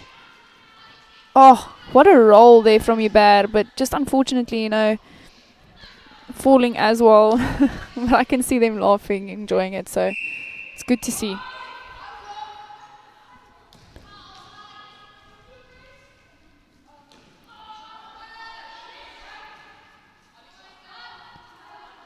Oh my goodness, yeah. But how many times are you going to get away with that against taller defenders and stronger teams? If you're playing Paarl Gim under 19A, that's not going to work. No, so unfortunately not. I don't think you should make it a habit. Yeah, because I kind of saw that look in the face, you know, it's kind of like, oh, it's easy now, you know. And it is, in that moment, it was the right option. But I mean, what are you going to do if you've got someone like, you know, a Vanessa Marie Proudfoot against you? Girl, jy gooi nie, daai bal nie.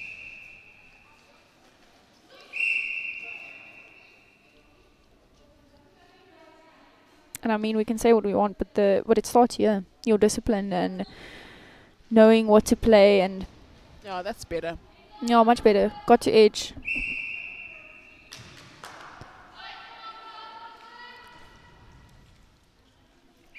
Three goals in it. Yeah, this is good performance from Paarl Gim under 19B side.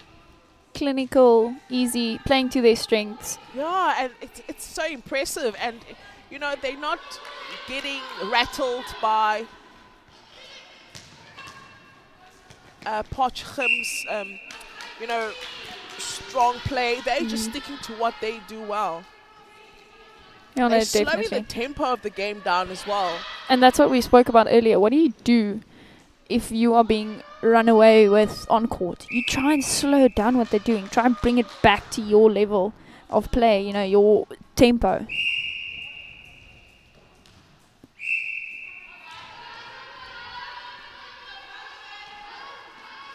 Oh, great drive and drop there from the goal attack of Paarl Gim.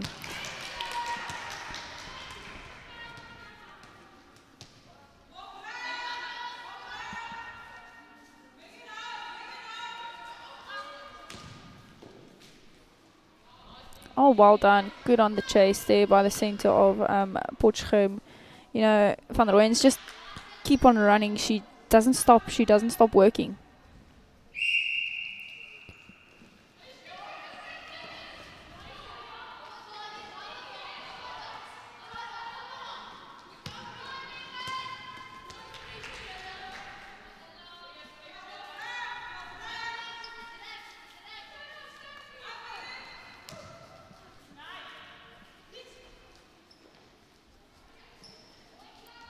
Oh, this is also good, forcing them to stay in this mid-court, and then they're going to launch it right to the goal shooter. Because they've got that option. Patient, though. They've got to be careful with that.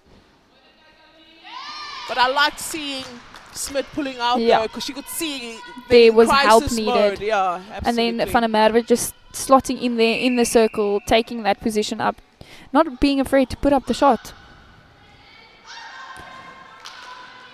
Smith actually moved too quickly there for me. That's why she got the ball under pressure, but still just accurate. So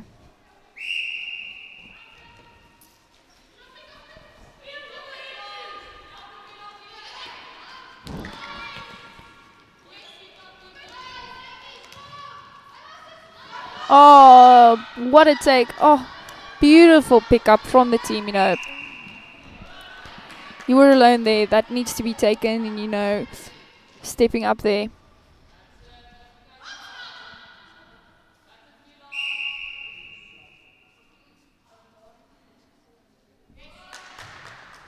Yeah, 17-9. They're pulling away now.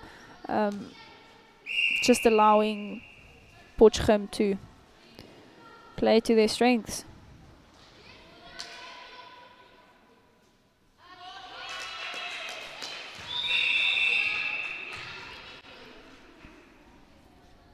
Yeah, well, it was a good start from Paarl Gim in the first quarter, and I thought, they're really going to stay in it. But Potchefstroom pulling away in the second quarter, 18 goals to 9.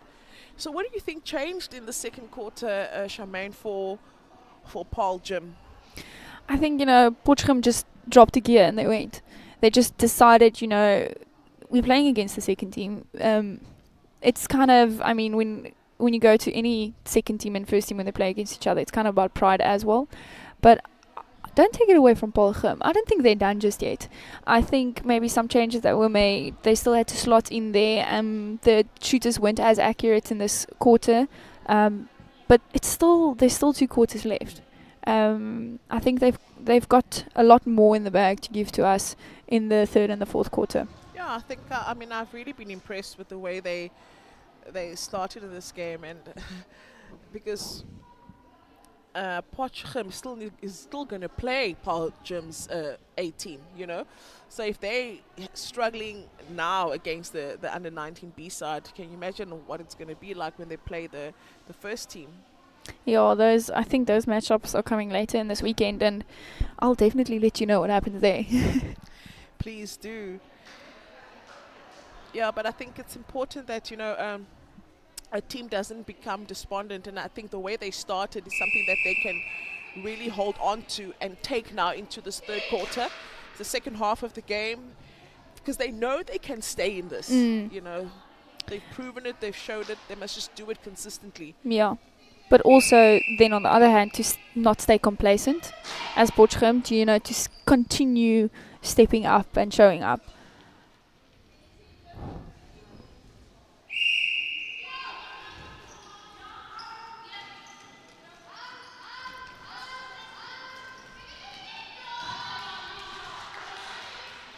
You can't have those hanging passes with these defenders. You know, you have to have strong, straight passes. Yeah, I think anything in the air, Hubert is going to pounce on it. And great take there by the goal shooter from Paarl Gim. Orveld just took that one out of the air, but yeah. Or is it Sutherland? That's Sutherland. No one shut down that run. That's what you need to do. Oh, listen, that's a good pass from Smith outside to the wing attacks. Strong pass. I'm impressed to see that you can pass like that as a shooter. What you saying, coach? We know how to pass. I mean, I've seen some interesting passes from shooters, trust me. But also she plays strong defense as well. That's a good take from the wing defense. Definitely, you know. Dutoy coming in there, just taking that ball.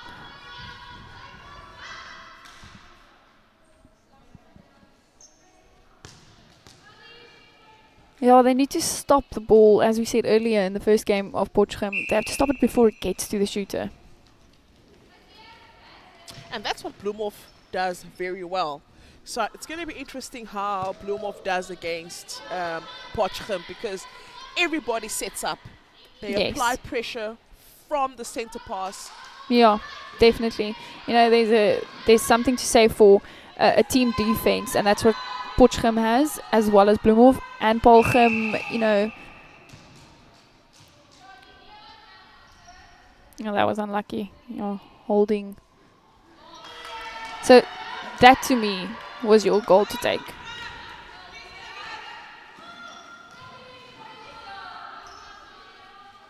So that's great work being done by Nagel there, working in combination with Hubert. Yeah, no, they worked hard and they deserve to get that turnover.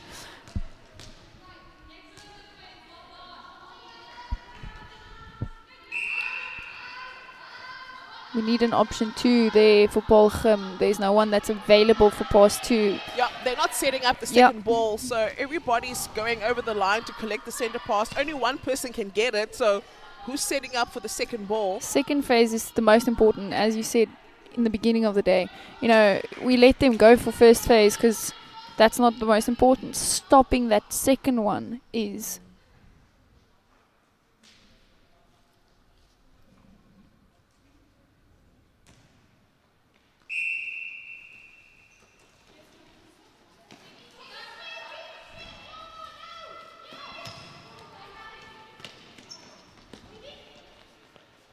Oh, great roll around the back from Smith. I love the movement she has.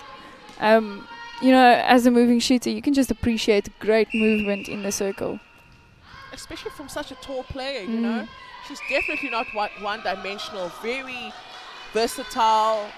Just gives you so many options, and you know, it's so hard to play against a player like that. Exactly. Look now. How do you defend it? She didn't work. It didn't come in when she lunged forward. Then and how many shooters? How many shooters do we know that stay in that position? Stay in that position, 100%. Great defense there on the center pass from Paarl Gim. Oh, okay. Well, that wasn't a good pass that time around. I just think she misplaced. I feel like everyone has allowed one error. One too many. Oh, good take there by the wing defense. She was waiting for it. Yeah, she reads the game well, does you bad. Very well. I think they Paarl Gim needs to see that they can fake it. Fake her so she can come out. And then leave the shooter unattended in the circle. Like they did earlier in the previous quarter, there was a wide open space and that ball went straight into the circle.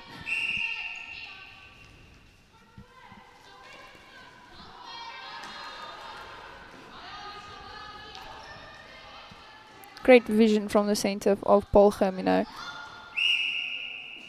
Yeah, that's very well done there from Sutherland to, was it rather Horfeld? No, that's Sutherland on shooter. They swapped back. Sutherland is on goal attack.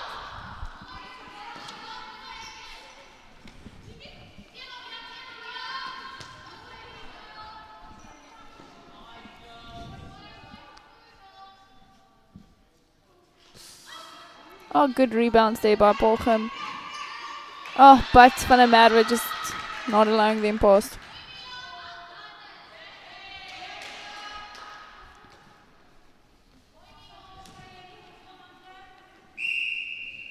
Yeah, okay, no, they're running away now in just 16 goals, you know.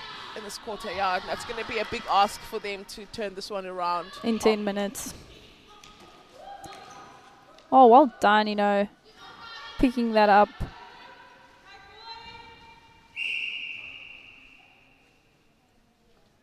Listen, our goal shooter's holding in that circle, you know. She's got a good hold on her. Just has to stay patient, you know, relax your shoulders and then put up the shot.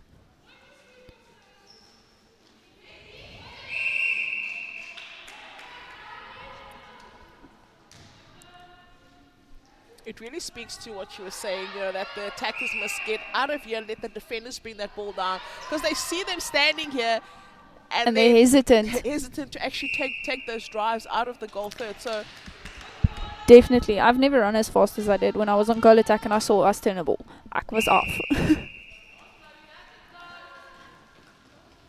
But again, different coaches, you know, maybe there's something different that is expected. From them, 100%.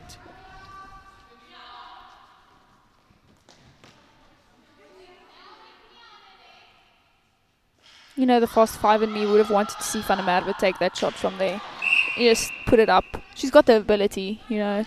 So yeah, I think she's extremely reliant on Smith. But my question is now, what if they encounter a defender that won't allow Smith to get the ball? Then all that pressure is going to be on her to convert the shot. So she's got to show the confidence and use matches like this, you know, to gain that confidence. Yes, definitely. She can take shots. Share the load. There's nothing wrong with that. And rather share load in a so-called easy match than when the pressure is really on.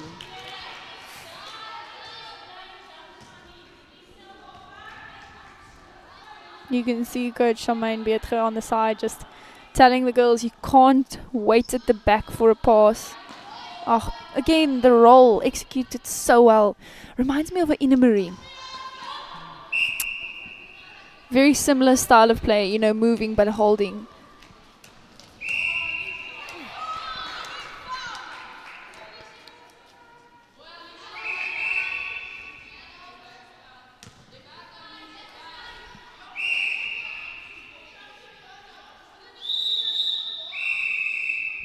Yeah, well, pretty much one-way traffic in this third quarter by Potchefstroom Gim. I think they really stepped it up and ran away with it, turned things around for themselves, just sending a very clear message that there's no way they're going to allow Paarl Gim to stay in the game or even stay close enough to think they can turn this into a win.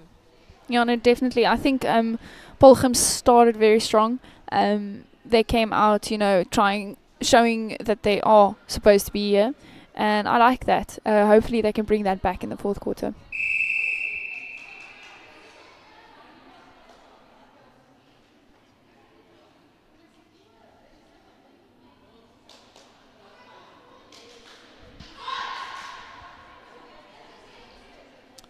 Yeah, so everything to play for in this final quarter for Paarl Gim. I think they really want to end on a high. Yes, they're not going to win this game, but they can definitely close the gap and really do the basics well. And that's how you're going to do it.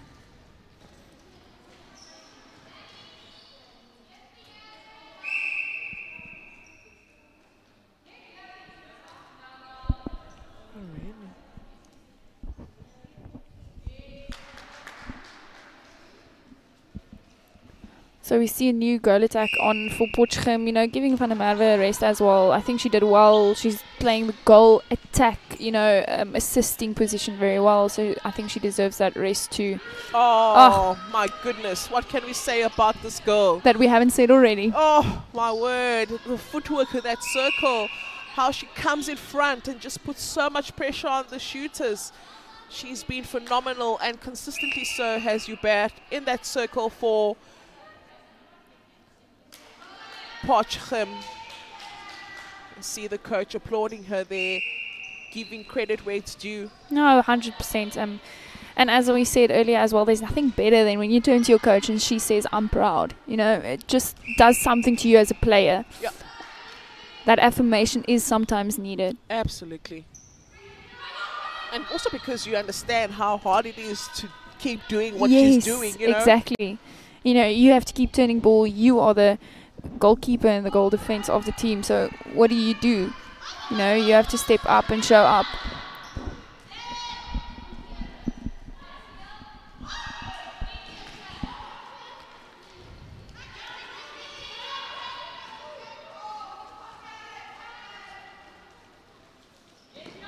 Look at your shooter first. Again, you know, they're all very flat and no one's looking at their shooter. Yeah, because even the way they're landing away, like already ready to pass the square ball instead of looking at who's coming to fetch. And I know how frustrating that is when no one's looking and you are available. And then, unfortunately, some of the times the ball goes missing from you.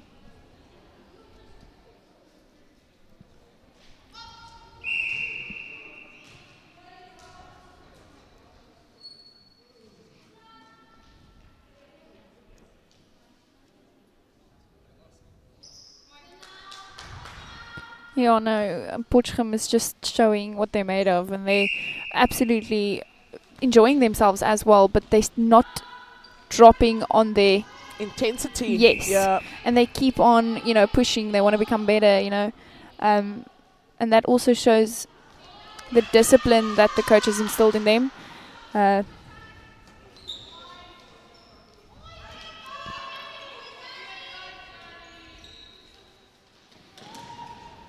I think she was tempted to feed it to Smith over there. I saw that. And then the ball kind of went against it, and then the ball had already left the hand.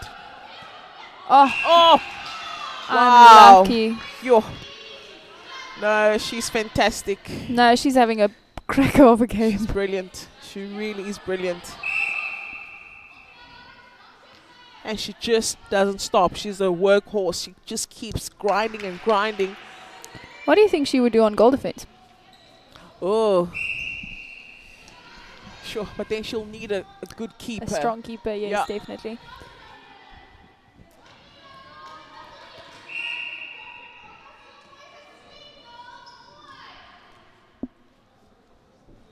Yeah, we only have 4 minutes left. And it's 28-13, you know. Just don't stop working. No, absolutely. I mean, you know the game. You're not going to win the game, but it's really important to end well. And have like a memory of you guys finishing strong. Yeah. No, definitely. Couldn't agree more, Coach. I mean, there have been games, especially when we started playing, you've lost by 4. I mean, you try playing against the Anne, Bueta, Lauren Lee Christians, Carla Pretorius, set up in Kofsies. You know, it's going to be tough, but it's about having that pride to not stop. 100%. Never throw in the white towel. Never tap out.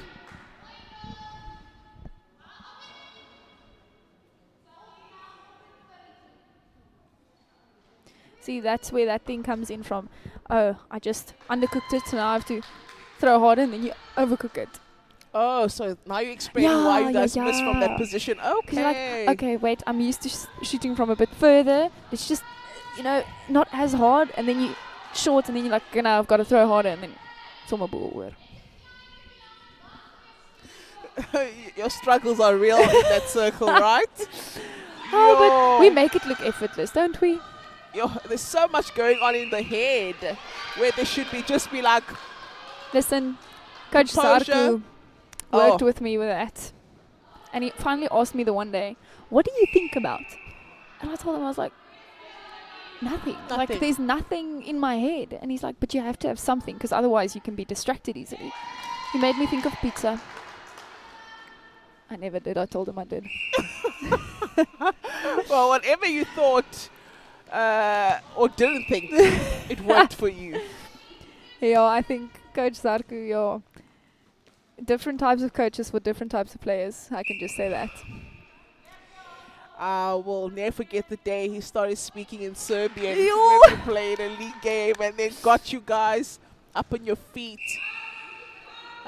You changed that game around. You turned that game around. I was like, okay, right. Maybe I should learn Serbian. Serbian. We didn't understand him at all. We were just scared.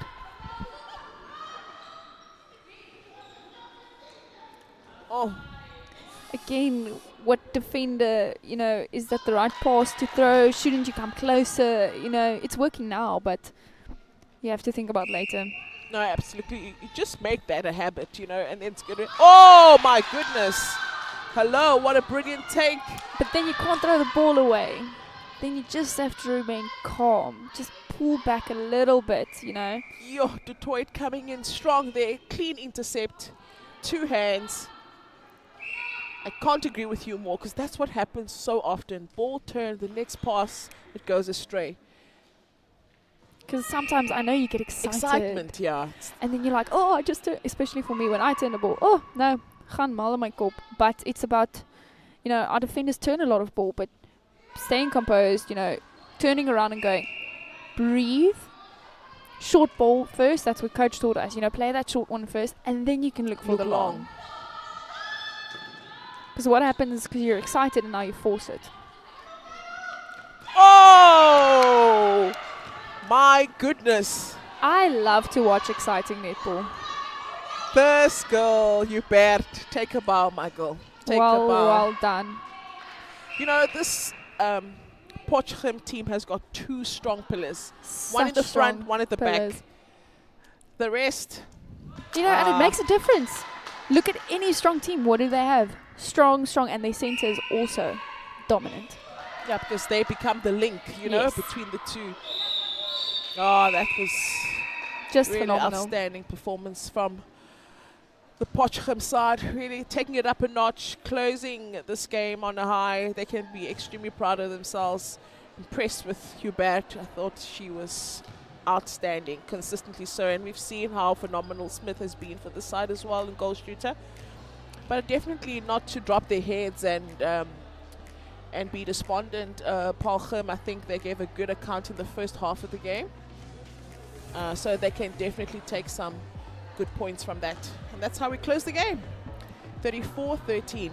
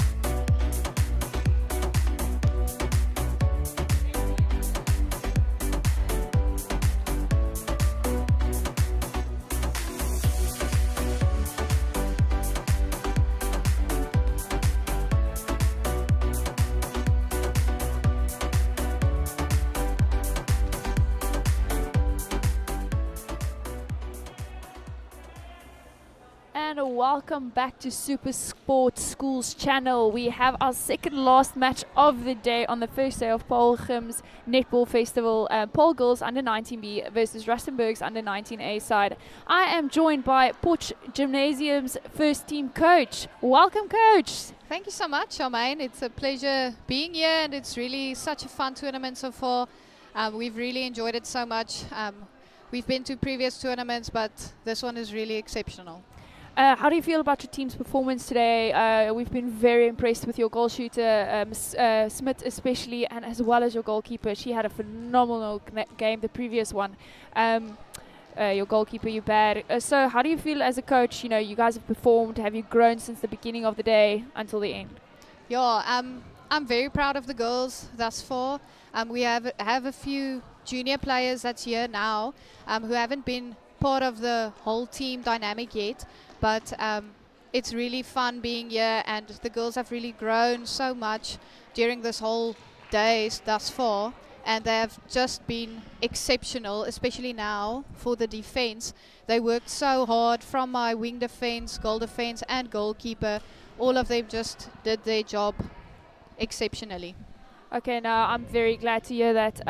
It's good to see the girls growing from the start of the day all the way through to the end. And it's we've been saying it's so nice to have the girls back, you know, even though we're wearing the masks and, you know, we're having COVID protocol, but it's still so good to be back on the netball court with our teams, seeing them showcase their talents that they definitely have in abundance.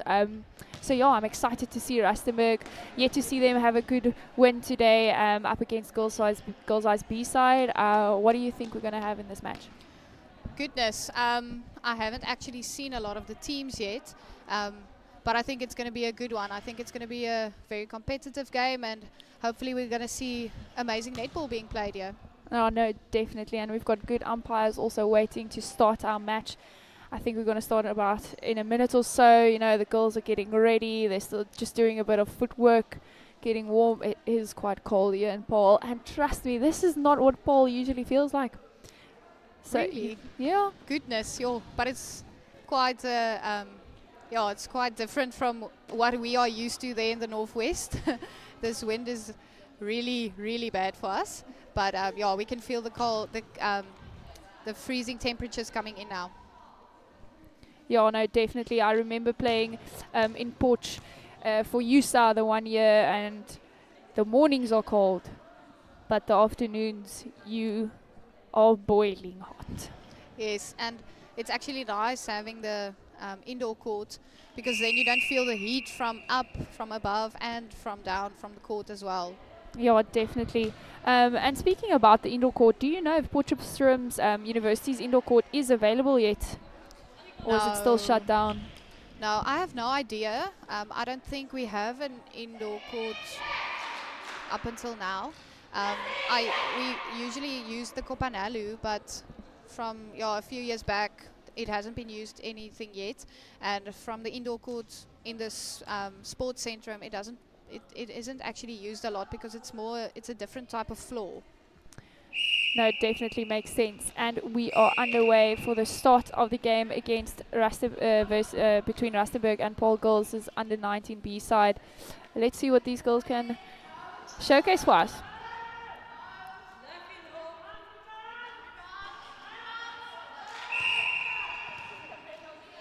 We've just been talking the whole day about how important it is for a goal shooter and a goal attack to go for those rebounds, you know.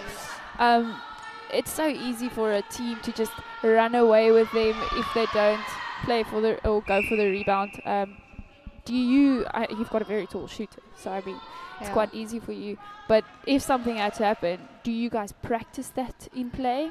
Yeah, I think a person should definitely do it, because most of the shooters, they get lazy, so they shoot it first and then maybe they miss, and then they never get to train it in that they should actually go for the interception. And with that as well, the keepers also get lazy, because if the shooters don't jump, then the keepers are not going to jump. Yeah. So then, it's actually a vicious cycle that they don't jump for the interception or for the rebound anymore.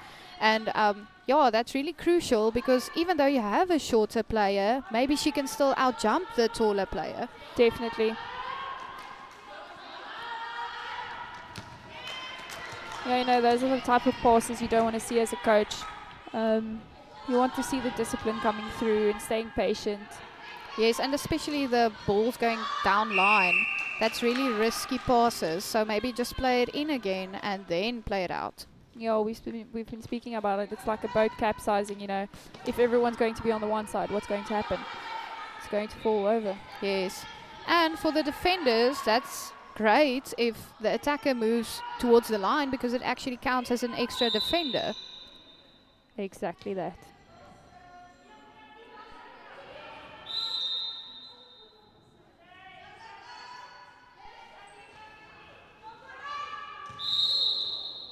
Ooh. Yeah, we're used to those hits.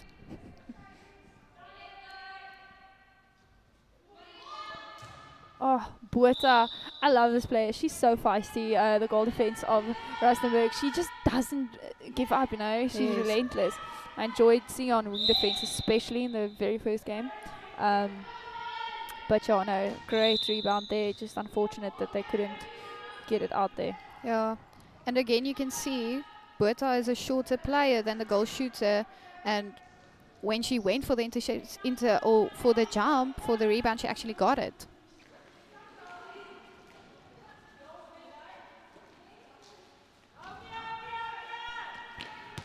Yo, but can we speak about the slippery court? Goodness. Yeah, we've mentioned it a couple of times today, but the thing about that is it's not just the one team that's experiencing it. So it's both teams having the same surface, and you have to adapt. Unfortunately, there have been multiple games played in the indoor court. Just knowing you can't just run on first, second the whole time. Then adapting your play, running underneath your ball, not stretching into it. So it's those small things. And you can see that some coaches have definitely spoken to their teams about that. Protecting your player when passing, you know, not just throwing a ball to them. Yes. Yeah, but you guys are really privileged here, having these courts and being able to train on them and getting used to it. Where us in the Northwest, we don't have stuff like that. Yeah, but you guys have the voordeel, if I can use my Afrikaans, of, you know, being able to breathe easy up there. Oh yeah, that's true. Yeah. There's nothing worse than being fit in the Cape and then coming up to Northwest or to Johannesburg and you cannot breathe. Yeah, shame. I can think that's a bad situation. But like every place, it has its pros and it has its cons. Exactly.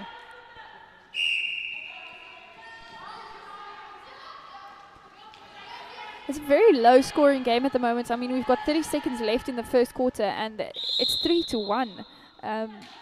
I'm happy to see that Paarl Girls aren't, you know, stepping back and, you know, letting an A side taking over the game. But it's also kind of worrying that it's so low scoring. Yes, yes. But it means the teams are good competition for each other, that they don't just roll over them or don't just get the ball in easily. Yeah, definitely. Sorry, see on the clock that there is 3 minutes and 8 seconds left still in this quarter. A brilliant quick play from Paarl Girls. Well done. That was amazing. And, you know, if your shooter is strong under the post, easy to pass to her. Yeah, and especially communication between your shooters is very important.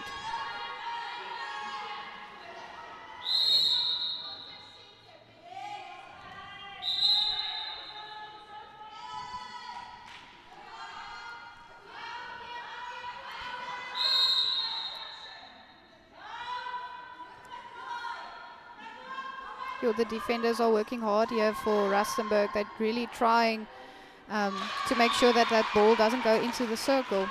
It just takes that one player to slip. And then...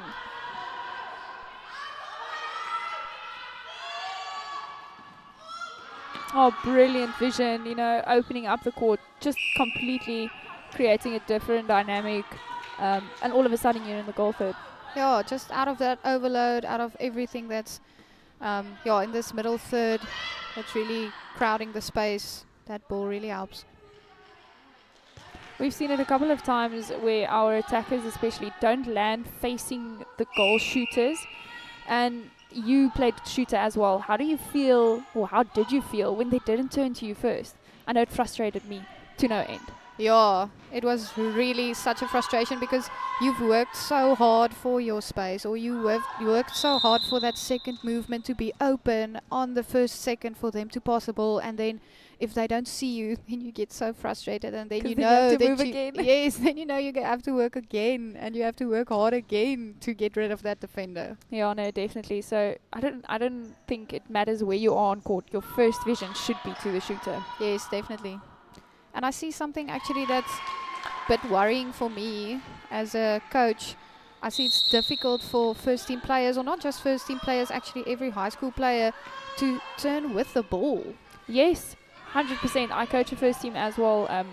And they turn after they've caught the ball. You know, there's one that we can see she turned in the air. It just saves you time. It makes your gameplay faster. So I think it's something we have to practice in, but that starts at a young age. Yes, definitely. If you get that basic correct, then it's just going to go smooth sailing from there. Yeah, we've got 30 seconds left in the first quarter, and it's still quite low scoring. I mean, we're 5-4. It's only 9 goals between the two teams. Just great interplay between the wing attack and the goal attack of Paarl Girls. You know, you love to see that type of play, like giving that go in the circle. Yes, and a goal attack who can back herself and not just dish out to a goal shooter. Definitely.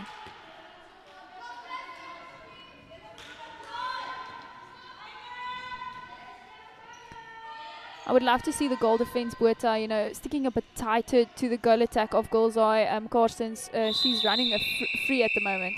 Yes, definitely. That's no goal, unfortunately, so we still end on 6-4 at the end of the first quarter. You know, I'm very impressed with Paarl Girls just stepping up and showing up to this game. You know, they could have easily just stepped back and said, yeah, but it's a first team, you know.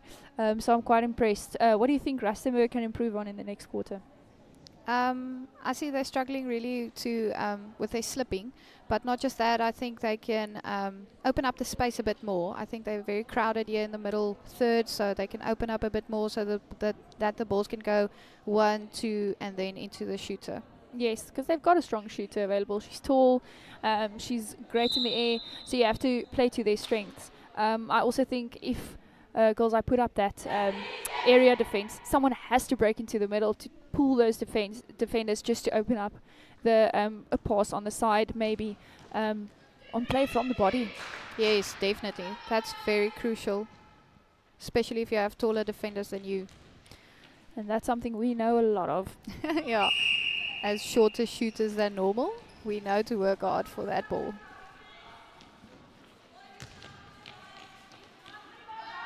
Oh, great roll by the centre of Girls High. Williams just letting her. Oh, well done, Buerta. Feisty, just unfortunate on that stepping error. Yeah, as I said, Williams just made a great roll and just left her centre partner Jans van Rensburg just at the back. Yes, and the roll is so crucial, especially if you have a defender that's in the body the whole time. We've seen a couple of them, and that's something that you actually don't even see at varsity level a lot, is a roll. And it's so effective. Oh, very. I remember my days as well as a player. It worked 80 to 90% of the time. The roll worked because the defender doesn't really know where you're going. But again, it's something you have to practice. Yeah, a lot. Because it's a really fine technique that you have to train in.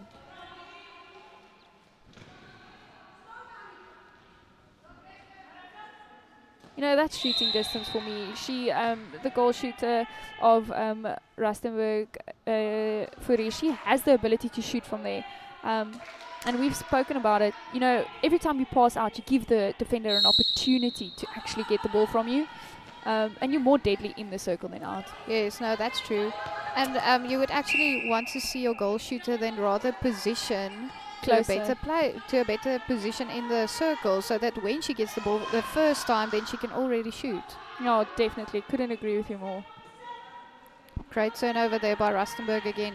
Buerta coming in with that little tip on the side. Oh, we've seen a lot of girls step onto court, foot on the line. You know, those are basic things that they should know. Those are the rules of the game. Yeah, do you think it's maybe because they're out of feel because of this whole year that there hasn't really been netball? I mean, it could be, but it's still a very basic part of netball. You know, the line is part of the game, so you need to, you need to adapt easier or quicker. Yeah, no, definitely. And the one-hand catches, my favorite. Yeah, I also struggle with that as a coach. I can't understand why my players want to catch with one hand and pass a ball with two. No, oh my goodness. But you quickly learn at varsity level, you know, college, university, that will not fly. If a defender comes with two hands, I'm sorry, buddy, you have lost that ball. Yeah, but especially the arms pressure. If you put up 3 defense or 3 feet arms pressure, then there's no way that ball is going to go out. No, definitely.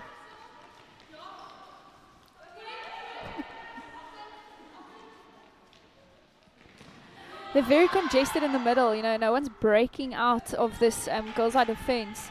We need someone to just open up and not just have everyone in the same space. Yes, and the thing is, if the attackers are so close together, then they actually make it also easier for the defenders, because then they can work together, then they don't have to work alone anymore.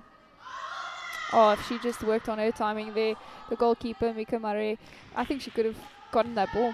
But Yes. great timing from the shooter footy from Rustenburg. Perfect.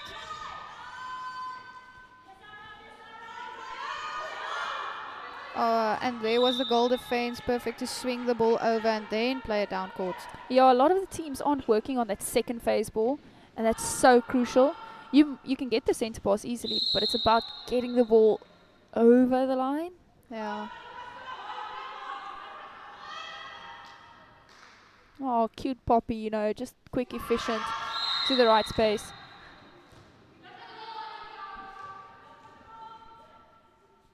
Yeah, that pop is very effective most of the times. No one expects it. Yeah. Great shot there by Carly Hendrikse of Rustenburg. You know, she didn't mind stepping up to the plate and taking the shot. As we said earlier, it's good for a goal attack to not be afraid to take those shots.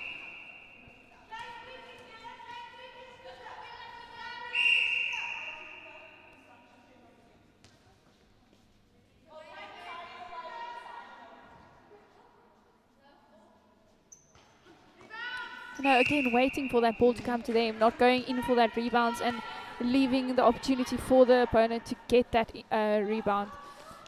Yeah, and that is actually, I mean, you want the ball. And I mean, you're going to have to fight for the ball. So between you and the defender, whoever wants it more is going to get it. No, definitely.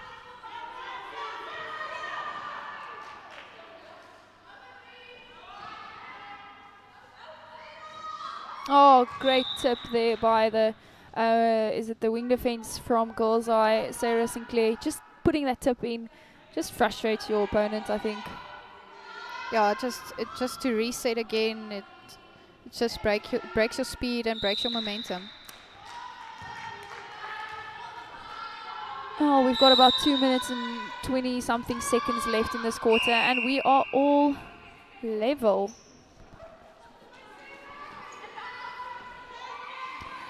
Yeah, it was a player between two.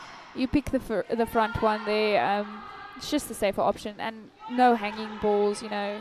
That's where you have to make that decision. Yes, but brilliant work by the goalkeeper. No, lovely.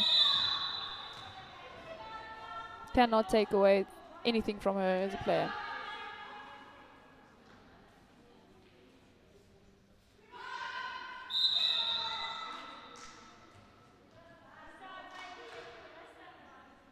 Yeah, good fight from the goal attack to get that rebound, Hendrikse. And she's small, and again, she's getting the rebounds. Yes. Yeah. Sometimes people who say, no, the small players can't play netball, they're not going to be chosen. It's such an unfair thing to say, because most of the times they are the feisty ones, and they are the ones that you can use because they're so short and small, and they can move quick and fast, so you can use them, especially on the attack. Oh no, definitely. I don't think there's anything worse than not choosing a player just because they're short. Your height has nothing to do with your skill. Yeah, that's very true. A minute left, and Rustenburg have just decided, you know what, we're not settling for a loss today. So they are up 10-8 at the moment, but there is still more than enough time. Yeah, it feels like Rustenburg is getting a bit more momentum now, getting used to the court and everything again, and just used to their combination. And well, we have another turnover. It can happen so quickly. That's what makes netball so amazing. You can just think someone has the advantage, and then the other team comes.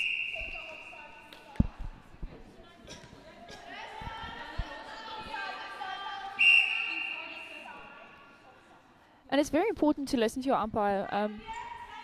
you know, they speak clearly to you. They tell you exactly where, and they usually show you where as well. So you have to listen when they speak.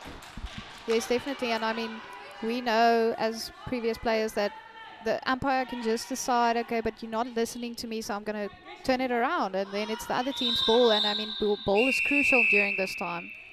Definitely. And that is the end of the first half. We stand at 10-8 in favor of Rustenburg's under 19As. In the beginning, Paarl Girls under 19Bs was actually leading this game.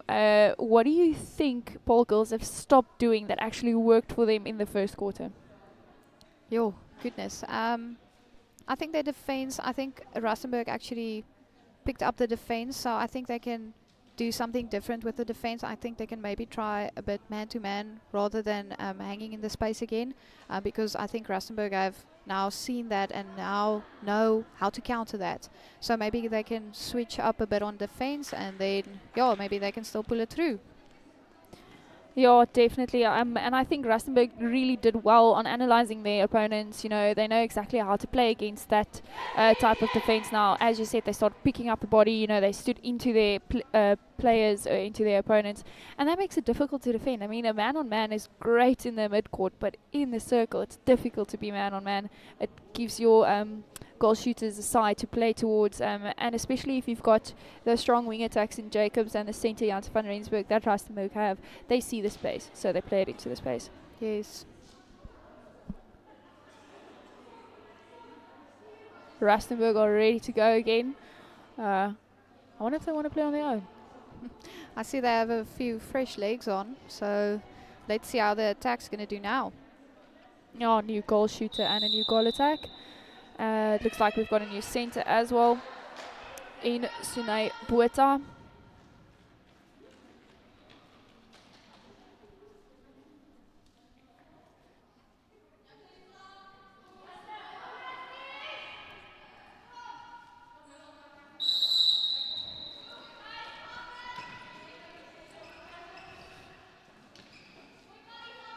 Oh, great placement there from the centre into the space. Oh, well done by Bueta. Oh, told you she's feisty. Busy little player. Yeah, especially on the loose balls. I mean, she can see, she reads the ball so well, so she can see where it goes to go for the interception. You know, again, look at the shooter space. She was available there, but no one faced her or turned towards her.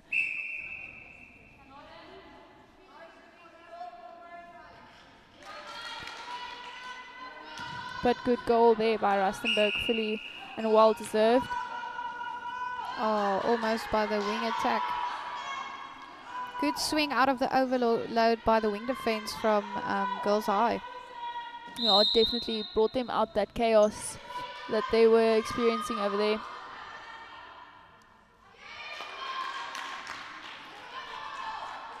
And we are one in it, 11-10. It looks like the teams have just upped the intensity. They look ready to fight for this game. We love to see it. And especially in a third quarter. A third quarter can make or break your game, and most of the time some of the teams fall short in the third quarter and other teams just make that step up, and then your pressure is on in the last quarter. Definitely, and that's why we call it the championship quarter. It sometimes defines the whole game. You're well done, well spotted by the center. Oh no, goal attack. Carsten's just moved well there. I think she deserved to put that one in. You know, it's always hard as a shooter if you can't get a ball in after a great move. Yeah, and especially after your team has worked so hard to get the ball there. Yeah, definitely.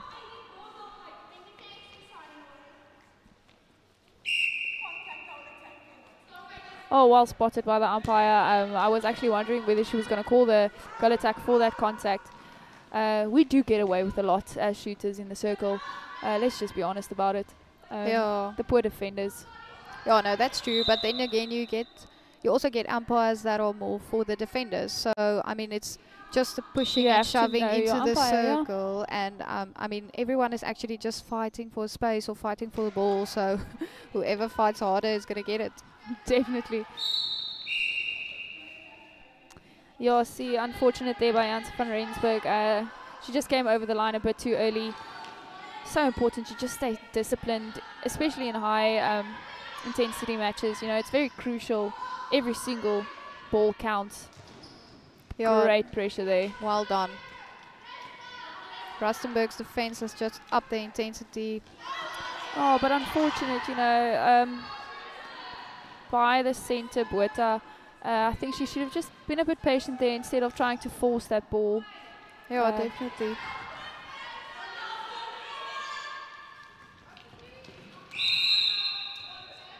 And again, the attack is here, down the line. Don't know why they don't use the space. Oh, beautiful outside arm. We love to see an outside arm. It's very clean, you know. It's just beautiful to take an intercept like that. Yeah, and especially a tip as well. I mean, you feel so proud as a coach seeing your defenders work so hard. And they convert the turnover. Kudos to the goalkeeper and the team for fighting that hard. Again, another discipline error. You know, the wing attack of Girls High there, just breaking that line, which is unfortunate.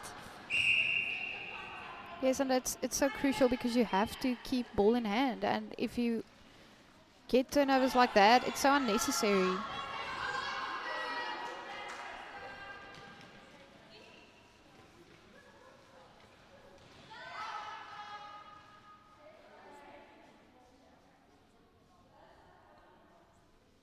Oh, well done by the unmarked goal attack. Yeah, I was she went about to unmarked say. in there, and then she backed herself with that perfect shot.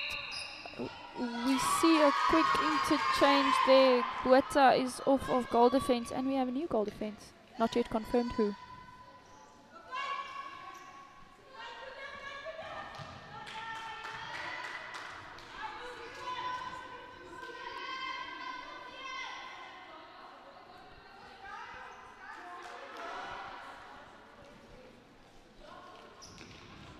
Oh, down the line again. We've said it ample times already. You know, you can't force it down the line. Yeah, and especially the second movement. I mean, we as attackers, we know how crucial and how important is that second movement just to get rid of the defender. Yeah, no, 100%. You know, you just have to. But these things are also, it's a coachable thing. So it's something you can fix. You don't have to be despondent about it. Oh, great vision by the center. Haynes, just seeing a goal attack.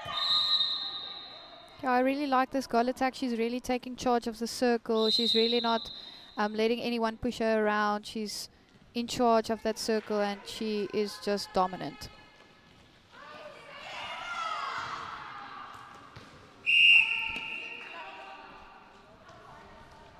You know, with 2 minutes left, we're 1 goal in it. I wonder if that defender knew she didn't have to step back. Because the goal shooter took a step in, and as a defender, if you've already set up your 3 feet, you are within your rights to not move back because she's stepping into your space. Yes, and sometimes that's so sad because it can, yeah, it can really throw a player because they can actually get the ball then. Yeah, I wondered if she was going to call Vissekerke there for that contact on the center. Haynes. Very unfortunate. She had the right idea though. Yes, it's very unfortunate if a goal defense or goalkeeper gets caught out of the call or out of the circle for a contact or an obstruction, because then you have 2 shooters that 1 defender has to handle.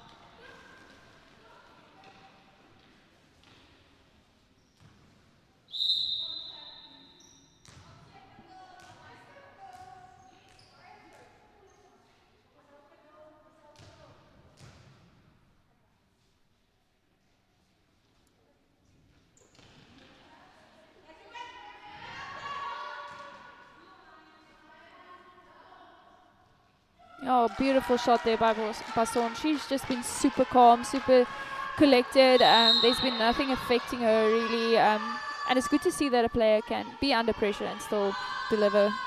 Yes, and especially a shooter. I mean, you can't have a shooter that's not good under pressure, because then a team can't win without goals.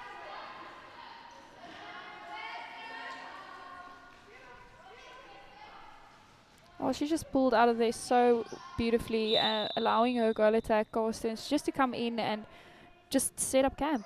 Yes, and I'm really impressed with Girls High's attack. They are really so clinical, and they really keep ball in hand, and they play so nice the straight pass and not the diagonal pass. Yeah, definitely, and that is why Girls are currently leading Rustenburg after the third quarter, 15-12.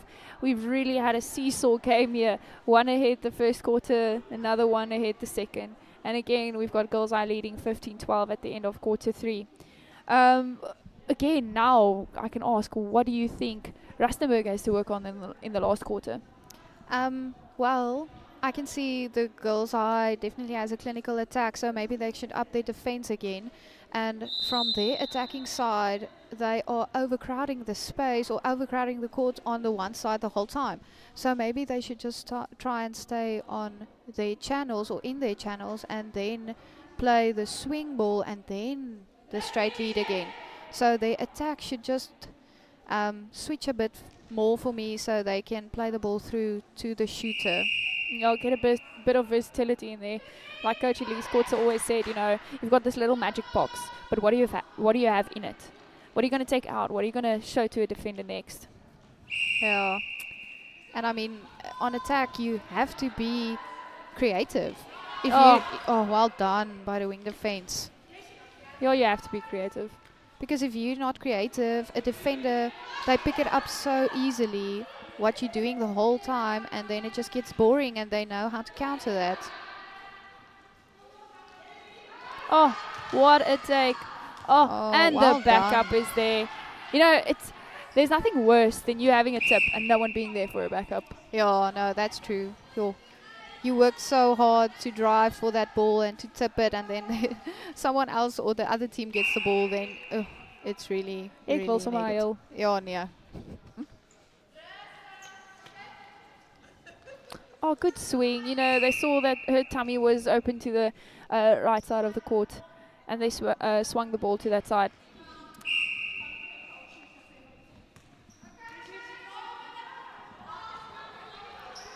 At least the goal shooters go actually for the rebound. That's so nice to see. Even though they contact, at least they went for the ball. Yeah, definitely.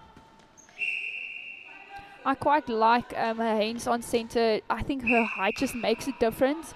I know it doesn't, you know, make a player, but we don't see a lot of tall centers, let's be honest.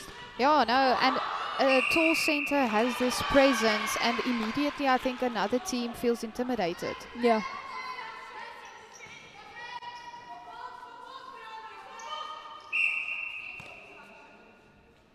Again, the swing was good there. They saw Ane Basson's tummy was open to that side, so they swung it over to the wing attack.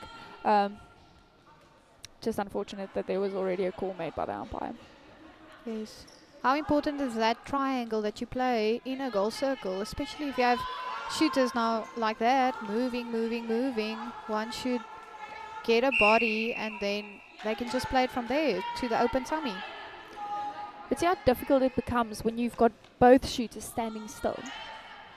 You're pulling no one away. There's no tummy actually open except the short pass in the front. I mean, Carstens did well there. She played herself open. But again, as a goal attack, what is your job? You're playing open the goal shooter. Yeah, no, definitely. I mean, the shooter is the dominant one, and the goal attack is supposed to be the... Either she's going to pull the defense, and then the tummy of the goal shooter is going to be open.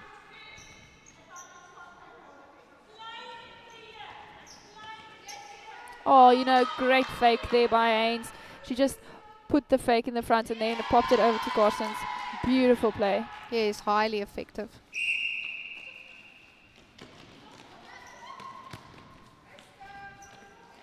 I like to see the strong lead from the goal defense here from the back. How important is a back option as well on a center pass? Yeah, definitely. We see the wing defense being cautioned for persistent offside, and I like the fact that the umpires are being consistent. You know, if a caution's been given out, there's clear reason why, and they're very direct with the players. I think that's very, very good. Yes, definitely, but it's very difficult for a wing defense not to go into the circle. No, definitely. We spoke about it as well, and we said wing defense has to be annoying and, you know, persistent and extra, if you can say it in that way, because that's what makes you a good wing defense. Yeah, she should be like a little Jack Russell dog that's, yeah, biting at the heels the whole time of the wing attack. Yeah, you can refer to Chinam Dao, you know, they played for Tuks. She was just as phenomenal on a wing defense as she was on a wing attack. Yeah, no, definitely. I think that's one of the players that you actually don't want to play against. Exactly. Oh, beautiful. Just, you know, smooth. There's no hesitance in their passes, and it makes it easy for the coach to, you know, give them an instruction, because they're clearly following the ones that they've gotten. Yes, and how relaxed are they attack? They're not forcing the ball. They're playing it back and playing it in. They're not forcing anything, so that's great to see. And that's why they're leading 19-13 with 3 minutes and 20-something seconds left on the clock. Yes, this third quarter that's been over, it was really a strange quarter, but it really turned the game this far. No, 100%. I'm very impressed with Girls High's B side, you know, showing that you don't have to be an A team to beat an A team. Yes, definitely.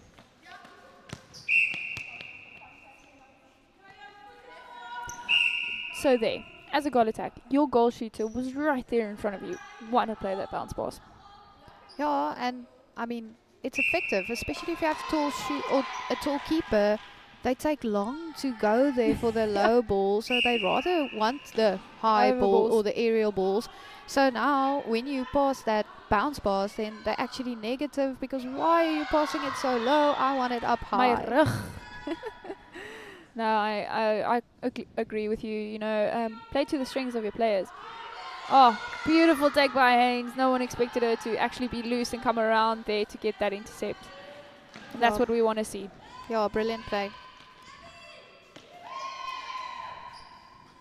Clinical, effective, basic netball.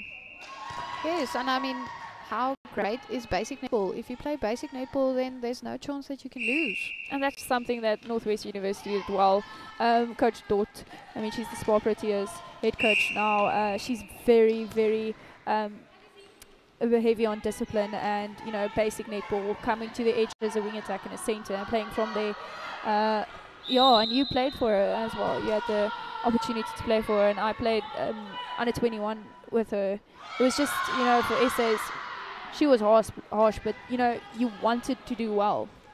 Yes, no, definitely, and it was such an honor playing for her. And I mean, all my coaching knowledge that I have today is because of her. So the way that she coached us is the way that I try to coach my players as well. And I mean, there's no way that you can lose with basics. So that's so important to coach that, and I'm so thankful for her for coaching me that, because now I can teach my players that as well. Yeah, no, it's just wonderful to see the legacies, you know, players coming from coaches, being able to deliver and to talk about what you've learned and then give it to other people that, or to our kids that we coach now, you know, seeing that legacy go on and to see the girls just grow and develop. By doing that, we're growing the sport. Definitely, no, definitely, and I mean, that's actually the ultimate goal, is just to grow the sport and just to make sure that we ensure the passion that we have for the sport, that the girls will also have that for the sport. No, we've got 30 seconds left on the clock, and Paarl Girls have just ran away in this last quarter. They're leading 22-15 now. So they still have time to actually score one more goal. Let's see if they've got it in them. Yes.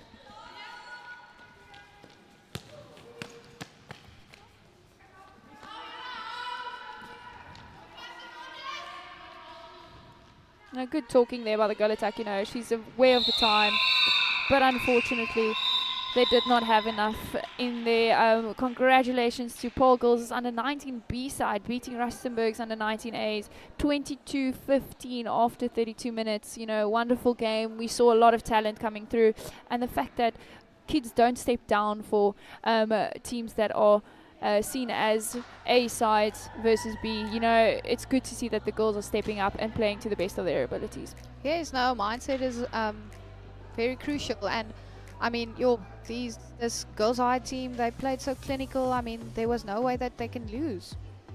Definitely. Thank you so much for joining us, and we will soon be back with the last game of the day. Thank you so much, Charmaine.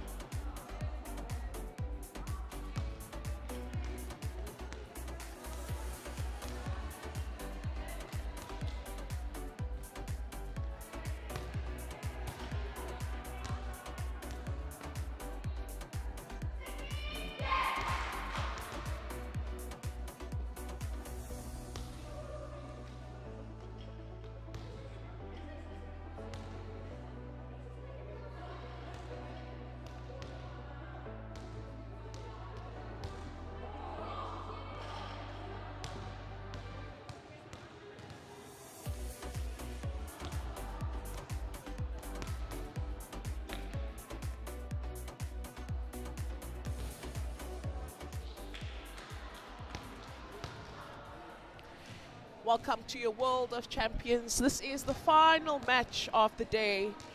a day that began at 8 o'clock this morning. We have been spoiled to some amazing netball. School sport is back, netball sport, school sport is back, and this is the big one of the day, I feel. Paarl Gim up against Girls High. I'm very excited to see this game. You know, these girls have been waiting for this game. This is their inter-schools game. You know, they're very used to playing against each other in these type of presence and this type of environment. So I'm very excited to see what these two inter-schools teams can do against each other today. Yeah, it's going to be an interesting one, Charmaine, as we know that Paarl Gim played Bloemhof this morning. Yeah. First match of the day, and they did pretty well. The coach of Paarl Gim was extremely impressed with the performance of the team. But this is a different kettle of fish, a different ball game here, up against Girls High. And let me remind you that these two teams met in a previous tour festival, which is about, I think it was about 2 weekends ago. And Girls High won that one. You know, it was actually held and hosted at Girls High. So now Paarl Gim, they are at home. Let's see how they're going to perform against a strong Girls High side. Yeah, what a difference will a home advantage make, as we spoke about earlier. I think it's such a different thing when you play against someone at home. Just again, that's why I like TNL so much, because it's a neutral venue. Yeah, so let's see what interesting lineups are going to be put up by both these coaches. I think they're definitely going to have to start strong. There's going to be no room for error in this game. It's all or nothing. From the word go, you've got to hit the ground running. The moment you give either of these sides a small gap, they're going to pull away and capitalize. So, yeah, I'm just looking already at the lineup here, and I'm looking that the coach of Girls High has opted to start with Carstens on goal shooter. Now, this is interesting because we've seen her on center, which is the preferred position for me. Yes. And we've also saw her on goal attack. Yes. Now she's starting with the combination of Carstens and Andrews. That is a moving circle. Giving no to doubt. the defense of Paarl Gim, who's very used to standing shooters. So I think that's quite clever from the coach of Girls High. Yeah, so let's see how it's going to play itself out. Will Carstens be able to shoulder that responsibility for Girls High and convert goals? We're on our way.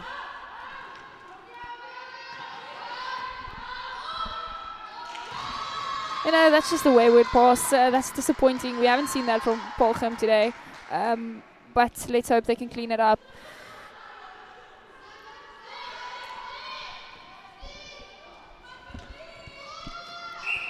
Yeah, you know, that's just another basic error.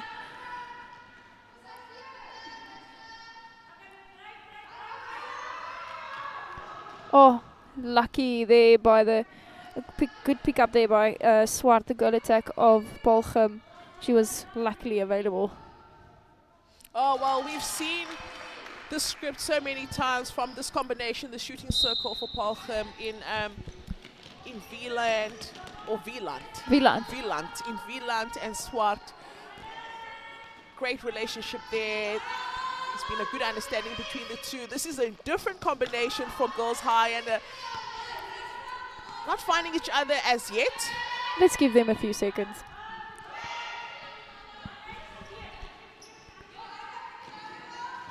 Oh, you know, just such a strong run from Miller on center. She just comes guns blazing from the side. She's a very strong runner, and I think as the center who's on now for Girls High Morster, she has to cut down and stop those lines. Yeah, Miller's definitely the anchor for me in this Paarl Gim side. She's so strong, you know, and she's a brilliant link on the attack.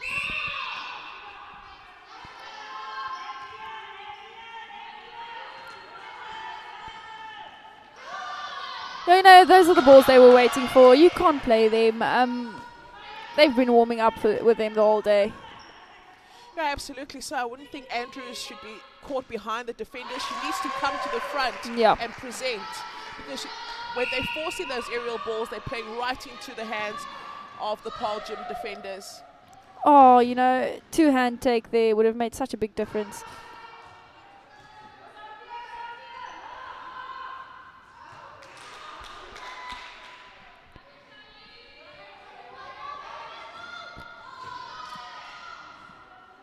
Oh, beautiful by Vilan. Just underneath the post. Quick, easy, very basic. Yeah, I mean, I love her demeanor. You know, very composed as a shooter. No facial expression. You don't know if she's feeling the pressure or not. She just goes about her business. I don't know how many times you told me to relax your face. I can see what you're thinking. Yeah, because you can actually give it away if you're stressed, you know. Or when you're frustrated as well. Oh, see, they're just playing a moving circle. It's different and it's difficult to defend.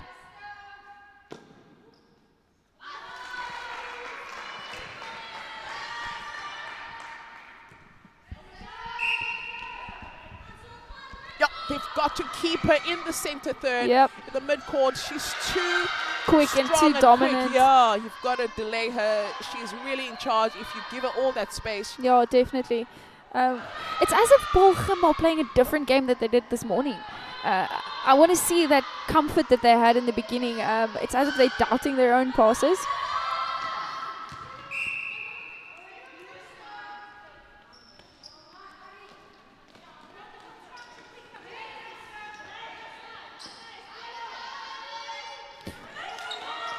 Oh, just a bit late there by the wing defense. You know, Pauline coming in there. She's a very strong defender. I do understand the method behind an agile in the moving circle, but it's so important for the combination of Andrews and Carstens to pick up the defenders. They're too loose. So the defenders still have an advantage in that circle. As we said earlier, you know, that purpose that has to come in the circle, it's not just to move, it's to move with a goal and with a purpose. Yeah, she's been consistent in that shooting circle, has Andrews. And that's what they were waiting for.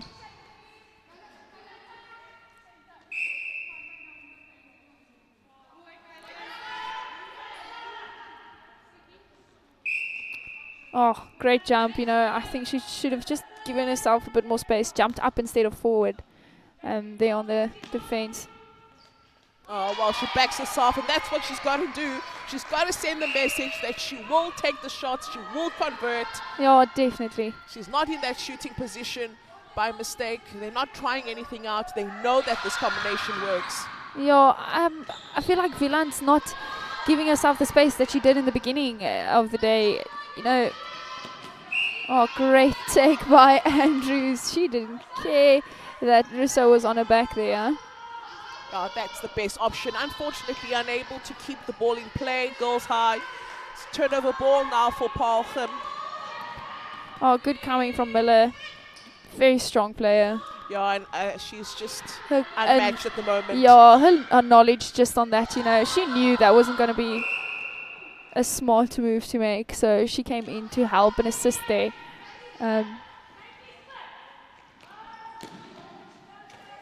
Two hands again. See, that's what we were talking about earlier. You can't take a ball with one hand. And also, I think she stopped before the ball was in her hand.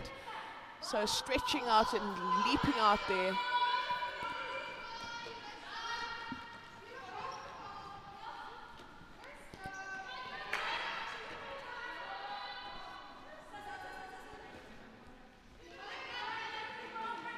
Oh, great roll around there by the center for Girls High. You see, so both of the shooters for Girls High are ghosting behind the back of the defenders. One of them must be in front, one at the back. They've got to balance that circle out. But the defenders have to pick this up. We knew it was going to be a tight one. We knew it was going to go right down to the wire. This is what we expect from these two top sides. And don't we want that? A nice way to end the day, surely. Definitely.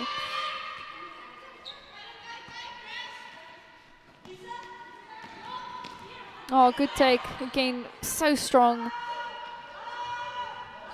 Yeah, they need to fetch. There's not a lot of fetches, but what is Girls High doing so well? They're keeping them wide. They're dominating that middle channel. Yeah, definitely. It's really smart play from them.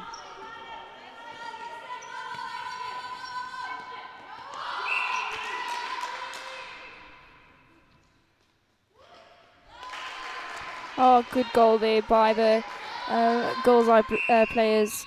They're just calm there in the circle. They don't care about the height of these defenders.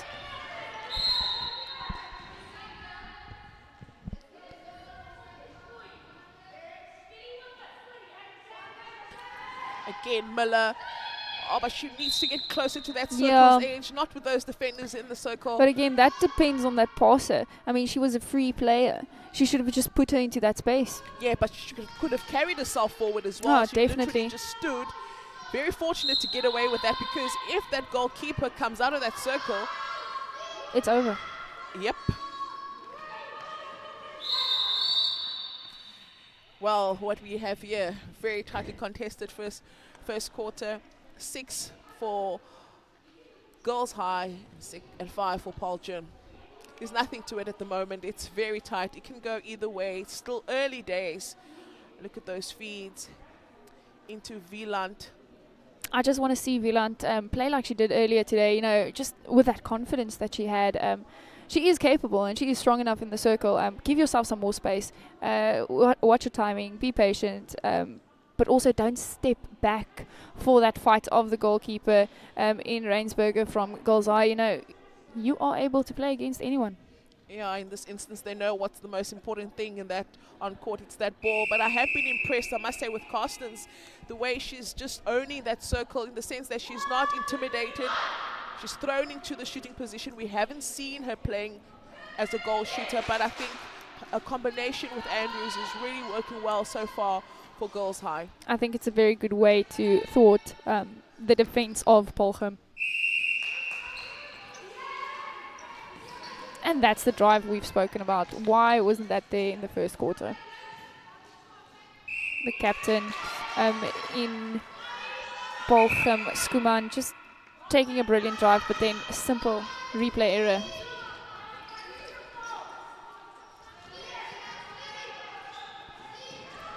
Yeah, I love the way they just, you know, the timing of the drives. They're using the entire court. It's as if they were waiting the whole day for this game.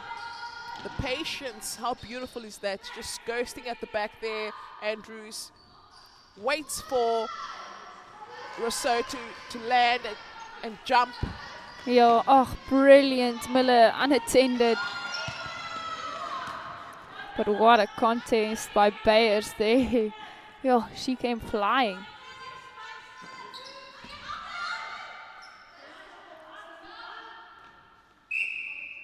Oh, Wieland should back herself there. She slotted those in the whole morning.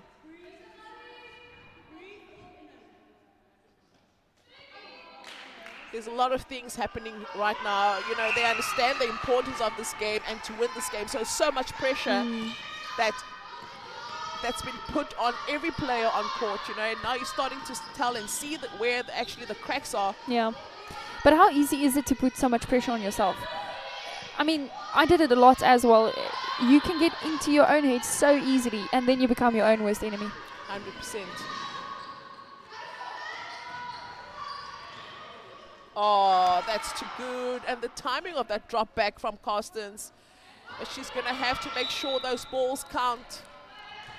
I mean, that was such a great take from Carstens, but unfortunately, those two defenders are already and roaring to take it when they make a mistake.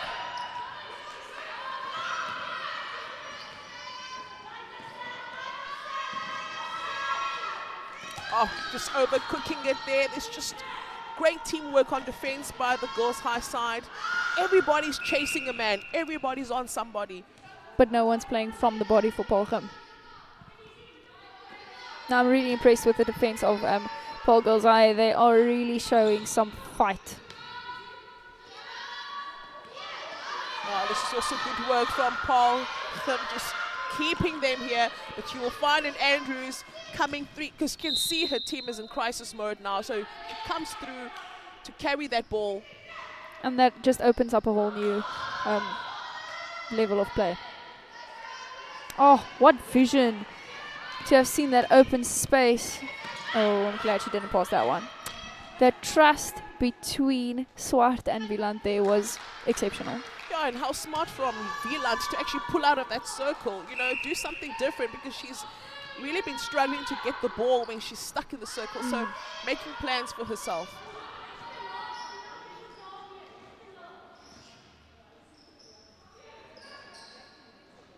Oh, another great take from, Carsten. She's just strong in the air as well. Yeah, she's a smart player. Playing on the floor. Oh, beautiful little small fakey there, and Andrew's just getting it after a bounce pass. I really like Andrew's on goal attack. She's a clever player. And then we see an error. Absolutely nothing separating these teams at the moment. It's one for me, one for you. It really is going to be the team that just cuts down the errors and make sure that they make use of turnover ball. Yeah, no, 100%. You can see these defenders of Paarl Gim are fighting in that circle to get those balls out for their team. And that's good. You want your defenders to want to get the ball.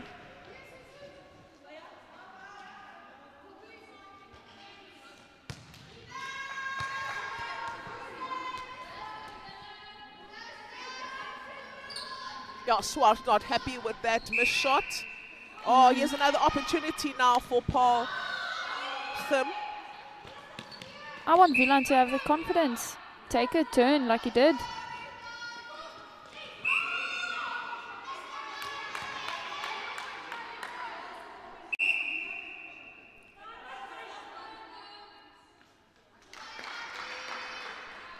Again, still level. Literally a centre pass in it at the moment. Oh, look at Miller just coming in with that. That's the kind of centre you're looking for, you know, one that's strong on the attack but also on defence. She wants to be part of the game. Oh, gosh, then it's just turning and shooting. Thank you very much. I'll take that one. Well, now that's a clear message to those defenders that she can shoot from anywhere in the circle. Oh, unlucky from Rainsberger. I thought she had that one.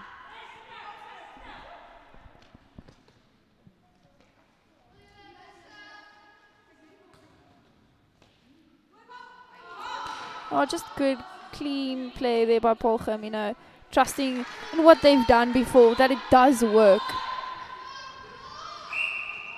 I think when all else fails, you just go back to basics. And if you're a team that doesn't do basics well, you are going to struggle. Because the fancy in a match like this definitely is not going to work. Nope.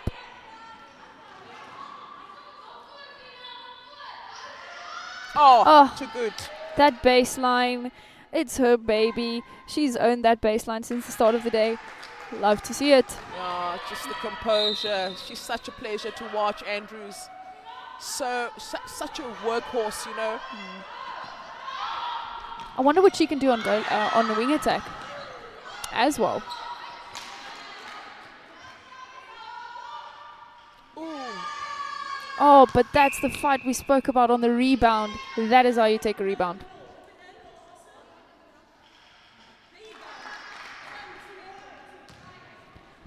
One minute left in the second quarter and we're still level. Yep. Nothing separates these two teams. It's gonna go right down to the wire. Really, it's gonna turn in those last few seconds, you know. And it is the team with BMT that's got the composure under pressure that is gonna that's gonna walk away with the victory here. Oh, unlucky. Again, slipping her on that baseline. Yeah, it's because, you know, I just think Outeniqua or Rousseau, they're not seeing where she is. But they're not turning their bodies. Yeah, absolutely. So they're too flat. So she's right behind. They're giving her too many sides, left and right, so she can make any move there. Yeah, you know, I think Wieland can take those shots. She's turning around the whole time. From Skuman. Oh, great vision from Miller. I do think that ball could have gone in a bit stronger, but that was a great pass.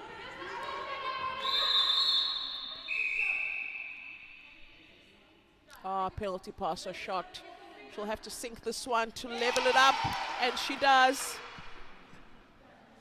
We close off the second quarter. It's level at 10-all. This is what it's all about. This is the quality of netball that we have in our country at school level. Just look at how they're driving that ball on the attack with so much speed and precision. And the defense just relentless. And I mean, if you could see our smiles right now, I mean, we know this is a level game, but this is exciting. This is netball. This is what it's about. These are well-conditioned teams, well-coached as well, you know. Everybody just sticking to their game plan, not letting it become fast and loose. It is the team with the least errors and the one that's going to be able to hang in there and stay in it till the very end that's going to walk away the winners. You can't really separate them at this point in time. That makes it even more exciting. Yeah, and I mean, like, look at that, the coach of Girls High starting with Costans there. That to me was a massive surprise, and I was hoping that, you know, it's going to work for them, because if you're going to start a big game like this, putting your best center in the shooting position, it better pay off, and I think so far it's amazing. What a versatile player though. I mean, here she's back on center. Okay, so now we entering the second half of this game. This is the third quarter, the championship quarter. Who will make use of this quarter? We see a change already. Carsten's now back where I prefer her to be. And we see a new shooter in the circle for Girls High.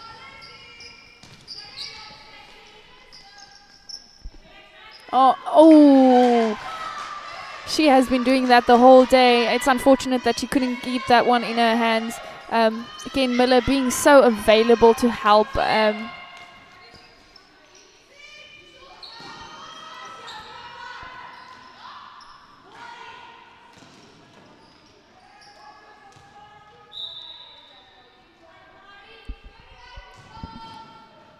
Oh, Miller just ready to assist her teammate. Yeah, Swart is not, yeah, I think she's rushing herself with her shot. She just needs to take a deep breath. Yeah. Just play herself closer. You don't need to go for the glory shot. What needs to happen now, her confidence needs to come back. Yeah. Just take the close shot. Coach always said to us, you know, if you've missed one from mid or far, then just come close to the post, get yourself comfortable again, and then you can move out.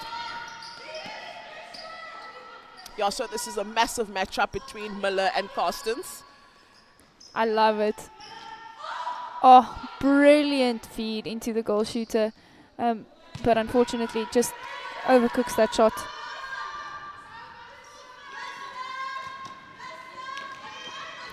Oh, no. Carson's just, you know, seeing that feed from Miller.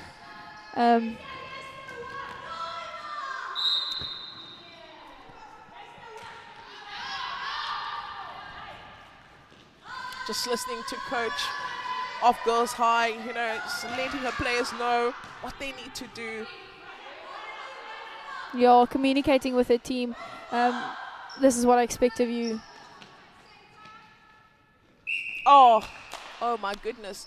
How many she's gonna pop that out? ball. Oh my goodness. Oh my goodness. Just ready for that rebound. All these massively tall defenders from Paarl Gim, you know, Rousseau and Van die Kerk waiting for it. Yeah, I think the shooter is struggling of Girls High at the moment. She's just not having the confidence. In the previous games, you've seen her sinking those shots from anywhere in the circle. So she needs to get her confidence back, because now there's a lot of pressure on Andrews to now shoulder the responsibility in the conversion. Yeah, I think it's very difficult to come into a game that is this close as a goal shooter after you have been on the bench for the start of the game. It makes a big difference in your confidence. And also, she hasn't been starting from the bench. She's always been a starting lineup shooter. So this is a bit of a change and something different now. So for a player to adapt. Yeah, I want to see the centers on the circle edge more, you know, not leaving too early. You never know when the ball's coming back to you.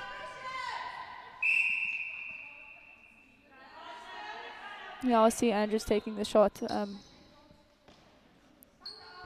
And she finds herself.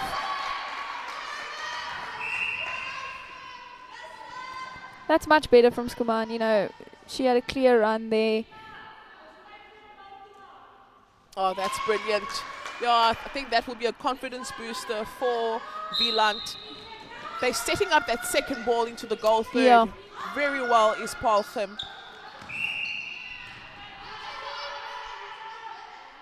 Miller was so close to that one, and I think if Rousseau just went with intent and didn't doubt her own ability there, she could have maybe even gotten that ball. But a brilliant shot from Paarl Girls High.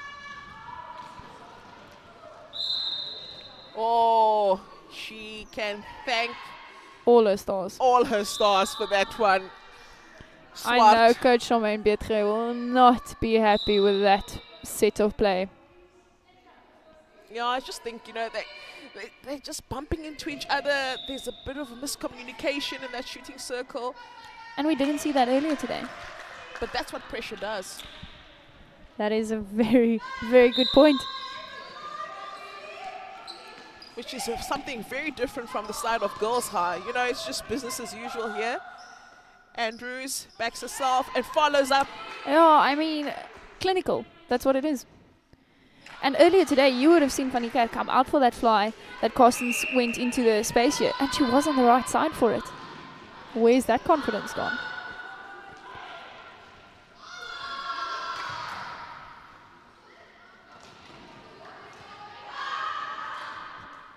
I see Wieland showing her center what she wants and her wing attack. You know, this is where you place the ball. Sometimes that's the only thing that works, physically showing your players.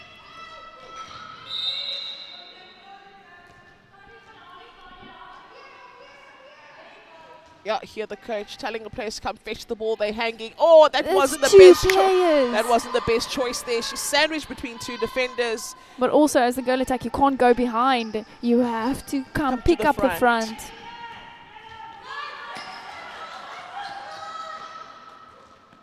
Yup, she was waiting for that one. Oh. Yeah, it's becoming a little bit too fast and furious. Bit messy. Just need to slow it down. Patience. Oh, she's alone. Oh, good holding. That's fantastic. Just giving Andrews the opportunity to slip her defender. Brilliant. Yeah, that's smart play. Just holding it back a second. Oh, where is her defender? She just said adios, amigo. I am in the circle now. Yeah, who can stop Andrews? We are still waiting and looking for the defenders that can stop this girl. She has been outstanding. If you give her an inch, she'll take the hand. Don't give her half a chance. This kid's exceptional. Yeah, so you see what's happening now there. Girls High is forcing Paarl Gim to play out of character. All these over balls, nobody's fetching. Yeah. Everything is in the air. Very uncharacteristic play. This is not how Paarl Gim plays. And I mean, Wieland was exceptional in the beginning of the day. I think she just needs to realize that she is good enough. Just be confident in yourself and your ability. She can shoot.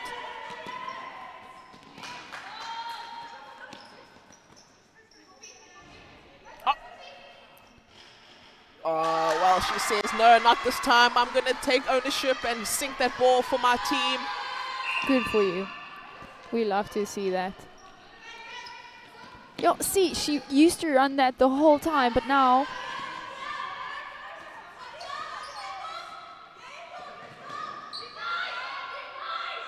Arsai, they were waiting for that one. I mean... Oh, good open space there by Rousseau on goal defense. Again, Wieland moving a bit too early for me. I'm not sure if these over balls into the shooters are the answer for Paarl Gim.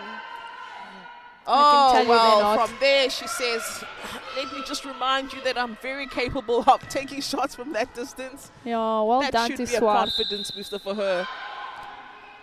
I mean, oh, that is so unlucky, but that is what should have been happening the whole quarter. Well, I still say there's nothing to it. 3 goals behind is Paarl Gim in this third quarter. But a really good performance from both teams. You know, it's just the little things, the little errors that have allowed Girls High to build this gap, because we know it was equal at the end of the second quarter. So great championship quarter, I think, played by both teams. So everything to play for in this last quarter. And remember, it's not 3 goals, it's a 1 center that you turn. It's a 1 center pass that you make yours. So really 3, very doable. No, absolutely. There's nothing to it. I would have loved to be amongst those players right now. On the wall in to between hear what that Coach huddle. Charmaine has to say to her team.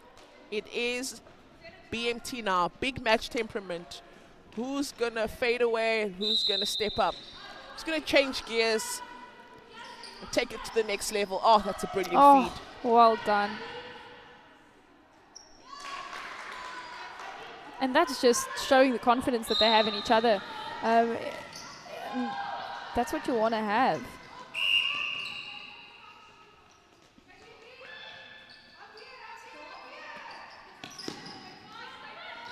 Oh, that's much better.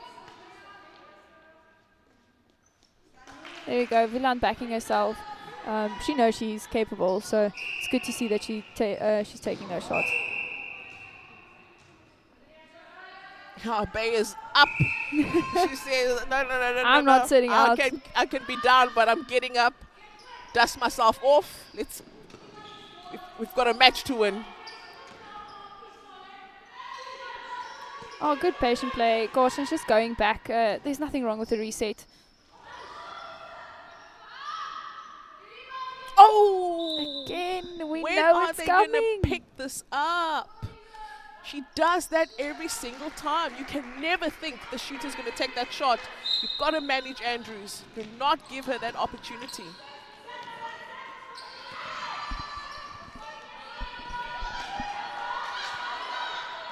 Oh, that's better. That's a better seeing feed. Such a beautiful space there from Wieland.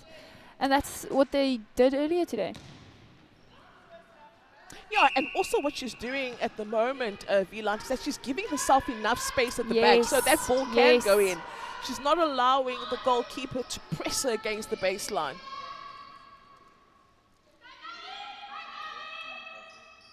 Oh, but Andrews is just exceptional, you know. Takes turns, puts it in.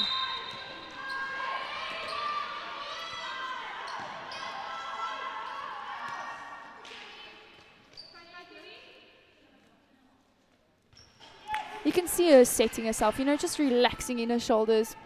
And also there's the introduction of a new goal attack for Paarl Gim, and I think she's bringing some calmness and composure on the attack for them in that shooting circle. So really boosting the confidence of Wieland.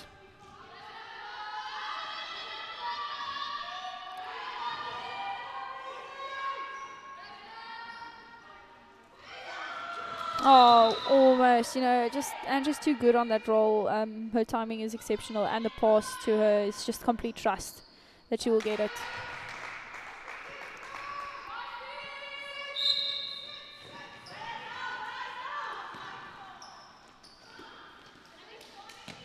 I think if someone communicated to Carstens there, she would have gotten that ball.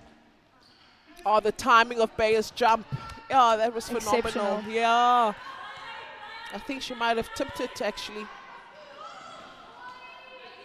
I just love this Miller. She is so available. That's what a centre is, you know.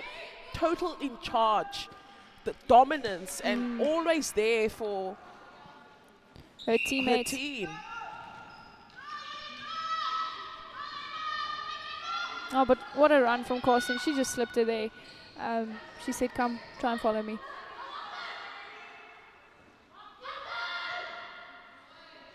Don't allow it to pop out.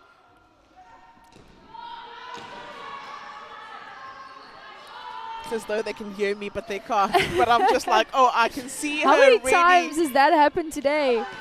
Where we think they must have listened into something that we've said. Who is communicating with who?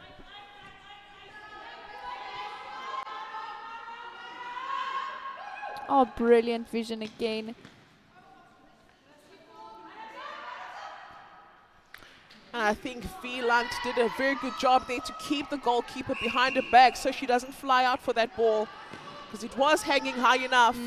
No, definitely.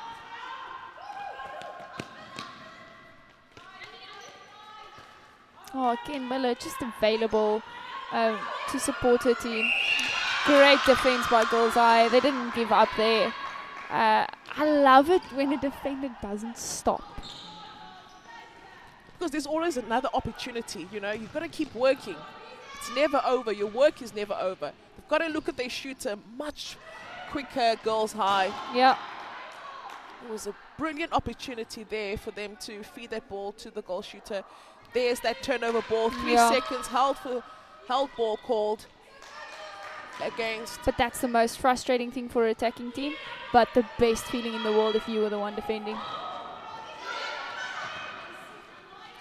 This is good work. Yeah, they're very, very congested. They're overloading on one side. They need to start balancing the court. Oh, and just that discipline there, allowing them to now move into that third. It makes such a big difference. If you just keep your distance, you know, don't force contact. Oh, yep. I was waiting for that call. I saw it happen. I've been called for it a lot of times.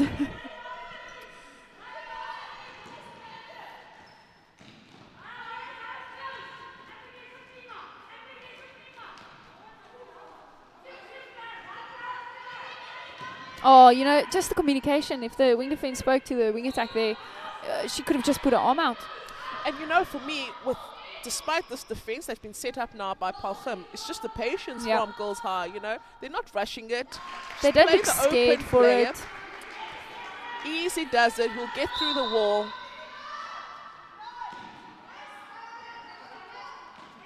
Oh, look at her dropping it, just putting that roll in and leaving Van Niekerk on her own in the front of the circle.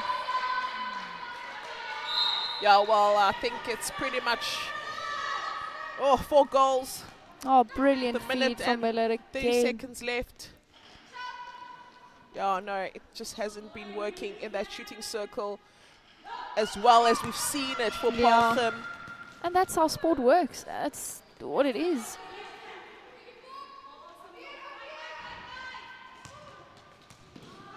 Yeah, it's pretty much done with a minute and 10 seconds left on the clock. Yeah, this Girls High team is just, you know, they've decided you're not going to show us what to do. We're going to show you guys how to play. Yeah, and they've done so well. Yeah, and they've just been, when it mattered the most, you know, they capitalized on turnover. They put pressure and forced the errors from Paarl Gim, and then they were really struggling to get their shooters, and the conversion rate hasn't been good in Paarl Gim's circle. So they tick all the boxes, and they deserve this win. No, definitely. I couldn't agree with you more. It's as if the confidence was just not there tonight.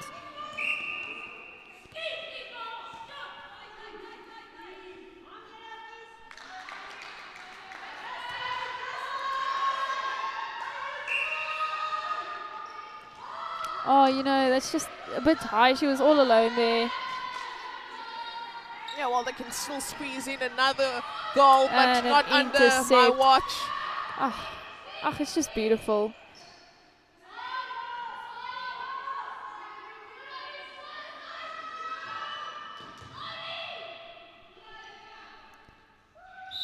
And that is the end of it. That is the end of it. What a brilliant way to end the day.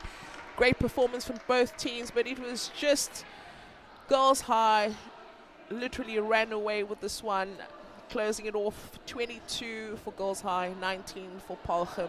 Definitely think both teams can walk off court with their heads held high. It was a great performance, and this is how you want to end such a long day. Brilliant netball displayed both sides.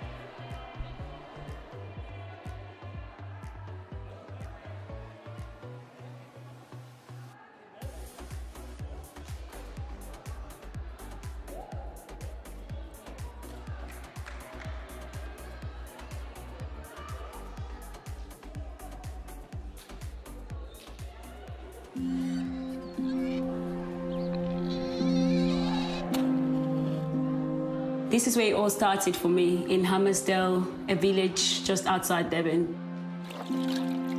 Grew up in a very traditional family. A few times in a while we have to go, you know, and do up the garden in the morning.